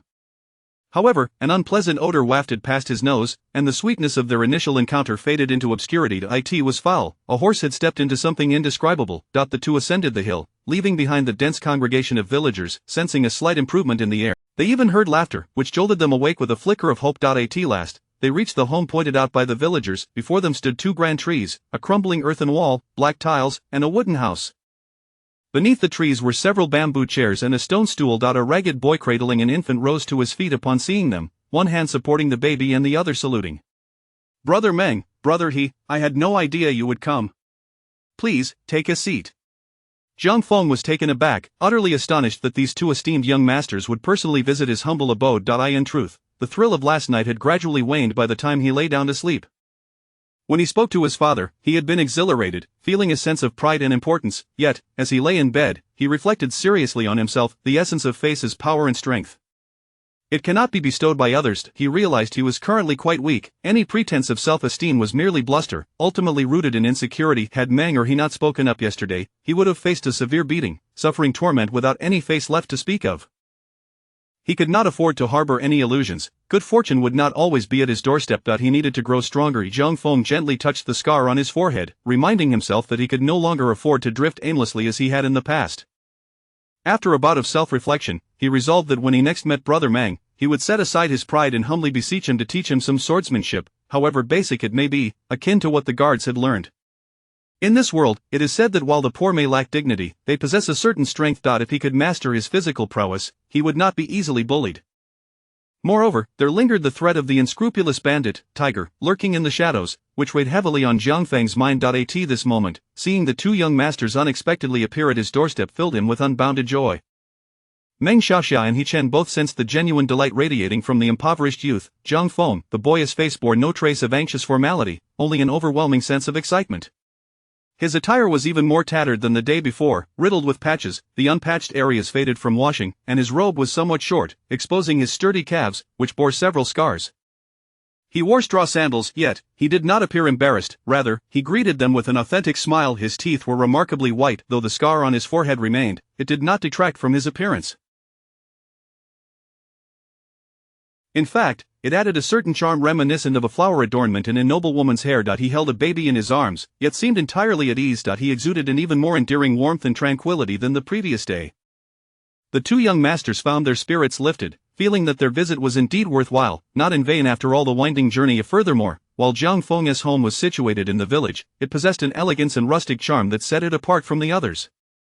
The place was meticulously kept, devoid of any foul odors. Above the doorframe beside the broken wall hung a wooden plaque inscribed with couplets. The upper line read "Home," while the lower line stated, "Celebration of cloud and auspicious day.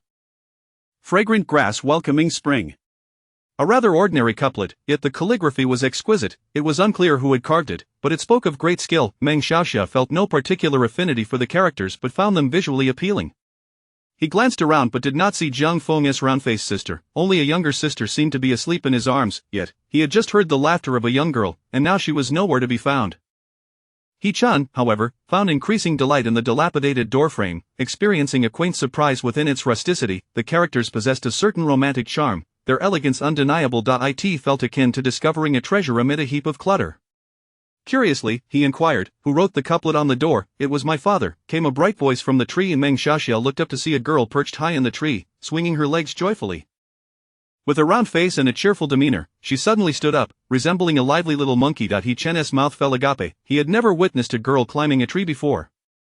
"Brother, I'm going to jump down," Jiang Yu shouted, and without further ado, she leaped from the tree. Jiang Feng, cradling the infant, immediately dodged aside. However, Meng Xiaxia sprang forward to catch her.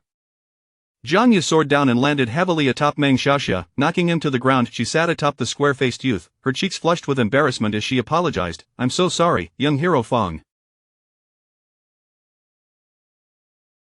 I was just playing with my brother." As Meng Xiaxia felt the weight of the girl upon him, the impact left him dazed, his thoughts of Jiang and Wan evaporating. He dared not look at the girl on top of him, instead fixating on the birds in the tree, which were remarkable. He finally spoke, "My surname is Meng." Chapter 55. The hearing is deceiving. Afternoon. After indulging in a delightful nap, Jiang Miannian initially resisted her brother's gentle ruffling of her hair. However, as he continued, she found it quite pleasant and soon succumbed to slumber, forgetting even about the ants she had been amusing herself with.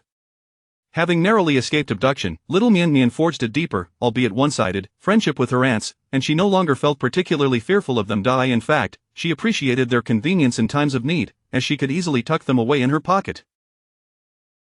Yet, her little ants were busy, bustling in and out, with many more friends than she had. She was awakened by her sister's boisterous laughter. Upon opening her eyes, she discovered two unfamiliar young men had entered her home. These two gallant gentlemen had come to pay a visit, having neglected to present their formal greetings. However, they had brought gifts to make amends. They presented the Jiang household with the 4 treasures of the study and a tea offering, both of which were impeccable. To visit Jiang Feng, they had prepared 4 portions of snacks, a tea gift, a piece of fabric, and a sum of silver. Naturally, these were all procured by their subordinates, as one must tailor gifts to the recipient. Since Jiang Feng hailed from a humble background and likely had no scholars in his family, gifting the 4 treasures would have been somewhat presumptuous. However, snacks and tea were universally acceptable. The fabric and silver were practical gifts, useful in daily life, as the fabric could even serve as currency. This was also a gesture of gratitude for the dried meat Jiang Feng had previously sent them. They assumed that the dried meat was merely the cheap flesh of wild boars, and had no intention of consuming it. After all, it was not their place to do so. Nevertheless, they felt compelled to reciprocate the kindness shown to them. Jiang Yu's laughter was a result of the delightful aroma of the snacks. She regarded the 2 young gentlemen with great warmth, her smile revealing a mouth full of teeth. Like the little ants, she was bustling about, occasionally darting indoors to fetch bamboo tubes or draw water, displaying remarkable hospitality. She even generously offered a medicinal concoction made from red crowberries, which she the castor bean root, about the length of a finger, when chewed, would yield a hint of sweetness, with the residue easily spat out. The python jerky, cut into small strips, was quite filling and became increasingly fragrant with each. In an instant, Jiang Yu resembled a diligent little bee, setting out 3 peculiar dishes of snacks on a stone platform and pouring tea for their guests. Meng Xiaxia observed the industrious little girl and mused that if only he could have such a busy presence in his home, he might never wish to venture out to explore the world. He-Chen found Zhang Feng's sister to be lively and spirited, her gait a delightful bounce, yet she exuded no sense of rudeness, rather, her presence was uplifting, they felt at ease here, in stark contrast to the atmosphere during their morning visit to the Jiang residence. Upon waking, Jiang Miannian, despite the presence of guests, was preoccupied with her own needs. Eek. I need to relieve myself. As she relieved herself, Jiang Miannian felt a wave of relief wash over her. Her brother would always respect her dignity. Sometimes, she simply went under the trees. Strangely enough, those trees seemed to flourish even more. Today, her brother took her to a small patch of land cultivated by their mother beside the wall, where a handful of wild onions were growing. This was Jiang Miannian's private plot, as she had watered. They were thriving, but afterward, Jiang Miannian was once again the lively girl she was. While her brother washed his hands, she fell into her sister's embrace. Her sister's gaze was fixed intently upon the two young men. Jiang Miannian, with genuine curiosity, observed them as well. Their clothing was truly exquisite, the fabric adorned with beautiful patterns, smooth to the touch, shimmering like gold in the sunlight. Such attire appeared quite costly. They wore headpieces that she could not quite discern, yet they seemed suitable for securing a stylish high ponytail, a remedy for a flat hairstyle. Riding horses, their hair remained impeccably styled. Did they perhaps use hair gel? They bore swords at their sides, and when seated, they posed no threat to themselves. Their shoes were equally attractive, with pointed toes reminiscent of boots, albeit a hip-hop version. Jiang Miannian was utterly captivated. Last night, she had overheard her brother mention encountering two remarkably wealthy and influential gentlemen, and her curiosity about the science. After observing them closely, she noted their splendid attire, commendable bearing, and polite demeanor. However, Jiang Miannian found herself thinking that, in terms of looks and poise, they could not compare to her father. Alas, Jiang Miannian was uncertain whether she was overly idealistic or simply had a child's aesthetic bias, but she genuinely believed her rugged, herb-thieving father possessed more grace and charm than these high-born youths. Her self-admiration bordered on excessive. She even thought that her brother, seated nearby, was not lacking either, despite his slightly inferior clothing and shoes. In fact, she found her brother's face more appealing than the young men's square faces. Jiang Miannian's eyes roamed with wonder. Jiang Yu's gaze was equally intense. Meng Xiaoxiao's face gradually flushed, as he noticed Jiang Feng's sister staring at him with unabashed admiration, leaving him feeling flustered.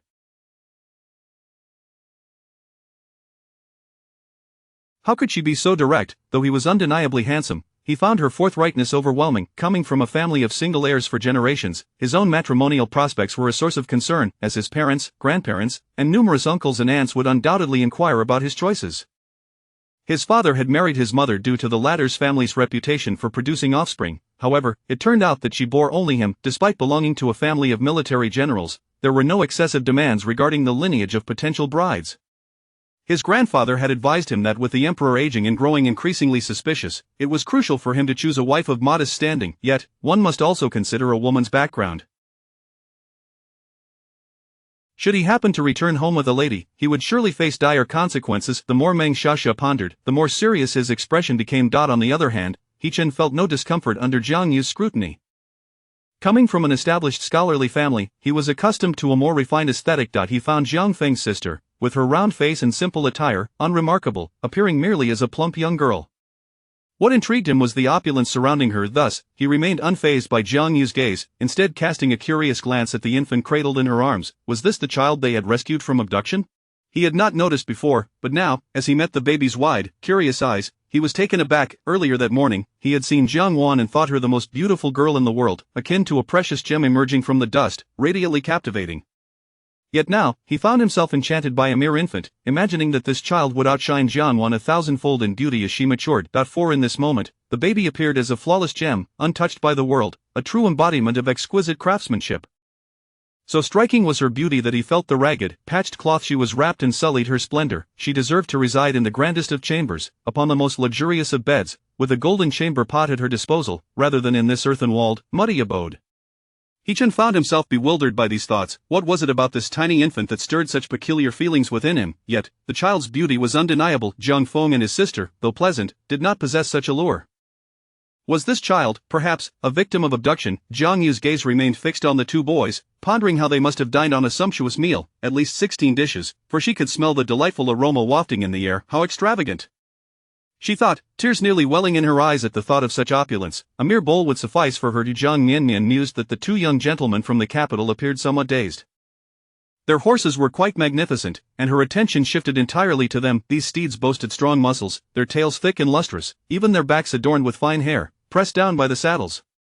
If her mother were to catch sight of these horses, would she not divide them into portions, ensuring the length of their manes was neatly arranged? The small broom resting on the table had been crafted from wild boar hair by her mother. As she watched, she noticed her little black ant diligently climbing up one of the horse's legs. Unable to contain herself, she cheered, "Eek eek, eek eek." Meng brother, if you do not mind the humble nature of my abode, would you care to stay for dinner this evening? Jiang Feng inquired after washing his hands. He had checked the kitchen and found dried meat, wild greens, and coarse grains, quite a feast for their household. Noticing the gifts the two young gentlemen had brought, he felt compelled to invite them to share a meal, as refusing guests would be disrespectful. Today, Jiang Feng was less concerned about appearances, thus extending a sincere invitation to the two. His mother should be returning shortly. Meng Xiaoxia and He Chen exchanged glances, and despite their confusion, they found themselves agreeing to the invitation, charmed by Jiang Feng's earnestness. Jiang Yu, surprised yet elated that they had accepted, anticipated a more lavish dinner with guests in attendance. As they nodded to Jiang Feng's invitation, both boys felt a sense of astonishment at the unexpected turn of events. When in Rome, do as the Romans do, they thought, as Jiang Feng called for his sister to join them indoors. The earthen walls provided little soundproofing, especially as Jiang Feng's sister had a rather loud voice. "I'll go borrow some fine grains from Lu the landowner. Will they be willing to lend them?" "All right, I shall return promptly, I promise to secure them." The two young men watched as the round-faced girl bounded out to greet them before skipping down the hill. Meng Xiaoxia and He Chen exchanged slightly awkward expressions, inviting them for dinner, yet she had to step out to borrow food. Meng Xiaoxia picked up a snack from the plate before him, taking a bite of the tart grass root, which made his cheeks pucker. He felt as if his square face was about to become round. He Chen witnessed his friend's reaction and, learning from his experience, opted for a small piece of jerky instead. He took a bite, and with a loud crunch, he froze in fear, wondering if he would lose a tooth. Chapter 55 Hearing is deceiving. Afternoon, after indulging in a delightful nap, Jiang Miannian initially resisted her brother's gentle ruffling of her hair. Yet, as he continued, she found it surprisingly pleasant and succumbed to slumber almost instantly, forgetting even the ants she had been amusing herself with moments before. Having narrowly escaped being abducted, little Miannian forged a deeper bond with her ants, no longer feeling as fearful of them. In fact, she appreciated their convenience during crucial moments, easily stashing them in her pocket. However, the ants were quite busy themselves, flitting in and out, seemingly with more friends than she had. She was awakened by her sister's boisterous laughter. Upon opening her eyes, she discovered two unfamiliar young men in her home. These two gallant youths had come to visit, having neglected the customary formalities of an introduction, yet they brought gifts. They presented the Jiang household with the 4 treasures of the study and a tea offering, both of which were impeccable choices. In their visit to Jiang Feng, they had prepared 4 portions of pastries, a tea gift, a piece of fabric, and a sum of silver. Naturally, these offerings were arranged by their subordinates, tailored to the recipient. Since Jiang Feng hailed from humble beginnings and likely had no scholars in his family, presenting the 4 treasures might have seemed somewhat presumptuous. However, pastries and tea were universally appreciated. The fabric and silver were practical, useful gifts, with the fabric even serving as a form of currency. This was also a gesture of gratitude for the jerky that Jiang Feng had gifted them, which they assumed was from the wild boars of the mountains and had no intention of consuming, as it was not theirs to eat. Nonetheless, they felt compelled to reciprocate the kindness. Jiang Yu's laughter was inspired by the enticing aroma of the pastries. She regarded the two young men with warmth and smiled broadly, revealing her teeth. Like the industrious little ant, she bustled about, fetching bamboo tubes and water with utmost diligence. She generously contributed a medicinal concoction made from red crowberry that her father had prepared, which she had taken to enjoying as a candy treat, filling a small plate with it. The castor root, about the length of a finger, when chewed, released a hint of sweetness, easily discarded once consumed. The snake jerky, cut into small strips, served as a filling snack, becoming increasingly fragrant with each bite. In an instant, Jiang Yu resembled a diligent little bee, arranging 3 small plates of peculiar pastries on the stone table and pouring tea for their guests. Meng Xiaoxia watched the busy little girl and mused that if his home had such a lively presence, he might never wish to venture out and explore the world. He Chen found Jiang Feng's sister to be remarkably industrious and vivacious, her steps light and bouncy, yet she exuded no sense of rudeness. Rather, her demeanor was refreshingly cheerful. They felt at ease here, in stark contrast to their earlier visit to the Jiang residence. Jiang Miannian awoke, and despite the presence of guests, she called out, "Eek, eek," indicating her need to relieve herself. Fortunately, her family understood her well. Her brother excused himself and carried her away to attend to her needs. As she comfortably relieved herself, Jiang Miannian sighed in relief, knowing her brother would ensure her dignity was preserved. In truth, there were times she had simply gone beneath a tree. It seemed those 2 trees had thrived all the more because of it. Today, her brother took her to the small patch of land that their mother had cultivated beside the wall, where a few wild scallions were growing. This was Jiang Miannian's personal plot, nourished by her own contributions. After finishing, she was once again a lively Jiang Miannian. While her brother washed his hands, she fell into her sister's embrace. Jiang Yu's gaze was intensely fixed upon the two young men before her, and Jiang Miannian looked on with earnest curiosity. Their garments were exquisite, the fabric adorned with beautiful patterns, smooth to the touch, and shimmering under the sunlight, giving an impression of opulence. They wore headdresses that were not entirely discernible but seemed capable of styling elegant high ponytails, which would be quite flattering. They had arrived on horseback, their hair remaining impeccably in place. Did they perhaps use hair gel? They were also equipped with swords, seated comfortably without fear of injury. Their shoes were striking as well, with pointed toes reminiscent of boots, albeit of a more fashionable style. Jiang Miannian was wholly captivated. She had overheard her brother mention encountering two notably affluent and formidable scions the previous evening, and her curiosity about the appearance of the wealthy offspring of this era was piqued. After taking a thorough look, she observed that they dressed splendidly, exuded a commendable demeanor, maintained proper posture, and spoke courteously. Yet, Jiang Miannian found herself thinking that, in terms of appearance and temperament, they did not quite measure up to her father. Alas, she remained oblivious to whether her perception was overly biased or if her infantile aesthetic had skewed. She absurdly believed that her humble father, who scavenged for medicinal herbs, bore more grace and allure than these distinguished youths from the capital. Perhaps she was being overly self-indulgent. Even her brother, seated nearby, seemed equally commendable, though his clothing and shoes fell short. Yet, she reasoned that her brother's face was indeed more appealing than that of the boy with the square visage. Jiang Miannian's eyes darted around, taking in every detail. Jiang Yu's gaze was unwavering, while Meng Xiaoxia felt his cheeks flush slowly, acutely aware of Jiang Feng's sister's unabashed admiration for him, which made him uneasy. How could she be so forthright? Though he was undeniably handsome, such directness was disconcerting, leaving him at a loss. His family had a long lineage of single heirs, making marital matters somewhat complicated, as his parents, grandparents, and numerous uncles and aunts would undoubtedly weigh in on the decision. His father had married his mother due to her family's prolific history, but ultimately, they had only produced him. Despite his family being a martial lineage with fewer restrictions on the social standing of potential brides, his grandfather had warned him that, given the king's advancing age and growing suspicions, his future wife must not hail from an excessively elevated background. However, a suitable match still required a thorough understanding of her origins. Should he bring home a girl he met while wandering, he would surely face dire consequences. The more Meng Xiaoxia pondered, the graver his expression became. Meanwhile, Hechen felt no discomfort under Jiang Yu's scrutiny. His family was an old aristocratic clan, pursuing a path in civil service, and he had a penchant for beauty. To him, Jiang Yu, dressed in simple cloth, appeared merely as a round-faced girl. What intrigued him was the elegance and intricacy of her demeanor. Thus, he remained unaffected by Jiang Yu's gaze, instead casting a curious glance at the infant nestled in Jiang Feng's sister's arms. Was this the child they had rescued from abduction? He had not paid attention previously, but now, as he observed the infant's wide-eyed gaze fixed upon him, he was taken aback. Earlier that morning, upon seeing Jiang Wan, he believed her to be the most beautiful girl in the world, akin to a pearl emerging from the dust, radiant and captivating. Yet now, he found himself thinking that this mere infant, once grown, would surpass Jiang Wan in beauty 1,000-fold, for at this moment, the baby appeared as a flawless gem, unblemished and exquisitely carved. It was so stunning that he felt the ragged swaddling cloth, patched and worn, was a disgrace to her. She ought to be resting in the most luxurious chamber, upon the grandest bed, with a golden chamber pot, rather than in this earthen-walled, muddy abode, in this wooden basin. Hechen pondered whether his mind had become unhinged. How could he feel such peculiar sentiments towards an infant of this size? Yet, the child was simply too beautiful. Jiang Feng and his sister could not possibly compare. This infant could not have been abducted, could she? Jiang Yu's gaze remained fixed on the two young men, contemplating their midday meal, which she surmised must have been lavish, at least 16 dishes, as she could smell it. The thought brought tears to her eyes. How could anyone be so extravagant? 16 dishes for a single meal. She felt one bowl would suffice for her. Jiang Miannian mused that these two young men from the capital appeared somewhat dazed. Their horses were quite attractive. Her attention shifted to them. The horses were magnificent, muscular, with beautiful tails, and even the backs bore a fine coat of hair, pressed down by the saddles.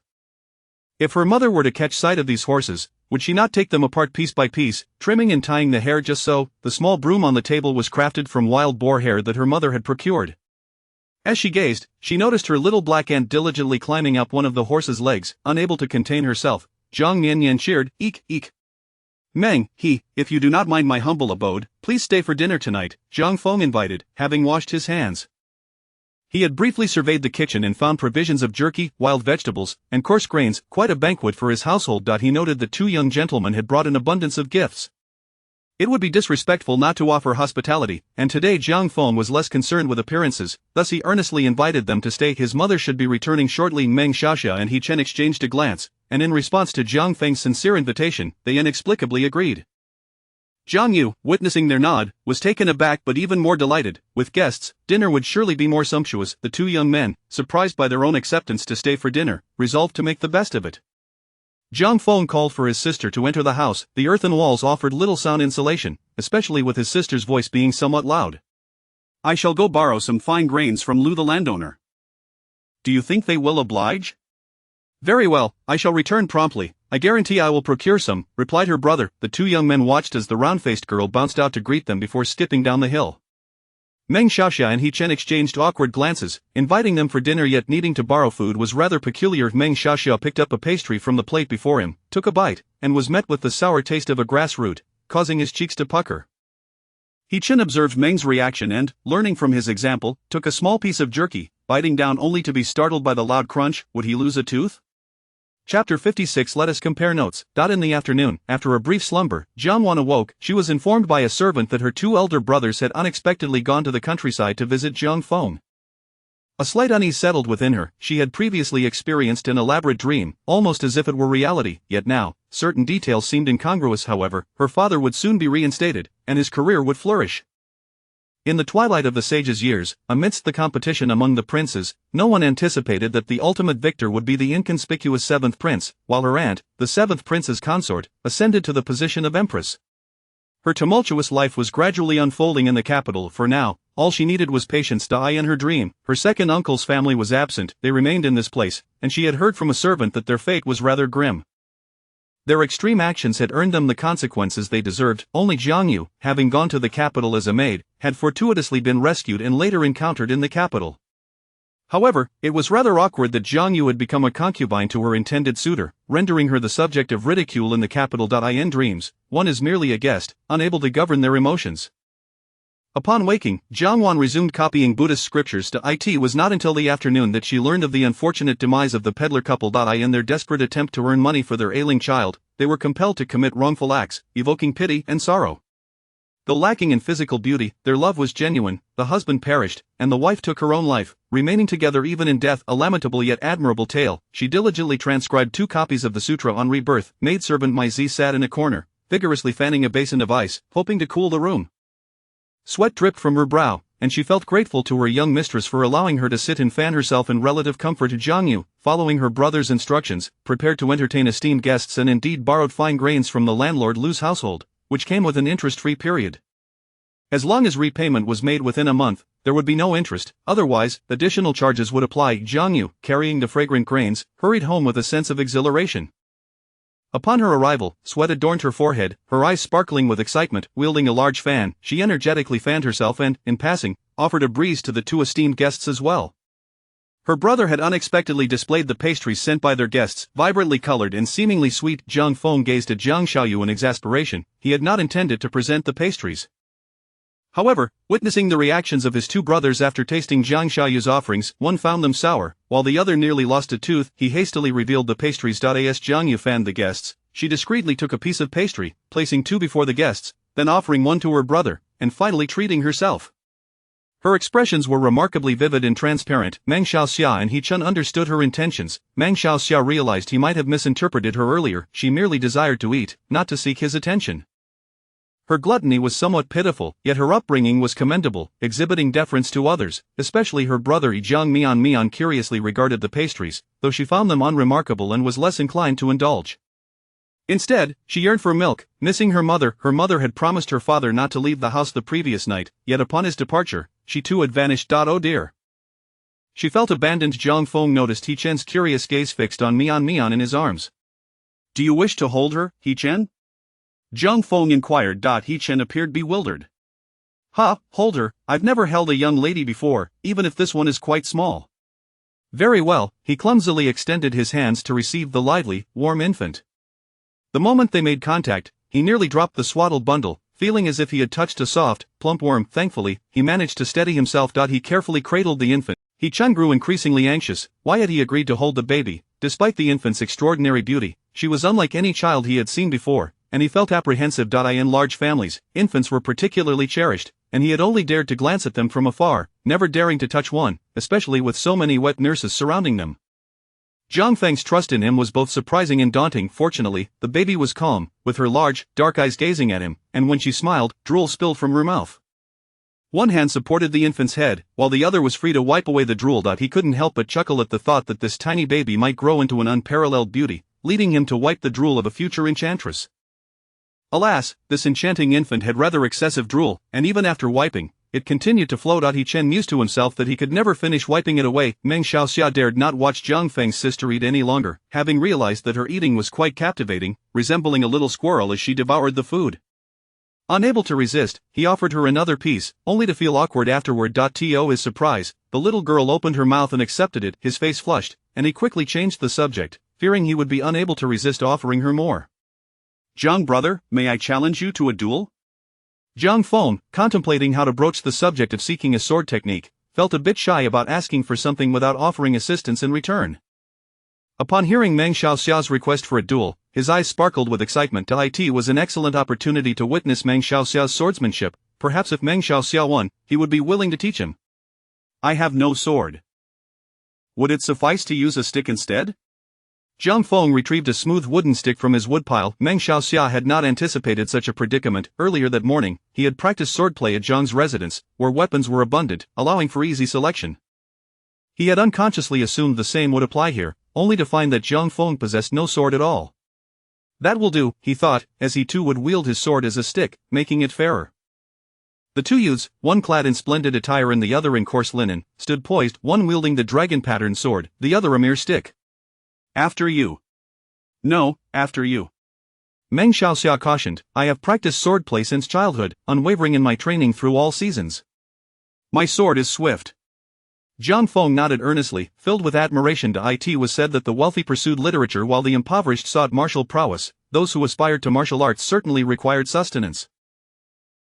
Had he previously enjoyed meat at every meal, he might have lost interest in martial training. With resolve, he tightened his grip on the stick. He cast aside distracting thoughts. He understood that sincerity was paramount in his interactions.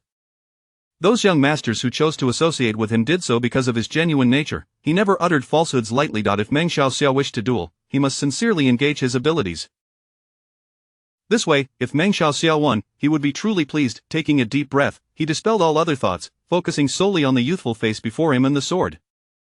Zhang Xiaoyu, seizing the opportunity while unnoticed, quietly swept the crumbs that had fallen onto the table into her mouth. The pastries were simply too flaky. He Chen remained poised, cradling the infant, his hands in constant motion, akin to a perpetual motion machine dedicated to wiping drool.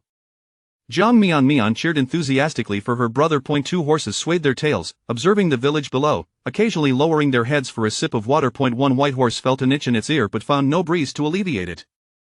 Meng Xiaoxia drew his sword. Though it remained in its sheath, his speed was remarkable, precise and unhesitant. As he aimed to strike at Zhang Feng raised his stick to defend. Bang! The stick shattered, the sword clattering to the ground. Meng Xiaoxia grimaced in pain, clutching his wrist. Zhang Feng felt somewhat embarrassed. My apologies, Meng brother, this stick was too brittle from drying out and broke immediately. He Chen stifled a laugh, his stomach churning, unable to contain his mirth at Meng Xiaoxia's misfortune. Jiang Miannian, clenching her fist, cheered, Ah, brother is the best. Zhang Xiaoyu observed the bewildered expression on the small face and, feeling sympathetic, offered a piece of pastry. Do not be disheartened. My brother's strength is merely average. My mother is much stronger. When she wishes to chastise my brother, he cannot escape. Zhang Xiaoyu, concerned that this affluent young boy might direct his ire toward her brother, hurried to comfort him. Meng Xiaoxia's pale face gradually flushed, and the pain in his wrist diminished. She cares for me, the pastry was rather dry. Hiccup. Chapter 56. Let us take a moment to reflect. In the afternoon, after a brief respite, Jiang Wan awakened. She was informed by a servant that her two elder brothers had unexpectedly gone to the countryside to visit Zhang Feng. A slight unease settled within her. She had experienced an extensive dream, so vivid it felt like reality, yet now, certain details seemed disjointed. However, her father would soon be reinstated, with a promising career ahead. In the twilight of the sage's life, as the princes vied for power, no one anticipated that the ultimate victor would be the inconspicuous seventh prince, whose wife, her aunt, would ascend as empress. Her tumultuous life was slowly unfurling in the capital. For now, all she needed to do was wait. In her dream, her second uncle's family was absent. They remained here, as she had heard from the servants. Their fate was unfortunate due to their extreme methods, which had earned them their just deserts. Only Jiang Yu, who went to the capital as a maid, was fortuitously saved and later encountered in the capital. Yet, at that time, Jiang Yu had become a concubine of the very suitor she was to discuss marriage with, a most embarrassing predicament that rendered her a laughingstock in the capital. In dreams, one is merely a guest, their joys and sorrows beyond their control. Upon waking, Jiang Miannian resumed her copying of Buddhist scriptures. It was only in the afternoon that she learned of the unfortunate demise of the peddler couple. In their desperate attempt to earn money for their ailing child, they had resorted to wrongful deeds. Tragic and pitiful although lacking in striking beauty, their love was genuine. The husband passed away, and the wife took her own life, remaining inseparable in life and death, a lamentable yet commendable tale. She diligently copied 2 copies of the scriptures for the deceased. The maid, Mai Zi, sat in the corner, vigorously fanning herself in front of a basin of ice, hoping to cool the room. Sweat trickled down her forehead. She felt grateful to her mistress for allowing her to sit and fan herself in relative comfort. Jiang Yu, following her brother's advice, prepared to entertain esteemed guests and indeed borrowed fine grains from the landlord Lu. Furthermore, these grains came with an interest-free period. As long as they could be repaid within a month, no extra charges would incur, otherwise, interest would be added after that. Jiang Yu, with the fragrant grains in hand, hurried home, her heart racing. Upon her arrival, her forehead glistened with sweat, her eyes sparkling with excitement as she brandished a large fan to cool herself, while also fanning the 2 esteemed guests beside her. Her brother had surprisingly laid out the delicacies sent by their visitors. The colorful treats appeared sweet and inviting. Jiang Feng stared speechlessly at Jiang Xiaoyu. He had no intention of displaying the pastries, but after witnessing the reactions of his 2 brothers who had sampled the treats she presented, one grimacing in disgust and the other nearly losing a tooth, he hastily brought the pastries forth. Jiang Yu fanned the guests vigorously while deftly snatching a piece of pastry, placing it in front of the 2 guests before taking one for her brother and finally allowing herself a taste. Her expressions were vibrant and candid, easily interpreted by Meng Xiaoxia and He Chen. Meng Xiaoxia realized he might have misjudged her intentions. She merely wished to indulge, not to seek his attention. Her gluttony was somewhat poignant, yet her upbringing instilled in her a sense of propriety, allowing her to defer to others, particularly her brother. Jiang Miannian looked curiously at the pastries but felt indifferent, her true desire being milk. She missed her mother, who had promised her father not to leave the house last night. Yet, upon her father's departure, her mother had followed suit, leaving her behind. Jiang Feng noticed He Chen's inquisitive gaze fixed on Miannian in his arms. He Chen, would you like to hold her? He inquired. He Chen, taken aback, stammered, "How, hold her?"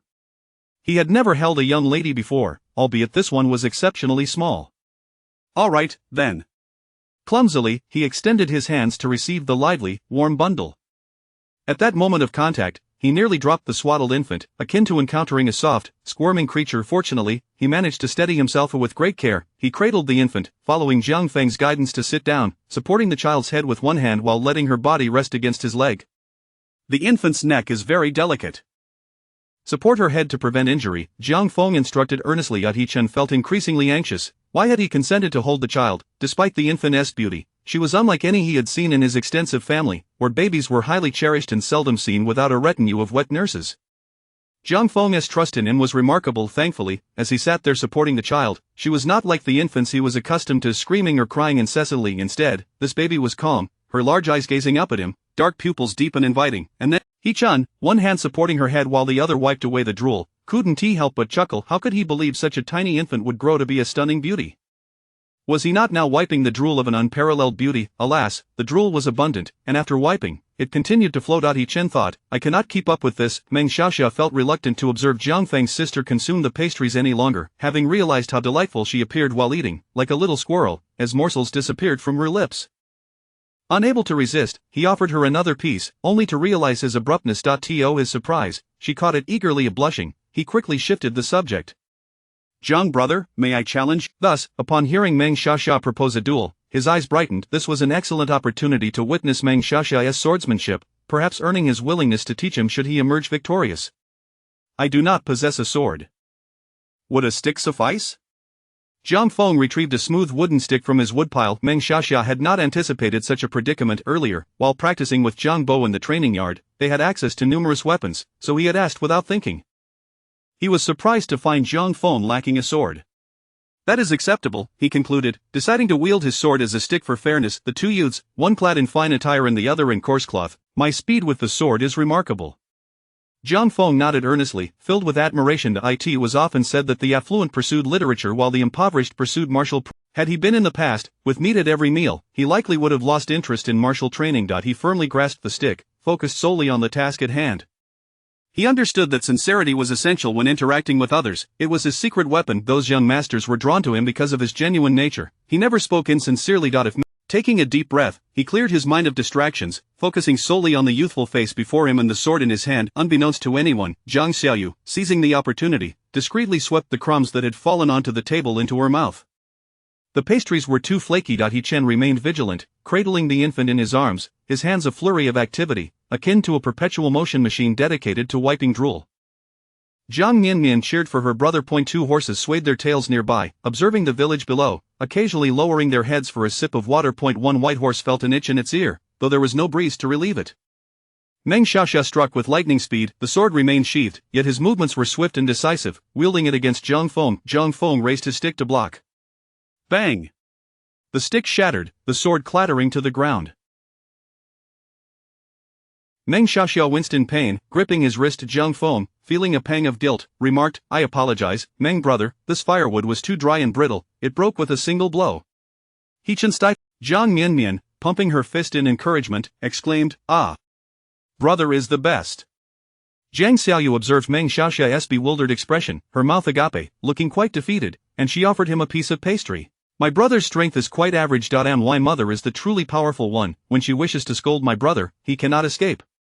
Concerned that this wealthy young man might misplace his frustration onto her brother, Jiang Xiaoyu hurried to console him. Meng Xiaoxia's pallor began to fade, his face gradually reddening. His wrist was no longer so painful. "She cares for me." The pastry lodged in his throat. Hic hic. Chapter 57. Stewed hawk with gastrodia. Caw. Beneath a towering tree, a robust figure of a human meandered about. Qin Luoxia stood in the mountains not far from home. Indeed, it was not too distant. At her current pace, she had yet to reach the neighboring county. The last time she passed by, she noticed this magnificent tree. In her haste, she did not linger. However, upon returning, she recalled vividly that there seemed to be a hawk resting upon its branches. Early this morning, she made her way to this great tree. Upon arrival, she circled it, gazing upwards, embodying a graceful woman with an artistic flair in the eyes of humans.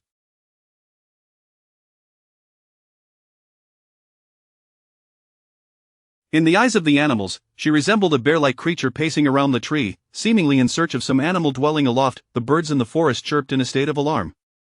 She exhibited remarkable patience, waiting until noon when the sun blazed overhead. Indeed, a great eagle began to circle above before descending. Qin Luoxia wielded a slingshot, a contraption of her own making, fashioned from the sinew of a python she had captured previously, secured to a Y-shaped branch, ready to launch stones.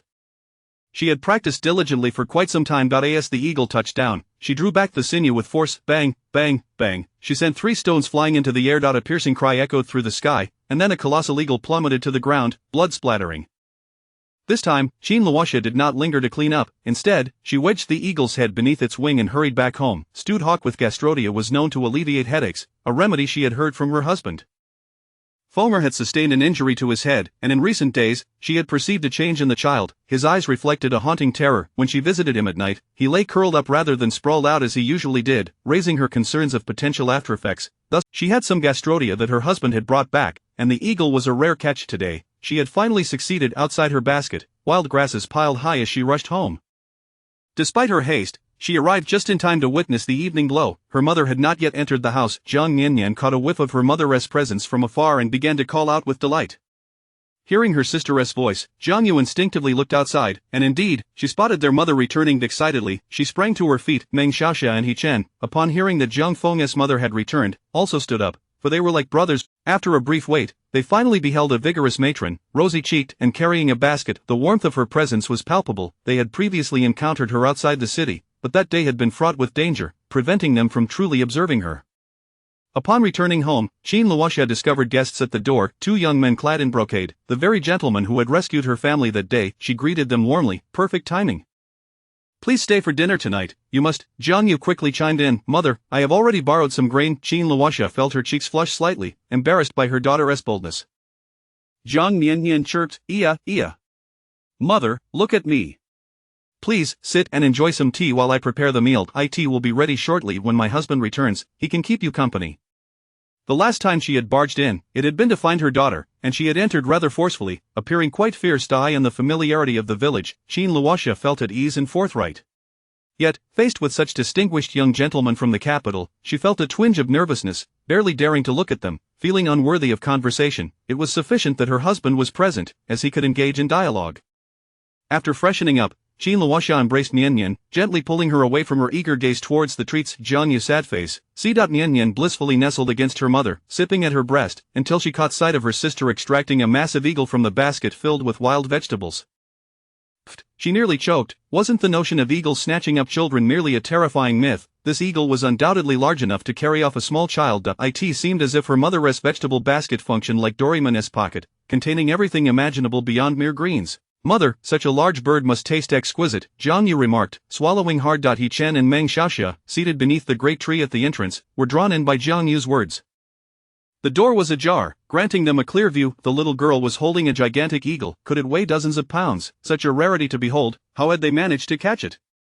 Their own bows could scarcely reach such heights unless wielded by a renowned archer of the age. Or perhaps they could locate the eagle's nest, yet such nests were typically perched high in perilous cliff. This is a medicinal ingredient, stewed with gastrodia. It can cure ailments. You all should partake of it tonight, Jiang stated, her voice laced with joy. As long as she was doing something beneficial for her family, no matter how arduous, it felt worthwhile. Cough, cough, coffee. Miannian truly choked on her milk. She had once overheard a diabetic patient mention that stewed hawk with gastrodia could alleviate headaches, as he had purchased an eagle, serving a year's sentence. In prison, he adhered to a strict schedule of meals, fresh air, labor, and sleep, and upon his release, miraculously, his headaches had vanished. Yet, he then indulged excessively, developing diabetes thereafter. Curiously, Miannian gazed at the colossal eagle. It seemed too large to fit in a single pot, reminiscent of the one that had flown out from the Tianshan Mountains. Exceedingly vast. Mother, how did you catch this? I can't even catch the little birds in the trees, Jiang Yu inquired. Her curiosity piqued. Jiang held her daughter upright, resting her head upon her shoulder, gently patting her back. After several moments, she replied, I'm not quite sure how it was injured. I simply found it on the road and brought it home. Jiang Yu. Miannian. Chapter 58. Brother Jiang, can you read? The evening glow in the sky grew increasingly crimson.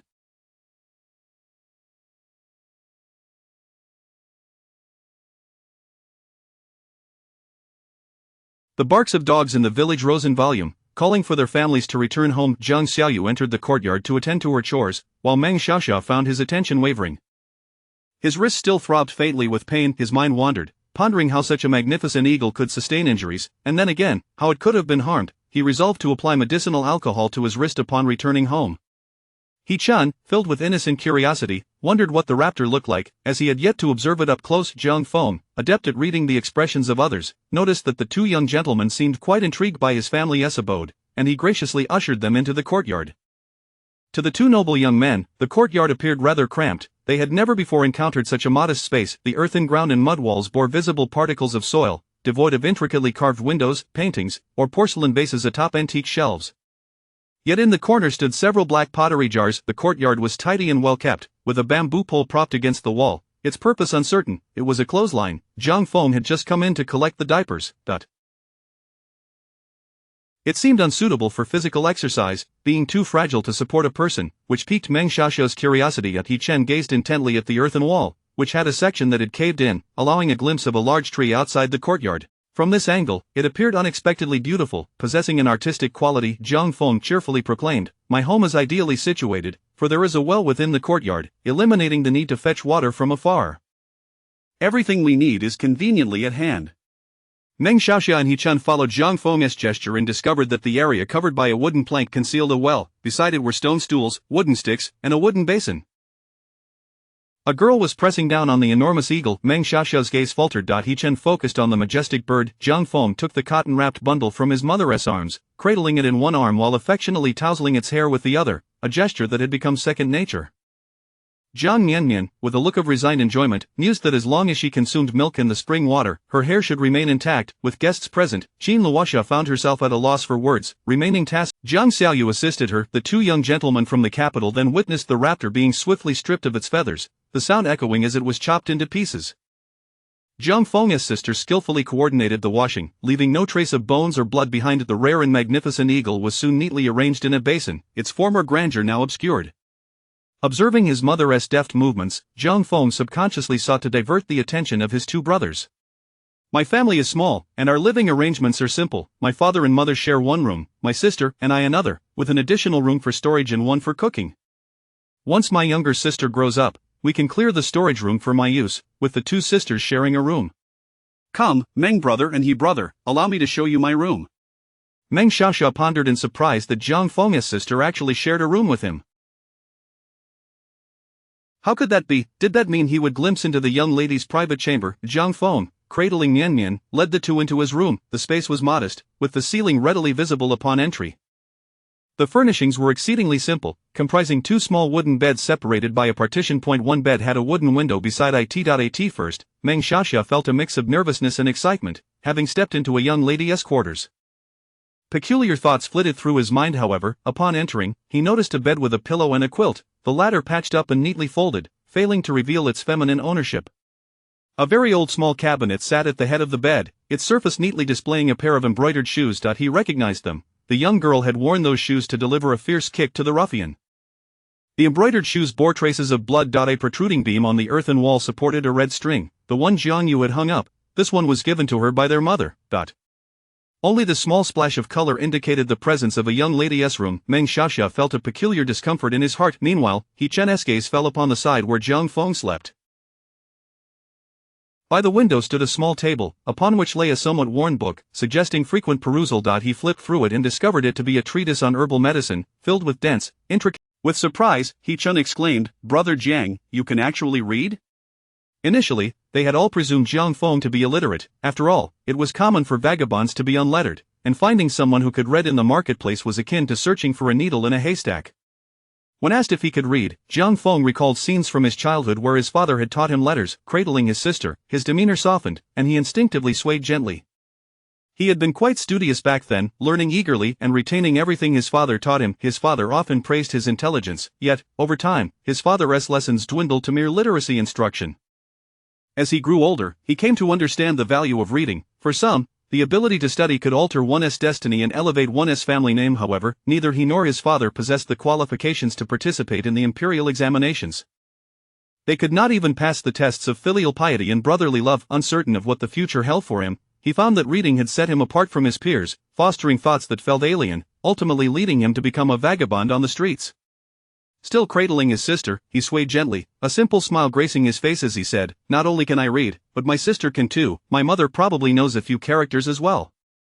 It was all taught to us by our father. Teaching my sister was quite a challenge, as he could only tell her what was delicious for her to remember." As he spoke, the boy standing in the dimly lit room felt his eyes grow wet. He envied the young man before him, not for his wealth or prestigious lineage, but for the opportunity to study, which could lead to the imperial examinations. In the darkness, the elder brother leaned down to kiss Jiang Miannian, who mistakenly thought his saliva had landed on her face. She squealed in delight, only to hear her brother laugh. Chapter 59 of the contest for talent. Nightfall enveloped the surroundings. The kitchen served as a vital battlefield for the mistress of the household. From time to time, the air was punctuated by the sounds of clattering and commotion. Jiang Xiaoyu dashed down the mountain to procure some spices, then hurried to the wall's edge to pluck a few wild scallions, her movements a flurry of activity. Torches illuminated the courtyard, accompanied by the burning of a certain herbal powder, filling the air with a delicate fragrance meant to repel mosquitoes. The evening's insects were particularly vicious, and two fair-skinned young heroes would find themselves covered in welts from their bites. Jiang Miannian sat with the young heroes, waiting for the meal. Remarkably, she had found herself nestled in the arms of the square-faced young hero. This square-faced hero, surprisingly adept at cradling her, supported her back in a way that was remarkably comfortable, unlike the stiffness exhibited by another young hero. Meng Xiaoxia had ample experience in holding children at his maternal grandfather's home, as his uncle and aunt had numerous offspring, often entrusting him with them in hopes that he might bring some good fortune to their family, breaking the cycle of their lineage's single heir. Feeling at ease, Jiang Miannian's movements became more animated. She would throw punches, kick her legs, and turn her head in search of her little aunt. Occasionally, she would observe her elder brother sweeping the floor, as He Shao insisted on instructing him in the art of writing. After seeing the exceedingly rudimentary bedroom, Chen felt a kinship with Jiang Feng, pitying him for being a scholar from a humble background. Jiang's brother mentioned that their father worked in the pharmacy, possessing some knowledge of pharmacology, leading Chen to mistakenly believe that Jiang's father was a Jiang Feng, with formidable strength, could easily disarm Meng Xiao's sword with a mere firewood stick, yet he found no means to offer guidance in martial prowess. However, in the realm of literature, he could contribute. Yet, the Jiang family lacked surplus paper and writing instruments. Thus, Jiang Feng resorted to extracting a wooden stick from the firewood pile, using it as a substitute for pen and paper.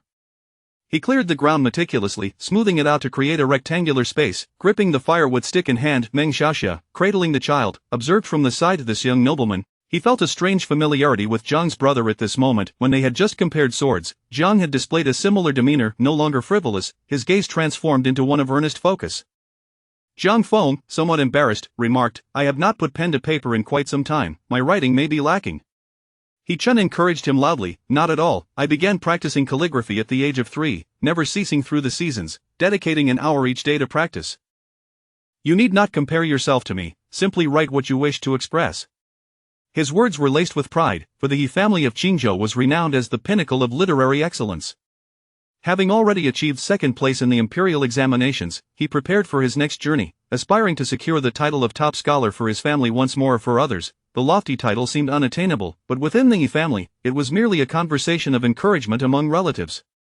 His uncle had once held the title of top scholar. Jiang Feng surveyed his surroundings, ultimately resting his gaze upon the two horses. The horses were strikingly beautiful, not overly plump, yet exuding an aura of strength. They seemed out of place in his household. He then inscribed on the muddy ground, "This horse is no ordinary steed, the house star is indeed a star." He Chen smiled, nodding in appreciation.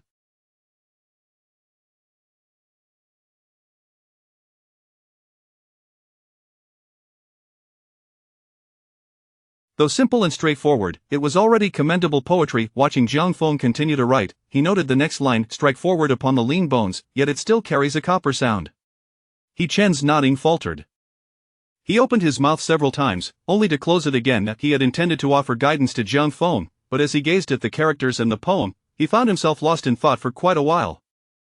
The handwriting bore evidence of infrequent practice, yet each stroke seemed to penetrate the earth with a force that was strikingly potent. Jiang Feng was indeed writing about the horse, or so it seemed. However, the poem echoed the manner of speech of his own elders. Each line spoke of the horse, yet none truly addressed the horse. He Chen closed his mouth, his handsome features taking on a somber weight. He glanced around at the dilapidated dwelling, the earthen floor, the mud walls, the barking dogs, and the chirping insects. Strike forward upon the lean bones, yet it still carries a copper sound. He Chen felt as though from the worn, ill-fitting robe of the youth before him, he could glimpse the glint of resilient copper bones.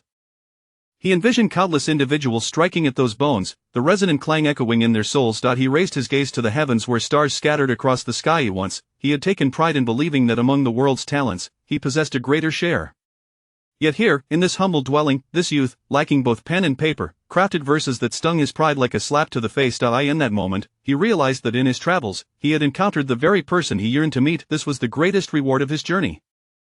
Without offering any critique, he spoke, "Jiang brother, I shall return tomorrow. Do you wish to accompany me back to Qingzhou?"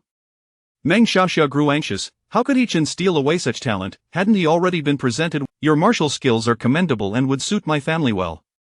To Qingzhou, you possess a literary gift that must not go to waste." Chapter 60. Seeing is believing. A delightful aroma wafted through the small courtyard. Both young men, riding on their powerful steeds, sensed that the fragrance was a tad overwhelming, igniting their curiosity about the nature of the food. The dining table had been moved to the center of the courtyard. It was not an ornate round table, but rather a patchwork of weathered wooden planks. The legs had been repaired, one of them having broken at some point and subsequently mended.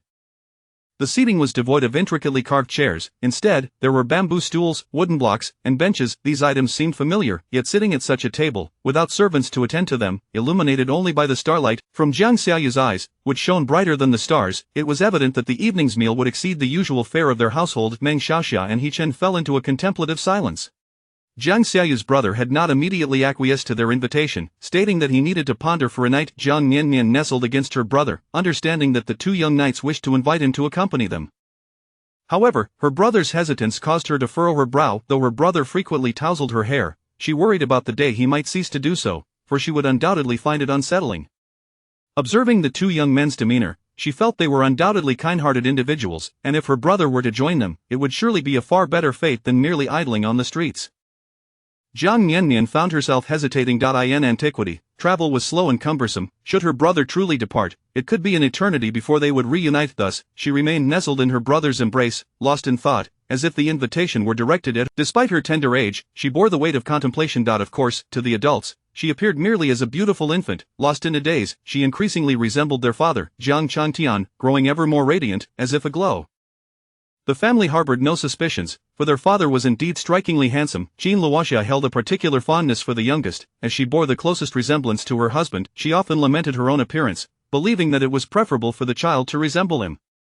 The dishes on the table were scarce. Some had been borrowed from the village by Jiang Miannian. In the center sat a clay pot, a possession of the Miannian family. The family did not begin to eat but rather awaited the return of their patriarch.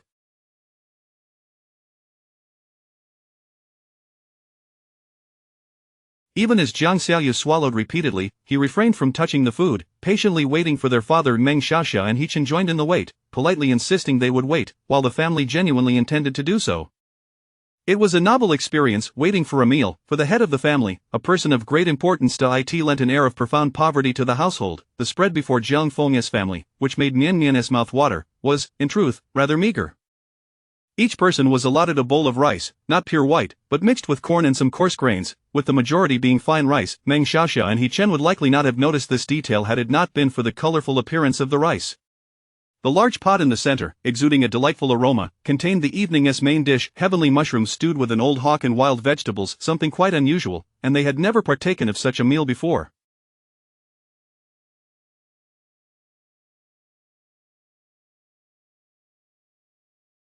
Beside it lay a dish of wild onions, another of pickled vegetables, and yet another of dried meat, the kind that nearly made Hechen lose a tooth, and that was all.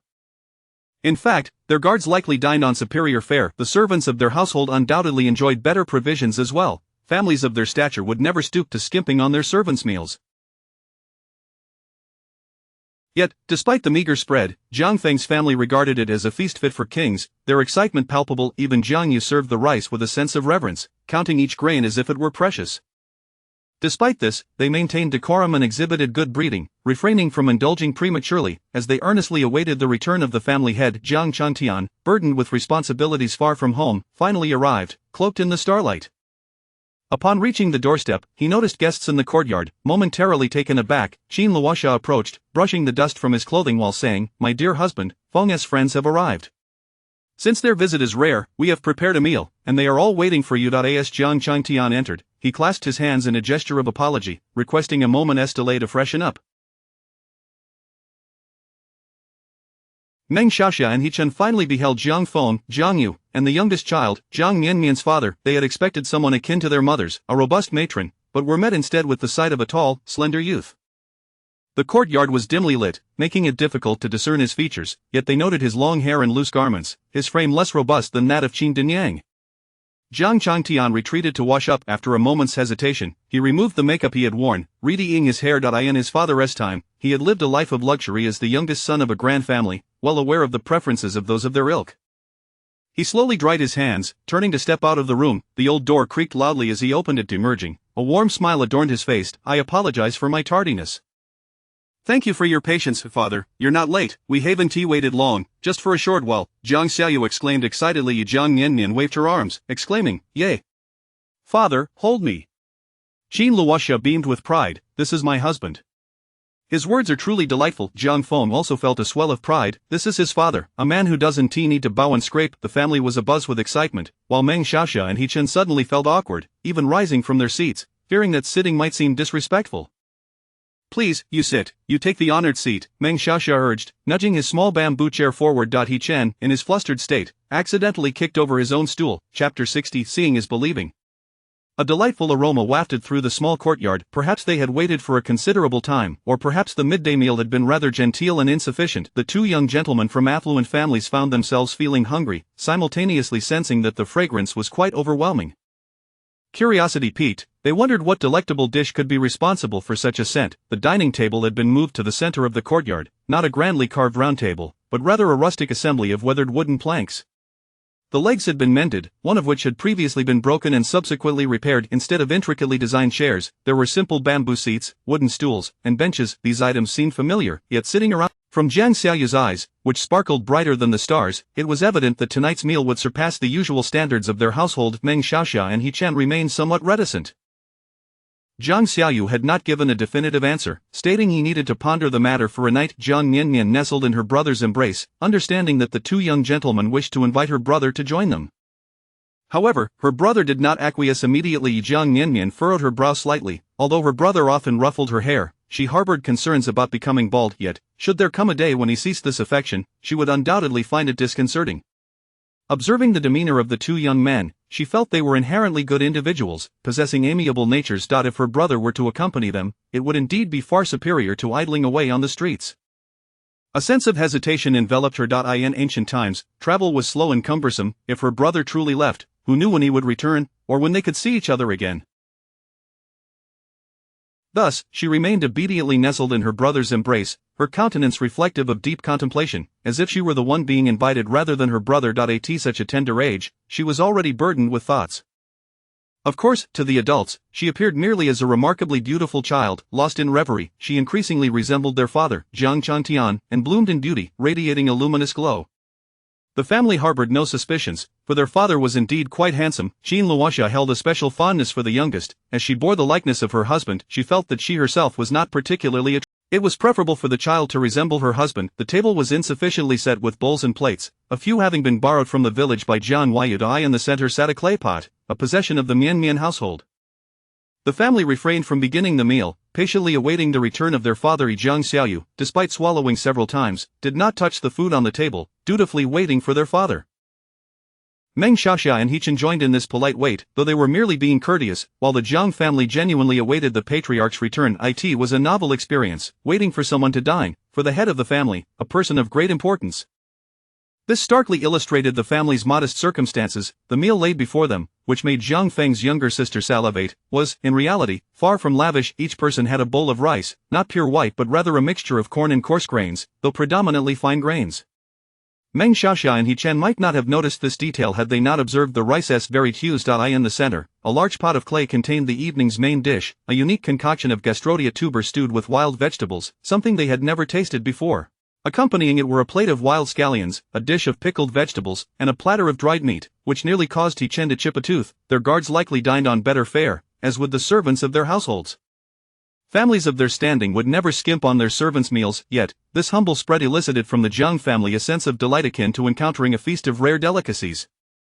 Even Jiang Yu served the rice with a sense of reverence, counting each grain as if it were precious. Despite this, they exhibited remarkable decorum and upbringing, refraining from pilfering food and earnestly awaiting the return of their family's head. Finally, Jiang Changtian, burdened with the weight of life's toils, returned home beneath the starlit sky. Upon arriving at the doorstep, he paused, noticing guests in the courtyard. Qin Luoxia approached the entrance, brushing the dust from his clothing while saying, "My dear husband, Feng's friends have arrived. Since their visit is a rare occasion, we have prepared a meal and are all waiting for you." Jiang Changtian entered, clasping his fists in greeting and politely requesting a moment's delay as he washed up. Meng Xiaoxia and Hechen finally laid eyes on Jiang Feng, Jiang Yu, and the youngest, Jiang Miannian's father. They had expected someone akin to their own mother, a robust woman, yet were taken aback by the sight of a tall, slender youth. The courtyard lacked sufficient light, obscuring his features, but they noted his long hair and loose garments, his frame not as sturdy as Qin Dama's. Jiang Changtian retreated to wash, hesitating briefly before wiping away the. In his youth, he had enjoyed a life of luxury as the youngest son of a prominent family. He understood the preferences of individuals of their ilk. He slowly dried his hands, turned, and stepped through the door. With a creak, the well-worn door announced his departure. Jiang Changtian emerged, a warm smile adorning his face. "I apologize for my tardiness. I appreciate your patience, father, it's no trouble at all." "We hardly waited, just a brief moment," Jiang Xiaoyu exclaimed excitedly. Jiang Miannian waved her arms, exclaiming, "Yay, daddy, hold me." Qin Luoxia beamed with pride, thinking, "This is my husband, his voice is truly melodious."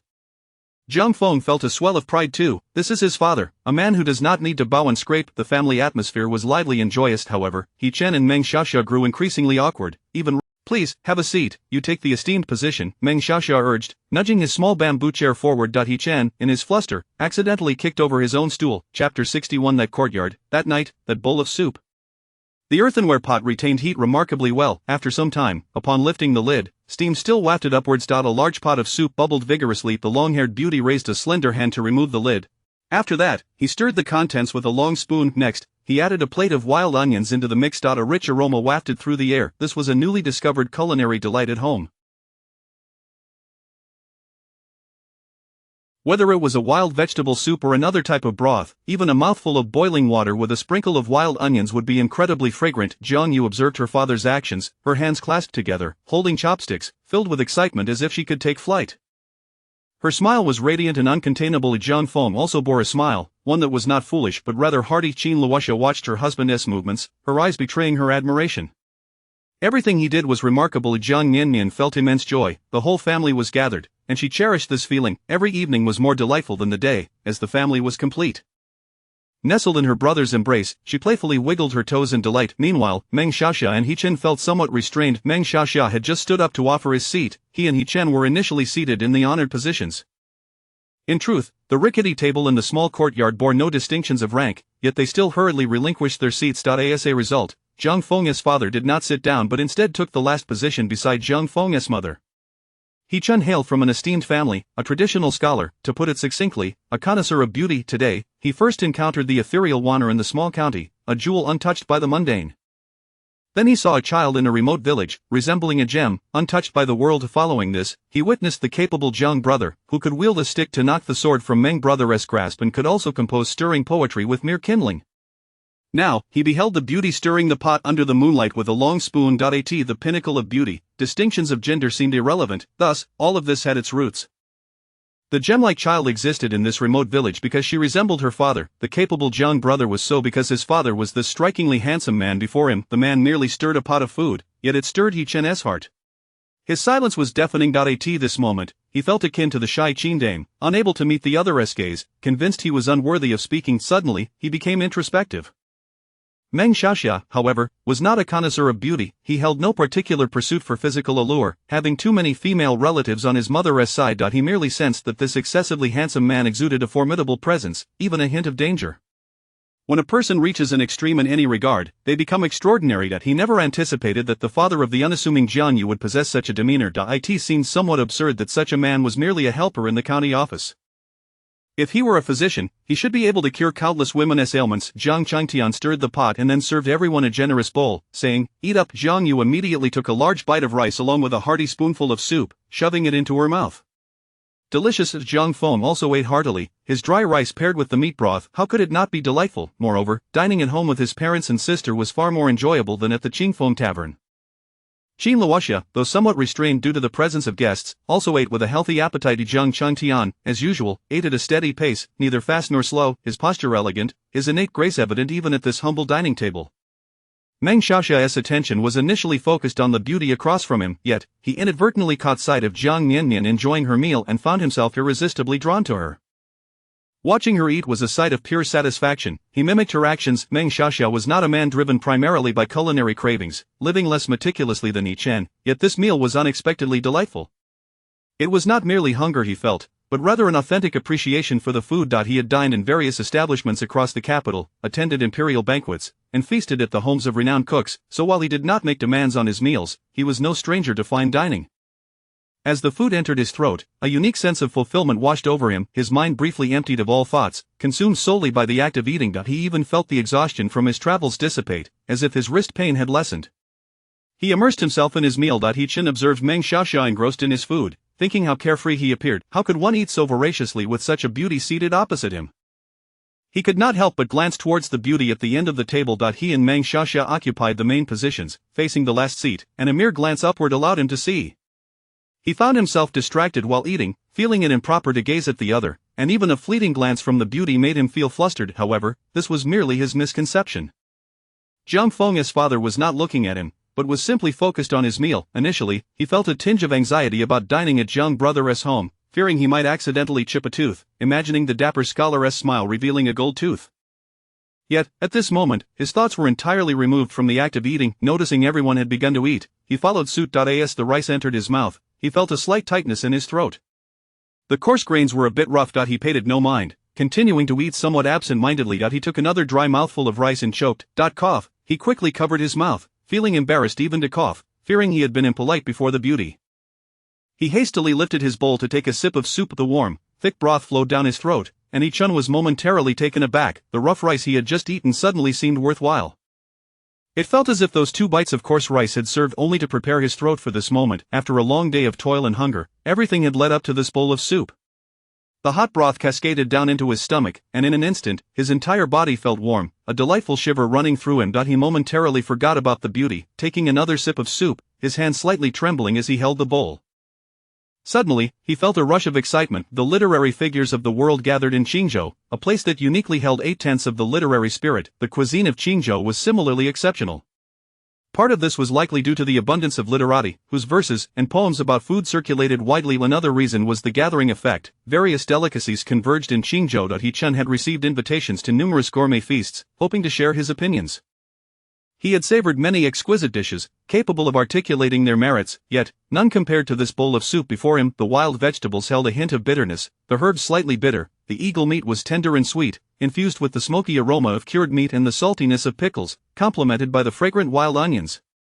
Ultimately, these elements combined to create an astonishingly delightful flavor that enveloped him in comfort. He felt as if his pores had opened, a light sheen of sweat forming across his body. He had assumed that the food from this humble household would be hard to swallow, for he had observed Jiang Miannian's sister enjoying every morsel, the pastries they brought from the county being rather mediocre, not freshly made, yet Jiang Miannian's sister savored them as if they were heavenly delights. Thus, he had not expected much from dinner. Moreover, with the beauty present, he had been entirely oblivious to what he was eating. However, he found himself diving into the meal.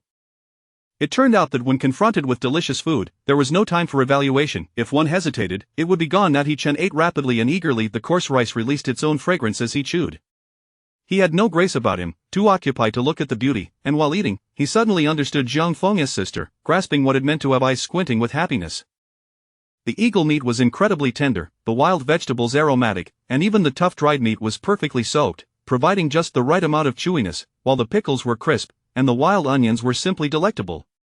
Those wild onions, which he had previously avoided, now became a delightful addition to his meal, evoking a refreshing sensation he could hardly describe. He felt suddenly alert, as if he had taken a step closer to achieving the highest honors in his studies. He truly felt like crying, realizing he had spent so long daydreaming while gazing at the beauty. By the time he came to his senses, the pot of meat broth and wild vegetables contained little left. Jiang Miannian watched the others eat with drool pooling at the corners of her mouth. No, she felt no envy. She was savoring the milk from her mother, as if she had partaken in all of this. Moreover, she had just used the wild onions earlier that afternoon, so she had no desire to eat. Chapter 62. A child has a child. After the meal, there was no wine, only clear water. The boiling water, slightly infused with the essence of the pot, was not particularly palatable. Nevertheless, Meng Xiaxia and He Chen consumed several bowls of it. Feeling satiated, they prepared to take their leave, as they had not intended to stay overnight. Accommodations were available in the county town. Furthermore, this establishment did not seem equipped to host guests, yet He Chen was perplexed. How could such a beautiful person as Jiang Feng's father reside in such a place? It seemed inconceivable that he was merely a functionary in the county office. In this era of opulent palaces, the literati of Qingzhou often judged others by their appearance first. With his looks, even if he failed the imperial examinations, he would likely still achieve a respectable rank. How could it be? It felt abrupt to speak before such beauty. It was Meng Xiaxia, with his square face, who curiously inquired, "Uncle Jiang, where do you hail from? Surely, you are not a local." Upon his utterance, the Jiang family fell momentarily silent. The long-haired youth seated on the bamboo chair cradling a baby spoke calmly, "If we speak of origins, I should be from Jiangyin." The Jiang family of Jiangyin? He Chen asked eagerly, realizing that there indeed was a lineage. Such beauty was unmistakably that of a scion from a prestigious family. Jiang Changtian gently massaged the tiny hands of his daughter, Jiang Miannian, whose little fists were always clenched, palms damp with sweat. He would help her open her hands, kneading them gently, so she could learn to use them more dexterously. "My father once served as the grand tutor to the crown prince, the director of the Imperial Academy, and the minister of rights. My father, named Zhang Bai, named me Changtian upon my birth, wishing that my life would be as boundless as the sky, unconfined, and romantic." Under the night sky, in the small courtyard, the long-haired youth spoke softly.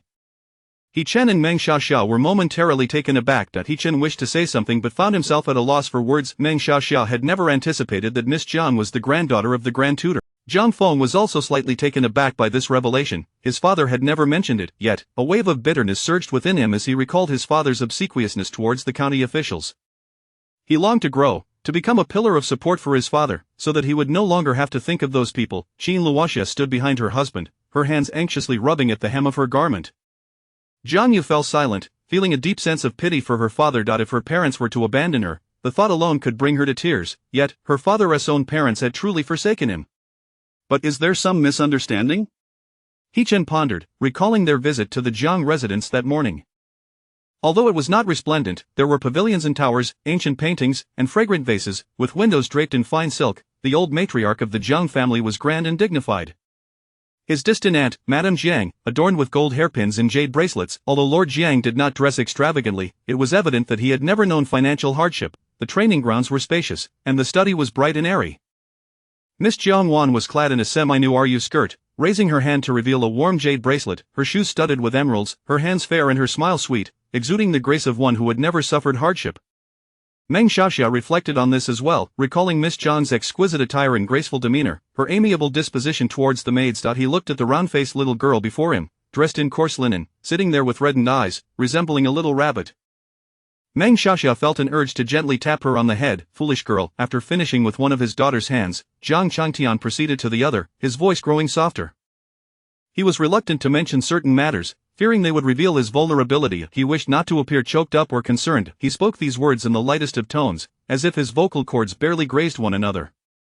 My mother has despised me since childhood, claiming that I harbor malice in my eyes and a wicked heart. I secretly devoted myself to my studies, hoping to escape my family through the imperial examinations. Yet, my mother informed my teacher that I was unfilial and unworthy of being human, thus severing my path to the examinations. As Jiang Miannian felt her father's gentle touch, she listened to his voice, which was different from usual, each word slow and deliberate. Her father's body trembled slightly. She looked up at him, only to find him gazing down at her with a smile. Mother wishes for my death, yet I do not wish to die. The damp pillowcase. The young hero returns home at night. The stars illuminate the path, while frogs and insects provide a symphony. Ultimately, the two bid farewell to that small courtyard. The one with a corner of its earthen wall collapsed, the one with a table that had its legs replaced, the one where the proud youth claimed to have a well. The courtyard with merely 4 humble rooms, the one where, during heavy rains, a bowl is needed to catch the leaking water, and during fierce winds, care must be taken lest the tiles fly away. The courtyard with 2 trees standing sentinel at the entrance. It was late, the heavens showed no mercy, they had to part ways, for they would need to set off again at dawn. Yet, Meng Xiaxia's horse stubbornly refused to budge. No amount of coaxing could persuade it to move. It was quite an awkward situation. Meng Xiaxia pondered if the horse had somehow discerned his intentions. The horse seemed more perceptive than he. Thus, he mounted the guard's horse and departed. The young heroes returned home under the cover of night, accompanied by the silent vigil of the guards. They had always enjoyed such weather. When darkness descended during their travels, both would feel a surge of excitement engaging in spirited discussions. Meng Xiaxia would sometimes mischievously recount tales too scandalous for the night. He Chen listened, a mixture of fear and exhilaration in his eyes. However, tonight, no words were exchanged. Perhaps there was too much to say, yet they were at a loss for how to start. The journey there had felt long, winding through deep villages, but now, as they departed, it seemed fleeting. In no time, that small courtyard vanished from sight, swallowed by the darkness. Upon reaching the county town, they found no curfew, and vendors still called out, hawking their snacks. Passing by a street, the sounds of laughter from young ladies reached their ears, accompanied by the sweet scent of powdered water. Yet, the expressions of the 2 youths were unusually solemn. Upon arriving at the inn, they were greeted by gifts sent by the Jiang family. Learning of their imminent return the following day, the Jiang family had thoughtfully prepared an abundance of items. Not only were there provisions, but also thick cloaks to guard against sudden changes in weather, splendid woolen blankets for potential overnight stays, local specialties from Ming County, medicinal herbs, fine porcelain, all suitable for gifts upon their return. Additionally, there was a sachet prepared by Miss Wanner, said to repel mosquitoes and invigorate the spirit. A bracelet prepared by the matron for their elders, consecrated by the master of Qingyuan Temple. So much, indeed, that it filled half a room, brimming with sincerity and thoughtfulness. Both were rendered speechless. The following morning, they visited the Jiang residence. Lord Jiang was charming and jovial, skilled in both the arts and martial prowess. Lady Jiang was resplendently beautiful. The matriarch exuded a serene aura, possessing an elegant grace. Miss Jiangwan was eloquent and knowledgeable, a beauty like a flowery. Jiang Ron was plump and prosperous. The Jiang family was steeped in tradition, their household well organized, leaving a lasting impression on the two. It even sparked a preconceived disdain for the youngest son of the Jiang family, whom they had never met. Disgraceful, unfilial, neglectful of grandparents and parents, indulging in revelry during the mourning period, unkind, lacking camaraderie among siblings, committing unforgivable acts against their own flesh and blood. Such a name surely indicated a person guilty of heinous deeds. Meng Xiaxia's family was fortunate. They had no such individuals. However, he had an uncle who managed public safety in the capital, often dealing with bizarre cases, revealing the darker sides of humanity. He Chen's family was complex. Indeed, there were unfilial descendants, some even cast out from their homes. Yet, amidst all this, when juxtaposed against the dilapidated earthen walls and thatched roofs of the Jiang family, it all appeared ludicrous.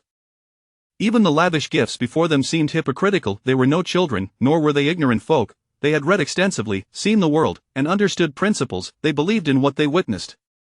They saw Jiang Feng proudly declare that his family was well off because they had a well. He never complained about the treacherous mountain paths, nor lamented the dilapidation of the courtyard, nor the hardships of life. He merely smiled and stated that having a well meant they need not fetch water from afar, making washing up quite convenient. They noticed Jiang Yu discreetly sweeping away crumbs from the table, gathering them in her hands, and quietly eating them. Such behavior was neither refined nor educated. They saw Jiang Yu's boudoir, adorned with a red thread hanging on the wall. They witnessed Jiang's father returning home at dusk, weary from labor, yet smiling tenderly as he embraced his child. They saw Jiang's mother, laden with a basket and drenched in sweat, returning home under the evening glow. They saw their struggles, yet every one of them wore a smile, expressing delight over the pastries and feeling grateful for the sumptuous dinner. Upon first reading the poem penned by Jiang Xiong, He-Chen found it somewhat unbelievable. Even harboring doubts deep within, the poem was steeped in melancholy. The youth had always greeted them with smiles. He could not fathom that he understood such sorrow, yet now, he comprehended. He understood why he had not readily accepted Meng Xiaxia's invitation to follow him to Qingzhou, because unfilial individuals would never succeed in examinations. They also recalled how Jiang Feng had unexpectedly saved his sister from a group of ruffians. They had been deceived into robbing outside the city, with their intended victims being the two of them. Yet, they could not muster any hatred towards them. A mouthful of poetry and righteousness could not compare to a pot of wild vegetable soup. The rice they could not swallow was a rare delicacy for them, a grain that needed to be borrowed, with interest to be paid. As they entertained their guests, each was allotted a bowl. Jiang Xiaoyu ate with such earnestness and care, fearful of wasting even a single grain of rice. Meng Xiaxia and He-Chen gazed at the mountain of gifts before them, still silent. The servants inquired how to handle them. They, too, remained mute. Such heartfelt intentions only served to deepen their discomfort. Had they not met Jiang Feng, had they been unaware of his family, they might have gladly accepted the gifts and formed a highly favorable impression. After all, to retain one's dignity despite falling to such depths was indeed commendable, but having seen the Jiang family, they now understood what true destitution entailed, and what was truly rare. He-Chen's heart echoed a voice repeatedly. These were matters pertaining to their elders, unrelated to Miss Jiangwan, who was generous and kind, yet, there was no escaping it. Miss Jiangwan treated even a maid with gentleness and courtesy, while her cousin could not even match the dignity of her maidservants. The night grew deep and they had to set off early the next day. They should have rested sooner. The two young masters, born with silver spoons in their mouths, found themselves sleepless. Meng Xiaxia dreamt vividly. He envisioned himself standing up for justice, rescuing a maiden pursued and beaten by others. This maiden, it was said, had injured their young master and was severely wounded, bloodied, and battered. Yet her eyes glinted like those of a fierce hound. He saved her, but she remained unconscious, so he chose not to involve He-Chen, keeping her by his side. When she finally awoke, she could not recall her own name or identity, resembling a child with no memories. He took her under his wing, teaching her. She was insatiably greedy for food, eager to taste everything, somewhat simple-minded, often speaking without much tact. Yet every time he saw her eat or heard her speak, he could not help but smile, feeling a sense of joy. He even sent someone to inquire in the capital, but due to the chaos of war, he could not find her former owners. Nevertheless, a girl sold into servitude could not possibly be of noble birth. His mother, seeing his fondness for her, consented to take her as a concubine. She was elated, still greedy for food, and her speech remained unrefined. However, during that time, he achieved great feats in battle and was appointed as a general of the realm. Others praised his valor, but in truth, every time he went to war, he wished only to return home swiftly, bringing her delicious treats. He worried for her. She often spoke without thought, likely to offend others. He feared that should he perish in battle, she would suffer without his protection. Later, he sought a marriage proposal, the intended being the niece of the current empress. It was also a move to win favor with the new emperor, who was wary of his family's military power.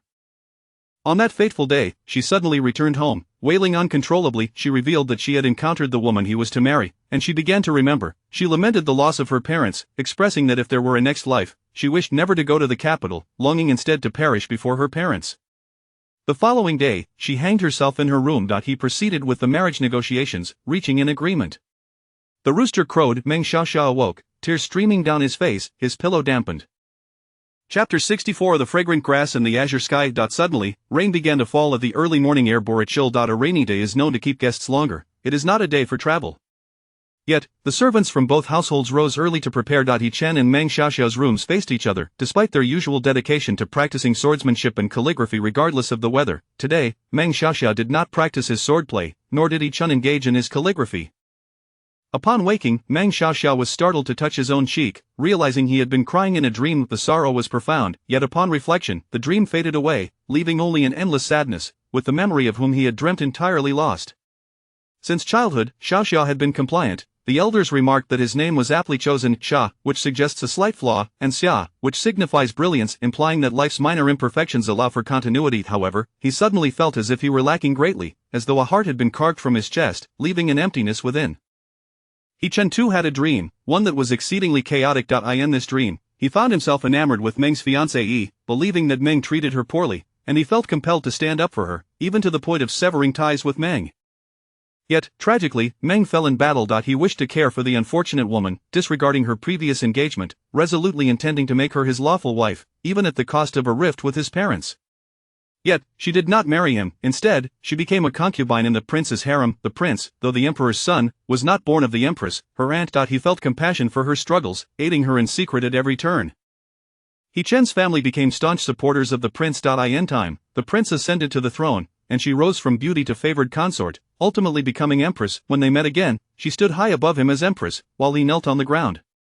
He found himself on the execution ground, craning his neck to see the empress towering above. She had become empress, still so affectionate, personally bidding him farewell. He smiled, and his laughter turned to tears. His head fell to the ground, still weeping. His entire family faced execution, all because of her. That rolling head continued to shed tears. Upon awakening, He Chen could not recall his dream, only feeling a throbbing pain in his neck. He instinctively rubbed his neck, suspecting it was merely a stiff neck due to the poor pillow at the inn. Both young men, somewhat sleep-deprived, rose from their slumber, gathering their belongings and dressing themselves. Dark circles adorned their eyes as they silently prepared for departure. However, they were informed that someone awaited them outside the inn. He Chen and Meng Xiaoxia's eyes lit up. It must be Jiang. The previous night, they had discussed allowing Jiang to accompany Meng on his journey, believing that with Jiang's martial prowess, he could carve a path for himself alongside the Meng family. "Brother Meng, brother," he called out Jiang Wan, dressed in a white robe, her hair tied back in a high ponytail, disguised as a young man, holding a paper fan, her smile radiant. Beside her stood her plump brother, who held an umbrella for her. The rain fell gently, and she resembled a flower blooming at dawn, pure and fair, standing in the rain. Her smile was as clear as crystal. "Upon learning that my esteemed brothers are about to depart, Wanner and her brother have come to bid farewell." Jiang Rong nodded in agreement. Suddenly, He Chen felt a sharp pain in his neck and instinctively stepped back. Rubbing it again, Meng Xiaoxia, too, felt a sudden flutter of unease and stepped back, clutching his chest. Jiang Wan and Jiang Rong were perplexed by the unexpected retreat of these distinguished young gentlemen. Jiang Wan, having admired her reflection, felt that she looked quite appealing in her male attire, fresh and unpretentious, fitting for the occasion.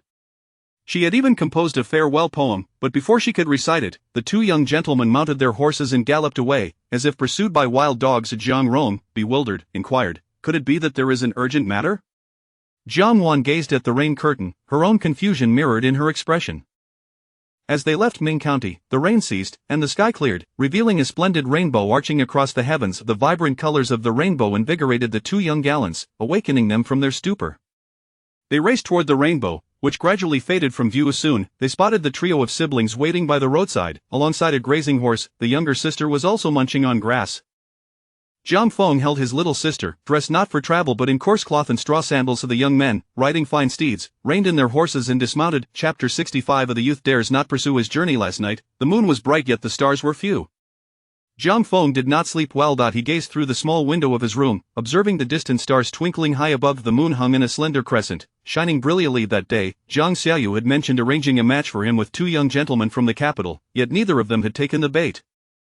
They did not outright refuse but were exceedingly polite, which, in hindsight, amounted to a rejection. A sense of disappointment lingered within him, yet it was a feeling he could not articulate.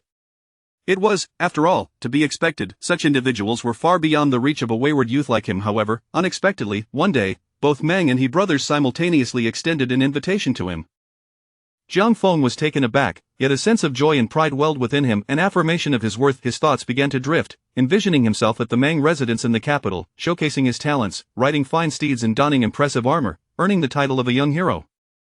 He imagined visiting the He family in Qingzhou, clad in a flowing robe, toasting with scholars, composing exquisite poetry that would be celebrated by young ladies, with everyone extolling Jiang's literary prowess.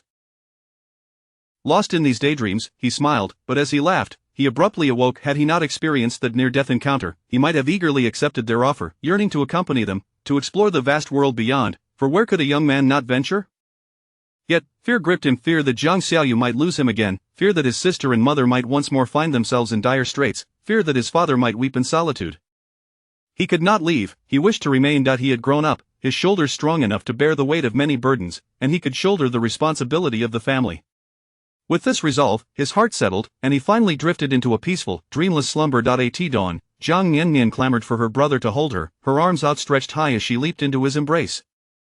She too had not slept well, waking twice for milk and once for a change, her little mind preoccupied with thoughts of her brother's potential departure, though she could not articulate her worries. The thought of waking to find him gone filled her with dread, akin to a mischievous child running away from home. Thus, upon seeing her brother in the morning, she rushed to him, seeking comfort. Her life had been brief, roughly 2 months, yet her brother, mother, father, and sister had been her constant companions throughout this time. Parting from any of them would cause her great sorrow. As her brother affectionately ruffled her hair, she obediently accepted his affection. However, until their father left for work, her brother had not uttered a word about departing. Did this mean he was staying? Jiang Miannian felt a surge of happiness. She certainly wished for their family to remain whole. The world was perilous, and her abilities were limited. If her brother ventured too far, she feared she would be unable to protect him in times of trouble. Thus, she clung to him throughout the morning, refusing to let go. After consuming the leftover food from the previous night, a thick broth, their mother set out to forage for wild vegetables. Her brother held her close while her sister tended to the white horse, and together they waited by the roadside for visitors. They even beheld a splendid rainbow, its beauty captivating. As the rainbow faded, the gallant troop of young heroes appeared. Jiang Miannian nestled in her brother's arms, curiously observing the approaching party. She had glimpsed them once before during her rescue but had not had the chance to truly see them. They were a grand sight, numerous horses and a plethora of goods. In ancient times, without traffic lights, how did one navigate several groups at a crossroads? This thought caused Jiang Miannian to salivate uncontrollably. Young master, he, dismounting, noticed the drool on the little girl in Jiang Feng's embrace and was compelled to intervene. "Jiang brother," he exclaimed, pointing at the baby and then at her mouth. Jiang Feng presumed he desired to hold his sister once more, for she was indeed irresistibly adorable. Yet, with their departure imminent, he could not deny the request. The journey was slow, the capital distant, and Qingzhou even farther. Perhaps this would be a farewell, possibly eternal. Jiang Feng graciously handed his sister over. "Here, take her for another embrace." He Chaoxing fumbled to receive the child, hastily producing a handkerchief to wipe her drool, finally breathing a sigh of relief once the task was complete. Meng Xiaoxia turned to the round-faced young girl, who was nibbling on grass, and suddenly inquired, "Xiaoyu, did you sleep well last night?" Jiang Yu, momentarily taken aback, remembered her identity as Jiang Yu, not Little Fish or Xiaoyu. However, seeing the older brother addressing her, she nodded. "I slept very well and was well fed, so I slept soundly." Meng Xiaoxia smiled. As he reached out to touch Jiang Yu's head, he abruptly withdrew his hand. Jiang Yu, curious, looked up, assuming he wished to admire her hairpin. She laughed. "Is it not beautiful?" "The red string my brother gave me." Meng Xiaoxia nodded. "Indeed, it is quite lovely." He then turned to Jiang Feng earnestly. "Jiang brother, you should accompany me to the capital. Your family may join the journey. The recent times are tumultuous, fraught with chaos." He Chaoxing looked up at Meng, recognizing his decisiveness in critical moments, astonished that he would invite Jiang's entire family to leave. Jiang Yu's face expressed disbelief. Did this round-faced gentleman truly want their entire family to follow? Was the debt of gratitude so great that it required the entire family to repay it? Jiang Feng was momentarily stunned. He had already resolved not to leave, yet Meng's proposal stirred something within him. However, their families were not connected by blood. It was not customary for one to seek refuge unless one served as a subordinate. He shook his head in refusal. "Thank you, Meng brother and Jiang brother, for your sincere invitation. I am indeed tempted. Last night, I tossed and turned, restless with excitement. I have grown up without venturing far, my experience is limited, and I yearn for the splendor of the capital and the literary charm of Qingzhou."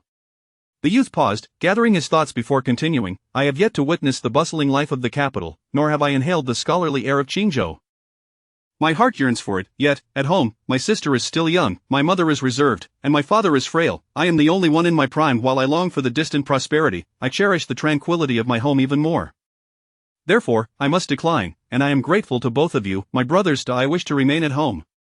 Jiang Feng bowed in thanks. His eyes glistened with unshed tears, yet a gentle smile graced his face, relief washing over him for his decision.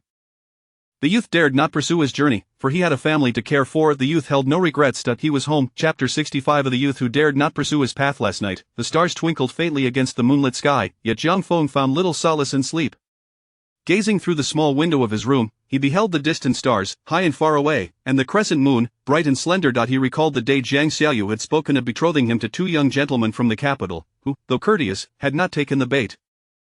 Their polite demeanor had ultimately conveyed a rejection. This realization left him with a tinge of disappointment, an emotion too profound for words. It was, after all, to be expected. How could a wayward youth such as he ever aspire to associate with their ilk?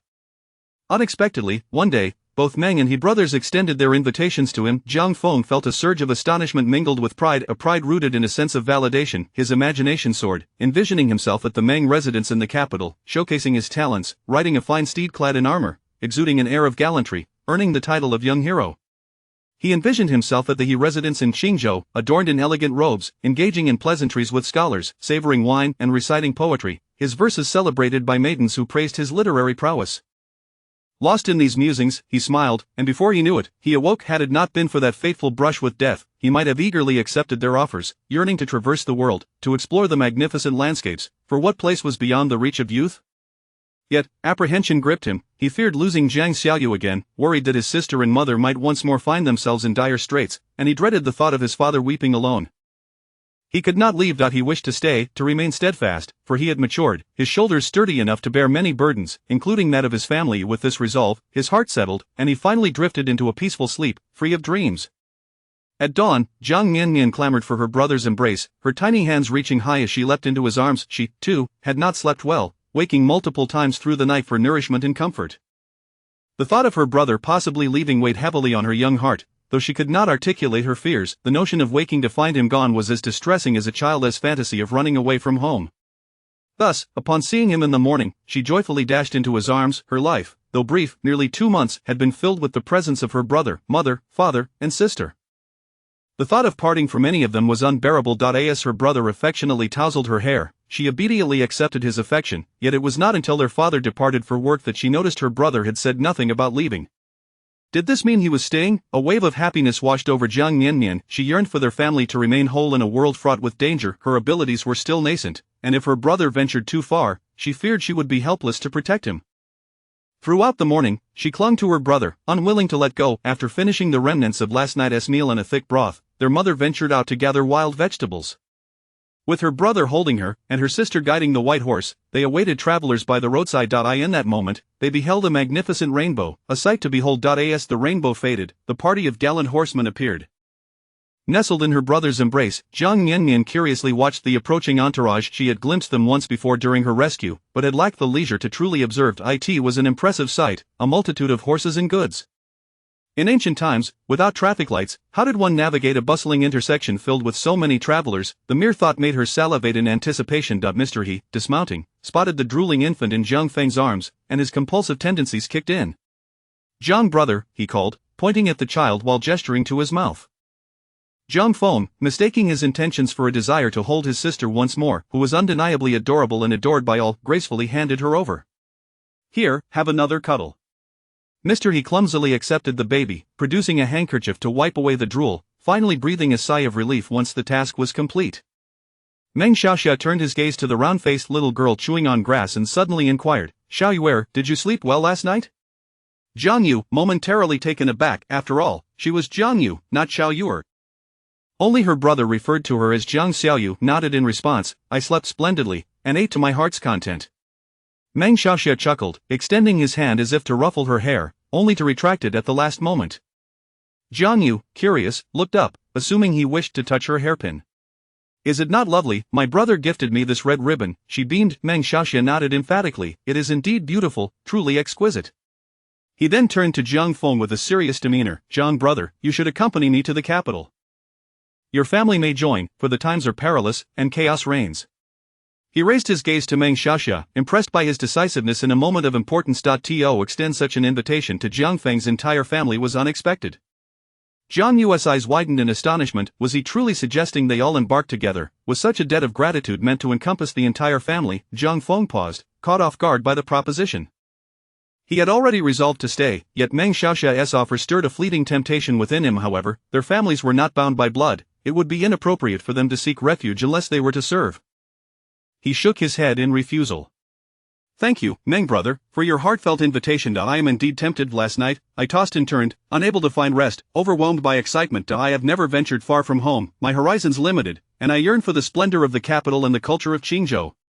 The youth's tone paused momentarily before he continued, I have yet to witness the grandeur of the capital nor experience the literary charm of Qingzhou.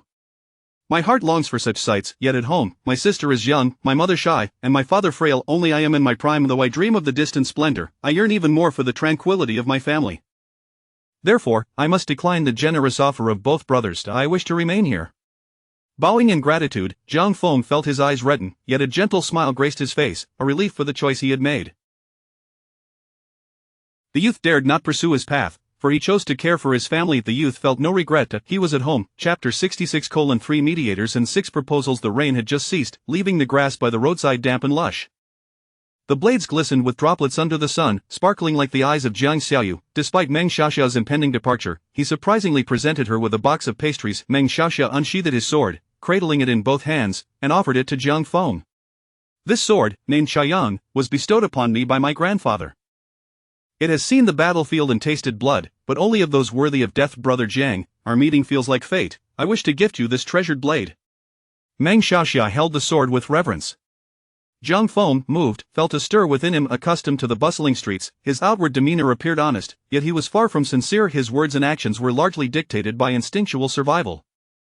However, the square-faced young hero from the capital before him was a rare embodiment of genuine integrity.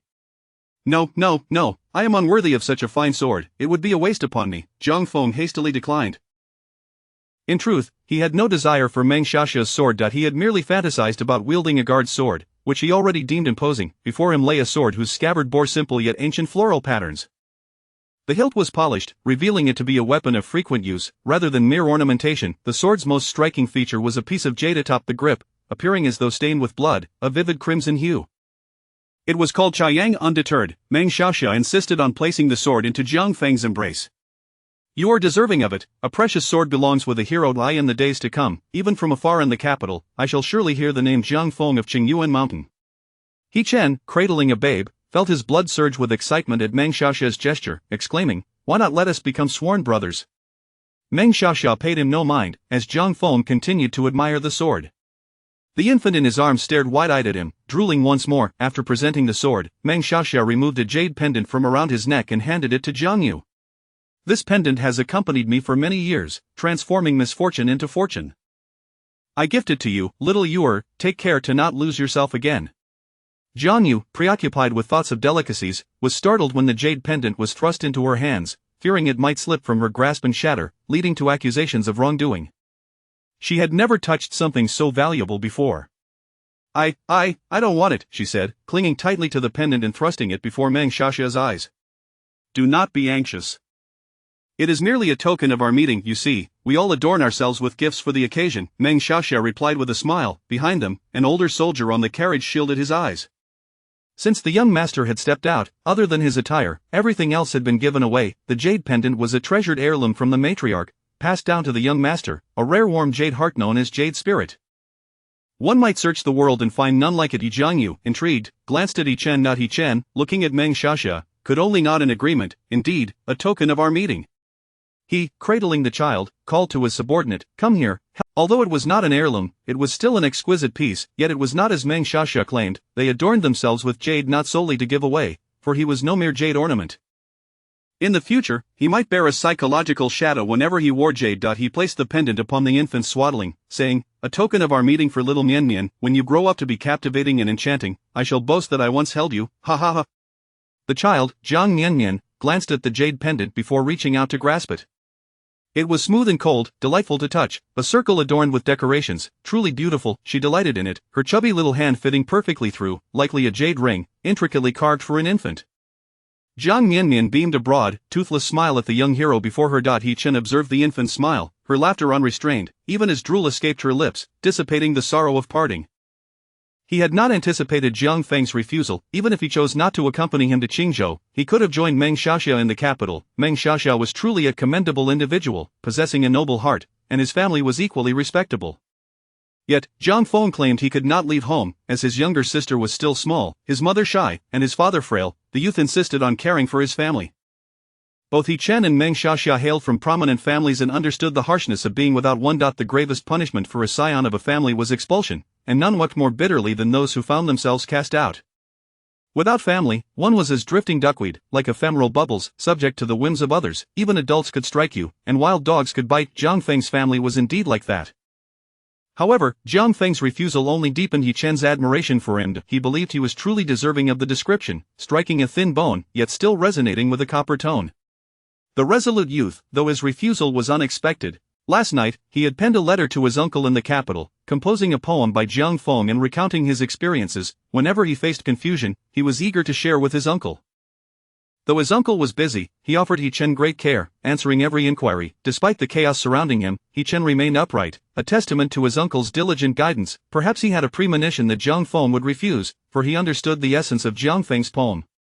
He Chen instructed his subordinate to prepare the 4 treasures of the study in ample paper, leaving behind the books he had been reading for Jiang Feng. Meng Xiaxia had gifted the sword, the jade, and even the steed was left behind, as he had not anticipated Jiang Feng's refusal, yet he had prepared numerous gifts for Jiang Feng's family: pastries, fine grains, floral cloth, and hair ties, but had left behind little silver. They dared not bestow too valuable a gift for fear of attracting misfortune. As they bid farewell, each moment felt laden with emotion. Meng Xiaxia turned back several times, catching sight of his horse and the maiden standing beside it, one hand clutching a box of pastries, the other vigorously waving him goodbye. He observed the youth, cradling the infant, with a sword at his side. As the child waved her arms, seemingly bidding them farewell in return, he took a few steps forward, then turned back again. He advanced a few more steps, only to glance back once more. Eventually, the maiden's arm grew weary, and she settled upon a stone by the roadside. Upon seeing him turn again, she extended her hand to wave. He Chen too could not resist glancing back, watching as their figures grew smaller, moving further away. In Desavir, carriages moved slowly. The roads seemed interminable. Farewells were often accompanied by poetry, for people of the past cherished relationships, knowing that encounters were rare and partings even more so.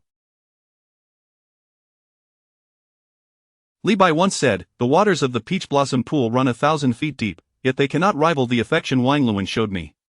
Wang Bo remarked, "In the world, if there is a kindred spirit, distance becomes inconsequential." Wang Wei advised, "I urge you to drink another cup of wine. Once you pass Yangwan, you shall find no more friends." Bai Juyi wrote, "The grass upon the plain withers and flourishes with each passing year." Gao Shi declared, "Do not fret that there are no kindred spirits ahead. Who in the world does not know you?" He Chen and Meng Xiaxia sat upon the swaying backs of their horses, each lost in contemplation, as if reading their own farewells. After a while, they arrived before a dense thicket, where the foliage was so thick that one could not discern who might be hidden within. It was an excellent place for ambush. Suddenly, Meng Xiaxia and He Chen exchanged knowing smiles, followed by hearty laughter, for here they encountered a band of ruffians, attempting to abduct a girl, not to sell her, but because they had failed to leave any money for her parents. Dense woods, muddy ground, and the cries of cicadas formed an all-too-familiar backdrop. Yet, with the presence of unique individuals, this setting became extraordinary. He Chen laughed, saying, "This journey is indeed splendid." Meng Xiaxia nodded in agreement, "Truly splendid. Meng brother, do you harbor feelings for Jiang Xiaomei?"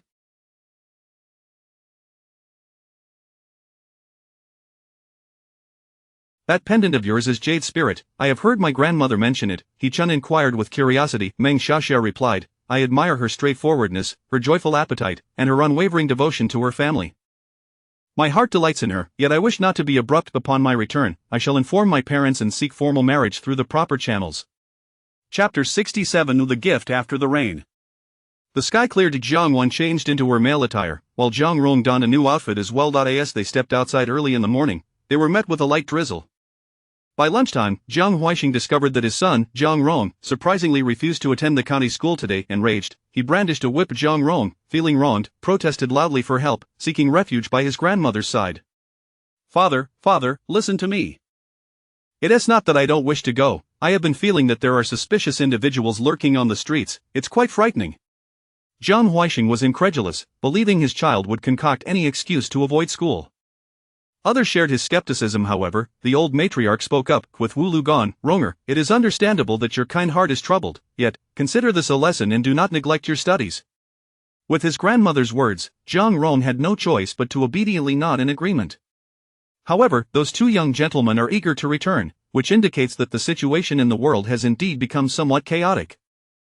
"Huire, write to your sister and request that she send some guards over," the old matriarch instructed. Jiang Huixing felt hesitant to trouble his sister, given her sensitive status alongside the 7th prince's brother-in-law. Sending guards would surely attract attention, yet, being a dutiful son, he always heeded his mother's wishes. With her request made, he could only comply, saying, "I shall write this instant." Upon hearing her grandmother mention sending for her aunt's assistance, Jiang Miannian joyfully exclaimed, "Grandmother, I have painted a picture of us praying at the temple. Let us send it along to aunt, so when she misses you, she can gaze upon the artwork." The old matriarch playfully tapped her nose, saying, "You little rascal, I am not so young anymore. The painting resembles your aunt more closely, however. Your aunt does not have much fondness for worship, her spirit is quite wild, who knows if she has mellowed at all?" After the rain. The sky cleared. Jiang Miannian lay in a wooden basin, gazing up at the grand tree above her, where a red string danced lightly in the breeze. When her eyes grew weary, she shifted her attention to her little black ant. This industrious ant had brought her red bubbles, assisted in biting off a thorn, and even rallied a troop of ants in an attempt to carry her away. Now, it had outdone itself by bringing her a horse. As for this horse, Jiang Miannian was not entirely sure of its monetary value, but it felt akin to a common family suddenly acquiring a Ferrari. The upkeep alone was daunting. Surely, one could not feed a horse only broth daily, or merely grass might suffice. Though her family's meals were humble, she observed the two young gentlemen devouring their Jiang Miannian longed to communicate with her little black friend, reminding it that not every creature that entered their territory was meant to stay. However, after the previous incident with the thorn, the little black ant appeared to have gained a touch more wisdom and autonomy, making her hesitant to offer it any of the spiritual water, fearing it would grow faster than she. The little black ant, regardless of ownership, seemed intent on claiming anything that entered its domain. The steed belonging to the young gentleman was tethered before a tree, occasionally venturing to nibble on wild leeks before returning to sniff around Jiang Miannian, creating an endearing atmosphere. The little black ant had carved out a new nook atop the horse's splendid, fluffy mane, flaunting its dominance. A crowd gathered in the village, drawn by the spectacle. They were astonished to witness Jiang Feng's rise, associating with prominent figures. Indeed, he was a young master from the capital, generous in his gestures, presenting gifts in abundance. In a village where every extra blade of grass was a topic of gossip, the recent commotion at the Jiang. However, previously, the noble guests had remained beyond their reach, and only after their departure did the villagers dare to come and marvel. Chui, watching with envy, jabbed at Chui's head, scolding, "You foolish thing. Look at how others conduct themselves. You too were saved, yet you fail to seize the opportunity to forge connections. The gifts are truly plentiful." Chui, unperturbed by the jab, murmured, "Didn't you say it was best to keep a low profile to maintain our dignity?" Chui was momentarily at a loss for words, staring at the white horse and saying, "Such a large creature, how can they afford to keep it? People are struggling to eat." Just then, a guard arrived, carrying supplies, and spoke, "My master's beloved horse is entrusted to young Master Jiang. Here are the provisions for its care. It is quite picky and requires special attention. My master assures me he will return to reclaim this horse in due time." The crowd then found this explanation reasonable. After all, this was no ordinary horse, it was evident that it was of great value. They understood it was merely a temporary arrangement, with the expectation that the young master from the capital would indeed return. A few envious onlookers moderated their demeanor. The villagers observed curiously, but the gifts were merely items for the horse's upkeep, and the horse itself was of such quality that it was rumored to require even eggs for its diet.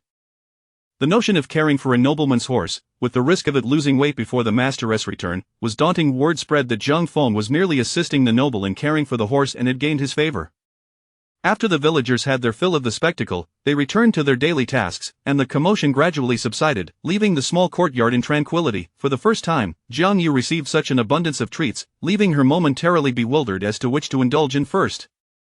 She never imagined she would find herself troubled by such matters in life. Though she felt a tinge of worry, it was overshadowed by joy. She could not resist nudging her head against her sister's belly, playfully bumping it. Jiang Miannian, you're luckier than I am. At such a young age, you get to taste so many delicious treats." Jiang Miannian giggled, tickled by her sister's playful gesture. Jiang Yu gleefully pondered what to eat next. Meanwhile, Jiang Feng busied himself with the gifts, overwhelmed by the sheer volume that mitigated the sorrow of parting. Indeed, only Jiang Feng felt a hint of melancholy. Jiang Yu was too preoccupied with her happiness, hopping about in delight. Jiang Miannian, nestled in her sister's embrace, felt the world bounce more than usual. "Brother, they are so generous. Why didn't you accompany them? Who knows, perhaps you would return as a general, treating us to delicious feasts and delightful snacks." Jiang Feng's momentary sadness evaporated at Jiang Xiaoyu's words. "All you think about is food. Can't you use your brain a little?" Jiang Yu received a light tap to the head, but it hardly bothered her. Her head was rather sturdy. She laughed. "Isn't using my brain just a means to a good life means having good food? Why not skip the thinking part and just enjoy the good food directly?" Jiang Miannian. What Jiang Yu said seemed to make a peculiar kind of sense, even though it felt somewhat off. The gifts from Meng Xiaxia and He Chen were divided into two piles. The poorer families tended to place greater significance on gifts from others, keeping a mental note to reciprocate. Their family had only hosted the two young gentlemen for a simple meal, yet they received an overwhelming number of gifts in return, leaving them feeling unworthy of such generosity. Moreover, in their social standing, what could they possibly offer in return? It was likely that any debt of gratitude would remain unpaid in their lifetime, leaving them feeling even more guilty. As they bid farewell, they were given a bag of jerky, for their home truly had little else to offer. They even plucked a few wild leeks to include in the bag. As Jiang Feng sorted through He Chen's gifts, he marveled at the preciousness of each item: brushes, ink, paper, and inkstones. In addition to these, a guard unexpectedly brought in a milk sheep. Meanwhile, Jiang Yu, with her sister at her back, examined the gifts from Meng Xiaxia. She found them to her liking, filled with delightful pastries, floral fabrics, and even a hairpin. She opened the bottom-most box. Ah! Jiang Yu exclaimed, quickly covering her mouth. Inside lay a pair of rainbow-hued embroidered shoes, adorned with a large pearl, glimmering with breathtaking beauty. Chapter 67 The Gift After the Rain. The sky cleared. Jiang Wan changed into a set of male attire, while Jiang Rong donned a new outfit as well. Early that morning, they ventured outside and were caught in a light drizzle. By lunchtime, Jiang Huixing discovered that his son, Jiang Rong, had inexplicably chosen not to attend the county school that day. In a fit of anger, he withdrew his whip. Jiang Rong, feeling wronged, protested loudly for help and ran to his grandmother. Father, please listen to me. It is not that I don't wish to go. I have recently felt that there are suspicious individuals watching me on the streets, which is quite terrifying. Jiang Huixing, skeptical, believed that his son was merely concocting excuses to avoid school. Others shared his doubts, yet the elderly matriarch spoke up. With Wu Lu gone, it is only natural for you, Ronger, to feel sorrowful and compassionate. However, let this serve as a lesson. You must not allow it to hinder your studies. With his grandmother's admonition, Jiang Rong could only nod obediently. However, those two young masters are eager to return, indicating that the current state of affairs is indeed a bit turbulent. Huire, write to your sister and request her to send some guards over, the matriarch continued. Jiang Huixing felt hesitant about troubling his sister, as her position and that of her husband, the seventh prince, were already precarious. Sending guards might attract undue attention. Nonetheless, as a dutiful son, he always heeded his mother's wishes. With no alternative, he agreed, I shall write immediately. Upon hearing her grandmother mention contacting her aunt for assistance, Jiang Wan chimed in cheerfully, Grandmother, I have painted a picture of us praying at the temple. Let us send it to Aunt, so she can look at it whenever she misses us. The matriarch lightly tapped her nose. You little rascal, I am not as young as you think. The painting resembles your aunt more than you. However, your aunt does not care much for praying. She is quite a wild spirit. I wonder if she is mellowed at all.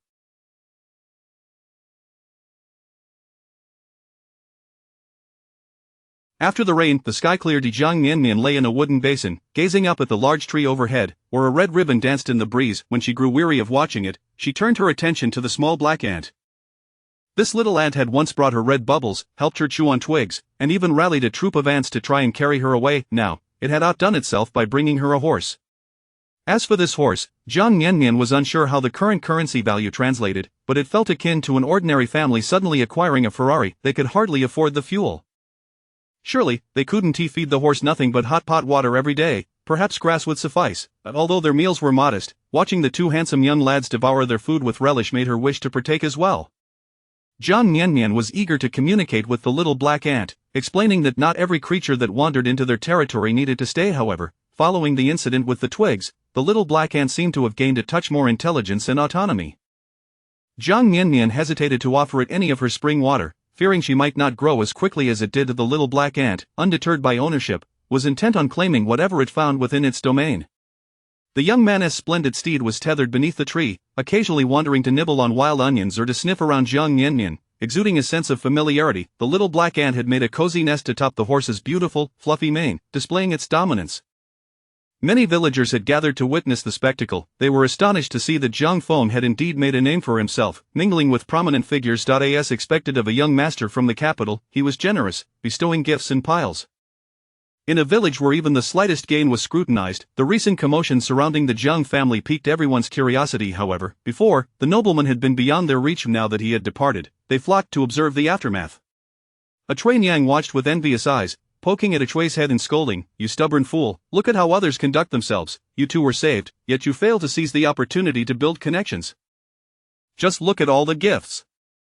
Shui, unperturbed by the head poke, murmured, "Didn't you say to keep it low-key? Wouldn't that be a breach of decorum?" Shui Niang was momentarily at a loss for words, gazing at the magnificent horse. How can one afford to care for such a beast when people are struggling to eat? At that moment, a guard approached, carrying supplies. "My lord's beloved horse is entrusted to young Master Jiang. Here are the provisions for its care. It is quite particular about its food, so I hope you'll take good care of it." The young master mentioned he will return to claim it later. The crowd found this explanation reasonable. After all, how could such a fine horse simply be given away? It was evident that this was no ordinary steed, thus, it was merely a temporary arrangement. The young master from the capital would indeed return. A few in the crowd, previously envious, began to temper their sentiments. As the villagers' curiosity subsided, they returned to their labors, leaving the small courtyard in tranquility. Jiang Yu received an abundance of treats for the first time. Momentarily, she had never anticipated experiencing such a dilemma in her life. Despite the worry, joy bubbled within her. Unable to contain herself, she gently nudged her sister's belly with her head. Jiang Miannian, you are so fortunate. At such a young age, you can indulge in so many delicious treats. Jiang Miannian giggled, tickled by her sister's gentle head, but Jiang Yu pondered with delight about what to eat first. Jiang Feng busied himself with the gifts. There were indeed numerous presents, which diluted the melancholy of their impending separation. Naturally, only Jiang Feng felt a tinge of sadness, while Jiang Yu remained blissfully cheerful, bouncing about. Jiang Miannian, nestled in her sister's embrace, felt as though the world was more jostling than usual. "Brother, they are so generous, why didn't you accompany them? Who knows, you might become a general and return to treat us to lavish feasts every day." Jiang Feng's fleeting sadness was swiftly dispelled by Jiang Xiaoyu's words. "All you think about is food. Can't you use that brain of yours for something else?" Jiang Yu, unfazed by the playful reprimand, grinned. "Isn't the purpose of having a brain to live well? Living well means having good food. If I can enjoy the good food directly, why bother with the brain?" Jiang Feng, Jiang Miannian, that what Jiang Yu said seemed to make a peculiar kind of sense, even though it felt slightly off. Meng Xiaoxia and He Chen's gifts were divided into two piles. The poorer families tended to place greater value on the gifts from others, often keeping a mental record of what they owed in return. Their family had only hosted the two young masters for a simple meal, yet had received such an abundance of gifts in return. They felt a profound sense of guilt. Moreover, considering the nature of their station, what could they possibly offer in return? It was likely they would never be able to repay such kindness in their lifetime. As a parting gesture, they presented the two young masters with a bag of jerky, for their home had little else to offer. They even plucked a handful of wild onions to include. As Jiang Feng organized He Chen's gifts, brushes, ink, paper, and inkstones, each item was invaluable to him. Additionally, the guards had brought a milk goat. Meanwhile, Jiang Yu, carrying her sister, reveled in the treasures from Meng Xiaoxia. She found them to be more in line with her tastes. There were numerous pastries, colorful fabrics, and even a floral hairpin. As she opened the bottom box, she gasped, covering her mouth. Inside lay a pair of rainbow-colored embroidered shoes adorned with a large pearl, dazzling in their beauty. Chapter 67 The Gift After the Rain. The sky is clear. Jiang Wan has changed into male attire, while Jiang Rong has donned a new outfit as well. As they ventured out early in the morning, they encountered a light drizzle. By the time lunch arrived, Jiang Huixing discovered that his son, Jiang Rong, had once again chosen not to attend the county school. Enraged, he immediately drew his whip. Jiang Rong, feeling wronged, protested loudly, crying for help, and ran to his grandmother. "It is not that I do not wish to go, I have been sensing suspicious individuals lurking on the streets, and it frightens me." Jiang Huixing was unconvinced, believing his son was merely fabricating excuses. Others shared his skepticism. However, the old matriarch spoke up. "With Wu Lu's passing, Ronger, your compassionate and sentimental nature is understandable. Let this serve as a cautionary tale. Do not neglect your studies because of it." With his grandmother's admonition, Jiang Rong could only obediently nod in agreement. However, those two young lords are eager to return, indicating that the world is indeed a bit chaotic. "Wire, write to your sister and have her send some guards over," the old matriarch continued. Jiang Huixing felt it inappropriate to trouble his sister, as her status alongside the 7th prince's brother-in-law was already sensitive. Sending guards would attract undue attention, yet, as a dutiful son, he had always complied with his mother's wishes. With her request laid before him, he had no choice but to agree. "I shall write at once." Hearing her grandmother's suggestion of having her aunt send help, Jiang Wan cheerfully remarked, "Grandmother, I have painted a picture of us praying at the temple.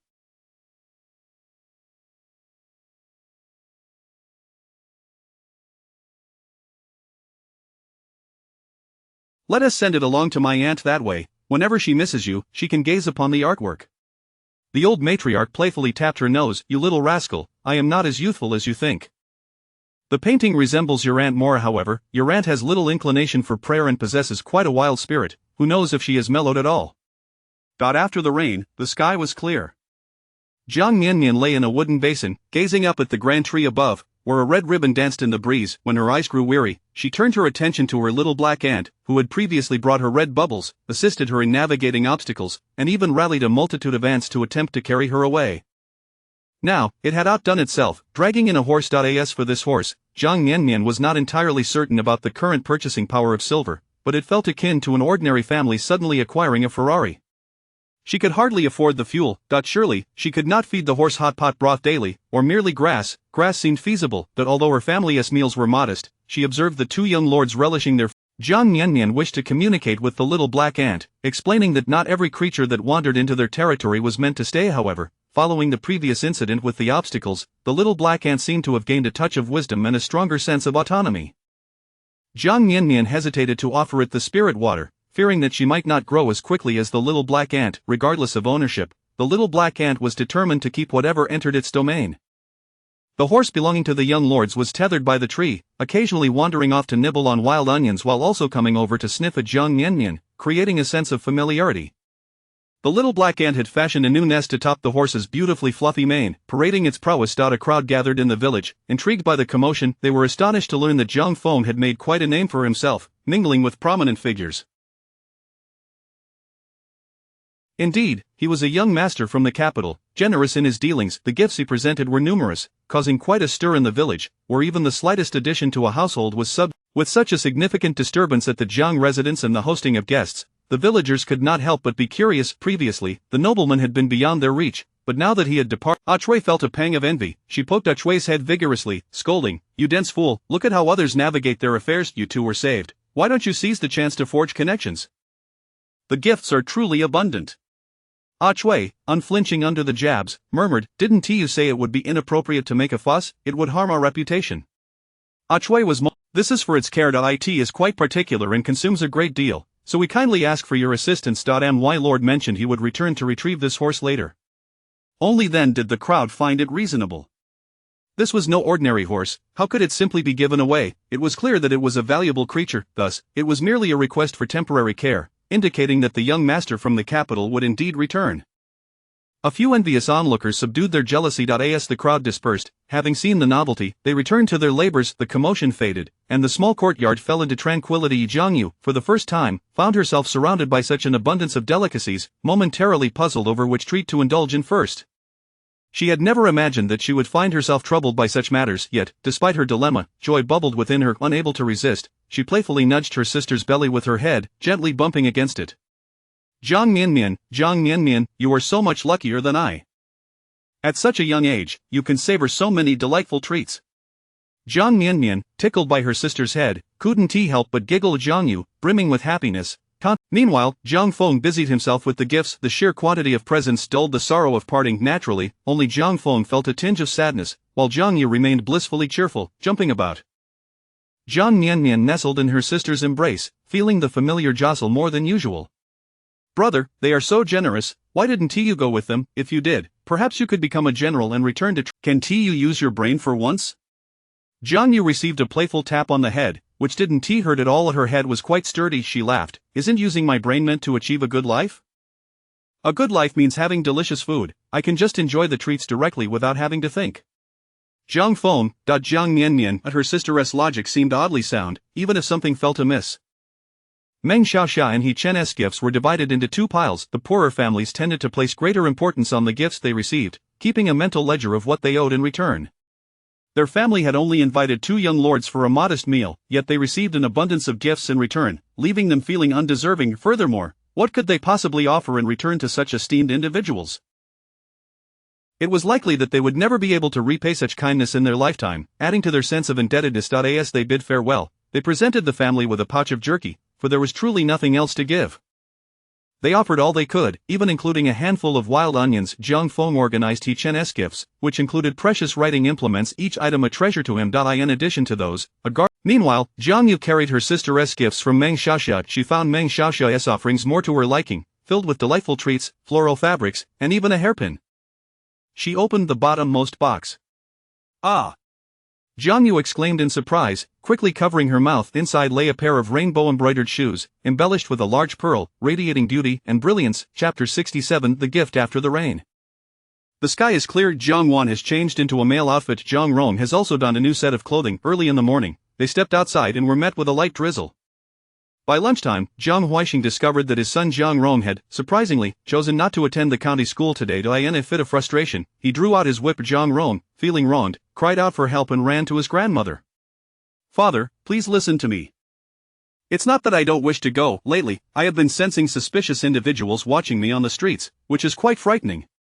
Jiang Huixing was unconvinced, believing his child was merely concocting excuses to avoid school. The others shared his skepticism. However, the old matriarch spoke up. "With Wulu's passing, Ronger, your tender heart and sorrow are understandable. Let this serve as a lesson, and do not neglect your studies." With his grandmother's admonition, Jiang Rong had no choice but, "Wire, write to your sister and request that she send some guards over." The old lady suggested. Jiang Huixing felt it inappropriate to trouble his sister, given her delicate position alongside the 7th prince's brother-in-law. Sending guards might attract undue attention, yet, as a dutiful son, he always heeded his mother's wishes. With her request made, he could only agree. "I shall write at once." Jiang Wan, upon hearing her grandmother's suggestion, "Let us send it along to my aunt. That way, whenever she thinks of you, she can gaze upon the painting." The old matriarch lightly tapped her nose, saying, "You little rascal, I am not so young anymore."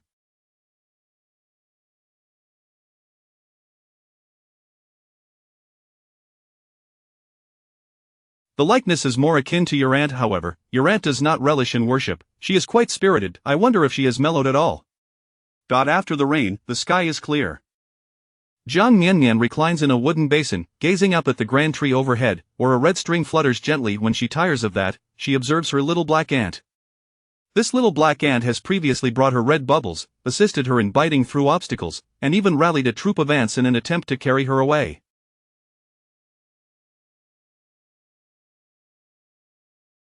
Now, it has outdone itself, dragging over a horse. This horse, how should one describe it? Jiang Miannian is not quite certain of the current purchasing power of silver, but it feels akin to a common household suddenly acquiring a Ferrari. They couldn't possibly afford the fuel. Surely, they cannot feed the horse only hot pot water every day, or just grass. Grass seems feasible, but although her family's meals are modest, she observes the two young masters devouring their food with delight, so tempting that she longs to taste a morsel herself. Jiang Miannian wishes to communicate with the little black ant, clarifying that not every beast that wanders onto their territory is destined to stay. However, having learned from the previous incident with the obstacle, the little black ant seems to have gained a modicum of intelligence and autonomy, making her hesitant to share any spiritual water, fearing she may not grow as rapidly as the little black ant. The little black ant, regardless of ownership, insists on claiming everything that enters its domain. The young master's horse, now tethered by the tree, occasionally snatches a bite of wild onion before wandering over to sniff Jiang Miannian, creating a sense of familiarity. The little black ant has established a new nest atop the horse's beautiful, fluffy mane, proudly displaying its dominance. Many villagers have gathered to witness the spectacle. They are astonished to learn that Jiang Feng has made quite a name for himself, associating with prominent figures. Indeed, he is a young master from the capital, generous in his gestures. The gifts he has bestowed pile up high. In the village, even the smallest addition to a household is the subject of much gossip. The recent commotion at the Jiang residence has piqued everyone's curiosity, especially since they are hosting guests. Before, the noble guests were too daunting to approach, but now that they have departed, the villagers flock to observe. Cui Niang watches enviously, jabbing at Cui's head while scolding, "You simpleton, look at how others navigate situations. You too have been rescued. Why do you not seize the opportunity to build connections? The gifts are truly abundant." Cui, unfazed by the jab, muttered, "Didn't you say it's best to keep a low profile to maintain our dignity?" Cui Niang fell silent, unable to retort, gazing at the white horse and exclaiming, "How can one afford to keep such a large beast when there are people who go hungry?" Just then, "Here are the provisions for its care. It is quite particular in its eating habits, so we appreciate your attention. My young master has assured me he will return to collect the horse later." Only then did the villagers find it reasonable. After all, this was no ordinary horse, it was undoubtedly a prized possession. Thus, they were merely asked to look after it temporarily, with the implication that the young master from the capital would indeed return. A few envious onlookers moderated their enthusiasm. As the crowd dispersed, having gleaned what they could, the small courtyard fell quiet. Jiang Yu found herself overwhelmed by the abundance of treats, pondering which to sample first.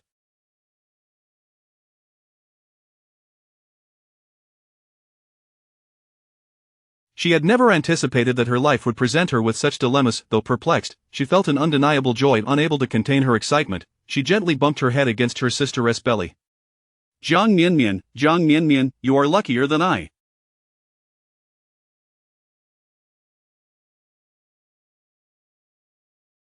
At such a young age, you can indulge in so many delights. Jiang Miannian, tickled by her sister's head, erupted into laughter. Jiang Yu delightedly contemplated her choices. Meanwhile, Jiang Feng busied himself with the gifts, which were numerous enough to soften the pangs of parting.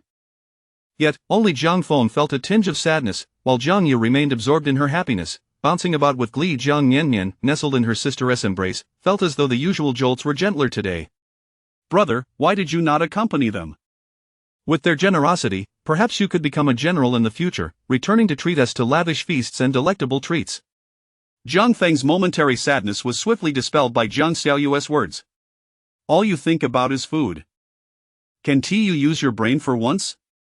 Jiang Yu, receiving a light tap on her head, felt no pain. Her head was quite sturdy. Isn't using one's brain meant to secure a good life? A good life means good food. Why not just enjoy the good food and skip the part about using my brain? Jiang Feng, Jiang Miannian, at her sister's logic seemed oddly sound, even if something felt amiss. Meng Xiaxia and He Chen's gifts were divided into two piles. The poorer families tend to place greater significance on gifts from others, mentally keeping track of what they owe in return. Their family had only invited two young masters to share a simple meal, yet they received an overwhelming amount of gifts in return. It felt almost shameful to accept so much. Moreover, considering the nature of their family, what could they possibly offer in return? They might never be able to repay such kindness in their lifetime, which deepened their sense of obligation. During the farewell, they presented the guests with a bag of dried meat, for there was little else left to give. They even plucked a handful of wild onions to include. Jiang Feng meticulously sorted through each Chen's gifts. Each item, a brush, ink, paper, and inkstone, held immense value for him. Besides these, a guard unexpectedly brought in a milk sheep.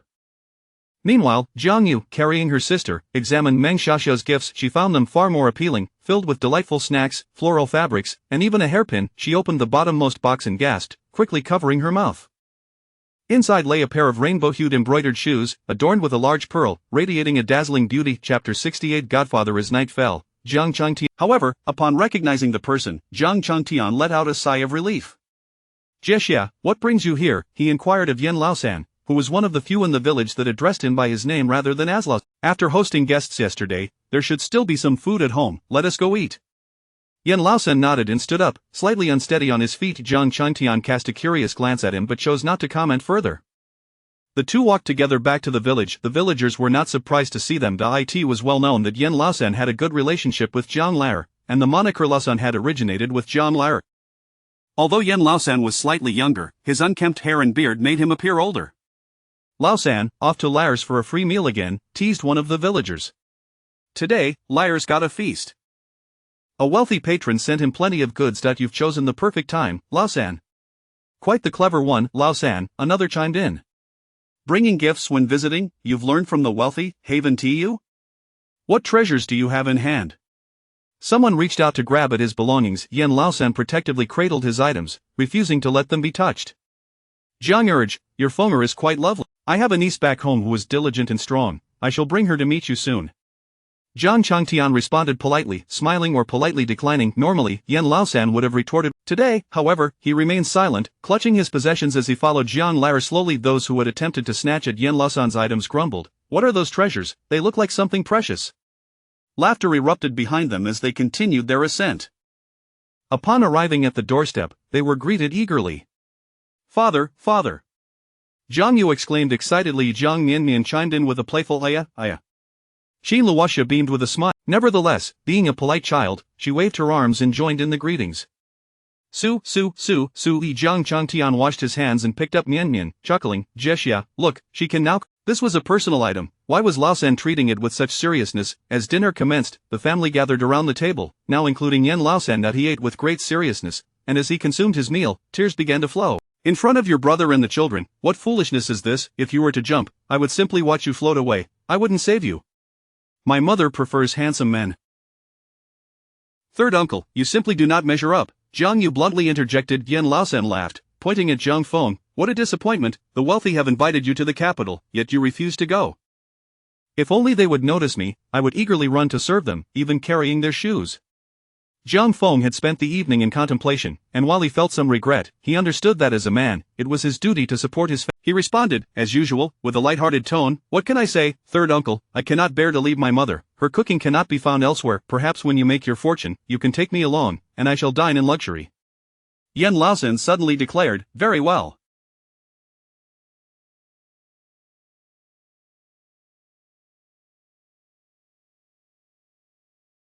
I plan to venture out, Fenger. I have no children of my own, so will you acknowledge me as your godfather? If I succeed in life, I shall treat you to the finest of delicacies, and if I do not, should I pass, remember to burn me a pile of paper. Jiang Feng was momentarily stunned and glanced at his father's expression. Then he stood up and bowed deeply. Bang, bang, bang, came the sounds of 3 knocks. Godfather. Qin Luoxia pondered, sensing something was amiss with Yan Laosan today. He had been quite insistent about marrying her, this little rascal. Jiang Miannian was curious, wondering if this man was a suitor for her mother. Jiang Yu asked inquisitively, third uncle, may my sister and I also join? We can burn paper for you too. Jiang Miannian. Others. Yan Laosan's eyes glistened with tears, yet he could not help but smile. If you all wish to recognize me, that brings me immense joy. Suddenly, I have 3 more children, and my life feels complete. Thus, the 3 siblings bowed together, gaining a new godfather. Jiang Miannian didn't even catch a clear glimpse of what her godfather looked like after the meal. While drinking water, Jiang Miannian added a special ingredient to her father's tea but noticed he had yet to take a sip. Yan Laosan solemnly presented a bundle to Jiang Changtian. Changtian, this is my treasure, please find a place to bury it. If one day I return wealthy, I shall reclaim it. If I do not return, consider me gone. Where are you going? Jiang Changtian inquired. I am skilled in singing and have heard that the nobles in the imperial city delight in it. I wish to sell my songs, targeting the wealthiest patrons. Once he finished speaking, Yan Laosan was filled with excitement. He seized the water from Jiang Changtian's hands and gulped it down. He then embraced Jiang Changtian, choking out, brother. Turning his gaze to Jiang Feng, Jiang Yu, and Jiang Miannian, he finally called out to Qin Luoxia at the door, sister-in-law, I am leaving. Returning to the house, she withdrew a small piece of silver, added another half, then included one more piece. She emerged with the silver and handed it to her son, saying, go, give this to your... At the village entrance, he handed the silver over to his godfather, watching as his figure faded into the darkness. A twinge of envy washed over him, and he called out, Godfather, you must strive for success. Yan Laosan did not look back as he walked away. From the darkness, a melodic voice rose, though I may face 9 deaths, I shall never regret. The song echoed softly, lingering in the air, silencing the birds. Chapter 69:2.5 Silver Horns. Nightfall, the cacophony of barking dogs in the village has diminished. Some bark joyfully, while others, having received a beating, have fallen silent. The ancients retired early. Candles were a precious commodity. Jiang Miannian's parents were still awake.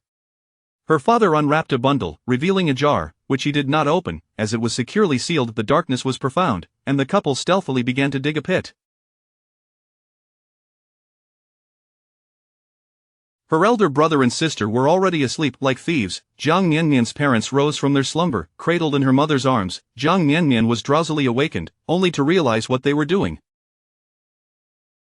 The pit was quite deep. Her father personally placed the jar at the bottom and then covered it with soil, layer by layer. The earth concealed the jar until it gradually vanished from sight. Jiang Miannian, overwhelmed by curiosity about what treasure they were so earnestly burying, pondered if she would unearth it when she grew up. Once the couple had buried the jar and washed their hands, they returned to their room to sleep.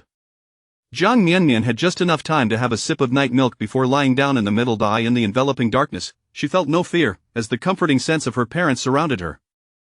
In the stillness, she heard her mother softly lament, how could Sanner be so cruel to himself? How could he bring himself to do such a thing? Her father remained silent, yet Jiang Miannian felt a long, slender hand gently caressing her back.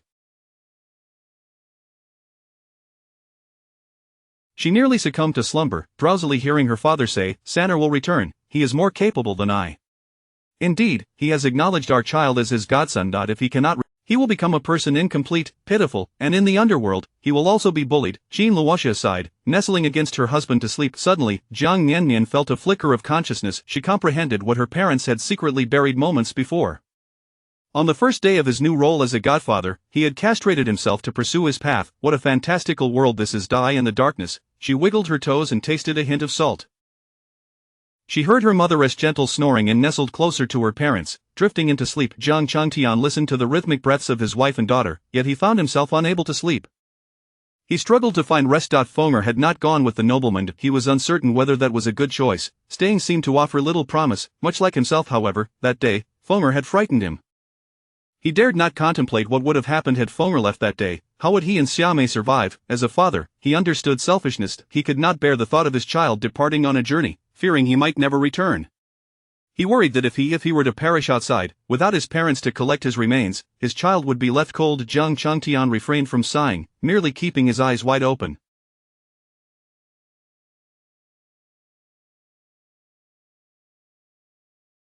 The corners of his eyes gradually grew moist. In this small village, the only one he could truly converse with was Sanner. He was his friend. He claimed to be Yin Jieshu. Jieshu had ruined his health. The balance of yin and yang was disrupted, and the outside world had descended into chaos. The journey to the capital was long, and he might perish before even reaching it. That was his wish. He had made his choice. He sought not persuasion but rather an unwavering advance. What he desired was not comfort. Acknowledging a godchild was not a retreat, for he understood it to be a dead end. In these tumultuous times, the paths of the impoverished were mere planks connecting other planks. He felt a baby burrowing into his embrace. Jiang Changtian wiped his eyes, drawing the infant closer. At that moment, his wife, Luoxia, unexpectedly stretched out her arm, enveloping both him and the child in her embrace. He thought he had awakened her, but she remained undisturbed, still snoring softly. Luoxia, even in her slumber, held him tightly, her arm heavy upon him. He found himself unable to escape, letting out a wry smile before finally succumbing to sleep. At this time, he slept soundly. In the dead of night, at the firewood shed of the county inn, a disheveled figure lay curled up, resembling a corpse. Upon closer inspection, one could discern that his body trembled slightly. He had been beaten and thought he had recovered after resting a few days. He intended to enter the palace, to the most opulent quarters where the nobility resided, yet he could only do so after enduring the beating.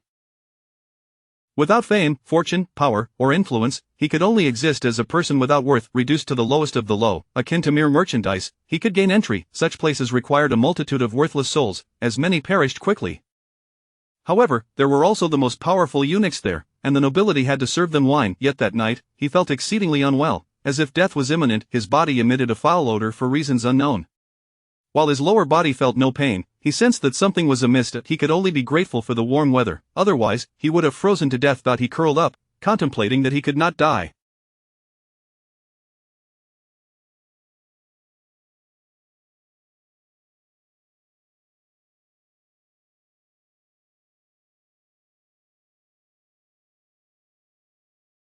He had promised his godson to strive for a better life, to provide him with sumptuous feasts. He could not die. He must not die. The long night dragged on, a test of endurance.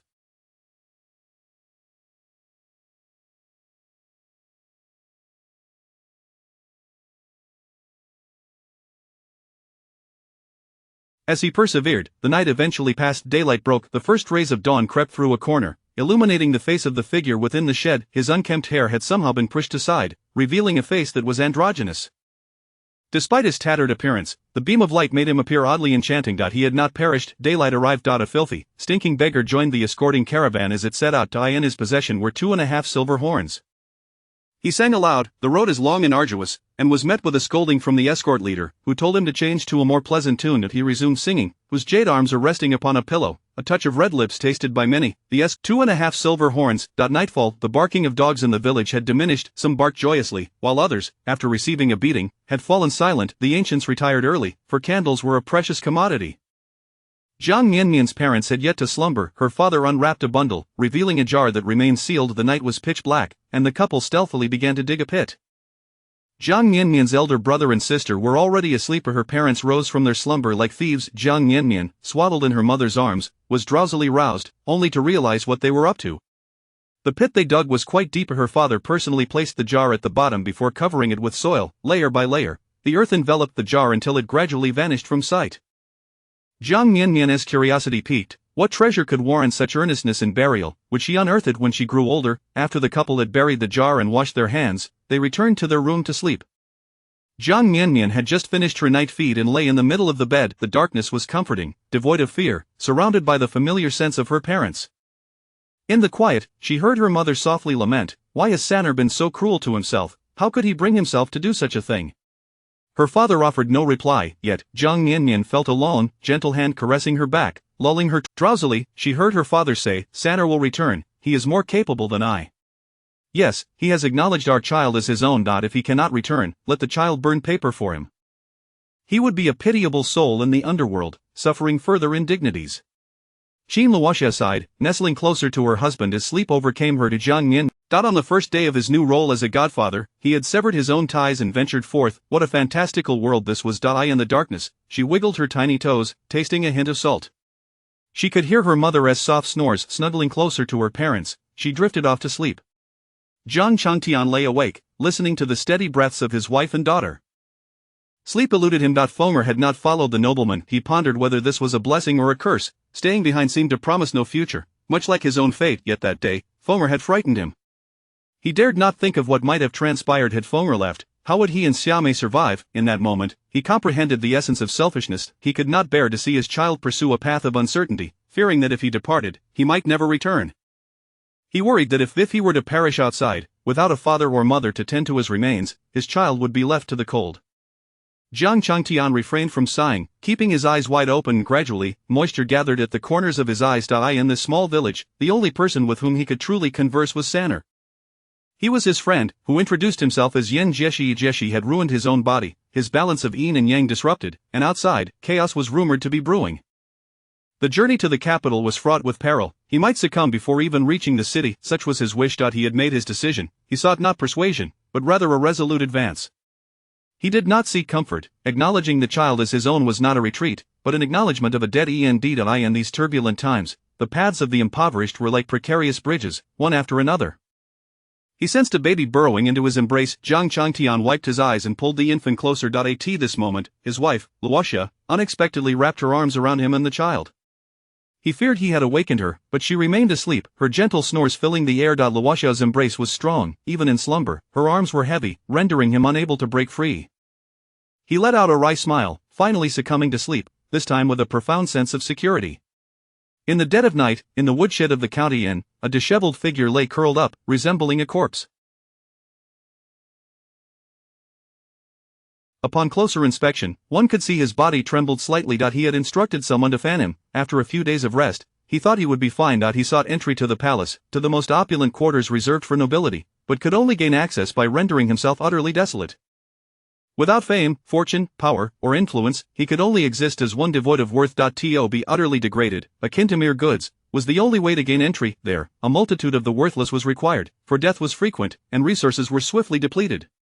Yet within those walls resided the most powerful eunuchs, to whom even the nobility had to pour wine. However, tonight, he felt particularly unwell. He believed he was on the brink of death. His body, for reasons unknown, emitted a foul stench. Though his lower body was not in pain, it felt far from well. He could only be grateful for the warm weather, otherwise, he would have frozen to death. He curled up, contemplating that he could not die. He had promised his godson he would strive to provide him with a life of luxury. He could not die. He must not die. The long night dragged on, unbearable. As he endured, the night eventually passed. Daylight arrived. The dawnlight gradually crept through a corner, illuminating the face of the figure within the woodshed. His unkempt hair had unknowingly been swept aside, revealing an androgynous visage. His tattered form, shrouded in filth, appeared remarkably enchanting in the glow of that single beam of light. He had not perished. Morning had come. A figure, filthy and resembling a beggar, set off alongside a convoy of guards. Clutched in his arms were 2.5 silver horns. He sang aloud, "The road ahead is long and winding," only to be scolded by the convoy leader for his ill fortune, prompting him to choose a more pleasant tune. He resumed, "Whose jade arms are pillow to my dreams, a single red lip savored by many." The convoy leader turned, exclaiming, "Beautiful." Chapter 70 of The Inspector. He receives a letter. The pace of carriages is slow, and so too the delivery of letters. Time meanders languidly. By the time Inspector he receives his nephew's correspondence, the court is entangled in chaos. In fact, the court has always been a tangled web of the sovereign, indulgent and exceptionally astute. If only he would allocate a fraction of his intellect to governance, the realm would not find itself in such disarray. When the clever seek pleasure, the affairs of the court and the world become a tumultuous mess. It would be better to have a fool in charge, allowing those willing and capable to take on the responsibilities. Inspector He is a rare individual with ambition, harboring concern for the common people while also catering to the emperor's desires. His intelligence and emotional acumen are remarkably high, yet this is a heavy burden to bear. He cannot afford a single misstep. Inspector He has always held his nephew Yi Chen in high regard, supporting his explorations of the world. The Meng family boasts a commendable lineage, and Chen has a discerning eye for friendships.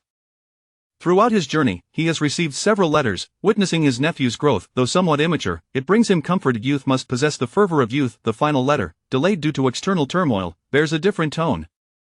It lacks the exuberance of youth and instead conveys something else. He notes that his nephew has made new acquaintances, whom he refers to as friends, suggesting a deep inner recognition. However, there appears to be a sense of confusion. One of these friends is the son of a disobedient and unfilial man. He personally visited this family, discovering their extreme poverty, subsisting on wild vegetables, and having to borrow grain to entertain them.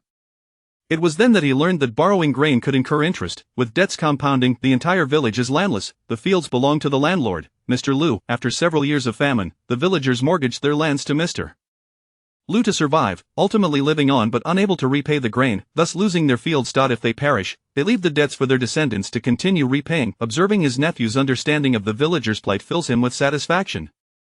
The wisdom of books pales in comparison to first-hand experience. However, human nature is treacherous. His nephew, being young, is easily deceived. A disobedient and unfilial person must harbor some flaws, otherwise, such a grave sin could not exist. In the previous dynasty, a mother accused her son of being unfilial and rebellious, leading to his execution by slow slicing, while she herself was sentenced to 3 years for inadequate upbringing. Both mother and son bore guilt. Although there are no such cases in the current dynasty, unfilial conduct is still a serious crime. As this pertains to another's family, I cannot pry too deeply. I would trouble my uncle to investigate any underlying circumstances regarding the youngest son of the former Grand Tutor of Jiang. I observe him to be graceful and refined, truly exceptional. My nephew has always held lofty standards, yet before him, he seems somewhat ill at ease. Inspector He reflects on the case of the former Grand Tutor of Jiang. The Grand Tutor, a mentor to the Crown Prince, sought his charge exiled and confined, while his family was banished. Later, the sovereign's heart softened, reportedly at the behest of Princess Huiyun, and during the Grand Tutor's exile, the emperor decreed a pardon. However, the Grand Tutor, in frail health, could not withstand the hardships of exile and succumbed along the way. Due to the former Crown Prince's involvement, this matter has always been a taboo within the court. Aside from Princess Huiyun, the emperor's sister, no one dares to speak of it. Investigating this could be complicated, but opportunities will arise, and he shall remain vigilant. Observing his nephew's description of the family's demeanor, he shakes his head. Perhaps it is the allure of appearances that captivates the young. After all, they are still youths. Yet, when he encounters the poem penned by his nephew, the youth scribes upon the earth with a twig. This steed is no ordinary steed. This star is the true star. Striking the slender bones forward still resonates with a metallic sound. Uncle, I was taken aback, my mouth agape, unable to articulate a single word, rendered speechless for a considerable time. Upon reaching this passage, the once light letter suddenly felt heavy in Inspector He's hands. Striking the slender bones forward still resonates with a metallic sound. Striking the slender bones forward still resonates with a metallic sound. Striking the slender bones forward still resonates with a metallic sound. He first recited it softly, then increased his volume slightly, and finally bellowed with conviction, as if engaging in a profound discourse. Striking the slender bones forward still resonates with a metallic sound. In his mind, he etched the image of a youth forged of bronze. A new name blossomed in Inspector He's thoughts. Jiang Feng, the boy of bronze. Chapter 71. Gifted. In the early morning, Jiang Miannian awoke, feeling as though she was lying on her stomach. With a determined effort, she pushed her little bottom up, and with a plop, the world around her brightened. To her astonishment, she had successfully turned over. Jiang Miannian felt a flicker of joy. Who would have thought that her body, which had been so unyielding, would finally obey her will? She felt akin to a little turtle. With a burst of excitement, she attempted to flip again, only to find herself back on her stomach. After another turn, she reverted to her original position. She gleefully rolled over several times, inching closer to the edge of the bed. But just as the story seemed on the verge of concluding, Qin Luoxia entered the room, causing her heart to race. In a flurry, she scooped her child back to the center of the bed. Qin Luoxia was both surprised and delighted. She had not anticipated that such a tiny babe could already turn over. Her Miannian must have inherited her father's intelligence, being clever from such a young age. After Jiang Chantian finished his morning routine and entered the room, intending to bid his wife goodbye before heading to work, he was greeted by his wife's excited exclamation, "Dear husband, come quickly, Miannian can turn over."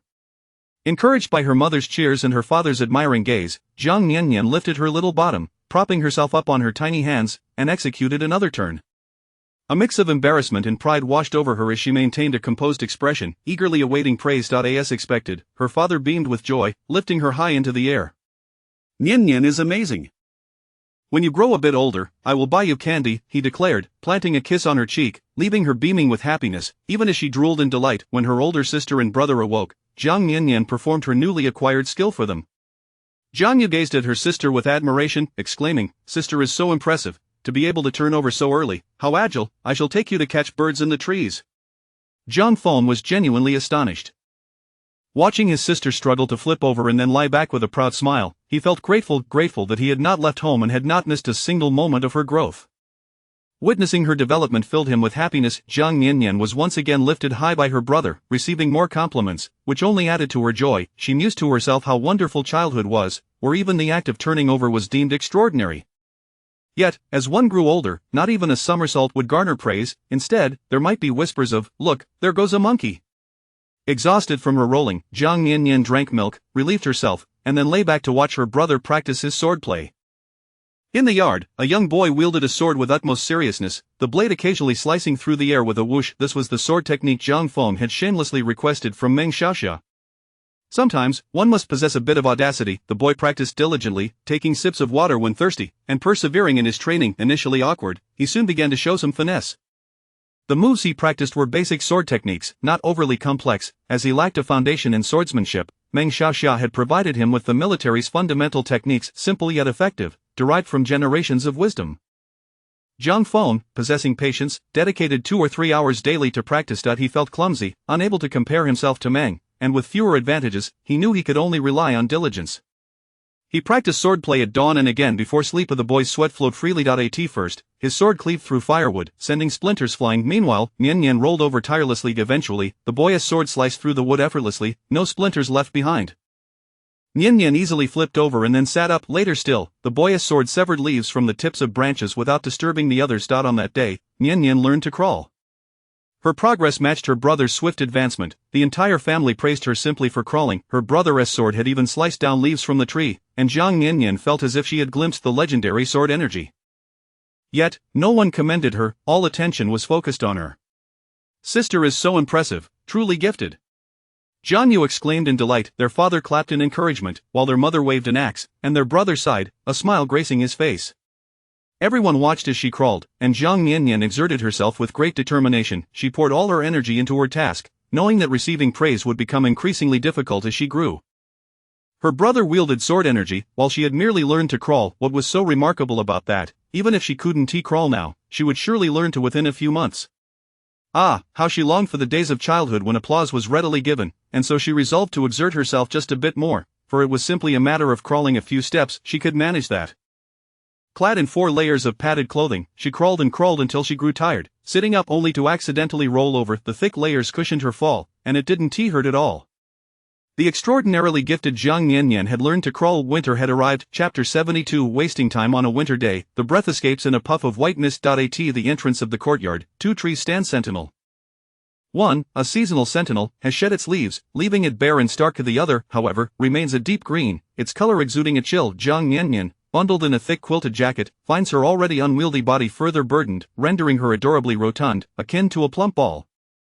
At merely 6 months old, she has mastered the art of crawling, securing an early advantage in this race of life. She dedicates her salvage time to crawling. The act of crawling is pivotal for infants, enhancing their vestibular and cerebellar coordination, and laying a solid foundation for future standing and walking. Swift movements lead to ever swifter strides. Go, Miannian. Qin Luoxia has observed her daughter's fervent passion for crawling, yet the child possesses an extraordinary aversion to dirt. She refrains from touching anything deemed unclean. Items offered to her are only accepted if she witnesses them being washed clean. She refuses to crawl on the bare ground, insisting on a mat beneath her. Qin Luoxia has woven a grass mat, and it is upon this that Jiang Miannian scuttles to and fro. Often, a little black ant accompanies her on these adventures. The family has long been aware of the ant's presence, but knowing that the troublesome vendor met his demise due to an ant bite, they have come to regard this ant as a household guardian spirit. While others have serpents or foxes as their protective spirits, for Miannian, it is the ant. Jiang Miannian frequently competes in crawling against the ant, and each time, she emerges victorious, for the little black creature pauses to wait for her. The little white horse, too, shows great affection for Miannian. In her household, it serves not as a mode of transportation, for her father does not ride it to work, and Jiang Feng seldom takes it to the county town, wary of its Thus, it is only her mother who occasionally rides into the mountains, while most of the time, the little white horse stands guard, ever vigilant in Miannian's presence. It requires little upkeep, thriving on wild leeks and even nibbling on leaves from trees, seldom eating the chickens, lest they become financially burdened. The world has grown more tumultuous. News of the 2 young lords from the capital has ceased. The dairy goat was sold, as her mother felt it was a humiliation to have it, for she herself produces ample milk, leading to waste, and the family cannot afford to keep 2 large animals. Jiang Miannian's earnest practice of crawling is also spurred by the encouragement of the little white horse. With such a magnificent steed nearby, she yearns to ride it. She envisions herself, grown up, riding a white Ferrari, making a grand entrance. What a delightful thought! Time passes swiftly. Although Jiang Miannian is but an infant, she is quite busy eating, drinking, relieving herself, and sleeping consume much of her time. When awake, she must practice her crawling and entertain her family, bringing joy to all. Recently, from the tidings brought home by her father and brothers, it appears that famine, banditry, and military strife plague the lands beyond their home. The summer drought has just passed, and now the winter freeze has arrived, making this year's cold particularly biting. Jiang Miannian feels little of this, as her family, as circumstances have improved, they can at least enjoy full meals, and while their outer garments still bear patches, within, each family member possesses a quilted jacket, and their straw sandals have been replaced with cloth shoes featuring proper soles. Though others cannot see their attire, the family's countenance remains bright. Envious villagers gossip, claiming the family feeds off the horse's lifeblood, surviving solely on the sustenance provided by a single steed. In truth, Jiang Miannian perceives that while the gifts from the 2 young lords from the capital contribute, a household cannot thrive on mere 2 gifts. It is the tireless efforts of her family that sustain them. Her mother frequently brings home game, and her father returns with more silver than before, though Jiang Miannian remains unaware of her father's dealings, as he has not spoken of them, nor has her mother inquired. Her brother seems to be thriving, bringing home a plethora of assorted items. Her sister has developed the skill of a hunting dog, often venturing into the mountains in search of delectable treats. The mushrooms her sister forages are particularly fragrant. Even if Jiang Miannian feels she might be laid low, the aroma is enough to make her mouth water profusely, yet, her sister appears to suffer no ill effects from them. On one occasion, the mushrooms were so vividly colored, more vibrant than her sister's embroidered shoes, that her sister cooked them up for herself. Aside from a couple of trips to the privy, she experienced no adverse reactions. However, that day, the mountain chicken her mother brought home met a tragic end due to poisoning. As her sister had used the same bowl to feed the chickens, Jiang Miannian was startled, now hesitant to touch her sister's food. Her sister received a sound reprimand from their mother. Jiang Miannian watched, heart racing. Thankfully, to this day, she has yet to feel the sting of her mother's hand. Jean Luoxia believes that her daughter's fastidiousness has been inherited from her father. The mother, who readily wields an axe against her eldest and second-born, shows remarkable patience toward her youngest, Miannian. Today, her mother did not venture into the mountains. With winter upon them, there are scarce game to be found, or they have retreated deeper into hiding. They cannot deplete resources entirely, for next year's sustenance must still be secured. The sun-dried meat stored at home is rationed, sufficient to last through the winter. Sitting on the grass mat, Jean Luoxia busies herself with needlework. Beside her, a simple earthen stove supports a small fire, preventing the chill from encroaching too deeply indoors. As Miannian enjoys the outdoors, this child has always been easy to care for, rarely crying or fussing, yet she possesses a stubborn streak, a love for cleanliness, and an affinity for sunlight. In the dimness of their home, unless it is time for sleep, she has no desire to linger inside. Having crawled a short distance, Jiang Miannian makes her way to her mother, determinedly sitting down to observe her mother's needlework. To her surprise, Jean Luoxia's stitching is remarkably delicate. Despite her frequent use of the axe, she handles the embroidery needle with equal steadiness. Miannian points to the right side of her garment, wishing for a pocket to be sewn there. Mother, pocket, she murmurs. Although her speech is still unclear, she manages to convey her desire. She cannot fathom where to conceal her belongings at this moment. She believes that having pockets sewn into her clothes would be most convenient, enabling her to insert her tiny hand or perhaps stow away her little black ant.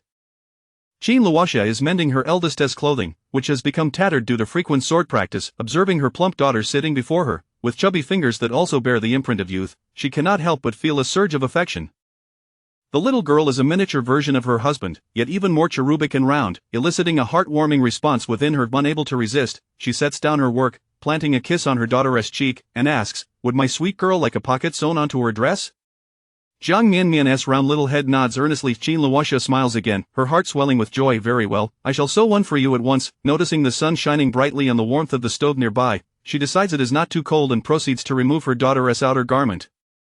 Jiang Miannian cooperatively extends her arms, her mother beams, her round face adorned with dimples, perhaps less swollen than when she first emerged from confinement, now more radiant. Jiang Miannian feels a profound sense of maternal beauty radiating from her mother, providing her with a sense of security.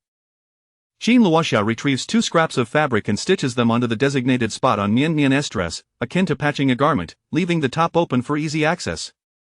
Once completed, she discovers that it can indeed hold small items, proving quite convenient. As Jiang Miannian patiently waits for her mother to finish her task, her sister returns. Jiang Yu settles by the stove, instinctively picking up her younger sister and cradling her in her arms. Miannian leans against her sister, resting her head on her chest, feeling the softness of her sister's bosom, which seems to have developed slightly. Mother, Hui is truly getting married.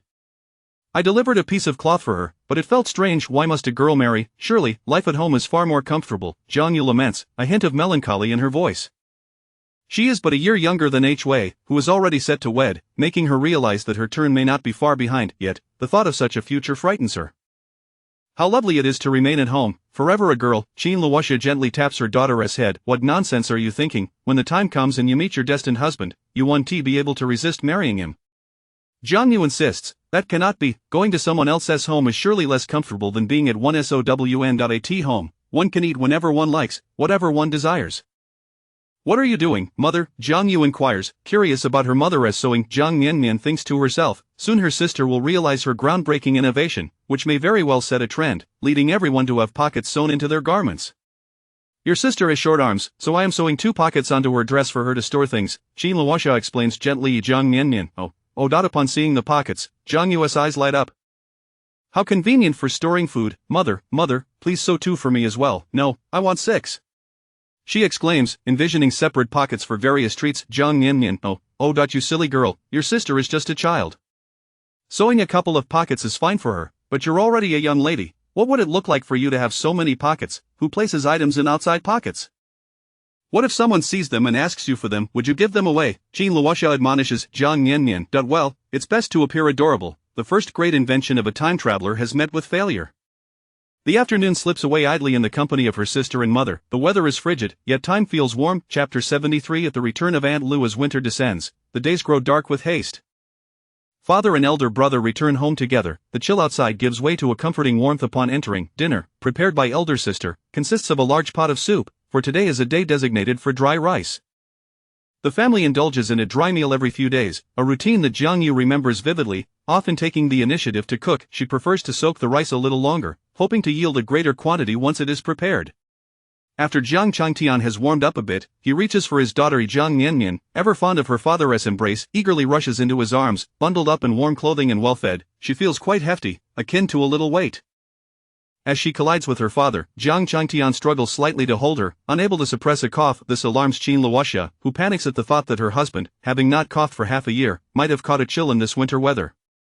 Just last month, old man Lu from the village succumbed to such an ailment. Jiang Feng takes Miannian into his arms. Observing the concern surrounding her father, Miannian feels reassured by his robust health, believing that the spiritual spring water has fortified him. After all, her father is not of a stout constitution, yet, she relishes the embrace of her elder brother as well. He lifts her into the air, making her feel as if she is genuinely flying. Miannian soars and descends in her brother's grasp, delighting in the playful sensation, unable to contain her laughter, which bubbles forth like a melody. Jiang Feng beams with pride, exclaiming, Miannian can call me brother now. How impressive! A morsel of drool lands on her brother's face as she returns to his embrace. After a bout of playful banter, the family gathers to partake in their evening meal. Though the portions are divided, Qin Luoxia, elder sister, and elder brother eat with remarkable speed, driven by an unspoken urgency as if fearing that a slower pace might lead to scarcity. Jiang Changtian eats more leisurely, while Miannian takes her time, now able to join them at the table in her little bamboo chair, crafted by her mother. She exhibits a sense of independence, resolutely refusing to consume food that has been masticated by her mother. While she is fine with it being chopped, she cannot abide it being chewed.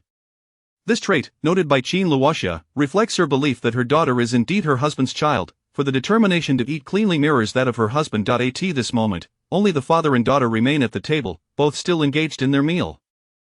Jiang Changtian dines with grace, while Miannian strives to eat tidily. Conscious of her status as a growing child, she feels a sense of embarrassment at the thought of splattering rice and soup all over herself. Nevertheless, as a child, her hand-eye coordination is not yet finely tuned, leading her to consume her food at a languid pace. The sight of her slowly maneuvering her spoon to her mouth is endearing, yet it proves to be a challenge to locate the target with precision. Jiang Yu, watching, grows anxious, lamenting, "If my sister continues to eat like this, she may well starve if she doesn't marry into a wealthy family." She receives a playful flick on the forehead from her elder brother. "Stop your nonsense, quiet down." Just as Miannian is making an effort to eat, a knock sounds at the door. Bang! Bang, bang. The dinner hour has drawn uninvited guests. Jiang Changtian finishes his soup while Miannian, ever alert, glances at the food before her, contemplating whether to hide the small portion of minced meat. However, she is an exception. Elder sister swiftly clears the table, leaving her meal intact, encouraging her to continue eating. Seated at the table, Miannian notices the newcomer. Entering is a woman clad in silk, her face heavily painted in a manner that is quite alarming. Her gait is comically awkward, one leg functioning well while the other drags limply behind her, a sight reminiscent of her fall 6 months prior when she fractured her leg. Aunt Lu has managed to walk again, but her limp remains, a constant reminder of her misfortune. Upon seeing the plump infant dining at the table, with meat in her bowl, Aunt Lu's eyes glimmer with greed. What a beautiful child! Surely, the Jiang family has spared no expense.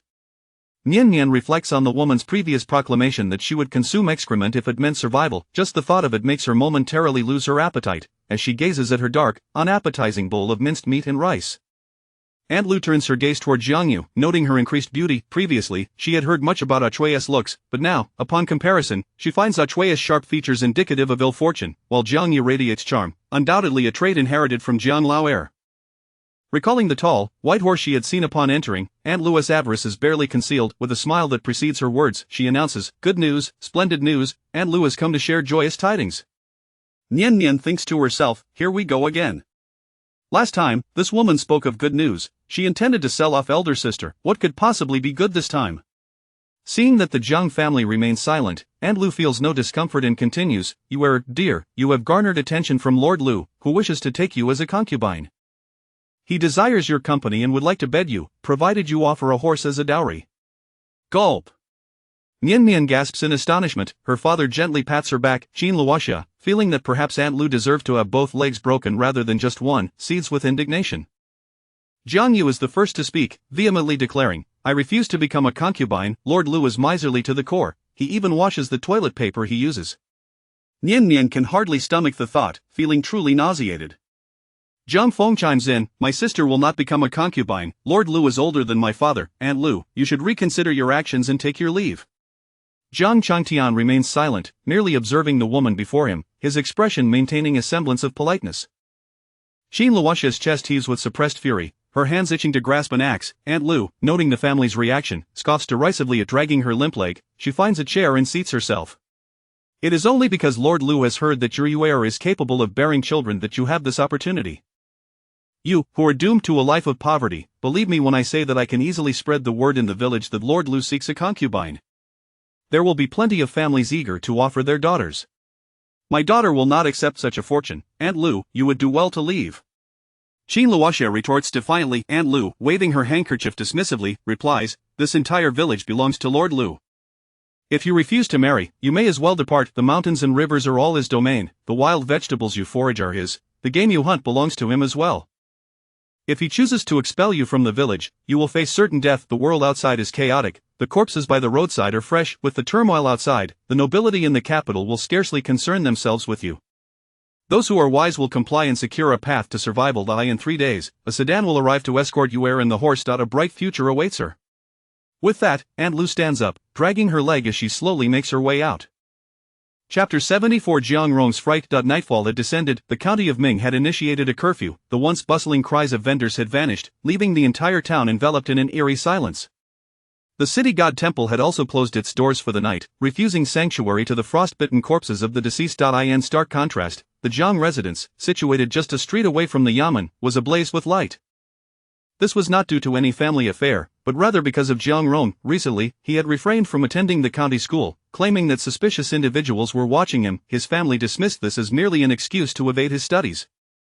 Even Jiang Wan believed her elder brother was simply being lazy and spoke of it lightly despite the fact that the old matriarch had sent guards, as a precaution due to her daughter being the consort of the seventh prince. They never anticipated that Jiang Rong would nearly fall victim to bandits.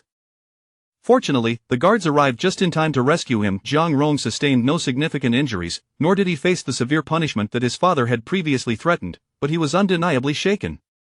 The bandit had indeed taken a life before his very eyes, committing murder with the same nonchalance as slaughtering a chicken or sheep, a knife piercing in and out with bloodshed. Ever since that night, Jiang Rong had been plagued by nightmares, frequently waking in terror. Consequently, the Jiang residence remained illuminated well into the night. The old matriarch, already advanced in years and prone to sleeplessness, found herself further troubled by her grandson's distress. Each time he fell asleep, he was besieged by horrifying dreams, crying out in fear, "Don't kill me, don't kill me." It had been a considerable time since he last attended the county school, and given the chaos outside, classes had been suspended for a while. During this time, Jiang Wan had been keeping her grandmother company, transcribing scriptures in her room daily, praying for her brother's swift recovery. Though her brother lacked great ambition, he had never been a troublemaker and treated her with utmost kindness. Jiang Wan, who had previously been haunted by nightmares, now found herself wishing to dream again, hoping to witness the specific scenes once more. Alas, upon waking, she could only recall vague impressions or fleeting moments of encounters. She believed this to be a divine warning. From a young age, she had sensed a difference between herself and others. She seemed to easily endear herself to those around her, provided she genuinely cared for them. If her heart was not in it, such affection proved fleeting. Thus, she constantly reminded herself to embody sincerity and kindness. As night fell, Jiang Huixing and his wife unexpectedly visited the old matriarch's chambers.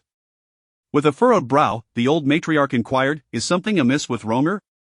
Jiang Huixing shook his head while his wife, Wu Shi, kept her gaze lowered. Observing her son and daughter-in-law, the old matriarch noted how much her son resembled his father, handsome, poised, and dignified, traits she greatly admired.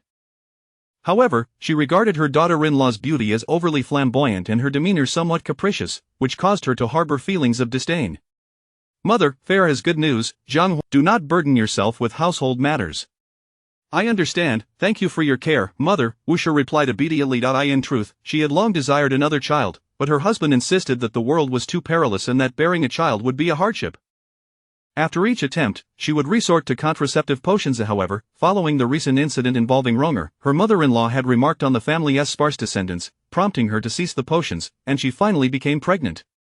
It was not that she sought to replace Ronger, rather, she believed that a larger family would bring prosperity. Watching her son and daughter-in-law depart, the old matriarch instinctively furrowed her brow, feeling that Wu Shi was somewhat unfeeling.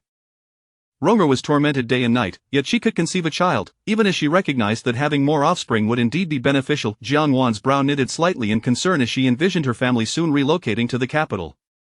If her mother were to be pregnant at such a time, when would they be able to leave? Moreover, she should not have any younger siblings. These changes filled her with unease. For instance, her two elder brothers had unexpectedly gifted many presents to their second uncle's family before departing. She had not anticipated that they would be acquainted. Jiang Wan let out a faint sigh.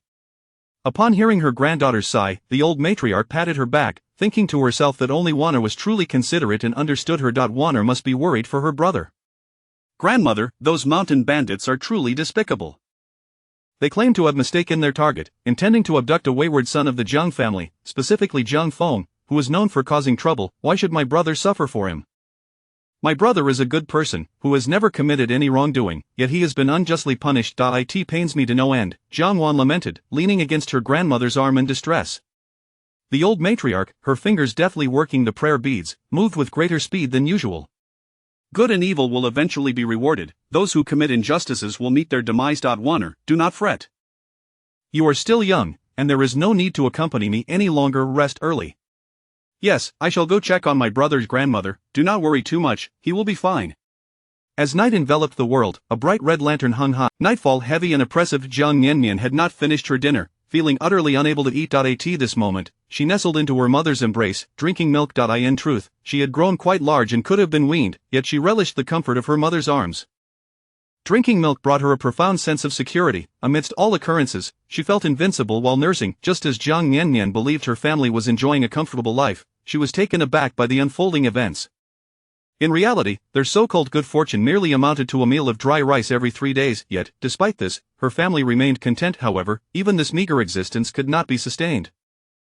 As she drank, Jiang Miannian found the milk somewhat bitter. Indeed, her appetite waned, and she sat upon the bed, unable to resist placing her fingers in her mouth. She simply could not help it. It was as if a baby could not control its hands, easily shoving them into its mouth, especially since she possessed a spiritual essence. Sitting there, she earnestly sucked her fingers, participating in the family's grave predicament. What should she do? What should she do? Jiang Yu, observing the somber expressions on her family's faces, including her younger sister, who was sucking her fingers with a round, cherubic face, spoke up. How about I go? I could find some wild mushrooms and prepare a meal for the entire family, and we could all perish together. Jiang Miannian's eyes widened in astonishment at her sister's suggestion, feeling an itch in her gums as if a tooth were about to erupt. This was something Zhang Feng would have said in the past, but over the past 6 months, he had dedicated himself to sword practice, honing his skill and attaining a greater sense of tranquility.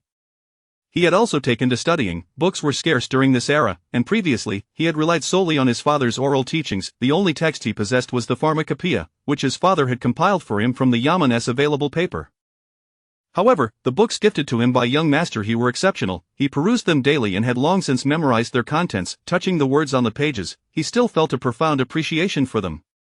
One of the volumes was the Criminal Code, detailing the punishments corresponding to various offenses. For instance, poisoning an entire family would undoubtedly result in a death sentence. He firmly believed that with his sword in hand, he could single-handedly slay 23 members of the Lu landlord's household in one night. However, such an act would lead to a life on the run, ultimately endangering his family. Qin Luoxia ground her teeth in fury, cursing the scoundrel who approached Lu landlord regarding her sister. With so many people around, why did he set his sights on her daughter? If she had her way, she would plunge a spear into him. Jiang Changtian gently tapped his long fingers on his knee, contemplating for a while before speaking. Sleep now. Your father has a plan. Do not speak of death. We are not at that point yet. As long as I am here, you will not be made a concubine. Chapter 75. Brothers. In the early morning, the bustling wonton stall exhaled steam, its fragrant aroma wafting through the air from a distance. Jiang Changtian, impeccably dressed, passed by the stall, typically uninterested in lingering there. He seldom indulged in street food. It seemed a waste of money, and his sensitive stomach was prone to discomfort from various foods.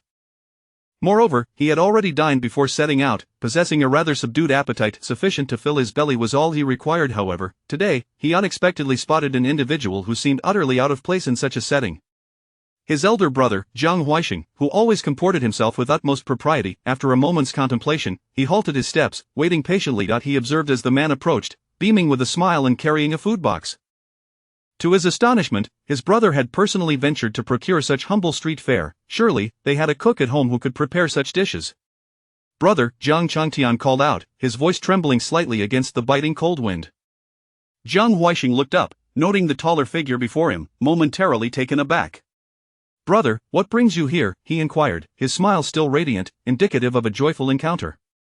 Fare is pregnant. Unlike you, my brother, I am not blessed with financial security. I must toil to provide for my family, Jiang Changtian replied matter-of-factly. Hearing the sarcastic undertone in his words, Zhang Huixing struggled to contain his rising anger.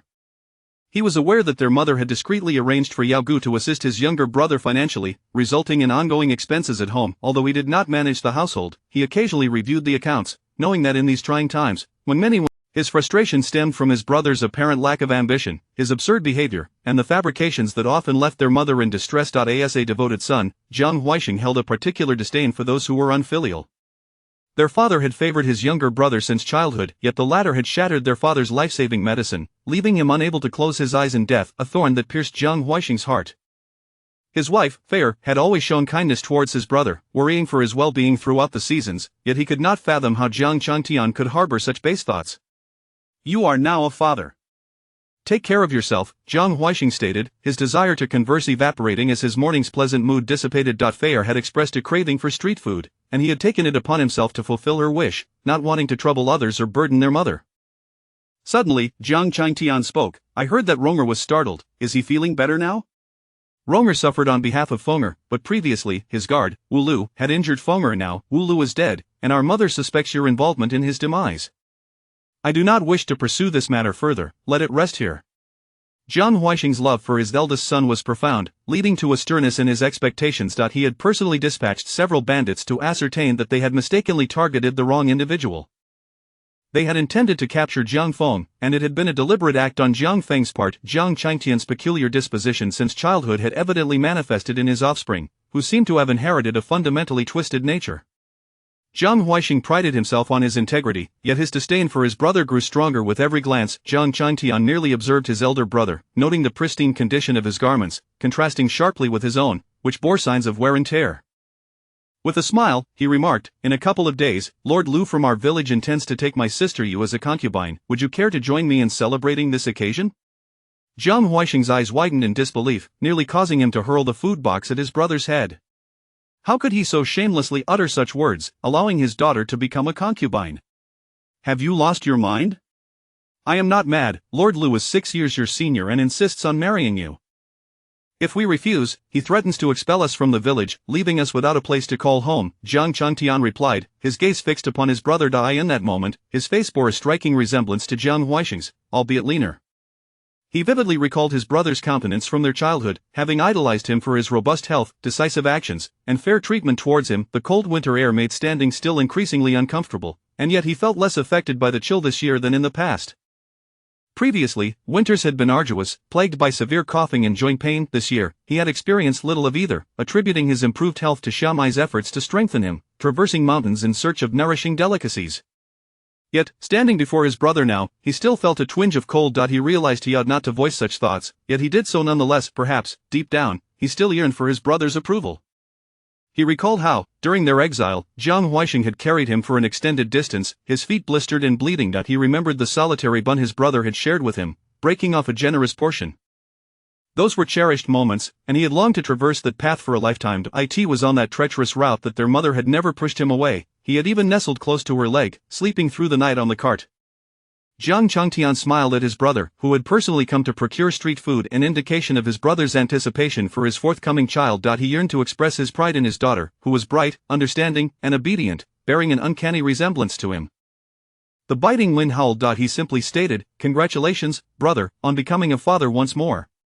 To be a father is to protect one's child. He must continue to strive with that." He turned and walked away briskly, his figure slightly unsteady, moving with urgency and quickly vanishing into the mist.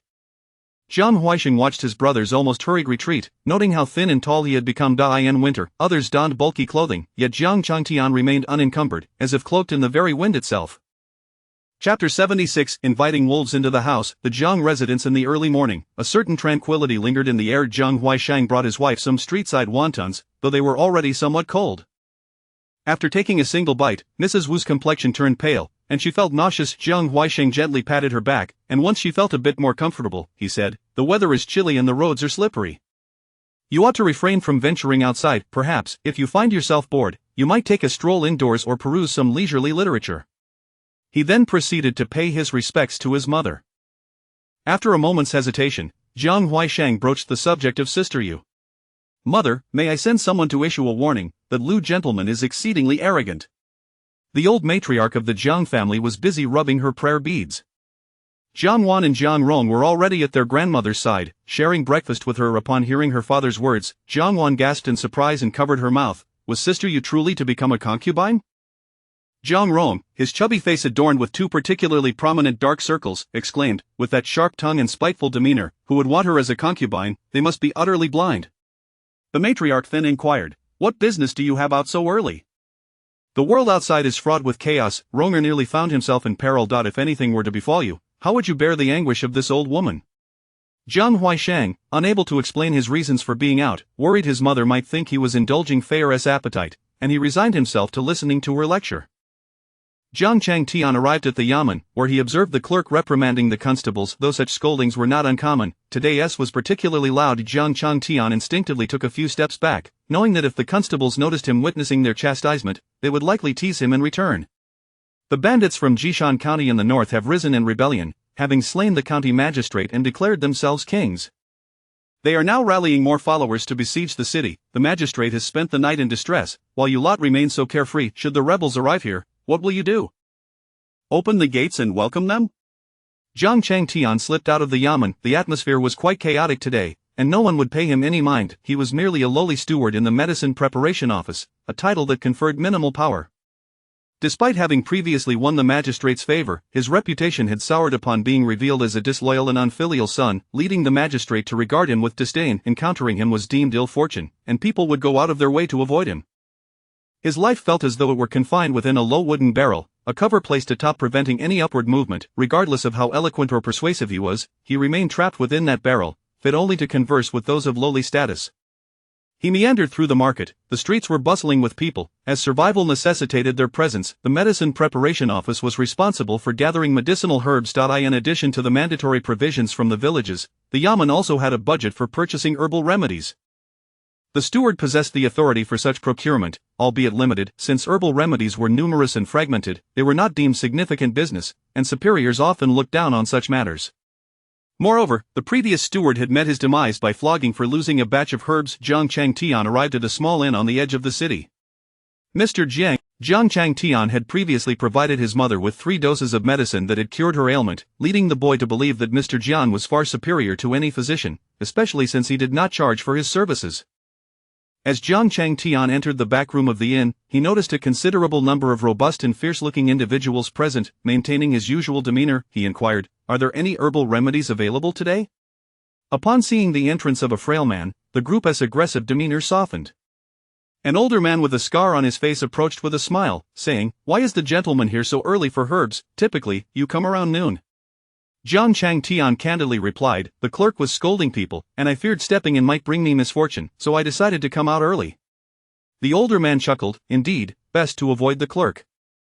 There aren't many herbs this time. Take a look and see if you can make use of them. The medicine you provided last time for injuries was remarkably effective. Do you happen to have more of it? This world is quite chaotic." "Isn't that the truth?" The clerk mentioned that the bandits from Jishan County have attacked the yamen, declaring themselves kings while reprimanding the constables. "I've heard that reinforcements have been dispatched to prepare for their arrival." The older man paused momentarily, then continued nonchalantly, "Which forces are coming?" Jiang Changtian, in his simplicity, shook his head, "I have no idea. I only caught a few words about catching turtles in a jar before I hurried out. If you ask me, attacking the yamen is akin to an old immortal seeking death. If they truly need money, they would be better off robbing the wealthy, like our village's Luleoi, who is set to take a 6th concubine soon. His household is overflowing with riches, and he wishes to add yet another to bear him more heirs." The older man slowly turned to retrieve the herbs, muttering, "How do you know about Luleoi's plans for a concubine?" Jiang Changtian, with wide eyes, earnestly replied, "Luleoi is from our village.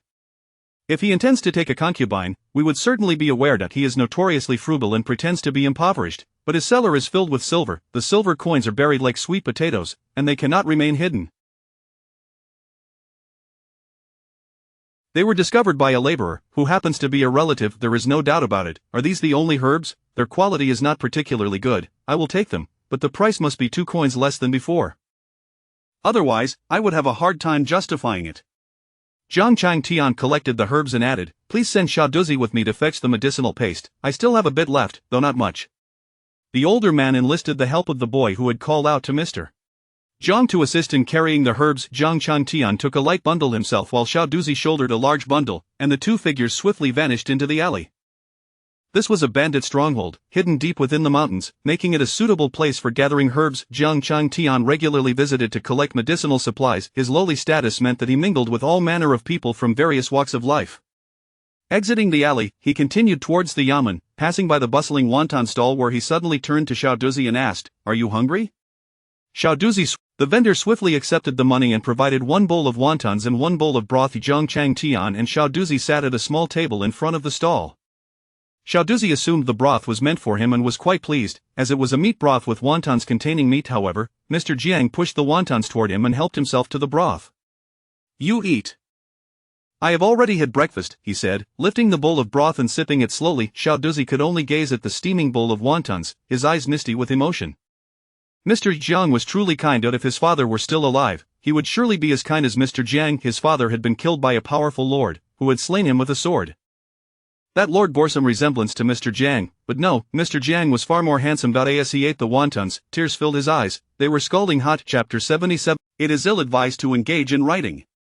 The author's true thoughts. The cold wind howled. Jiang Changtian bid farewell to the little pouch. The pouch contained ointment for treating injuries. He hurriedly left the yamen, feeling a natural apprehension. However, old Scar Uncle had urged him to come and observe, advising him to be astute. Inside the yamen, he noticed an unusually large number of people, far exceeding the usual crowd, all bustling about as if preparing for a significant event. Fearful, the little pouch walked faster than usual, yet he could not resist glancing back at Mr. Jiang, who stood before a small house. He jogged momentarily, then halted to wave goodbye to Mr. Jiang. Mr. Jiang was a good man, and his mother had always said that one must remember kindness. The gentleman reciprocated the gesture with a solemn expression. Following Mr. Jiang's gaze, the little Poch was startled to see the county magistrate, clad in grand robes and a hat, emerging from the yamen. He was both curious and intimidated, as the magistrate appeared to be escorting a resplendent elderly lady. Bowing graciously before her even in such official attire, he managed to bend at the waist, causing the circular insignia on his waist to sway. The little Poch paused momentarily, only to be chastised by someone, jolting him back to reality. He realized he had lost his senses. Standing idly in the yamen without looking back, he dashed away, swiftly disappearing from sight. The opulent old lady whom the county magistrate personally escorted was none other than Jiang Changtian's mother, the venerable Lady Jiang. Due to some unrest in the county, she had been specially invited to discuss matters with the officials, accompanied by royal guards. Jiang Changtian had not seen his mother for a long time, yet she appeared unchanged, as if frozen in time. Her elegance was palpable, and even in this small county town, she exuded an innate grace that left others in awe, even as she interacted amicably with them. He had aged, becoming a father to 3 children, while his mother retained her youthful charm. Beside her stood a charming young girl, of a similar age to his sister Yu. His sister Yu was preoccupied with thoughts of food, constantly pondering what to eat. The young girl, however, was courteous, maintaining an air of dignity even in the presence of the county magistrate, embodying a blend of superiority and approachability akin to Lady Jiang. Sensing something, Lady Jiang turned her head while exchanging pleasantries with the magistrate and caught sight of the tall, slender youth standing by the small door. His visage bore a striking resemblance to her eldest son, startling her. Jiang Wan also turned around and recognized the figure. His features bore a resemblance to her father's, yet he appeared far more handsome just standing there. He emanated an aura reminiscent of cold winds and autumn waters, his demeanor exuding a nobility that surpassed that of the county magistrate. The magistrate, noticing Lady Jiang's expression, hastily found an excuse to take his leave, preferring not to involve himself in family matters. Jiang Changtian lingered. Since becoming a father to Fenger, he had grown considerably more composed than before, often reflecting on his past actions. Only after becoming a parent did he truly understand the sacrifices of his own parents, regretting the many ways he had caused his mother sorrow in the past. As he began to teach Fenger how to read and write, he discovered that Fenger was exceptionally bright, even more so than himself, with a remarkable memory. While he struggled to memorize poetry after several readings, Fenger could recite lengthy verses after just a couple of go-throughs. With her little bun hairstyle, she would stand before him, reciting poetry with enthusiasm, filling him with joy and gratitude. Thus, the following day, he made a point to visit the Jiang residence, kneeling at the entrance for half a day, then again before Lady Jiang's quarters, remaining there until dusk to finally see his mother. His elder brother had recently welcomed a daughter, a child of exquisite beauty, causing Lady Jiang's face to light up with joy. His elder brother radiated happiness. Understanding the feelings of fatherhood, Jiang Changtian hoped that today would be a day. He sought no riches or high status, only a word from his mother, a promise to allow him to forego the imperial examination. He no longer dared to dream of achieving glory or elevating his family's name.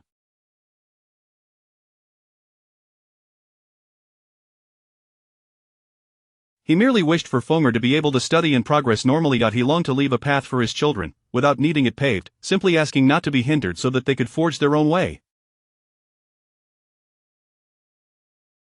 After kneeling for an entire day, his frail body was on the verge of collapse. He knew he looked pitiful and hoped that his mother might feel a twinge of compassion upon seeing him, for she was, after all, his mother. When Lady Jiang finally encountered him, the beautiful infant suddenly burst into tears. Lady Jiang, unable to spare a word for him, hurriedly instructed others to escort him away. The family gathered anxiously around the wailing child, concerned for its well-being. Throughout it all, he received not a single glance from his mother. That night was equally frigid, and he almost believed he would perish. Eventually, the night watchman helped him to a corner where he leaned against the wall, staring into the darkness, contemplating the end. The void before him seemed endless. In the end, it was Xiaomei who came to find him. Without uttering a word, she carried him back to the village, just as she had once rescued him from the water. The road was shrouded in darkness, and he felt himself growing feverish. Xiaomei's shoulder was warm against him. Since that day, he had not set foot in the Jiang residence again, despite passing by daily, mere steps away. To him, it felt like the ends of the earth. He had not even seen his mother. Oddly enough, after so many years apart, he found he did not miss her. With 3 children to care for, he was each day, he greeted others with a smile, bowing and scraping for a few coins, forgetting that he had once been surrounded by servants, and now he was lower than the servants themselves. He had forgotten how he had once tossed around golden nuggets like marbles, now carefully pocketing pretty stones to bring home to amuse his children. He had forgotten that the opulent old lady before him was his mother. Jiang Wan supported her grandmother, feeling an inner urge to hastily lead her away, yet she was inexplicably curious. That man standing there was indeed strikingly handsome. Compelled by an unseen force, she followed her grandmother toward the small side room. As they approached, the scent of traditional medicine wafted through the air, not unpleasant at all. Jiang Wan peeked inside, noticing it was very tidy. In front of the small window stood a table and a stool, while the windowsill bore 3 distinct knife marks, remnants of some mischievous child's handiwork. Today was a day of leisure. Jiang Changtian left work early, unnoticed by anyone. When he returned to the village, the sun was still shining. Luo Xiao was chatting with someone under the large tree at the village entrance, cradling their child. His little Miannian spotted him first. "Father, father," she called sweetly, extending her arms toward him, but he patted himself down before taking the child into his embrace. She felt heavy and soft, nestled securely in his arms, one hand supporting her back. He held her closely as he listened to the villagers' chatter, though his mind seemed elsewhere. Even when someone called for the second son, he did not respond, lost in thought. Qin Luoxia noticed her husband's distraction and gently nudged him. "Darling, Uncle Wu is calling for you." Jiang Changtian finally snapped back to reality, his expression flustered. "Xia Mei, we must gather our belongings quickly. I received news today at the Yamen that bandits from Jishan have attacked the county office, declaring themselves kings, and are now marching this way. They will likely arrive here soon. We should find a place to hide. When bandits pass through, they leave nothing behind. Uncle Wu, you all should prepare as well. Pack up anything of value. We will lay low for a couple of days." "If we can weather this, we will be fine," Jiang Changtian said, his expression grave. "I returned early today precisely because I learned of this news, risking my life to escape. The officials at the Yamen are aware of the situation but have chosen to keep it quiet, hoping to delay the bandits' advance by alerting the surrounding villages." Jiang Changtian, cradling the infant, spoke earnestly, his words logical and compelling. Those present were half-convinced. In these times, scholars held a higher status, and Jiang Er, being a capable man working in the county office, certainly would not spread falsehoods, especially with 3 children of his own.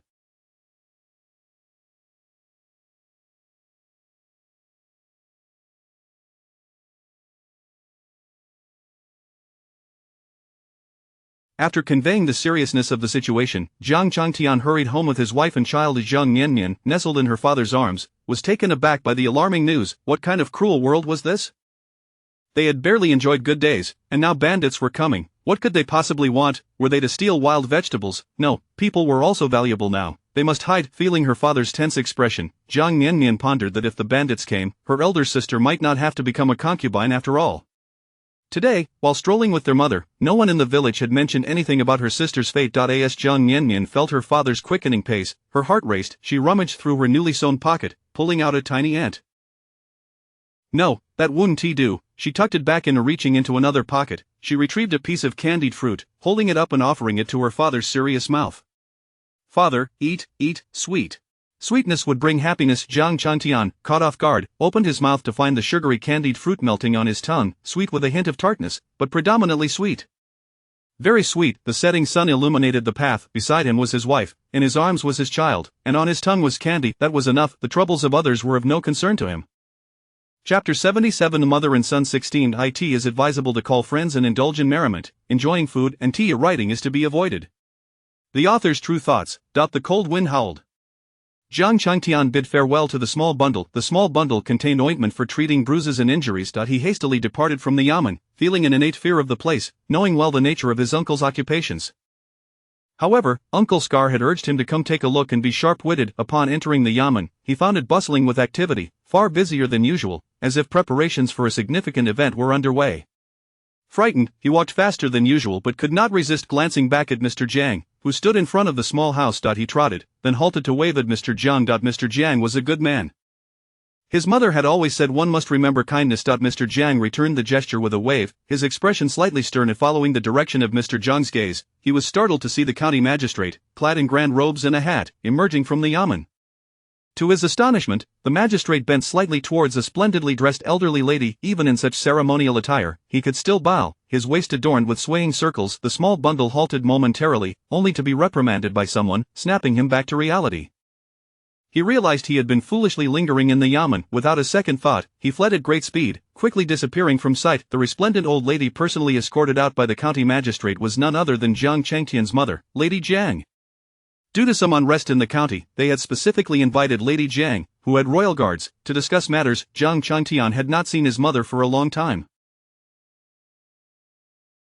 She appeared unchanged, reminiscent of his memories. Her demeanor was elegant, and even in this small county, she exuded a natural authority. This grace, coupled with her calm demeanor in social interactions, left others in awe. He had aged, yet his mother remained youthful. He had become a father of 3, while she still appeared ageless. A lovely young girl, similar in age to his sister Yu, accompanied his mother. His sister Yu was always preoccupied with food, constantly pondering what to eat. The young girl was polite, maintaining a dignified yet approachable demeanor even in the presence of the magistrate, reminiscent of Lady Jiang. Perhaps sensing something, Lady Jiang turned her head while conversing with the magistrate and spotted the tall, slender youth standing by the small door. The youth's face bore a striking resemblance to her eldest son, startling her. Jiang Miannian also turned and recognized the figure. In terms of appearance, he resembled her father to some extent, yet he seemed far more handsome. Standing there, he emanated a chilling aura, reminiscent of autumn's brisk winds and rippling waters. His posture seemed even more authoritative than that of the county magistrate. The magistrate, noticing Lady Jiang's expression, hastily found an excuse and excused himself, stating he had urgent matters to attend to, not wishing to meddle in domestic affairs.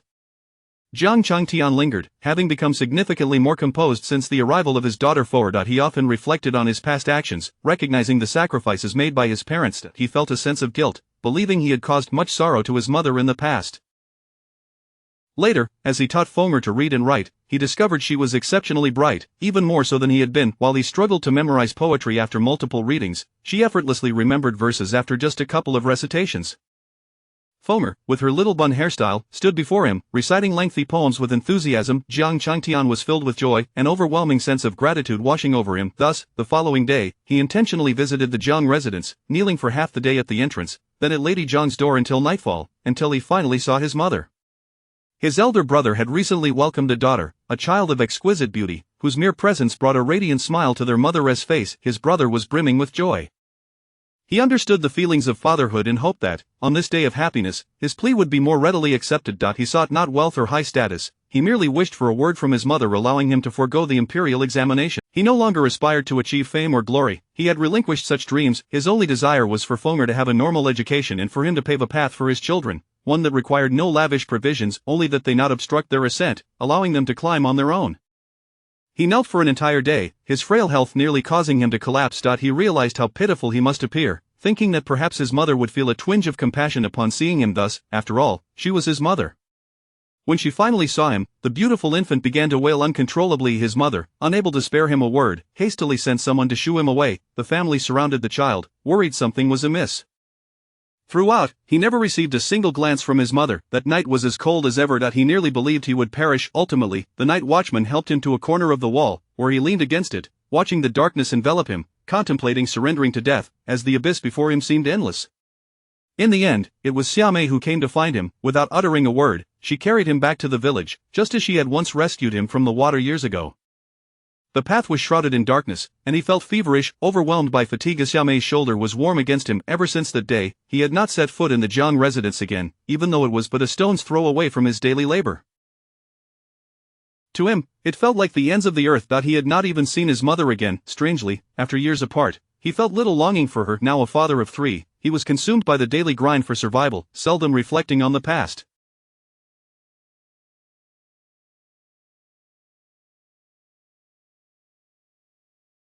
He greeted others with a cheerful demeanor, nodding and bowing for the sake of a few copper coins, lost in the trivialities of life. He had forgotten the days when he was surrounded by servants.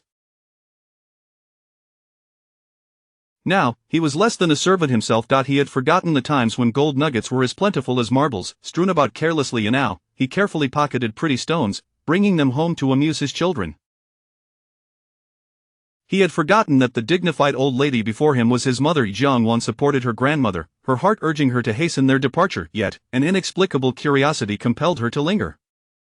That man standing there was undeniably handsome. Thus, by some twist of fate, she found herself following her grandmother toward the small side room. As they drew near, the scent of traditional Chinese medicine wafted through the air, not unpleasant at all. Jiang Miannian peered inside, intrigued. The place was impeccably tidy, with a table and stool by the small window. The windowsill bore 3 knife marks, presumably etched by some mischievous child.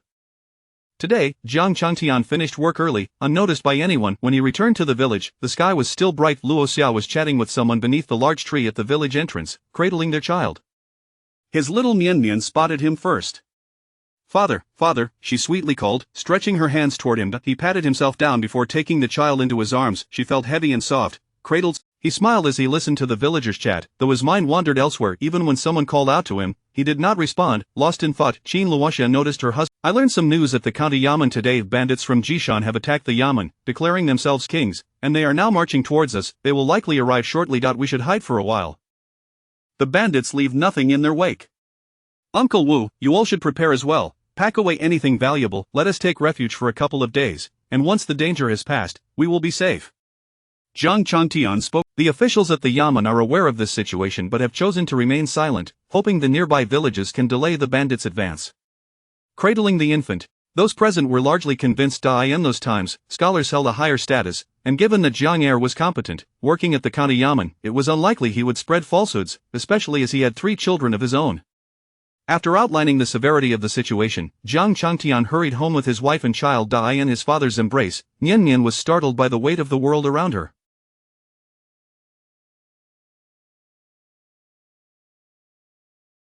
What a tormenting world this was. Their good days seemed numbered, and now the bandits were coming. What could they possibly want to steal from them? Wild vegetables? No, people were valuable too. They must hide themselves. Feeling her father's grim expression, Miannian shifted her thoughts. If the bandits arrived, then her sister would not need to become a concubine. Today, while walking with her mother, no one in the village had mentioned her sister's fate. Miannian sensed her father's hurried pace, her heart racing in rhythm with his. She rummaged through her newly sewn small pockets, pulling out an ANTO. That wouldn't do. She quickly returned the ant. She reached into another pocket and retrieved a piece of candied fruit, holding it up and offering it to the corner of her father's serious mouth. "Father, eat, sweet," Miannian urged. Sweetness would surely bring joy. Jiang Changtian, caught off guard, opened his mouth, and the sweet, succulent fruit burst upon his tongue, a delightful blend of sweetness with a hint of tartness. The sweetness overwhelmed him. As the setting sun illuminated the road, he stood with his wife by his side and their child in his arms, sweetness on his lips, that was enough. The plight of others mattered little to him. Chapter 78 Or the ants of the entire village. As the sun dipped low in the evening sky, casting a warm crimson hue, Jiang Miannian sat beside the stove on a straw mat, playing with a tiny ant in her hand. She had long since shed her fear of these small creatures. Having grown older, her courage had blossomed. The ant danced in her palm as she closed her fist and opened it again, each time revealing it in a different pose. The little ant would strike various comical stances, and each time she opened her hand, it would change its antics. Jiang Miannian was utterly amused, her laughter ringing out like music. In a world devoid of conventional toys for children, one had to invent their own amusements, otherwise, the interminable stretch of infancy would become unbearable. She formally named her little companion Jiang Xiaoshu, a name she had hesitated to give before, fearing that to name it would imply a responsibility for its well-being. If it were to perish, replacing it with another ant would feel wrong. By not naming it, she felt she could swap it out like one does with fish. When one dies, simply acquire another identical one. After a time spent with Jiang Xiaoshu, she crawled over to play with the magnificent white horse. The horse delighted in leaning its head closer to Miannian, who would then weave its mane into intricate braids with her tiny fingers. Little girls often find joy in such activities, akin to playing with Barbie dolls. She meticulously braided the horse's flowing mane, sometimes tying it into knots, for in the absence of dolls, she could only play with the horse's head. Meanwhile, the other members of her family busied themselves with packing their belongings, occasionally casting glances at Miannian. Seeing her chubby little figure diligently braiding the horse's mane inevitably brought smiles to their faces. Even as the entire family prepared for a hasty escape, the sight of their child in the golden light of the setting sun, earnestly attending to the horse, tugged at their hearts in the softest of ways. Jiang Changtian was in the midst of preparing a meal for everyone. He tended to the fire, added water, and chopped vegetables, stirring the pot with a long spoon. From outside, one could only glimpse his silhouette. A gentleman ought to stay away from the kitchen, yet he had become quite adept at cooking. Once, he had never lifted a finger to touch water, unable to distinguish one type of meat from another. Now, he was knowledgeable about which herbs were edible, which were not, and which could be consumed in dire circumstances. Life was indeed harsh, it was an unrelenting struggle. He felt indignant. Why must he endure this? If Jieshi could sacrifice herself to forge ahead, then in this chaotic world, one could only perish in misery if they did not strive. He was consumed by anger and frustration, acutely aware that he was not himself. She had said, "Why don't you just die? You deserve it, you are a scourge, and so are your children." Her demeanor was gentle and dignified, yet her words cut deeper than any blade. As he wielded his knife, slicing the dried meat into paper-thin pieces, he felt as if he were inflicting punishment upon himself. He then pushed the meat into the pot, watching it churn in the boiling water, the splashes scalding his wrist, yet he felt none of it. Qin Luoxia and Jiang Feng were busy burying their valuable possessions underground. This was a pit she had excavated previously, which had grown larger as she dug. It was an excellent hiding place, already containing a significant amount of dried meat. When Jiang Feng entered, he was taken aback. He cast a deep glance at his mother, marveling at how much game meat she had procured. He had once been brimming with confidence in his swordsmanship, but now felt a twinge of insecurity. Jiang Yu was well aware of the hiding spots in their home. Nothing could escape her keen senses. She had also stashed away a considerable amount of dried mushrooms, fruits, and even dried rats in this cellar. Surely the bandits won't find this place, right? If they take away my hidden food, I will fight them to the death, Jiang Yu lamented as she gazed at her treasures, reluctant to part with them. Their home had little of value, and they could pack it up swiftly. The priority was to carry provisions for the journey, ensuring Miannian had enough to eat and wear. The most valuable asset was that clever horse, capable of outrunning humans in the wilderness. In critical moments, it could even carry their daughter. After organizing their belongings, Jiang Changtian completed the meal. Tonight, they would have plain rice. Only a full stomach would prepare them for flight. Although he cooked, he hardly ate. He cradled Miannian in his arms, first feeding her a spoonful of soft rice mixed with broth and minced meat. She eagerly gobbled it up, opening her mouth for the next spoonful as soon as she finished. Their synchronization was seamless. While eating, Miannian suddenly noticed that her father's hand had been scalded. Without a second thought, she spat a bit of saliva onto her hand and gently applied it to his burn. Daddy, blow, it doesn't hurt, it hurts, Miannian earnestly assisted with her little huffs. In truth, she had secretly applied a touch of spring water. Initially, he felt no pain from the burn, but as his daughter focused on her nurturing, he suddenly became acutely aware of the pain, realizing that the burn was more extensive than he had thought. His skin was fair, especially beneath his wrist. Qin Luoxia stood up, alarmed. Miannian then nestled into her sister's embrace while their mother took their father to rinse his hand. Their brother fetched water. It was winter, and the water was cold. Once it splashed on his wrist, the fiery pain dissipated, though it left the skin reddened and slightly chilled. How could you be so careless? I'll do the cooking next time, Qin Luoxia said, tears brimming in her eyes. She couldn't bear the thought of any harm befalling her beloved husband. Does it still hurt? Jiang Changtian nodded. It does. Because there were people who cared, he felt entitled to express his pain, to shed tears. His eyes glistened as he looked at his wife. Qin Luoxia mimicked their daughter, blowing gently on his burn. It's alright, it won't hurt anymore once you rinse it with cold water. I'll cook next time. Jiang Changtian smiled, his face streaked with tears. No, Xiaomei, in the future, we will have a grand house, with a multitude of servants and a chef to cook for us. You won't have to do it, truly. Qin Luoxia chuckled at her husband's words. What grand house, what multitude of servants, she dared not even dream of such things. She only wished for peace and safety. As long as the children were well fed and warmly clothed, that sufficed. They still had to evade the bandits tonight. Families across the village were busy preparing. At the home of Aunt Lu, there were 2 sons and 2 daughters. The 2 daughters had married into neighboring villages, having been sold for a handsome bride price. In truth, the bride price was merely a euphemism for the price of sale. No ordinary family could afford such sums.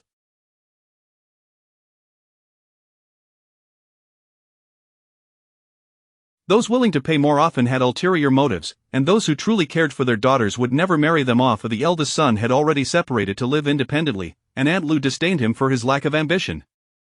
The younger son, a layabout with extravagant tastes, was favored by Aunt Lu. Both the old man and his son were indolent and gluttonous, resembling each other closely. As they watched others packing, the old man asked, "Should we be packing as well?" Aunt Lu replied, "I'll go ask old master. That Jiang Lar is quite cunning, who knows what schemes he has." The entire village was bustling with preparations, even imbued with the festive spirit of a new year. Anticipating their escape, the villagers worried about food shortages, so they resolved to consume their stored rations that night. Even if they were to perish, they would at least have had a hearty meal. No one wanted to die of starvation. Aunt Lu limped her way to Old Master Lu's house.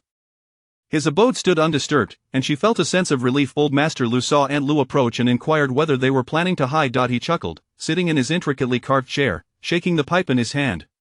The bandits from Jishan are heading for the capital. Why would they come here, hiding things and cowering? What do they have worth stealing? They don't even have a bowl of fine grain at home. He was well aware of what every household possessed in the village. Anyone who borrowed from him had their transactions meticulously recorded. Only the Jiang family had a fine horse, a beautiful daughter, and some treasures sent by a young master from the capital. Remarkably, the Jiang family had not borrowed anything from him in the past 6 months. How infuriating! Hearing old Master Lu's dismissive words, Aunt Lu felt reassured and flatteringly remarked, "It's all that Jiang Lares nonsense. I think he doesn't want his daughter to enjoy herself here with you." Beside them, old Mistress Lu, plump and amiable, chuckled, "That little girl has quite the temper. If the horse is sent here, my son could use a fine steed." Though initially wary of Jiang Lao, after all these years, they had never seen the Jiang family take any action against them. Jiang Lao was like a featherless chicken, anyone could have a bite. Old Master Lu would not permit anyone in the village to surpass him in fortune. The unfilial and ungrateful were mere peasants.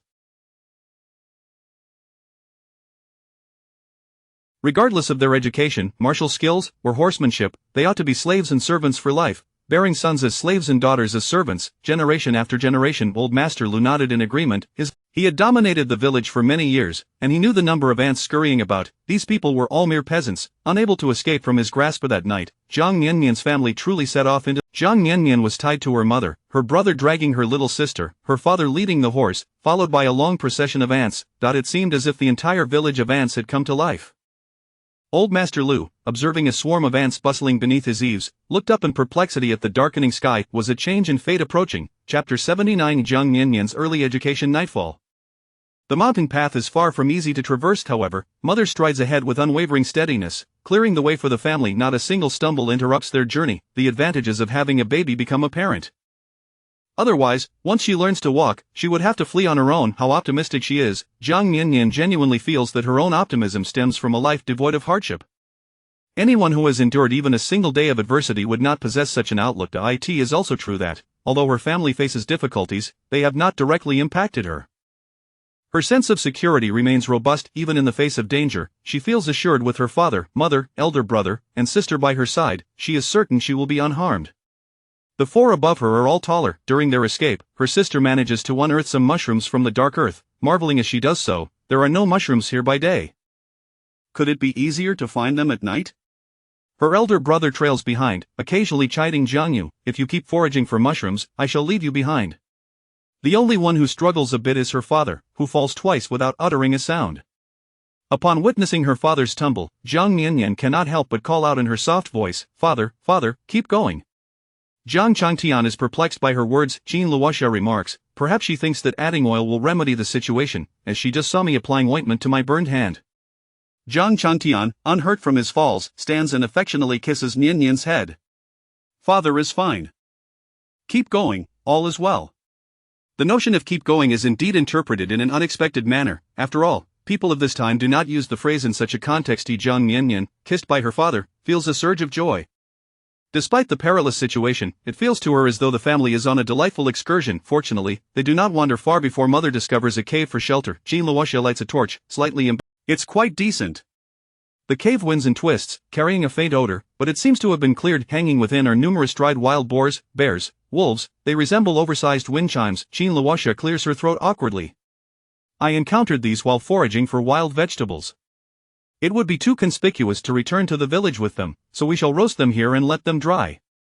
Jiang Yu, brimming with excitement, chimes in, "Mother, I also gathered fresh mushrooms. If we stew them, they will surely be fragrant." Zhang Feng thinks to himself, "I must strive harder, my sword is not sharp enough, I might not even be able to best my mother."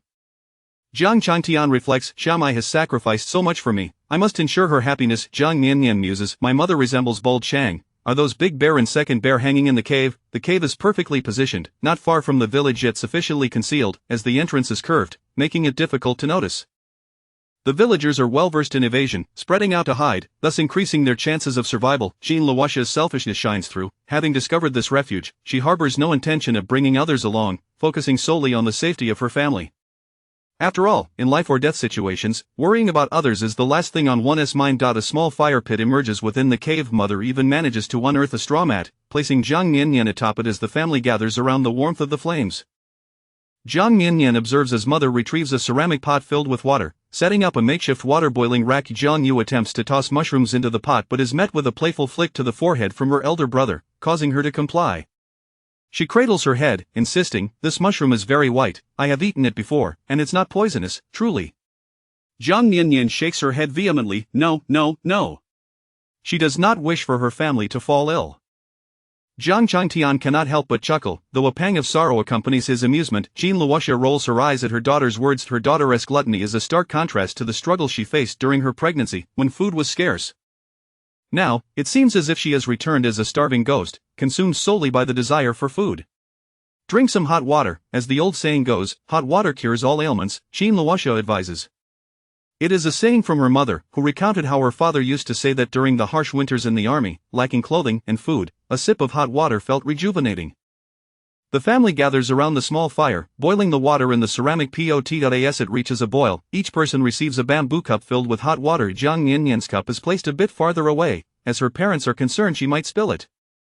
Weariness begins to envelop Jiang Miannian, and she nestles into her father's embrace. He sits cross-legged, maintaining an air of dignity even in the company of just his family. Jean Luoxia, feeling somewhat fatigued, leans against the mountain's back and quickly drifts into slumber. In her sleep, she unconsciously leans against her husband's shoulder, sinking deeper into repose. Jiang Feng and Jiang Yu, on the other hand, are filled with a touch of excitement. They likely share the same sentiment as Jiang Miannian. For children, this escape feels less like a flight from danger and more like a picnic. Jiang Miannian cradles a child in his arms, with his wife resting beside him. One hand gently strokes Shamai's head while the other pats the infant in his embrace. Noticing that the two older children have wide-open eyes, devoid of sleepiness, he speaks, "Allow me to impart some wisdom on navigating life." However, fatigue overtakes her, and she stifles a small yawn, her eyelids growing heavy. Jiang Feng and Jiang Yu nod attentively. Their father works hard, rising early and returning late. Although they enjoy his company, they refrain from burdening him, concerned for his weariness. Today, however, in the cave, surrounded by family, the atmosphere feels different. Jiang Yu and Jiang Feng mimic obedient children, sitting upright with crossed legs, eager to absorb their father's teachings. A gentle breeze wafts through the cave, and the fire burns steadily. Each person's shadow dances upon the cave walls, towering and grand. Jiang Miannian, leaning against her father, feels an inexplicable sense of solemnity. Is this what it feels like for Confucius to teach? Leading a group of students on a journey, they stop in a cave to escape the cold, and in a moment of inspiration, he begins to lecture by the fire, imparting knowledge. The journey being long and supplies scarce, diligent students may resort to etching their lessons upon the cave walls, thus creating murals. Jiang Miannian yawns once more, her father's voice resonates above her. Jiang Feng also seems taken aback. Jiang Miannian, now more awake, realizes this is serious business. What wisdom does her father have to impart? Navigating life, not orchestrating someone's demise. Jiang Yu speaks up, poison them. Do it stealthily. Jiang Feng adds, frame them with a crime, create a false narrative, and then eliminate them. Jiang Miannian wishes to contribute, but after pondering, she finds herself at a loss. In a society governed by law, such thoughts are forbidden. The long-haired youth maintains a calm demeanor, his expression gentle. One hand adjusts his wife's head for comfort while the other holds the infant close. He begins to speak softly. Fenger is correct. First, we must establish a crime, informing the world that this person is irritable, adept at deceit, capricious, and malevolent. Regardless of public opinion, he will gradually be swayed by this label, evolving into that very person. Jiang Miannian, no longer drowsy, realizes this is merely the act of labeling someone. Next, frame them. Set traps, continuously digging pitfalls, enticing them into the snare, leaving them with no escape. Finally, identify their weaknesses. When the time is ripe, strike at their most vulnerable point, rendering them without a burial place, devoid of believers and listeners, leading them to their own demise. In the cave, her father's voice flows like a gentle stream, soothing yet firm. Jiang Miannian feels an inexplicable sadness wash over her. There is a hint of sorrow in her father's tone. Glancing across the fire, she sees her sister has fallen asleep. How can she sleep through such vital lessons? Jiang Miannian longs to rouse her, to urge her to continue listening, for these are essential skills. Should she ever find herself embroiled in familial strife, this knowledge will be invaluable.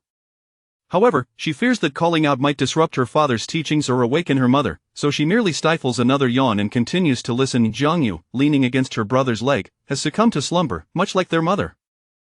Jiang Feng remains seated, continuing to inquire, and then, "Father, what if that is insufficient? What if the opponent is formidable? What if they still do not perish?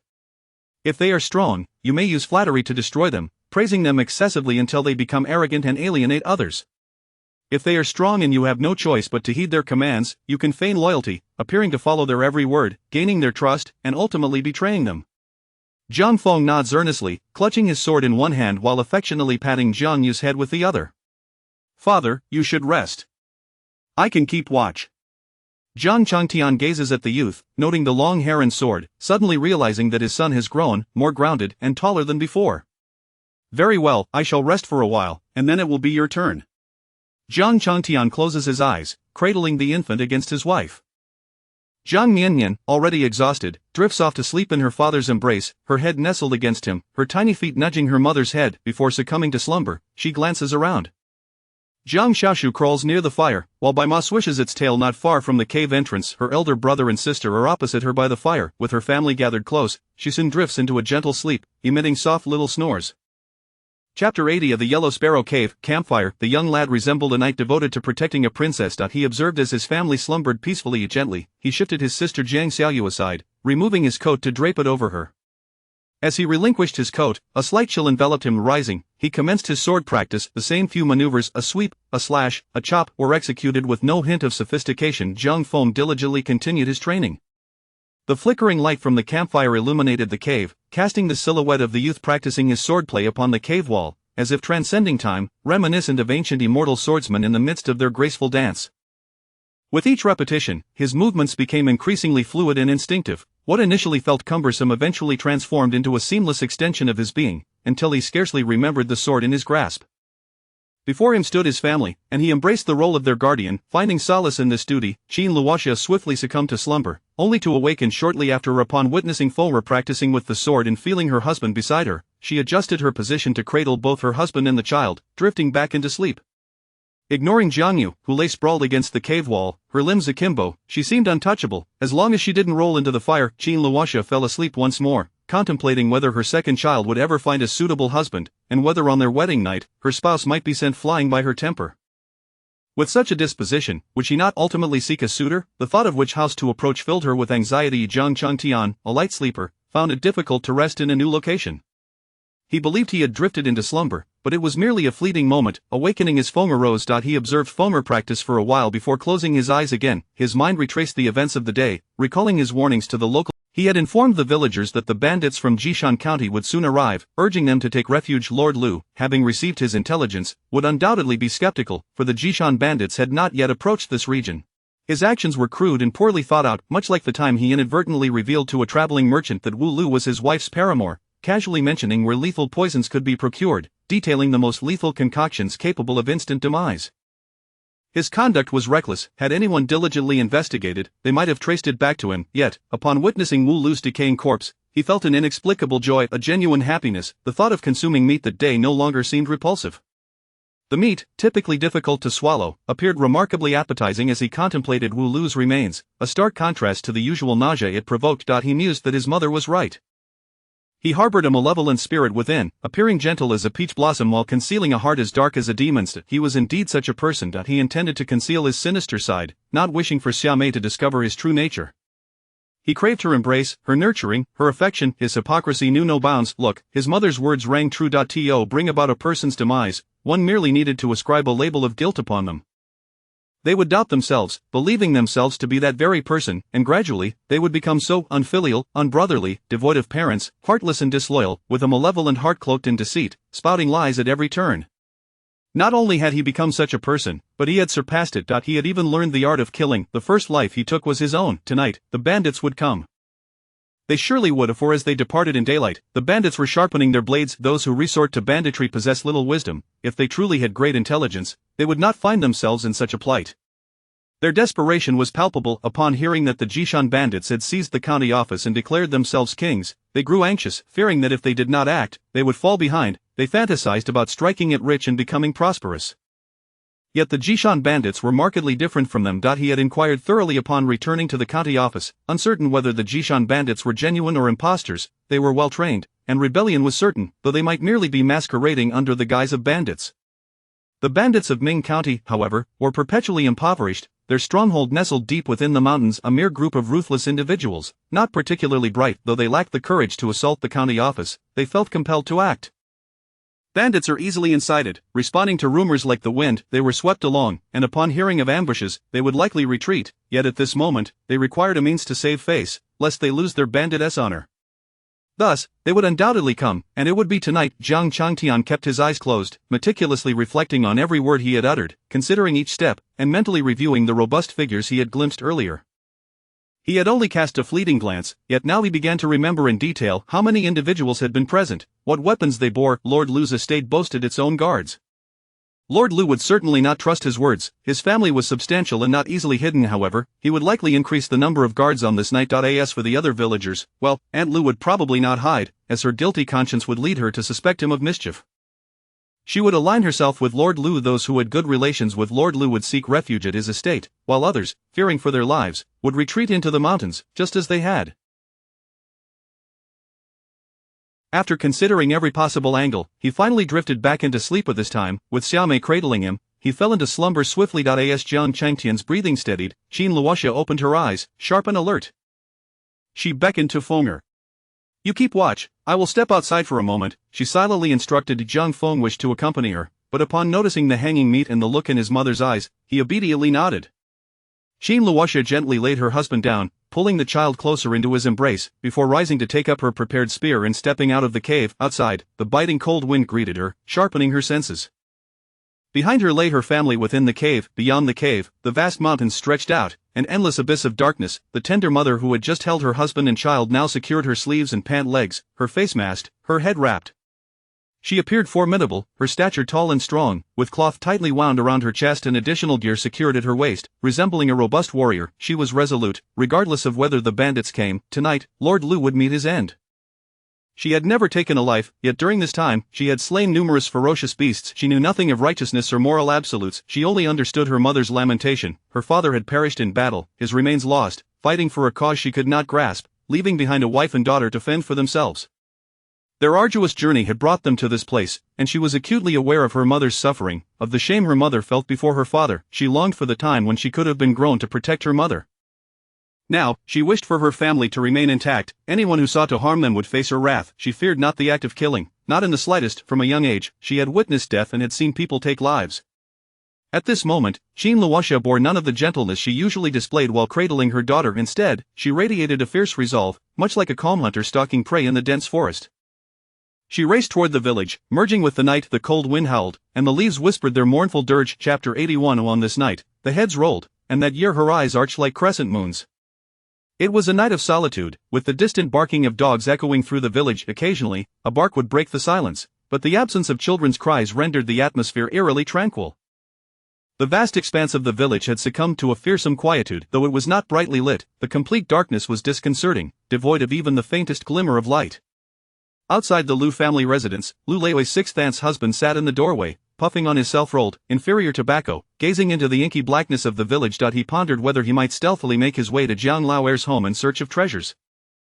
In a desperate bid for survival, one could not carry everything away. Valuables had to be hidden. Though he was at a loss as to where. However, the night was too dark for him to feel inclined to venture out.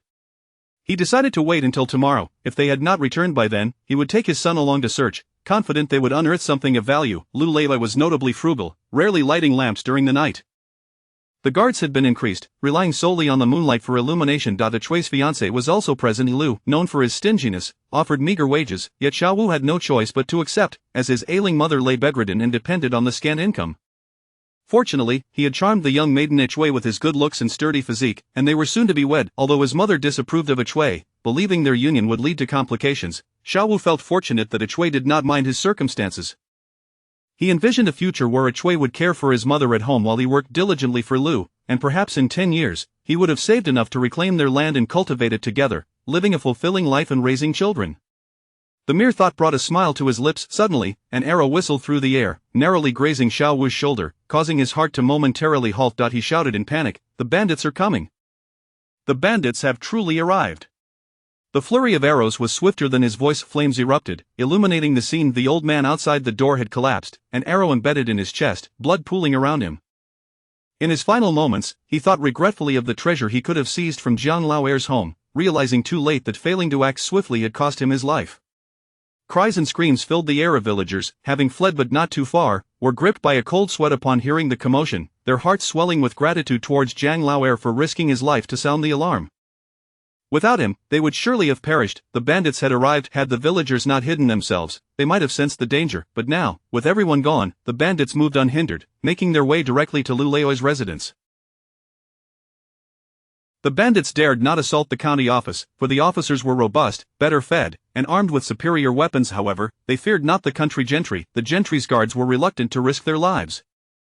They would fight if they could win, but retreat if they could not. Lu Leoi's harsh treatment of his servants bore bitter fruit in this dire situation. Xiaowu initially cried out, but soon sought refuge. The bandits had envisioned mountains of gold and silver, yet when they entered Lu Leoi's home, they struggled to find a candle aside from the opulence worn by Lu's family. The other servants appeared even poorer than the bandits themselves. Faced with a group of masked, ferocious bandits, Lu Leoi blustered, "My daughter is the favored concubine of the county magistrate. Do you not fear for your lives?" A spear pierced his heart. Trembling, he pointed at the masked figure ahead, recognizing the one who had thrown the spear. He recognized those eyes. He had once contemplated taking her as a concubine. Back then, her large, round eyes had belonged to a chubby little girl whose smile could light up a room. In terror, he looked down at the spear embedded in his chest, blood gushing forth. He opened his mouth, yet no sound emerged. All that could be heard was the stammering of "Please, please." The bandit leader spat in disdain, cursing, "What bad luck! Who acted so swiftly? This old fool is still polite in death. What please is there? Shall I invite him in?" Qin Luoxia stumbled through the forest, her feet pierced by thorns that she would normally avoid. Pain was overshadowed by her desperation. She ran with all her might. The dense foliage masked the scent of blood, and gradually, her mind began to clear. She could not return to the cave, drenched in blood. Such a sight would surely terrify her husband and child. She staggered towards the ravine, thoughts of her husband and child bringing clarity amidst the chaos. In the frigid winter, the ravine was devoid of flowing water, yet a small pool remained. She dipped her hand into the icy depths, the chill seeping into her bones. Qin Luoxia had cleaned many a catch in this very spot, but today, she was here to cleanse herself. Though she bore wounds, they were of little consequence. Those who had harmed her lay dead. She had slain Lu Leoi and, upon witnessing the bandits turn their blades upon women and children, she had dispatched them as well. The act of killing had become too frequent. She realized that humans were frilier than beasts. Beasts bore fur, which offered some resistance to weapons, while humans were bare though clothed. Their garments were thin and ineffective. Beasts could run swiftly, some even taking flight, making them difficult to pursue. Humans, on the other hand, moved slowly and could not fly, rendering them easy prey. While beasts might fight back, humans would retaliate as well, and such resistance could inflict wounds due to their weaponry and ability to cooperate. Yet, this was a minor issue. She had resolved it all. Of the frigid water staunched the bleeding from her wounds. Once she had tended to her injuries, the bloodied outer garments soaked in the pool, turning the water a murky crimson. She exhaled, her breath forming clouds of mist in the cold air. Not a single bird or beast dared approach, even the sound of insects was absent. Silence enveloped her, save for the sound of dripping water.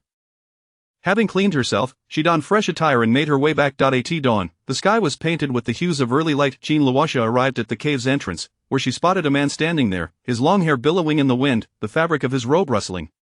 His nose was frostbitten, yet it did nothing to diminish his beauty. The brilliance of the dawn paled in comparison to the sight of her husband, even just the corner of his garment. "Husband, I have returned," Qin Luoxia smiled, her voice warm with affection. Zhang Changtian gazed upon Xiaomei, taking in her appearance without uttering a word. Instead, he enveloped her in his embrace. He had waited for her for what felt like an eternity, his heart heavy with worry. Seeing her return, her smile illuminating the dawn, brought him a profound sense of relief. He held her close, as the morning light enveloped them both. Jiang Miannian, struggling to crawl out of the cave, beheld the couple in their embrace, unnoticed by either. She huffed and turned back, deciding instead to play with Jiang Xiaoshu. Her mother reeked of blood, the scent overwhelming. Jiang Miannian did not wish to know what had transpired, surmising her mother had merely gone for wild greens again. In these tumultuous times, who was not akin to a mere vegetable, midway through her retreat, her mother caught her and lifted her up. Jiang Miannian fell into her father's arms, a sneeze escaping her as the cold wind brushed against her. "Achoo!" Qin Luoxia observed the pair, father and daughter, their similarities striking, their noses flushed, both exquisite in their own right. A smile broke across her face, reminiscent of the round-faced girl she had once been, her eyes curving gracefully as she laughed. Chapter 82. Zhang Er on the White Horse.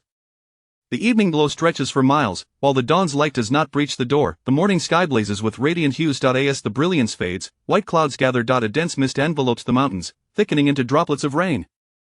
It begins to rain. Sitting in the cave, one listens to the sound of the rain pattering, rustling, tinkling, and ringing. It resembles a symphony. It is said that the reason why the sound of rain lulls one to sleep is due to our ancestors' habitation in caves. Hearing the rain, they felt secure, knowing that heavy downpours and fierce beasts would not intrude, allowing them to slumber peacefully. This genetic memory has persisted into modernity. Though there is no fear of wild animal attacks, the sweetness of sleeping on rainy days remains.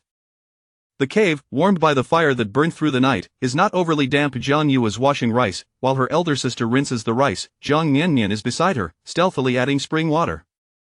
Their father had stumbled twice the previous night, a dash of spring water for him, their mother had gone foraging for wild vegetables, laboring hard, a sprinkle of spring water for her, their elder brother had practiced swordplay until the wee hours. A touch of spring water for him, their elder sister had babbled in her sleep, listing countless dishes, a bit of spring water for her as well, she, too, needs to fortify herself, feeling that with a little more effort, she could stand with the support of the wall. Jiang Miannian earnestly adds spring water, her voice a continuous murmur. To her family, she appears as a fluffy little creature, sitting cross-legged beside the ceramic pot, her chubby hands submerged in water, reciting her incantations with utmost seriousness, exuding an adorableness that is utterly charming. Jiang Yu inquires, "What are you doing?" Jiang Miannian replies earnestly, adding strength. Jiang Yu can't help but plant a kiss on her sister's cherubic cheek, pulling her hands from the pot. "Silly girl. There is no oil here, oil is precious, so this is fine grain, and fine grain is delicious without oil." The water in the cave is sourced from their mother, and although it has soaked Miannian's tiny hands, Jiang Yu does not discard it but carries it to the fire to boil. As she stews the rice, the thought of soon enjoying fine grains fills her with joy. If every day of fleeing could include fine grains, she would long for escape every day. Luoxia retrieves the pickled wild vegetable she had brought along, a product of better conditions, made possible by salt. She had transformed those wild greens into delectable pickles. Inside, there are mashed wild scallions, sticky and gooey. Jiang Miannian perceives that what their mother made resembles natto, something she cannot comprehend, having never tasted it. She has not yet reached that culinary stage. The family enjoys a sumptuous breakfast. Jiang Feng, Jiang Yu, and Luoxia all find the fine grains delightful. The pickled vegetables, seasoned with salt, undoubtedly add to the flavor. Jiang Changtian believes that as long as he is with family, anything they eat is delicious. Jiang Miannian, slowly wielding her wooden spoon, scoops morsels into her mouth, occasionally letting bits of rice tumble out, which Jiang Xiaoshu eagerly awaits, crouched on the ground, ready to clean up any fallen grains. If any tiny insects venture close to Miannian, he swiftly devours them as well. This is why, despite being in the wilderness, Jiang Miannian remains unbothered by mosquitoes. Her fair, tender skin bears no bites. In the throes of escape, there is little tranquility. Merely an army of ants bears her burdens, especially when it rains. Centipedes and venomous creatures attempt to enter, but they are promptly carried away by the ants at the cave's entrance. The cave remains impeccably clean, allowing Miannian to crawl about freely after breakfast. The heavy rain outside transforms into a gentle drizzle, birds chirp, insects hum, and water droplets patter, all teeming with life. Those hiding in the mountains tread cautiously toward the village. In the depths of winter, enduring hunger and thirst in the mountains can lead to death. People invariably long for home, even if it is but a thatched hut, it remains home, and no matter where one finds oneself, the essence of home is ever nostalgic. The light rain drizzles down, the spider webs along the path sag heavily, adorned with glistening droplets. Jiang Miannian's family also prepares to head toward the village. At night, Jiang Miannian feels distant, yet during the day, the journey seems to pass swiftly. Along the way, they observe towering trees and dense woods, marveling at the splendid environment. Perhaps it is her infantile perspective, rendering everything exceptionally grand. She senses her cheeks growing damp, uncertain if she is walking through mist. The foliage is moist, the path slippery. After a while, the adults' trousers become soaked. Their father rides on horseback, Jiang Miannian is carried on their mother's back, while Jiang Yu and Jiang Feng walk on their own.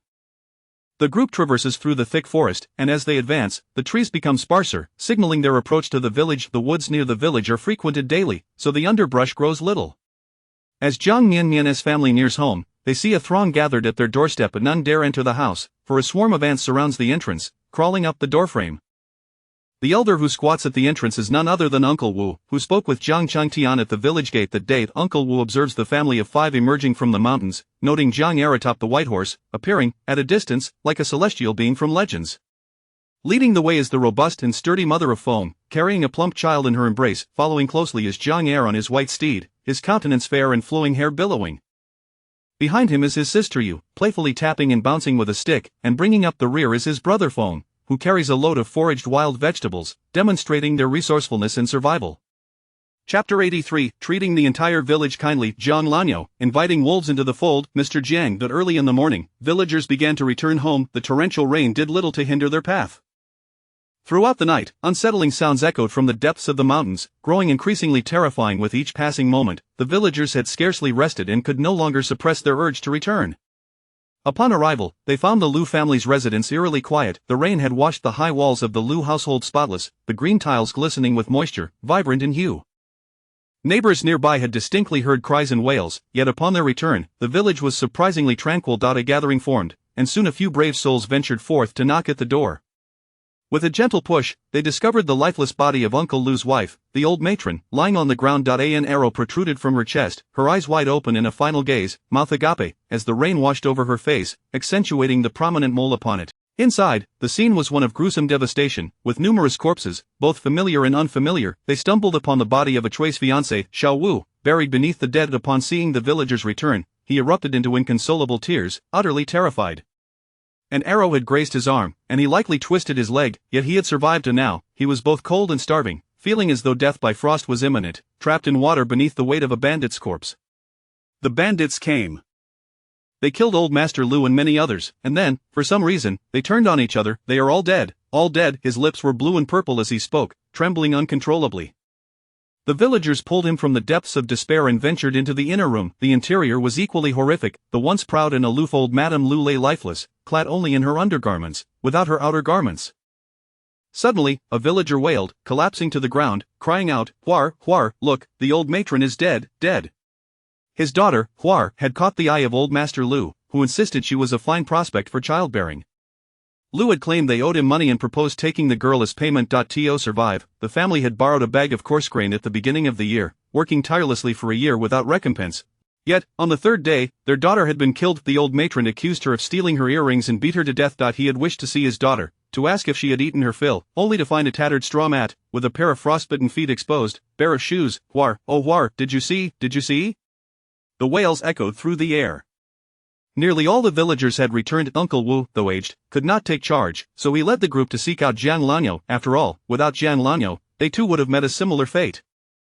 Jiang Miannian, educated and capable, was their hope for guidance. Soon, they spotted the 5 members of the Jiang family returning. Jiang Miannian rode a white horse. Today, he seemed different from before. His face had an almost ethereal beauty, as if transformed by a mountain spirit. "Lanyo, you've returned, are you all unharmed?" Uncle Wu called out with warmth. "Xin Luosha, we are all family here, no need for formality." As Jiang Miannian approached, the crowd instinctively took a step back, flustered. Was this truly how he looked? Had he always possessed such enchanting features? No one had observed closely, coming and going at dawn and dusk. No young woman in the village could rival his beauty. His visage exuded kindness, evoking a reluctance to utter harsh words toward him. It was no wonder that Luosha's daughter resembled a snow doll. She was the spitting image of Jiang Miannian. The villagers were taken aback by his appearance, only to be reminded that they faced an even graver reality. All were dead, nearly the entire Lu family had perished, and many bandits lay slain as well. What were they to do? Jiang Miannian, nestled against her mother's back, dozed off until the familiar sense of home roused her. Upon opening her eyes, she beheld a multitude of faces, as well as a swarm of ants. Xin Luosha approached the door. As she reached for the handle, the ants retreated and quickly vanished. Pushing the door open, she entered the courtyard, followed closely by the villagers. The courtyard, while cleaner than their own, bore little distinction otherwise. Jiang Miannian fell into her sister's embrace as their mother poured water for everyone.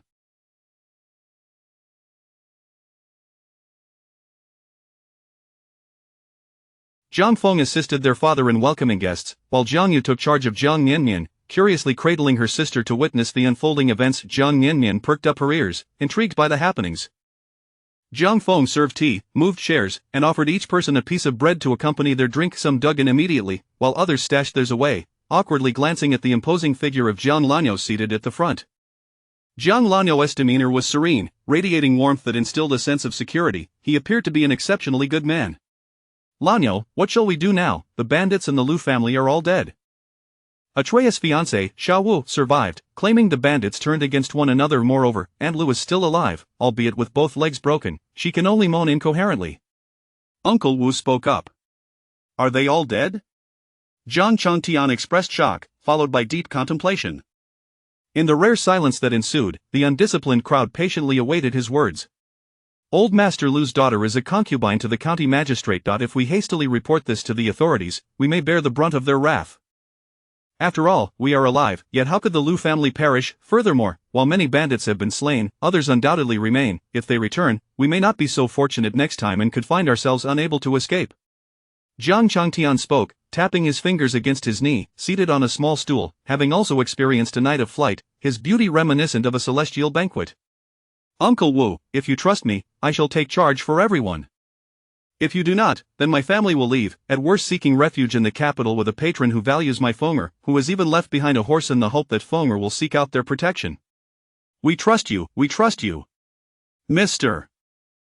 Jiang, please don't leave, our entire village depends on you to provide us with a lifeline. Yes, yes, brother Jiang, you must stay, we will follow your lead, and whatever you say, we shall do. Mr. Jiang, you saved our family's lives, so from now on, our lives belong to you. If you say go east, we shall never venture west, a man declared, thumping his chest. Uncle Wu also stood, bowing respectfully. Mr.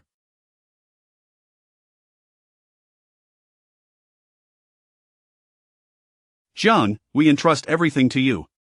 After being persuaded, Jiang Changtian spoke earnestly. The Lu family had ample provisions. If we distribute them, it should sustain us for a few days. However, we are currently facing a grave crisis, the outcome uncertain. We must first unite to defend against external threats. My Fenger possesses a secret technique gifted by a benefactor. Though he has only practiced for a short time, he has already shown promise. At this, Zhang Feng drew his sword, retaining 7 parts of its strength, and with a single stroke cleaved a tree stump in two as effortlessly as slicing tofu. The villagers watched in awe. Had they possessed such skill, their wives and children would not suffer from hunger. I can have Fenger teach everyone, regardless of age or gender, all can practice together. If we train well, we can collectively resist external foes. As long as we survive, come spring, we can divide the land and mountains according to merit. In the future, we shall all own land and have sufficient grain to eat, no longer subject to the oppression of the lords. Brother Jiang. Mr. Jiang. Brother Jiang. The fervent call surged forth, as the villagers envisioned a future with land to cultivate, their excitement palpable. They gazed at Jiang Miannian as if he were a living bodhisattva, here to save them from suffering. Hearing their respectful voices, Jiang Changtian's expression softened, radiating humility and kindness, an aura of ethereal grace surrounding him. He had tended to each of their families, providing herbal remedies, ensuring that every household could thrive within the village. Yet, they all referred to him as Jiang Miannian. Now, having led the bandits to ruin, he found himself surrounded by admiration. Now addressed as Brother Jiang and Mr. Jiang, enveloped by the crowd, he navigated through them, catching sight of a figure bustling in the kitchen, clad in an apron. He smiled. Chapter 83, treating the entire village kindly. Early in the morning, villagers began to return home, undeterred by the heavy rain that could not impede their journey. The night had been filled with terrifying sounds, particularly in the chilly depths of the mountains, which only heightened their fear.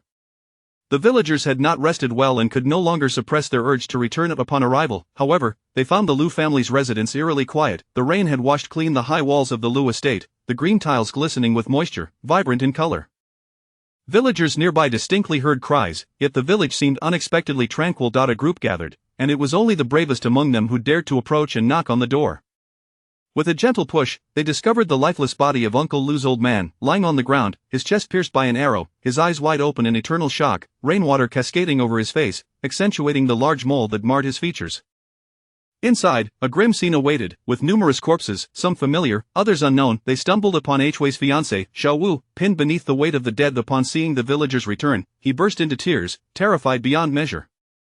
An arrow had grazed his arm, and his leg was likely twisted, yet he was alive now. He was cold and starving, feeling as though he might succumb to the chill, submerged in water with the body of a bandit atop him. The bandits came, they killed old Master Lu and many others, then for some reason, they turned on each other, and now they're all dead. His lips were blue, trembling as he spoke. The villagers pulled him out and ventured into the inner room, where the brutality continued to unfold. The once proud and disdainful old Madame Lu lay lifeless, dressed only in her undergarments, her outer clothing absent.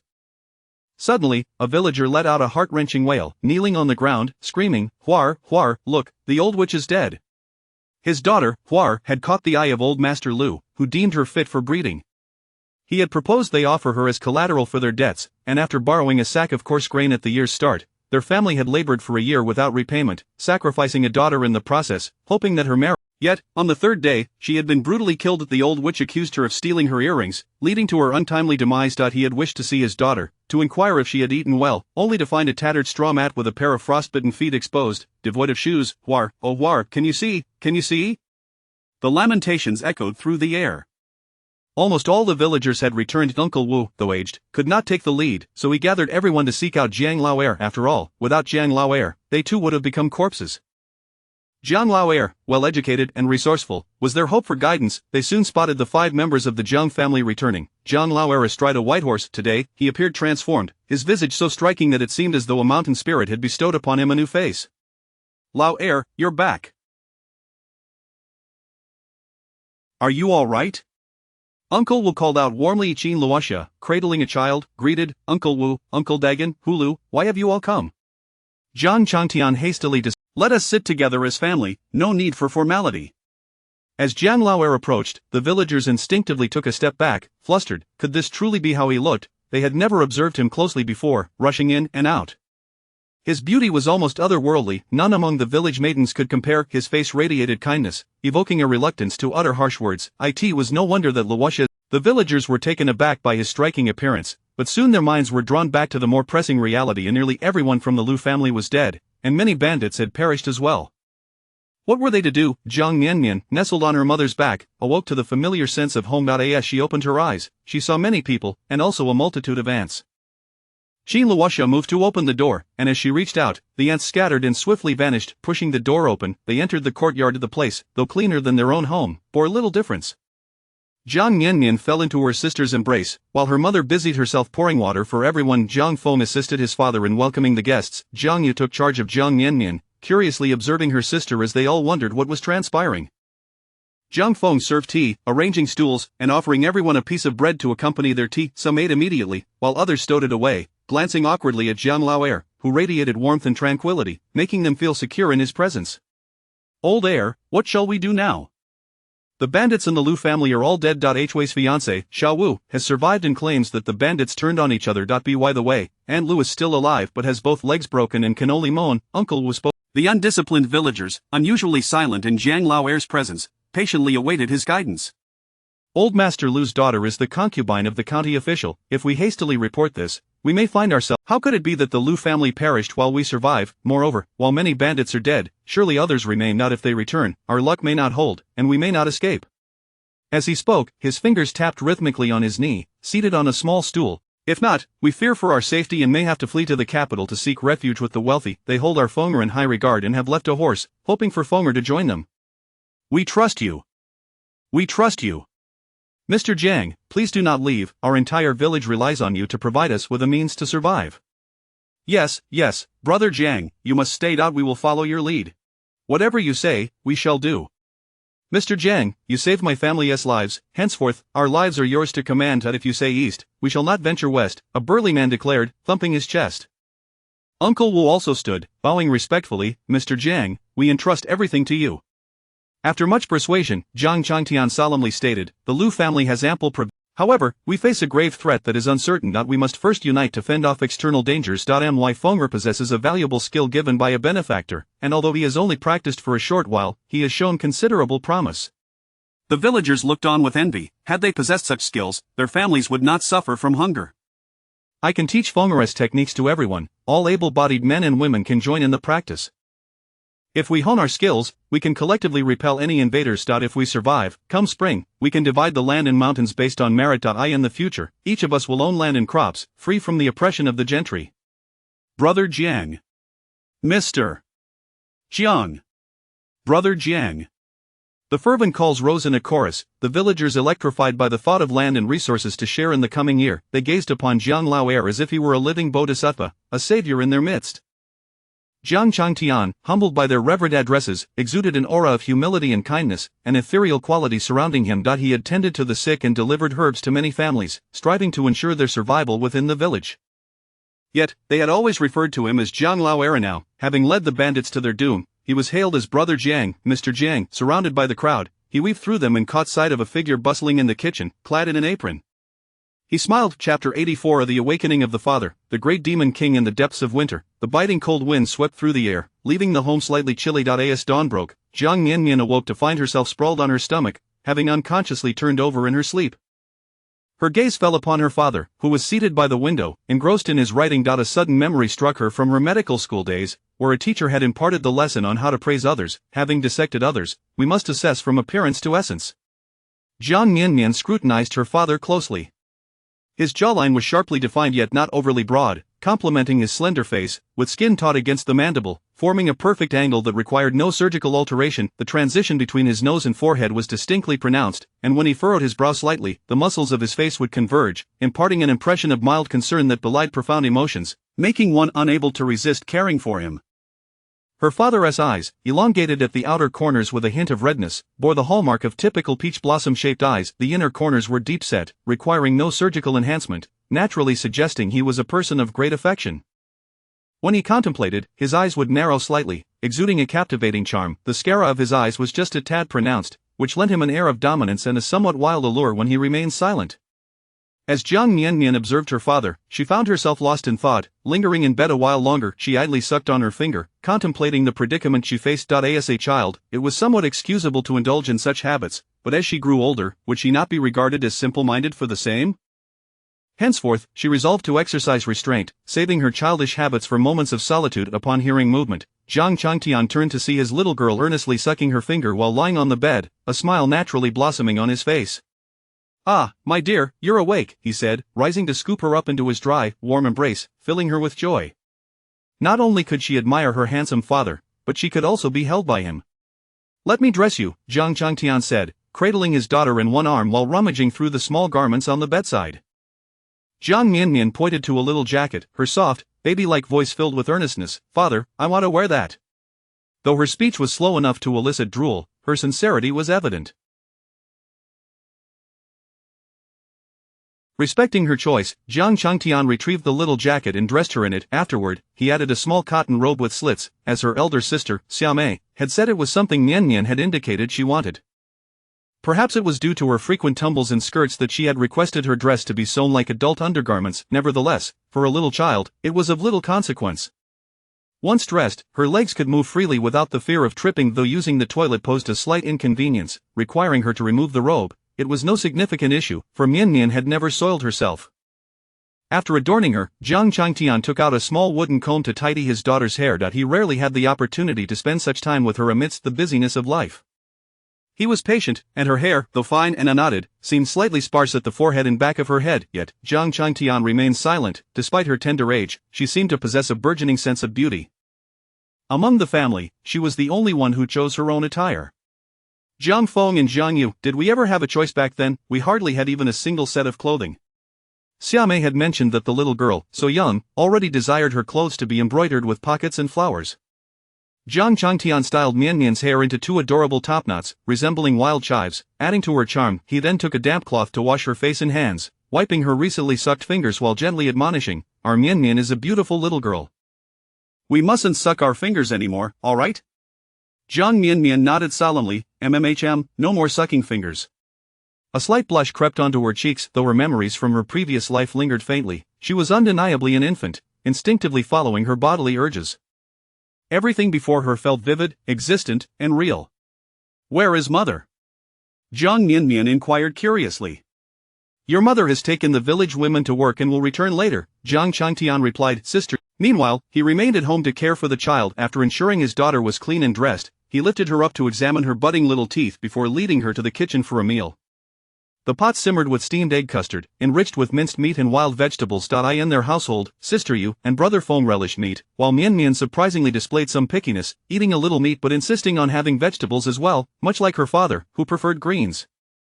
Miannian was a delight to care for. Jiang Changtian served her the egg custard along with a bowl of boiled goat's milk. This particular goat had originally been sold to old Master Lu, but following his the goat's milk had a distinct odor, and even Sister Yu, who had a hearty appetite, was not particularly fond of it. Amidst the busyness, Xiaomei had become preoccupied, and Miannian had grown disinterested in breastfeeding. Thus, goat's milk became her primary sustenance, served 4 times a day, once in the morning, once at noon, once in the afternoon, and again before bed. Any excess milk was offered to her husband, as this goat was raising the 2 fairest members of the family. Jiang Miannian closed her eyes and finished the goat's milk, determined not to remain a short stature. Life in ancient times seemed fraught with nutritional imbalance, and early mortality was common. Those with means sought to discover the secret to longevity. She resolved to cultivate her health from an early age, drinking plenty of milk daily to promote her growth. After completing her breakfast, she supervised her father as he drank a bowl of goat's milk, tilting her head back expectantly for him to wipe the milk stains from her mouth with a handkerchief. She then slid down from her chair, wobbling slightly as she moved her legs. They were her legs, her mind was her own, yet she struggled to control them. With a moment's inattention, she would stumble. Practicing to walk proved challenging for an infant, but fortunately, the thick layers of winter clothing cushioned her falls. The cold weather made outdoor play less appealing. After finishing her meal, Jiang Miannian took a few unsteady. They were crafted from wood he had cut with his sword, identical pieces of various shapes, which occupied her time. Sometimes, when the blocks lay too far away, she was too lazy to fetch them, and tiny ants would assist her in bringing them closer. Once Jiang Miannian had finished caring for his daughter, he returned to his writing. After a while, Jiang Miannian grew bored and made an effort to crawl up, unsteadily feeling her way along the wall until she reached her father. Seeing her approach, Jiang Miannian picked her up and held her close. "Do you wish to learn to write, my dear?" he asked. Jiang Miannian shook her head. "I want to, father, but I do not wish to learn. Once I finish these writings, I shall play with you." Jiang Miannian nodded, settling into her father's embrace, intently watching him wield the brush to inscribe characters. Her curiosity piqued as to what her father was not preparing for the imperial examination. She knew that much. The aspirations of a bureaucratic offspring were unlikely to be fulfilled. Before her, a dense array of characters sprawled across the page, most in traditional script, eliciting an inward lament as she realized she would likely have to learn them. She could only guess through the semblance of the characters, slowly reverting to illiteracy. Methods of governing the people. 1. Fooling the populace, unify their thoughts, weakening the populace, reward lightly but punish heavily. 3. Exhausting the populace, create tasks for the people, wear them down with toil, leaving them no time for other matters. 4. Humiliating the populace, strip them of dignity, impoverishing the populace, deprive them of all but their basic necessities. 6. If the 5 methods fail, eliminate them. Jiang Miannian was so astonished that her little chubby hand smacked down on the paper, causing the ink of eliminate to smudge, staining her hand as well. Her father grasped her tiny hand, carefully wiping it with a cloth while saying, "Do you wish to learn to write too, my dear? Once your hand steadies, I shall teach you, be good." Once she was clean, Jiang Miannian pressed a kiss to her palm.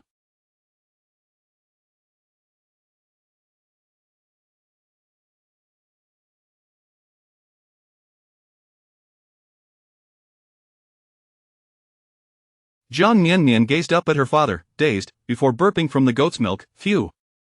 Goodness. Chapter 85. Vijeshi enters the imperial palace in the frigid winter. Within the courtyard of the county office, Lucienne, the concubine of the county magistrate, donned a gown of pristine white, her eyes glistening with tears as she nestled in the embrace. Gifted by the local gentry, Lucienne had been bestowed upon the county magistrate shortly after his arrival in Ming County, prior to the introduction of his wife and additional concubines.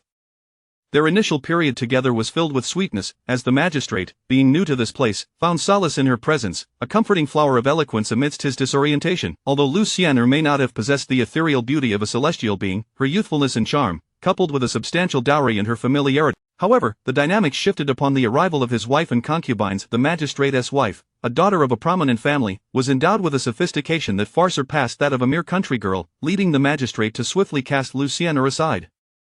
Ming County, a desolate and frigid place, served as a thoroughfare for exiles, offering little in the way of comfort. The magistrate, harboring aspirations for advancement, found himself hindered by mediocre connections and abilities, languishing in unfulfilled potential for years, lamenting his misfortune.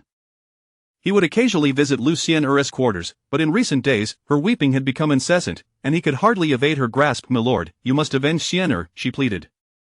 The magistrate, lacking his official regalia and appearing somewhat gaunt, found himself unable to extricate himself from her clutches and could only offer words of comfort. "The county has already issued orders to apprehend the bandits.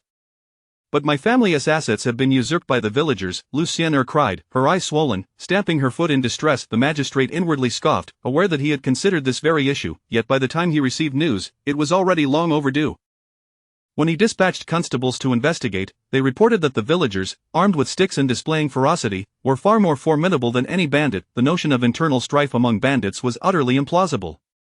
It was evident that the villagers had ensnared them with ease. The villagers, having suffered under Lucienne's family's oppression, exhibited a bandit-like demeanor that surpassed even that of true brigands. Given the multitude of